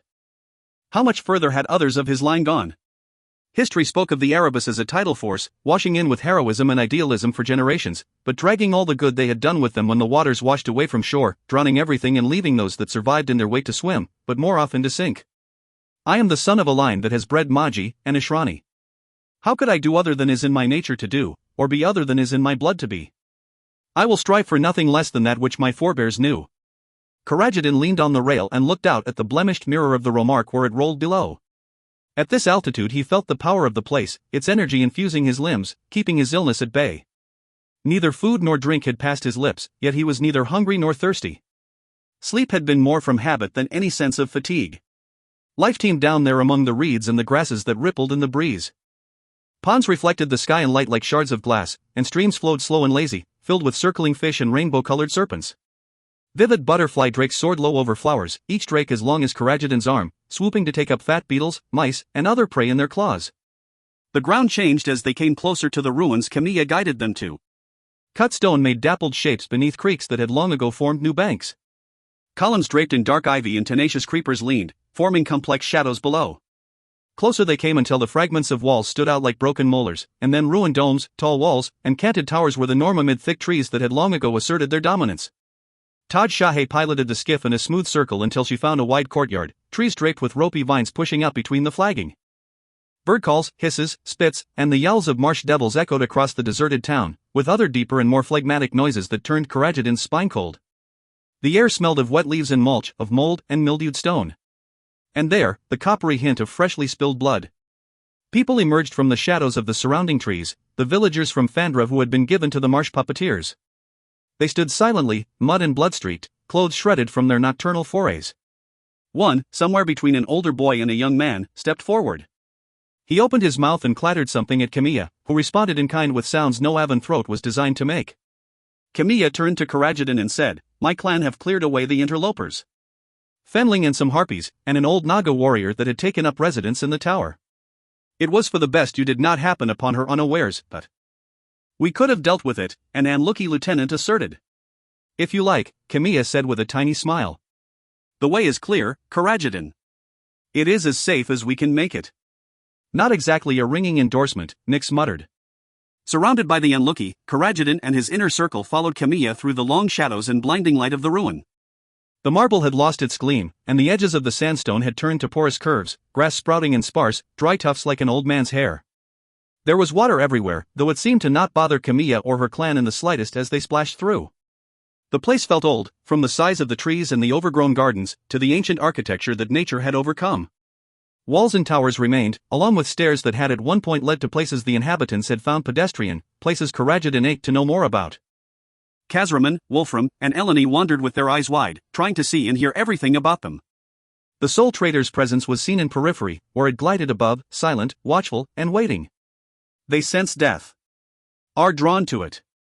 Worship it. Karajadan's skin crawled with a lurking menace, something watchful that resented the presence of others in its territory. A serpentine shape, topped with a man's armored torso, arms, and head, shot from a wide crack in a nearby wall. It rapidly looped its coils around a warrior, who could not bring his sword to bear. With small blades in each hand, the monster cut the warrior's throat, turning his screams to gargles. Cobra quick, the Naga lunged forward to bite another Anluki on the face. It took another warrior in its embrace, whipped its body back, and hurled the woman into the trees, where the sound of snapping branches and breaking bones were indistinguishable. The bitten warrior took a step forward and convulsed, spewing a torrent of blood and bile. Bowstring snapped. Arrows buzzed, chimed, clattered. The Naga's tail rattled as it drummed the whetstone. Splashes rose like diamonds, incongruously beautiful. The remaining Anluki moved forward in pairs, leaving two archers behind. Kazraman, Wolfram, and Eleni spread out and began to chant their hexes, Eleni's aspect taking form around her while Kazraman and Wolfram exercised more control. Camilla snapped out a sharp warning against the use of witchcraft. The witches, wide-eyed and blood-high, struggled with their instincts to unleash their powers. Karajadan snapped his own order, and though it took longer than he liked, the witches let their incantations fade. The Naga's torso and tail were streaked with blood, much of which was its own. Two more of the Anluki were down, twitching, exposed skin marked with inflamed bite marks.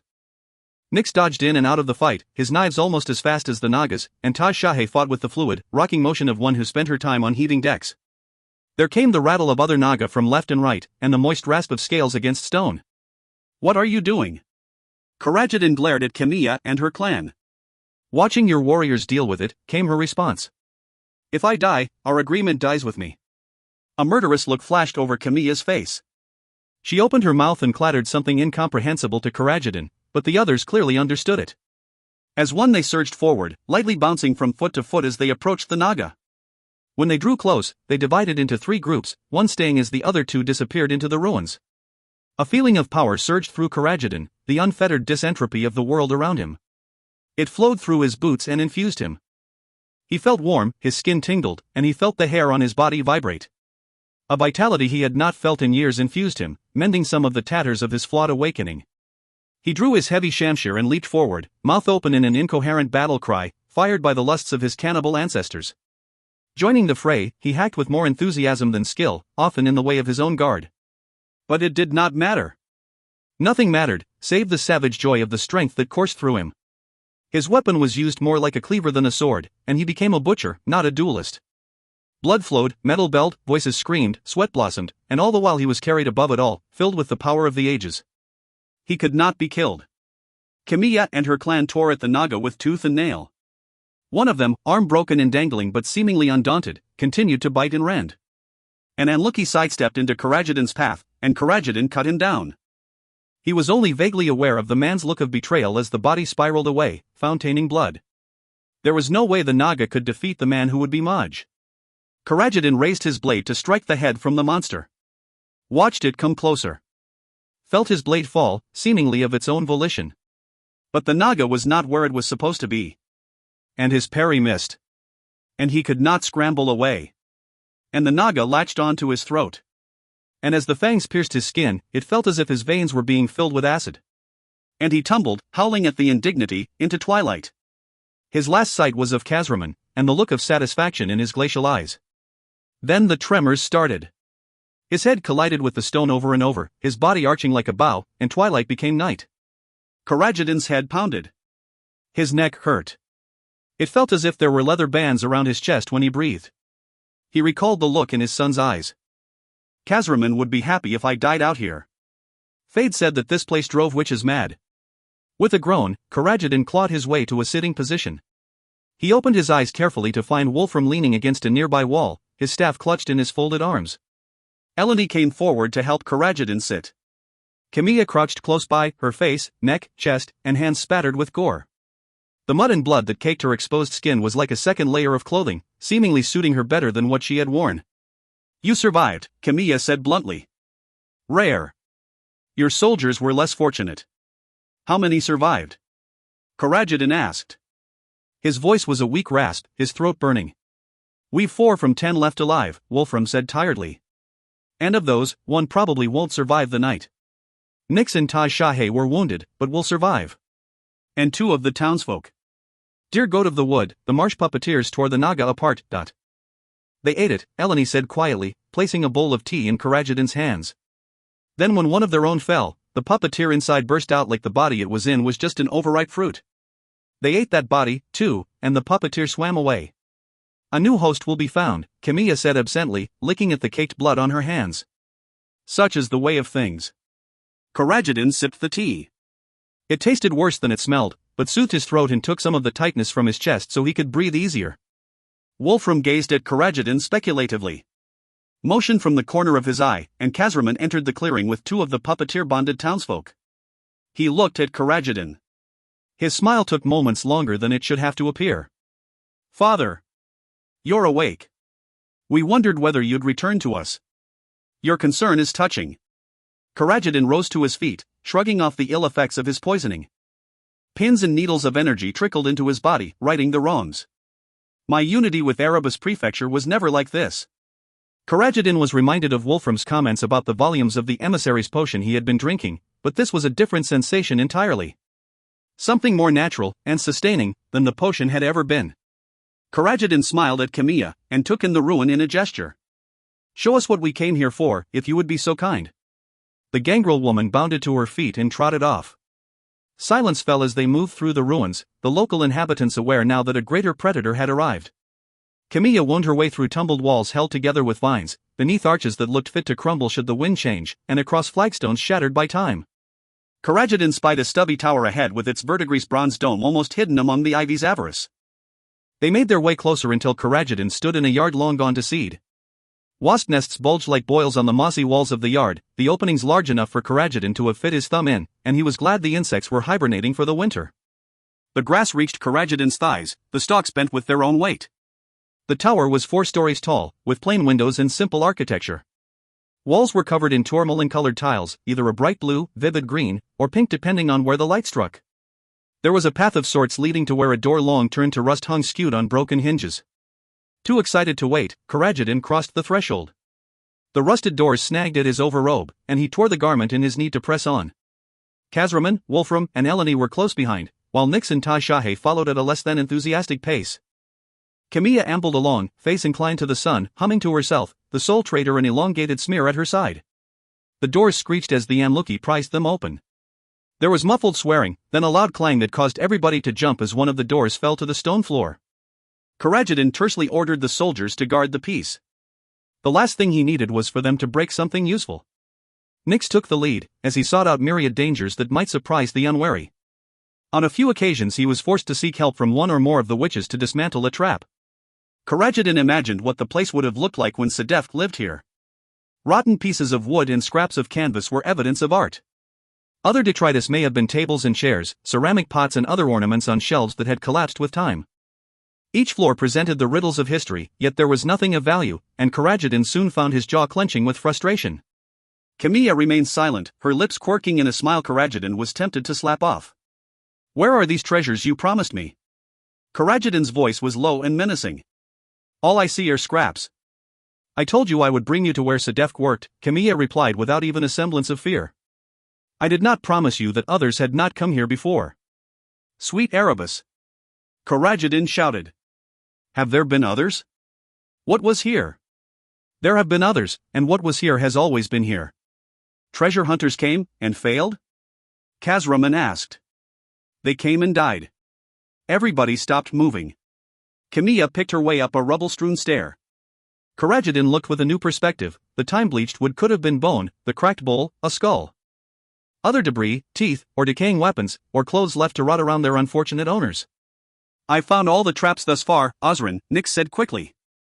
Any physical trap would be sprung only once, though mystic ones might be triggered more often. "I feel confident we're safe as we can be." Karajadin nodded toward the stairs, and both Nix and Eleni trod as best they could in Camilla's footsteps. The others followed cautiously. Taj Shahé grumbled profanities at every crack, snap, and clatter. The exploration parties searched all the floors to find nothing. At the top of the stair there was a door, bright and new, though the walls around it were melted to a glassy smoothness, and part of the wall opposite missing as if punched out by a giant fiery fist. "No guesses for what this trap is," Nix said with a giggle. He looked about, carefully removing what debris remained around the door, blackened bones, most snapped off jaggedly from the force of what had hit them. Smelted ingots of metal that might have been weapons. But little else. He crouched, looking at the complex mosaic. There was a combination of colors, words, and geometric shapes. The soul trader floated by the little man, bent almost double in apparent interest. Or anticipation. "How long do you think this place has stood?" The other witches and the ex-pirate glanced about, before Kazraman said, "At a guess, more than 1,000 years. The architecture is certainly of a style that fits the period." Nix nodded, and pointed to the remains. He moved aside. "I think there are 10 to 15 different lots of remains here, best I can tell. Not to mention what we saw on the stairs, or what got blown out the wall." "Fascinating," Taj Shahé drawled. "But I think I speak for all of us when I say, so what? The so what is that if this were an obvious trap, somebody would have worked it out by now. So we need to think less obviously, and more like the person who laid it in the first place. Sedafk?" Kazraman asked, his tone intrigued. "Seems to be a safe enough bet," Nix replied. "But let's move back, to avoid doing something obvious like setting the trap off, and blowing ourselves to ashes." Karajadin remained where he was as the others debated what they knew of Sedefk. Karajadin had studied the man's work his entire adult life, knowing the man to be at once scholar and soldier, explorer and inventor, teacher and student. A man of opposites, who sought the strength and the culmination of opposing forces, to make a balanced and stronger whole, a man who had forged and tempered himself through everything he could experience. When all was said and done, Sedefk was a man who made history. Who handcrafted the future. Who shaped the ways of monarchs for time immemorial. He would only want the worthy to inherit his legacy.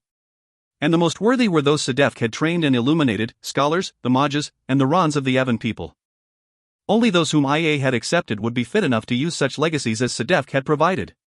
Only those who had been awakened to mysteries greater than themselves, as Sedefk had. His weapons were meant to defend, as well as attack, and what was a Ran if not the defender of his land and people?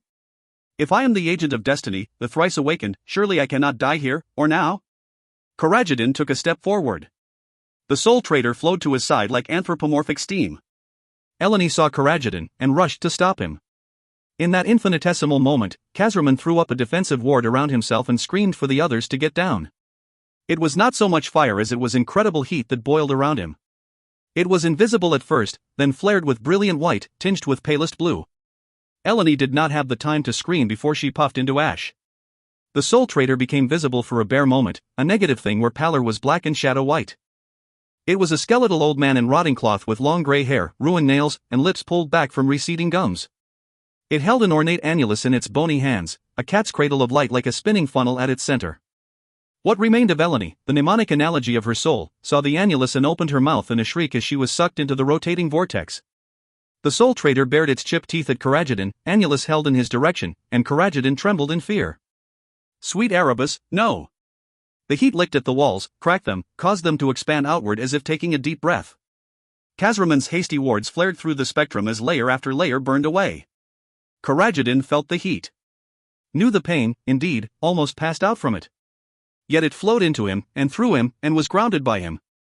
Screaming with the agony, he expected to see his skin peel back and his bones blacken. He remained unharmed. He slapped his hand against the door. It opened with a gentle click. The heat stopped. The soul trader faded to a blur and drifted back, indistinguishable from the walls around it. Ilhan lanterns in the room glowed softly and illuminated the mosaic on the inside of the dome, the story of how the Avon were created on Castivan, the semi-mythical isle of their beginnings, far across the Eastron Divide. Under the reflected light of the dome, Karajadin saw myriad books in age-defying crystal, mechanisms, schematics in hanging sheets of glass, and devices that he could barely comprehend. Save one. It was an ornate, throne-like chair of fused witchfire in jade, Kyrian, and Seril. Its complex designs and round glyphs were made in silver, and gold as bright as if it had been minted this morning. The chair sat within a fretwork gazebo that flickered with a tracery of light, a baroque crown suspended from its apex. Karajadin staggered forward, eyes wide. Breath refused to enter his lungs save through conscious effort. "Father?" Kazraman asked uncertainly. Karajadin heard his son's footsteps as he approached. He smiled at Wolfram's sudden intake of breath. Sedefk left his work in many places. Karajadin wanted to sit on the chair now, but restrained his ardor, difficult as it was. He turned to Camilla, who looked about the room with indifference. "What wonders your people must have seen, disgusting and malformed as you are, now washed up on the shores of a time that does not want you." "I do not want you. But you have proven your worth, and I will wring from you all that you are before I destroy you and yours." He stood, giddy with excitement, and said, "Camilla and her marsh puppeteers let us here in good faith. My son, my friends, let us look back when we have unified our nation under one voice, and remember that it started here. With us. With the power of a vanished empire we will see restored to glory. And with this. The havoc chair, with which I will exterminate any who stand in my way." Chapter 19. Because I do not travel the same road as you does not mean I am lost. From the Dark Roads of Enlightenment, by Yadaway, Sikh magnate, teacher, and Awaray, 231st year of the Awakened Empire. Day 61 of the 496th year of the Shryonese Federation. Indris's left eye blazed, and the glyphs on his scholar's lantern shimmered with disentropy. His protective wards changed color through the spectrum as they were burned away, fractal prisms and planes of force fading under the repetitive impact of the sea witch's hexes. He spared a glance for Mari as she hurtled toward the Dowager Osran, but could not join her lest the witches change their focus and level their arcane attentions on Mari. He burned one witch to ash, leaving nothing but a smoking cloud that roiled on the water. The remaining two witches panicked, tried to join their hexes in concert, only to have their own wards race through the rainbow, and fail. Startled, they looked beyond Indris. The witches wore expressions of betrayal as they were sliced down by a rapid-fire series of superheated spinning discs that cut them to pieces. Indris spun to see a hooded Sikh strike through the melee, her wards battered into the red. Anj pulled her hood back, and grinned. Her octopus-pommeled sword dripped blood, which stained the brine at her feet. The other combatants kept their distance, leaving the two in the eye of the storm. "What are you doing here, Anj?" Indris asked. Suspicion rose in him. "How did you know where I was?" "Zajan and the Tharjeni sent me," she replied, flicking the mess from her blade with a twist of her wrist. "Fancy meeting you here in Tamerlan." "Fancy that indeed," he murmured. The serral blade of his scholar's lantern burned carnelian with her falsehood. He decided to test her. To know, rather than suspect. "So is you being here there Jenny mischief, or did you come here to find me?" "If I'd known you were here, I'd have joined you earlier." The lantern shone pale amber. She was being partially honest. "I'm glad you're here, though. Our talk is long overdue." "Have you been here long?" "And now isn't a great time to talk." "Just arrived." Again, the carnelian fire of her lie. Anj frowned at Indris's lantern, her smile faltering. "I've not seen that before." "What is it?" Months of uncertainty rose in Indris. The oily tint to Anj's disentropic stain. Her dealings with the Tharjeni. Her absences. The little things that were so like somebody playing the role of Anj, rather than Anj herself. It was time I faced the truth of her. He fanned the lantern into brightness. The light from his scholar's lantern laved her, revealing what she had become, from behind what she was. "No!" Anj yelled. Sapphire eyes, storm-cloud hair, and the face of the woman he had adored vanished. Her cassock shredded in the glare, to reveal the ruin of the seethe woman beneath, her blackened lips, shadow-veined skin, and the festered carbuncle on her brow. Oh, Indris could not say her name. His tears flowed. He relinquished control, and her illusion surrounded her like clouds obscuring moon. The resistance rose in Indris, Changeling was resolute, the blade thrummed with the need to kill. The weapon burst the banks of Indris's self-control, swamping him with both fury and power. "No!" Indris reined himself in after 2 steps forward. His legs trembled as he fought a compulsion much stronger than Rasha's Jahirajan against the Erebus. Changeling was a Sidari, to fight her was, for Indris, to fight part of his own mind. "It wasn't meant to be this way," Anj said. She walked forward, palms at her sides, oblivious to the din of combat around her. "I was going to tell you, going to show you." "Don't," Indris sobbed. He pointed Changeling at her heart. "Just stay away." For the love you once bore me, don't come closer. I still love you, Indris, she replied. She halved the distance. A figure detached itself from the melee and bounded forward. Echo swung his kopesh at her, and Anj backhanded the giant Tawesi into the ground. He hit the stone hard and lay very still, bleeding from his mouth, eyes rolled back. I'll always love you. And my masters want to meet you. They've plans for you, husband. Plans for us both. Your masters in the Dreer? I've seen them. What was it that made you abandon yourself for whatever it is you've become? My search for you. She pounded her chest with her fist. Always, and everything, for you. The beautiful champion who held the secrets of my heart. And when my strength failed, when I was almost dead, the Dreer came to my aid like no others. Not even Zajan and the Tharjeni realized what they'd done when they sent me into that world, though they, too, desired contact with the Dreer. But they had no true concept of them. And those powers want you, love. She rested one hand on the hilt of her sword, the other was held out in invitation. They've watched you for a long time. They've the answers the Seek won't give you. I'm but one of their emissaries, sent to speak their word. Indris spared a glance to where Morn, Kirill, Bilam, Sonoji, and the other warriors sat upon the sea monster. Mari had sagged into the water, barely floating in the churn. Indris stepped toward Mari, but the emissary interposed herself. I'm your wife, Indris. Not her. If your little human needs to die for you to learn this lesson, then so be it. The poison I gave Jem to use will take care of her soon enough. Indris looked at the emissary, and his hearts broke over again. Though the emissary wore his lost wife's face, she and he no longer shared a world. Inokwa had been an empire of madness and whim, of enlightenment through the suffering of oneself and others. Of stripping away layers of sanity, flesh, and soul to discover the elusive meaning of existence. These were the beings that slumbered in the Dreer. These were the things that had made the Dreer what it was, when the Weavegates had stirred their eons-old slumber. Better dead, Indris whispered, than the servant of such things. Truly? The emissary asked. We were trained to be objective. My masters aren't evil. Their motivations may be incomprehensible to you, but that does not make them evil. Any more than you are evil for destroying an insect that walks across your food. It is just that your motivations and perceptions happen to be different, you remove higher. I'll not go with you. You will, one way or another. She drew her sword and struck at Indris. Changeling parried with a growl. Back and forth Indris and the emissary fought. Indris tried to circle toward Mari, who barely had her head above water. The emissary countered. Nadir had come to his senses and drew closer, his face stony with hatred. Husband and wife cut into each other, though neither took the killing blow when it was offered. When Nadir joined the fray, Indris was hard-pressed to fight them both. His wounds took their toll, slowing his responses, and he was wounded more in turn. Changeling flooded him with power, and Indris saw his wounds fade, felt his muscles revived. Bilam came to Mari's side and dragged her from the water. Nadir, furious, ran to intercept. Let me go. Indris pleaded as their blades slammed together. Mari needs my help. She needs to die. The emissary's voice was chill. You'll forget her soon enough. No. I won't. The emissary cried in anger and brought the flat of her blade down in a powerful overhand swing. Indris parried. Changeling shrieked, a sound unlike anything Indris had ever heard. The sound of fracturing metal filled Indris' ears. Lightning crashed in his mind, and thunder rolled through his body. Changeling shattered into slivers. The force it released lifted Indris from his feet and flung him backwards. Dumbfounded, Indris lay on his back. He groaned, tried to control his weak and trembling limbs, as the emissary teetered forward on unsteady feet.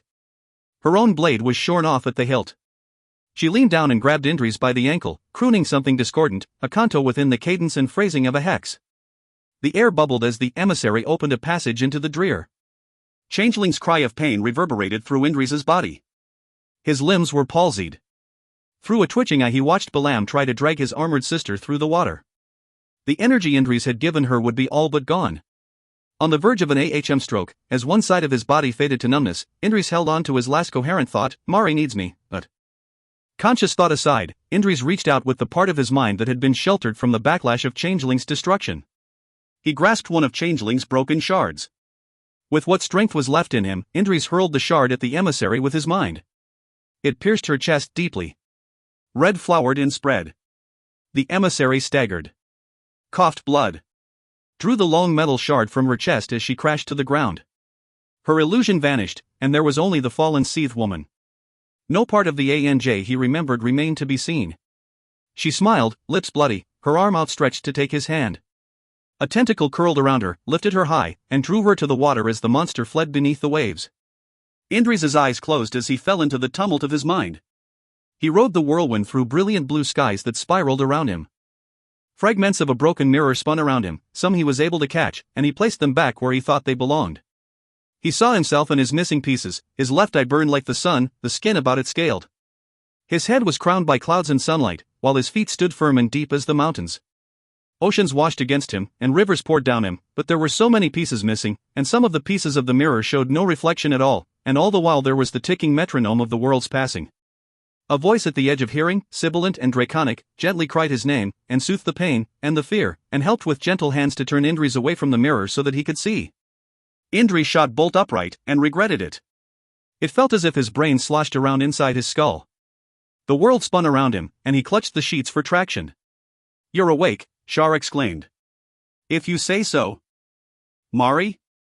I need to see." "She's fine." Shar set her Sona set down and came to Indri's side. After checking his temperature and listening to the clamor of his hearts, Shar went to a side table and carefully poured some tea. She handed it to Indri's and stared him down until he drank the foul brew. "The surgeon has been hard at work since you've been absent from us." Mari was touch and go there for a while, but she's up and about now. She's only been away from your side long enough to grab a few hours rest here and there. You just missed her. How long? 3 days. That long? Balls. Memories of the battle asserted themselves. How's Echo? And how many other lives were lost for this rock in the middle of nowhere? How are you?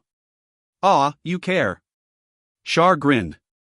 I'm well, scratches and bruises mostly. Nothing time and what passes for lotus wine in this place won't fix. Echo's wounds were more serious than he made out. The emissary almost made an end of him, but the surgeon said he'll recover. I'm glad. I'd not expected this to be our reunion. Shar leaned in to kiss him. Better this than all the worst things it could have been. I can't begin to understand what you've been through, Indris, but I'm glad you're here. My next question is, where to next?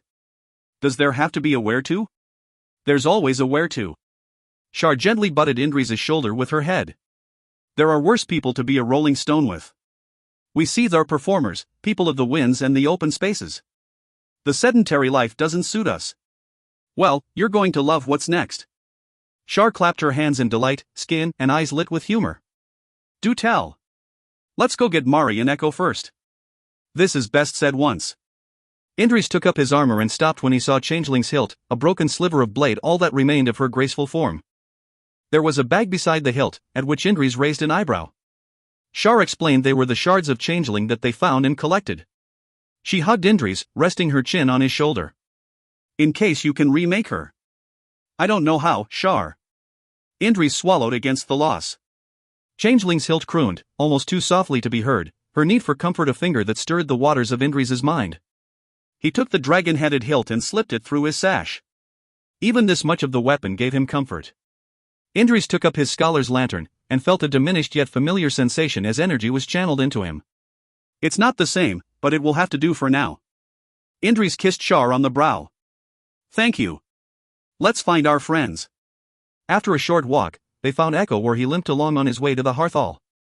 Indris hugged his friend, and laughed at Echo's blank-faced refusal of Indris's offer of support. An Avan or a human with such a wound would be bedridden for the better part of a week. The Tawesi were tempered of sterner stuff.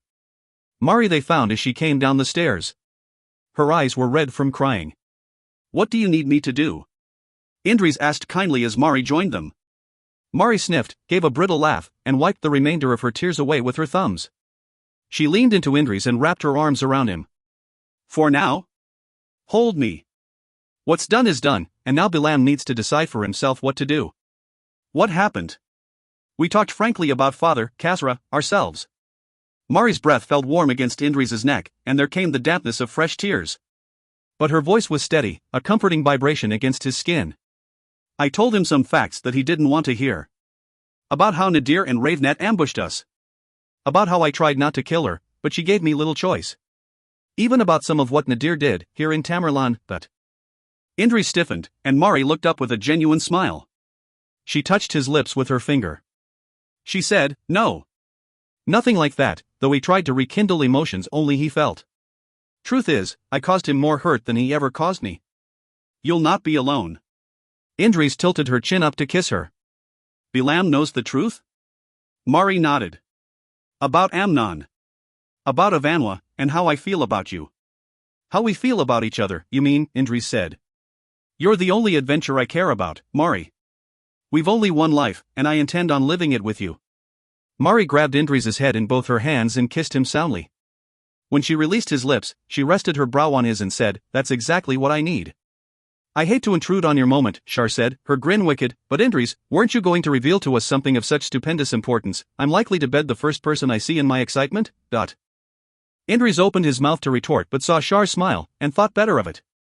"Let's find somewhere quiet." As they passed through the hearth hall, they piled platters high with steaming slivers of seafood, spiced vegetables, dips, rice, and warm flatbread. A couple of jugs of water and wine were added. They were greeted warmly by the warriors there, many who were bandaged and taking their ease in front of the roaring fires, most well into their drink. Morn and Kirill danced to a lively reel on the fiddle, pipes, and drum, while the captains clapped and stamped their feet. Indris and his friends found a quiet dining room and sat down to a meal interspersed with inane chatter, bawdy jokes, and shared song. It seemed to Indris the first time in too long that he had laughed, or that he inhabited a moment without the Sikh looking on. The company of people he loved helped fill the awkward void that was not quite an emptiness of changeling, he still felt her, in the roots of his mind. As the food disappeared, and the drink was replenished, Indris related to his friends what he knew of the Ran's plight, and what he had agreed to do to help them. "So it all comes back to the pillars of sand?" Mari asked. She stretched her long legs out atop Indris's, and crossed them at the ankle. He held one of her hands, taking comfort from the warmth. "Not just the Ran's, but even your own ancestry. And these new talents of yours." She leaned forward and tapped him on the brow. "Apparently," Indris replied. Indris Shar's expression was serious. "Are you sure this is a good idea? You said the Ran's are being treated using the water of life. Can't you leave this with the Sikh to handle? Particularly after all they have done to abuse you, and your trust," Echo added. "No," Indris replied. "This is as much about answering my own questions as it is about helping the Ran's. Probably more so. I saw something, did something, or heard something that some bastard felt was dangerous enough to hide from the world. The Sikh have tried to open that box, and failed spectacularly. I need to do it my way. And I think the time has come." Mari finished her wine, then looked up at Shar and Echo. Both the Seed and the Tawesi nodded to her unasked question. She leaned across and tugged lightly on Indris's hair, her face lit by the smile he adored. "When do we leave?" "We'll come with you," Morn said. He fumbled for his axe, as if meaning to travel then and there. Kirill laughed, and slid the axe farther away. "Thanks," Indris replied. "But you and the immortal companions can be more effective in service to the Ran's. Karajaddin has sent some of his force into the Romark to finish what he started in Amnon. Even as Osran, he can't simply send an army to occupy another prefecture. It's clear he has long-term ambitions that need to be stopped, but it will take us bloody ages to get to Beijan from here," Kirill said. "Even hugging the coast of the spectral strand along Pashria, navigating the Maw in winter won't be a picnic. And heading to Salashan and going by river across Shryan will take too long. There are wind ships at the skydock here, enough to carry the immortal companions with room to spare," Indris said. "Nobody will prevent you taking them. Leave the Seeker here for the winter. Head straight to Avanwa." Both men nodded in response, old habits of taking orders from Indris ingrained. "I'll mind speak Famensitri to let her know you're on the way, and that you'll have Ran Bahina with you." "We will?" Morn asked. "Bahina needs to get back so the Federationists can form some kind of cohesive leadership in the Teshri. With the companions back to full strength in Avanwa, you'll be a force to be reckoned with." "By air it's about a week's travel," Kirill said. He frowned. "Unless we are diverted by storms. Unless you get blown off the map, you'll arrive in plenty of time. Armies don't move that quickly, and I doubt Karajaddin has even the slightest control over the Romark." Indris recalled what he knew of the Marsh Knights, their skill and ferocity. "I can't imagine he's having too great a time of it. Besides, he needs the time to learn how to use anything he finds there." Indris kissed the two men and wished them fortune, then made his way back to the room he shared with Mari. He was surprised to see Bellamandris waiting for him.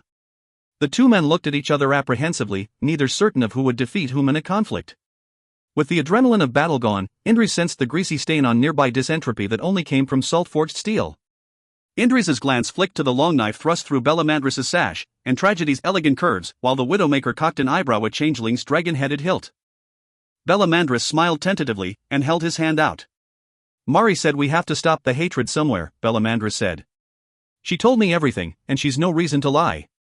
And your response to everything would be? That I don't like most of what I heard, Bellamandris admitted honestly. But what's done is done. I've seen that you're an honorable man, and if I ignore the poison of my upbringing, I have to admit I've no grievance with you. It's old anger best left in the grave. I hear you, Indris muttered. He looked at Bellamandris's hand, extended if not in total friendship, at least not in war. Are you here to see Mari? I'm here to offer my hand. Bellamandris shook the appendage. And the sword that comes with it. My sister has been gone for months, part of something our father is doing that may lead us all to ruin. Mari thinks you're about the only person who can stop it. And you? I'm inclined to agree. Indris came forward and took Bellamandris's hand. The grip was hesitant to start, but both men relaxed into the unfamiliar contact. Indris was glad the Widowmaker was coming along, no doubt with Sonoji, though her reputation was dappled at best. With the two Araba siblings by his side, Indris felt better about facing the unknown. The door opened and Mari poked her head into the corridor. Her smile was hesitant as she took in the two men. Indris smiled at her, then rested his hand on Bellamandris's shoulder. Best get your things together, and say what farewells need to be said. We leave for the Pillars of Sand tonight. Chapter 20. Those who were never there when events unfolded perhaps see history through a dimmer lens, flattening the highs and lows into a more accommodating middle ground. History is there to teach us not what we want to learn, but what we need to learn. Commencramus, Sikh magnate and arch-scholar, first year of the Shryonese Federation. Day 64 of the 496th year of the Shryonese Federation. One step out of the drear, and Mari fell to her knees and vomited. She looked down into the pool of bile in the sand in front of her face and wiped her lips with a shaky hand. It was warmer in the dead flat than Tamerlan, but far from hot. Sand as fine as silt streamed across the dunes in currents of pale gold. Sunlight deep-etched her shadow in stark contrast. Indris came to her side and helped Mari to her feet. He held her face between his hands. She wanted to back away from the fire that guttered in his dragon eye, and felt that Indris was inside her head, checking that the house of her mind was still on stable ground. The sensation passed quickly. He handed her a flask and she rinsed her mouth, then spat the water into the thirsty desert. What was that about? Mari pointed to her head for emphasis. Sorry, he said. We need to check to make sure none of you brought any passengers out of the drear with you. That can happen? Often enough. If not riding the back of somebody, they find ways through naturally forming rifts. Devices like the Mockingbirds help, but we need to be careful. Mari watched as Indris and Sonoji moved among their small group, checking everybody. The two shared a quiet conversation, and Indris reached into his satchel and gave the Tunisian which two clockwork spheres, brothers of the one he had activated before taking them all through the drear. Sonoji looked surprised, then grateful as Indris showed her how to work the mechanism. Sorrow washed over Mari as she noticed where they were. The sand-cloaked ziggurat nearby was where she had been betrayed by Roshana to Hayden's death and Omen's destruction. Mari snuck a glance at Bilam, who seemed lost in his own memories. He caught her eye but did not cheapen the moment by smiling at her. This was not a place to be remembered with fondness or pride. There she is. Indris trotted through the sand toward the half-buried shape of the wanderer. After so long in the desert, the sands were piled high over it. It would take them days to dig her out. Indris and Shar clambered aboard. The two of them inspected the down galley while Mari sat with Bilam, Sonoji, and Echo. The drear, Bilam said by way of greeting. He looked haunted. I hate that damned place. Why would you have reason to spend time in a place like that? Mari asked. Father's ambitions know few bounds, Mari. Bilam let sand run through his fingers. We found part of the old Weavegate network in a hall of the Kadir Amaranjan, in Avanwa. Father hasn't taken the place as his own, given it's the Maj's palace, but he's not been shy about using it when he needs to. Mari was appalled. Why use the Weavegates? We warned the Osran it was unwise. Sonoji shook her head. The Weaveway was abandoned for a reason, and we, the witches, told him that to use it would arouse unwanted attention from what dwelled in those depths. Things best left undisturbed. That doesn't tell me why you used them. Once father ran out of people to hold as parole against good behavior in Avanwa, Bilam said, he decided to harvest his hostages from further afield. Where there was a weave gate, and more of them have survived the ages than I'd ever have thought, we'd use it to stage raids. Each raiding party would take a witch to guide us through, and get us home again in case there was no gate on the other end. Father is taking hostages now? Mari could not hide her disgust. It went against everything Sen stood for, a repudiation of the social codes that held Avan society back from the unbridled savagery and violence that had once defined it. Why didn't you stop him? There's no telling him anything.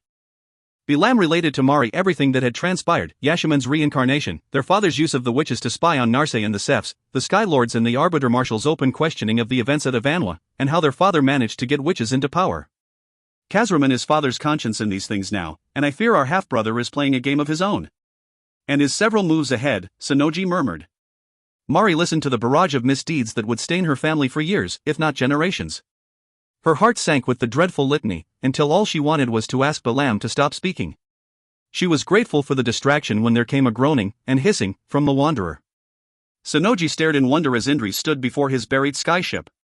Clouds of sand were blown from it, much faster than the paltry breeze could manage. The Wanderer rose into the air, sand pouring from one angled wing like a cataract. How is he doing that? She whispered. He's a scholar, Bilam shrugged. But there's no disentropy here. Sonoji scrambled to her feet and dashed across the sand to linger in Indri's shadow, her face lit with a manic grin. Mari, Bilam, and Echo joined her. He should be like a mute, trying to sing. This isn't possible. Indri stood with his legs planted wide, sunk into the sand past his ankles. Sweat poured down his brow, veins thick as ropes on his neck. His gaze was focused on the Wanderer, his face in a rictus. He raised his palms upward and the Wanderer rose higher. Shar pirouetted in the sand for joy, and clapped her hands. The last of the fine sand that covered the Wanderer slid away in a cloud, and the galley shuddered in midair. Indris gasped, frowning as the vessel dropped 3 feet toward the ground, only to stabilize again. He grunted with the effort, body quivering, and the Wanderer dropped slowly toward the ground. At just over a foot, the strain became too much. Indris swore, and fell to his knees as the Wanderer came down on her damaged landing gear. The ship listed somewhat, but seemed whole. Mari gave Indris some water, where he reclined red-faced and panting in the sand. Shar and Echo wasted no time in moving their bags aboard. Bilam and Sonoji joined them, the witch eyeing Indris all the while. What happened to you? Mari asked quietly. What else can he do that I don't know about? She's heavier than she looks. Indris grinned as he fell back into the sand, sucking in deep gulps of air. I couldn't hold her and the weight of all the sand any longer. No, I mean to you. She nudged him with the toe of her boot. You shouldn't have been able to do that, Sonoji says. If I understand it correctly, there's no natural energy here. Do you have so much that you don't need any from elsewhere? Ha! If only. Even with changelings' help I'd have struggled to lift the Wanderer in this place. His face contorted with loss, and he rested his palm against the broken mind blade. Mari heard the faintest purr. Indris squinted up at her. I've gotten stronger over the months, and learned more about what's growing in my head. What are you becoming, love? But not strong enough, I take it? Nowhere near it, Indris muttered. There had to have been a reason the Sikh stopped teaching the mentalist disciplines. I hope I've not opened doors in my head that were best left shut. But for now, we need to get into the air and head east. Do you intend to carry us all the way with your brain? Indris rolled to his feet and boarded the Wanderer. In his pack were 2 jars, filled with radiant water. Where beams of light touched her skin she felt a faint tingling sensation, warm and pleasant. Indris took one of the jars and jumped back to the sand, then made his way beneath the ship. Mari joined him. With deft movements Indris removed a scorched golden rod and replaced it with the jar. He flicked it with a fingernail. This is the water of life, Mari. This jar will power the spools for a few days of flight. When we get off the flat, the spools will recharge normally, with no need for me to burn my brain out. He called out for Shar to start the Tempest wheels. They jerked, and stopped. Trembled. Stuttered. Then started to spin, the platters gaining speed. For a day and a half the Wanderer flew along the Orgini road that followed the Marager, Indris looking intently at the rock formations they passed. On several occasions they landed, and he searched the rock face and surrounding desert, only to climb aboard once more and ask Shar to resume their flight. There was little for Mari to do on the flight save talk, eat, drink, sleep, and get reacquainted with Indris. Or mend fences with Bilam. It had been a long time since they had talked as brother and sister. Sonoji came and went, though when she stayed with them she slowly revealed a softer side than Mari had first imagined. She and Bilam were solicitous toward each other, taking turns to lay out bedding, to cook, or to make tea. "You love her," Mari said on their third morning together. Bilam smiled and glanced at Sonoji where she stood by Indris, patiently listening to what he had to say about their search. Whatever it was the province of mystics. "And you love him," Bilam said. "Father would be so proud of us right now. His golden warrior poet children, besotted with an exiled witch and a Nazaret scholar." Mari chewed on some bread and cheese, enjoying the simplicity of it all. "I'd rather a lifetime of days like this, than one more minute of the agendas of our family." "Even though it was the agendas of our family that sent us here?" "Well, maybe some agendas aren't so bad." "Do you include Indris's agendas?" Bilam asked. "What's he looking for?" "A place, a man, and answers." Mari kept the rest of what Indris had revealed to herself. "I fear all three, Mari," he had said, "and fear more what I'm leading you into. It's why I fixed the Wanderer first, so you and the others could escape, should something happen to me. It wouldn't be the first time I've been imprisoned for what I know. Or what I don't. Indris is a good man, Bilam. He knows what he's doing." Bilam shrugged, and took Sonoji in his arms when she returned with watered wine and a bowl of sliced cheese, dried apricots, and apple. Mari gave her brother and his lover some privacy. Indris leaned precariously out over the Wanderer's phoenix-shaped figurehead and stared downward. There on the sand was a lone man in tattered blacks being stalked by his shadow. He walked with long and seemingly effortless strides across the flats. He did not look up as the Wanderer passed above him. Now what kind of man doesn't look up when a ship flies overhead? Indris asked. "A man bored by the sight? We've passed him, and other Orgini travelers, a few times as we've been searching," Indris said. "The other Orgini look up and wave, or shout, wanting to trade. But him? He just walks along, always in this area, and always from nowhere to nowhere, as best I can tell. The only thing that marks this place from any other is what remains of that megalith." "How can you walk from nowhere to nowhere?" "Exactly my point. There's something out here that we don't see." Indris had Shar land the Wanderer farther westward, far enough away from the man's course so as not to seem a threat. This time he paid attention, for he stopped, and he waited, and leaned on his staff. Indris glanced at his weapon belt and armor, but left them where they were. He took up his scholar's lantern, slid Changeling's pommel, now bereft of any blade, though his sash, and turned to his comrades. "I've no idea what waits out there. I've been warned that this man, if he's who I see, is ancient, and has had many names. It's likely he's profoundly dangerous. I won't think any less of you, should you want to stay aboard the Wanderer, but I doubt that's an option left to me." "You're not taking weapons?" Shar asked pointedly. "Don't know that they'll help much," Indris said. "I'm here to learn, not fight." "We don't have that qualm." Mari stepped to Indris's side and buckled on her armor and weapons. Shar and Echo did the same. Bilam and Sonoji whispered urgently to each other, her hand gestures short and sharp. Bilam eventually shrugged, and said, "Looks like we're with you, too." Mari walked at Indris's side as they crossed the intervening distance to where the man waited patiently, his weathered black robes flapping in the wind. Mari stayed close by Indris, her hand never far from the hilt of her sunblade. The others had fanned out, veterans of many wars, taking a wide approach against an uncertain enemy. Their shadows were long on the ground as they approached. The man stood between two tall standing stones of the megalith, stones canted over time to become a triangular lattice, while some few stood straight and tall. The edges of the stones were worn smooth, and Mari's attention was diverted by the random shapes of glyphs that formed in the play of light, shadow, empty space, and eroded stone. Whatever had been carved on the stones had worn away, leaving only faint bumps and lines. There was nothing else to mark the place, no walls, no remnants of a city, town, or village. No trees, or wells. It was an arbitrary place to build anything, and as good or bad a place as any for a lone wanderer to wait for strangers. Warning bells rang in Mari's head as they approached. "We should not be here." The traveler unwrapped the frayed tulip from about his head and face. His long flaxen hair and unkempt beard looked dry and brittle. His sun-darkened temples and cheeks were inked with colorful Orgini tribal tattoos, but Mari did not know enough about the Orgini to tell what tribe they were from.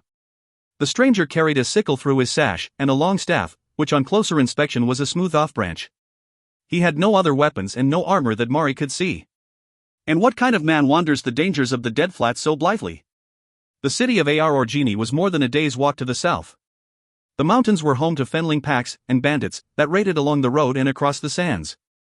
Even the Orgini, at home in the dead flat like no other, traveled in numbers. Yet the stranger seemed to have no fear. His wide smile was welcoming, and without concern. It bothered Mari very much. Indries? Mari grabbed his arm before they came any closer. This man feels odd. Indries murmured. The stranger cocked an eyebrow, smile widening slightly. I've the sense he's somebody to be reckoned with, and has stories aplenty. But I have to know, Mari. And what if things turn out for the worse? As they seemed to do, Mari thought. Then don't wait for me, Indries said. I've come here for answers, but I don't know how long those answers may take to find. I'll not leave you, love. If it comes to it, you may have to. The others will need your strength. People will rally to you, and that's what our people need now, something to oppose the darkness your father brings with him. Indries, I can't. Promise me, Mari. Indries leaned close and murmured in her ear. Promise me you'll take the others and do what needs to be done to stop your father. You know it's the right thing to do, and we both swore to do our duty till this was done. Mari was reminded of their conversation outside of Nanjades. She had told him she wanted to be remembered as something other than what history expects an Erebus to be. The clock is ticking for us, one way or another. But I have to believe that while I'm here, I can make a difference. Otherwise, what point is there to any of it? She nodded her promise to him. Indries thanked her, and gestured for the others to remain where they were. Mari sidled forward on light feet and stopped by Indries' side, weight in the balls of her feet, close enough to protect him and far enough away to initiate hostilities if it came to it. You'll not need your deer stance here, young woman, the stranger said. His voice was rough, as if it were not used often. Nor will your humming wine draw serve you any better. Am I friend or enemy, you wonder? A pointless exercise. Only you bring with you such distinctions, give these nothing substance, and believe them to be true. I was nothing before you came, I am nothing now, and will be nothing when you leave. So please, be at peace. Mari tensed. The stranger was too calm. His poise reminded her of Ben Saharan, but put her old teacher to shame. Indries studied the man intently, brow furrowed. Changeling murmured to herself, and the stranger gave the dragon hilt a tender look. May I ask your name? Indries said. There is never harm in asking questions. There is only harm in answers, Indries replied. The stranger maintained his silence for a long while before Indries continued. Will you answer? In time. There is power in names, even when one has many. But you know this, nay? Time is something I don't have, I'm afraid. On the contrary, Amon Indries, the man countered. Time is something of which we all have exactly as much as we need. Erebus's bones. Mari whispered for Indries alone. Can't I just slap an answer out of him? I mean, really, who talks like this? Pretty much every teacher I've ever had, Indries murmured. Mari thought about her years with Ben Saharan and was forced to agree. Indries gave her a sideways smile. Besides, I doubt this man has anything at all to fear from any of us. I could prove him wrong. But Mari put her trust in Indries and let her thoughts go.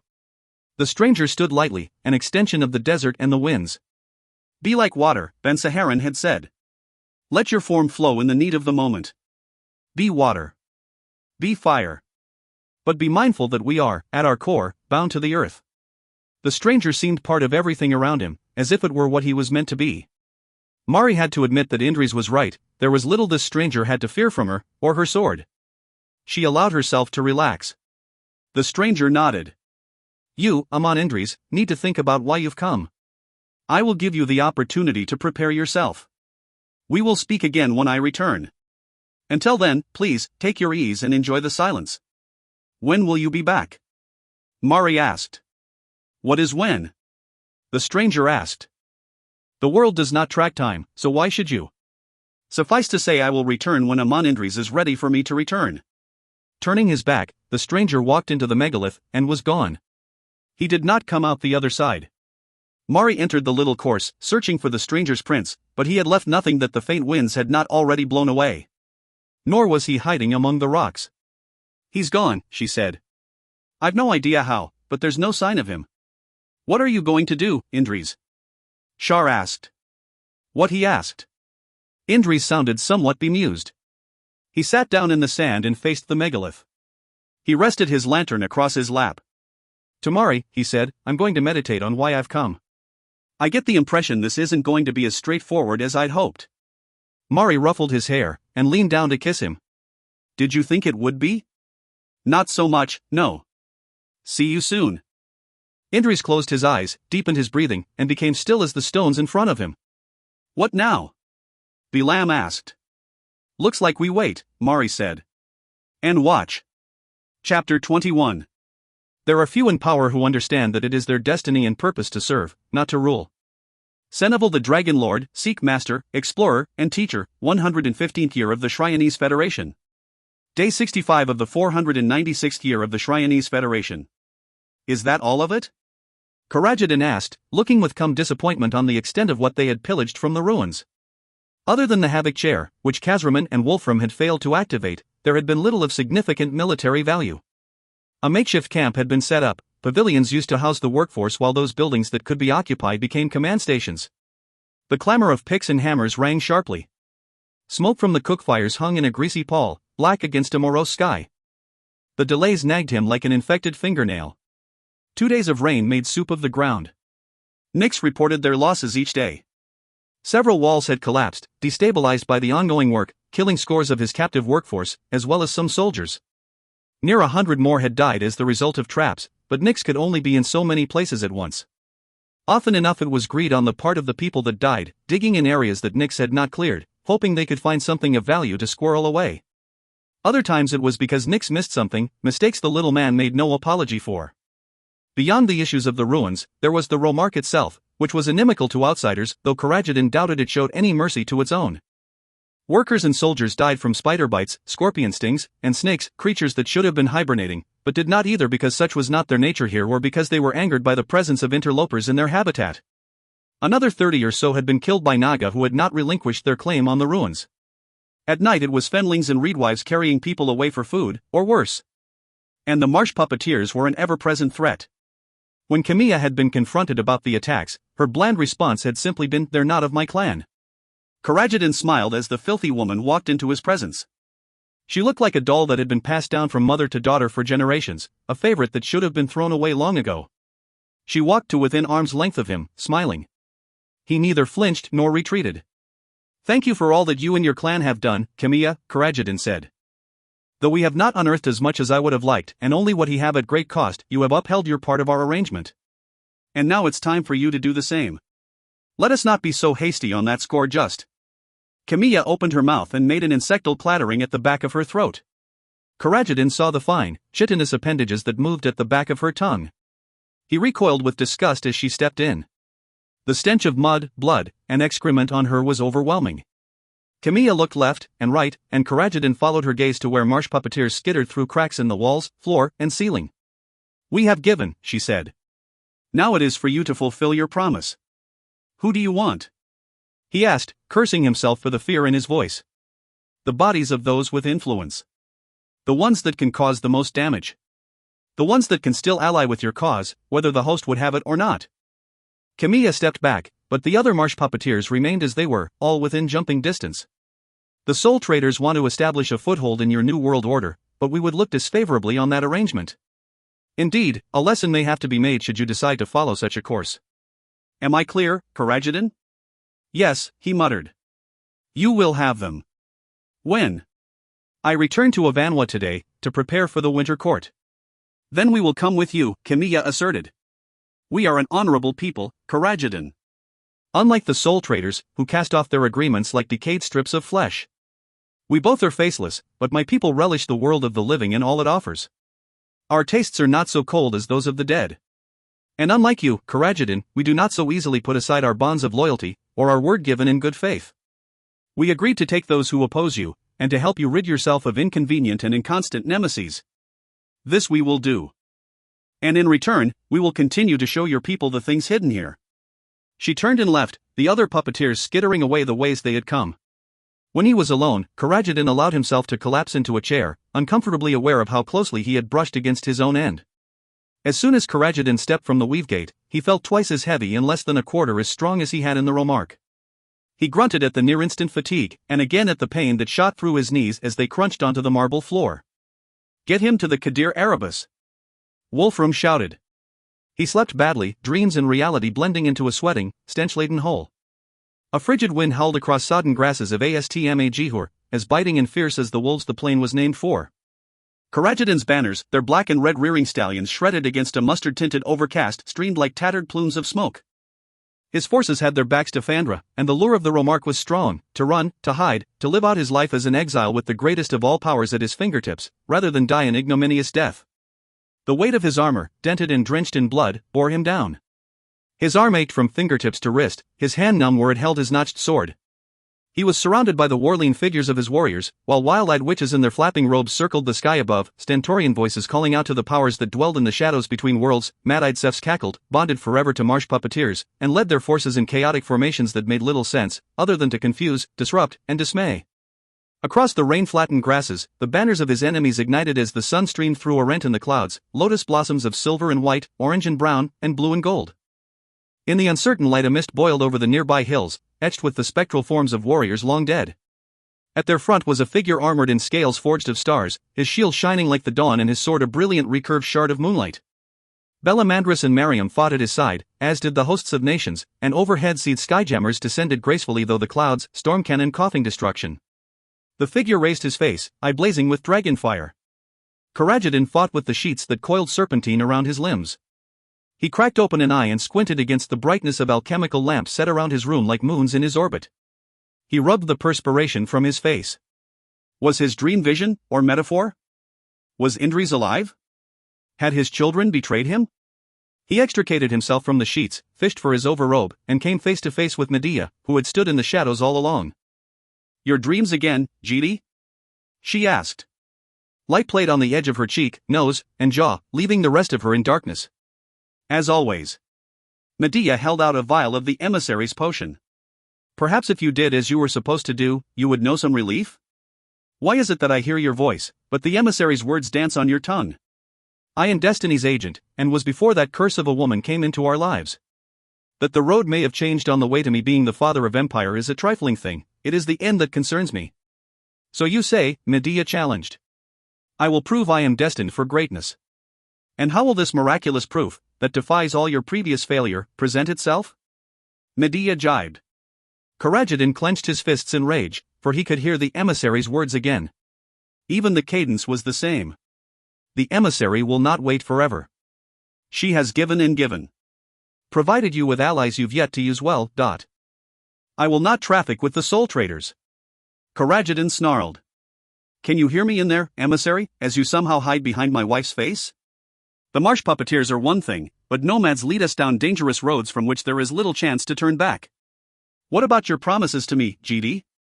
Medea asked. "An end to Vahina at my hand? You agreed to give her to me. Give me peace, Medea," he shouted. The sound stabbed in his head. Karajdin rubbed his temples with his fingertips, moving aside when Medea tried to touch him. "I give Martum to the marsh puppeteers today. Once that is done, Vahina will be yours." Karajdin stormed away to his bath. He shook off Medea's offer to help, closing the door in her face. He bathed quickly, and dressed in the most regal clothing he had, black and red damask, studded with rubies and red gold stallion head ingots. Layered silks, and sable fur on the hood and cuffs of his overrobe. His weapons and armor he had lost in the fire at Sedef's tower, so he marched to his private armory and selected a shamshir more for show than battle. Tempted as he was to don armor, the emissary's potion gave him strength enough to walk, and to talk, but little else. Karajdin hastened through the Kadir, Medea behind him. He startled servants and caused guards to snap to attention with a clamor of arms as he passed. At his office, he took brush to parchment and wrote a missive that summoned all the Rons and the Cephs to the Tirjahaban at the hour of the fox tomorrow morning. It was a civilized hour, giving the upper caste members time to see to their morning business, and have little suspicion that Karajdin meant them harm, as would be the case of an early morning engagement. Undersend, an impolite hour showed Karajdin's displeasure, his want to unsettle, or inconvenience. Late in afternoon, or early in the evening, spoke of his disregard for their family, or social lives, for such were the hours of dining, the theater, concerts, and assignations kept quiet for the benefit of those both involved and those who would be wronged as their result. Traditionally the morning hour of the fox was the hour of intellect, of planning, and of guidance. And to a degree it would be, just not as any of them suspected. He inked a second letter to a more select group. Recalcitrants mostly, who followed him for gold and personal influence above any shared commitment or ideology. This was a personal invitation to attend the Kadir Arabis for a private meeting to discuss the immediate future. For those who swore themselves to Karajadin and the imperialist cause, without the need to bargain more concessions or boons, it would be the end of it. For those who proved unreliable, Karajadin would make good on his commitment to Camilla and her clan. Nix? Karajadin said. Speak with Camilla. I want a marsh puppeteer made ready for every person who receives that letter. Make her understand that not all will be bound, but this will go a long way to honoring my commitment to her. Your will, Osran, the little man replied. He scanned the list, one eye twitching. And what of the soul traders? Will you extend them the same offer? Forget the soul traders. Any potential alliance with them is severed. They'll not be pleased, Osran. Nix's voice was colder than was polite. I know them well. They can be intractable when defied, and have a subtle influence. My decision is final. Go now. Karajadin waved the man away. Nix bowed, and took the missive away. Midia sat in the chair opposite Karajadin. What Rons and Sefs remain in the city? Karajadin asked Midia. She sorted through a sheaf of reports on his desk. Nearly all the Sefs, save those from the most remote cities. Ron Narse is in her Kadir, her condition limiting what she can do. Her son is here and your lack of assistance in the matter of his mother's illness has soured him against you. You can't trust the Katarins after Narse dies. The Federationist Rons? Ron Nazarafin arrived early this afternoon, as did Ron Siamak. But not Nazarat? It's reported that she'll arrive this evening, or tomorrow at some point. You wanted proof, Medea? By tomorrow almost every member of the Teshri I do not trust will be bound with a marsh puppeteer. They will be used for different purposes, as time and opportunity provide. But the factions that have tried to split power in the Teshri will end. And those who escape this plan of yours? Medea asked. You can't bind every person in the Teshri to a marsh puppeteer. What happens when word of your betrayal of your own nobles spreads like wildfire across Shrine? It will not, Karajadin said flatly. On the surface it will seem as if the councillors have aligned their vision with mine. Some may suspect something is amiss, but what can they do?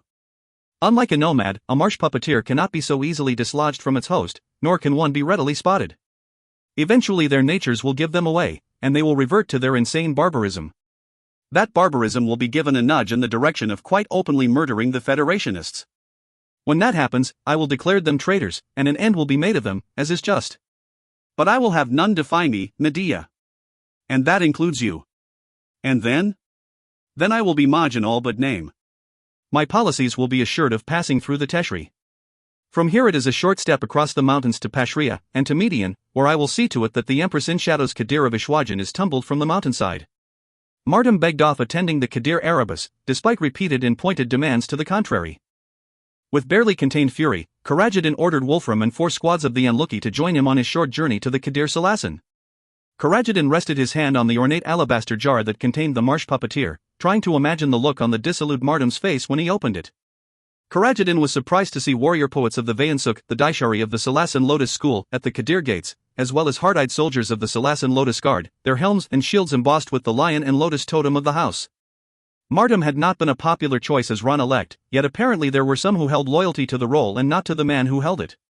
The guards at the gate ushered the carriage inside the Kadir, and closed the heavy steel gates behind them as they entered a long, dark defile to the inner yard of the Kadir. Once inside, Karajadin waited for Martum to appear. After 10 infuriating minutes where the Salasan guards remained silent and attentive, Karajadin snapped orders to his people to join him as they climbed the sweeping stairs to the top of the Kadir. Without invitation, Karajadin threw the doors to the Lily Hall open. The lofty room was dim, clouds occluding the sun through the quartz-paneled ceiling. Few of the Ilhan lamps were lit, infrequent and distant pools of radiance in the long room. His boot heels clicked across the marble floor, softened when they hit a large rug, and became a squelch as he stepped in something wet. Clouds released the sun, and the darkness lifted. What in Erebus's name? He breathed. Blood spray littered the surrounds, and Martum lay on his back, his throat cut from ear to ear, blood coating his chest like a bib.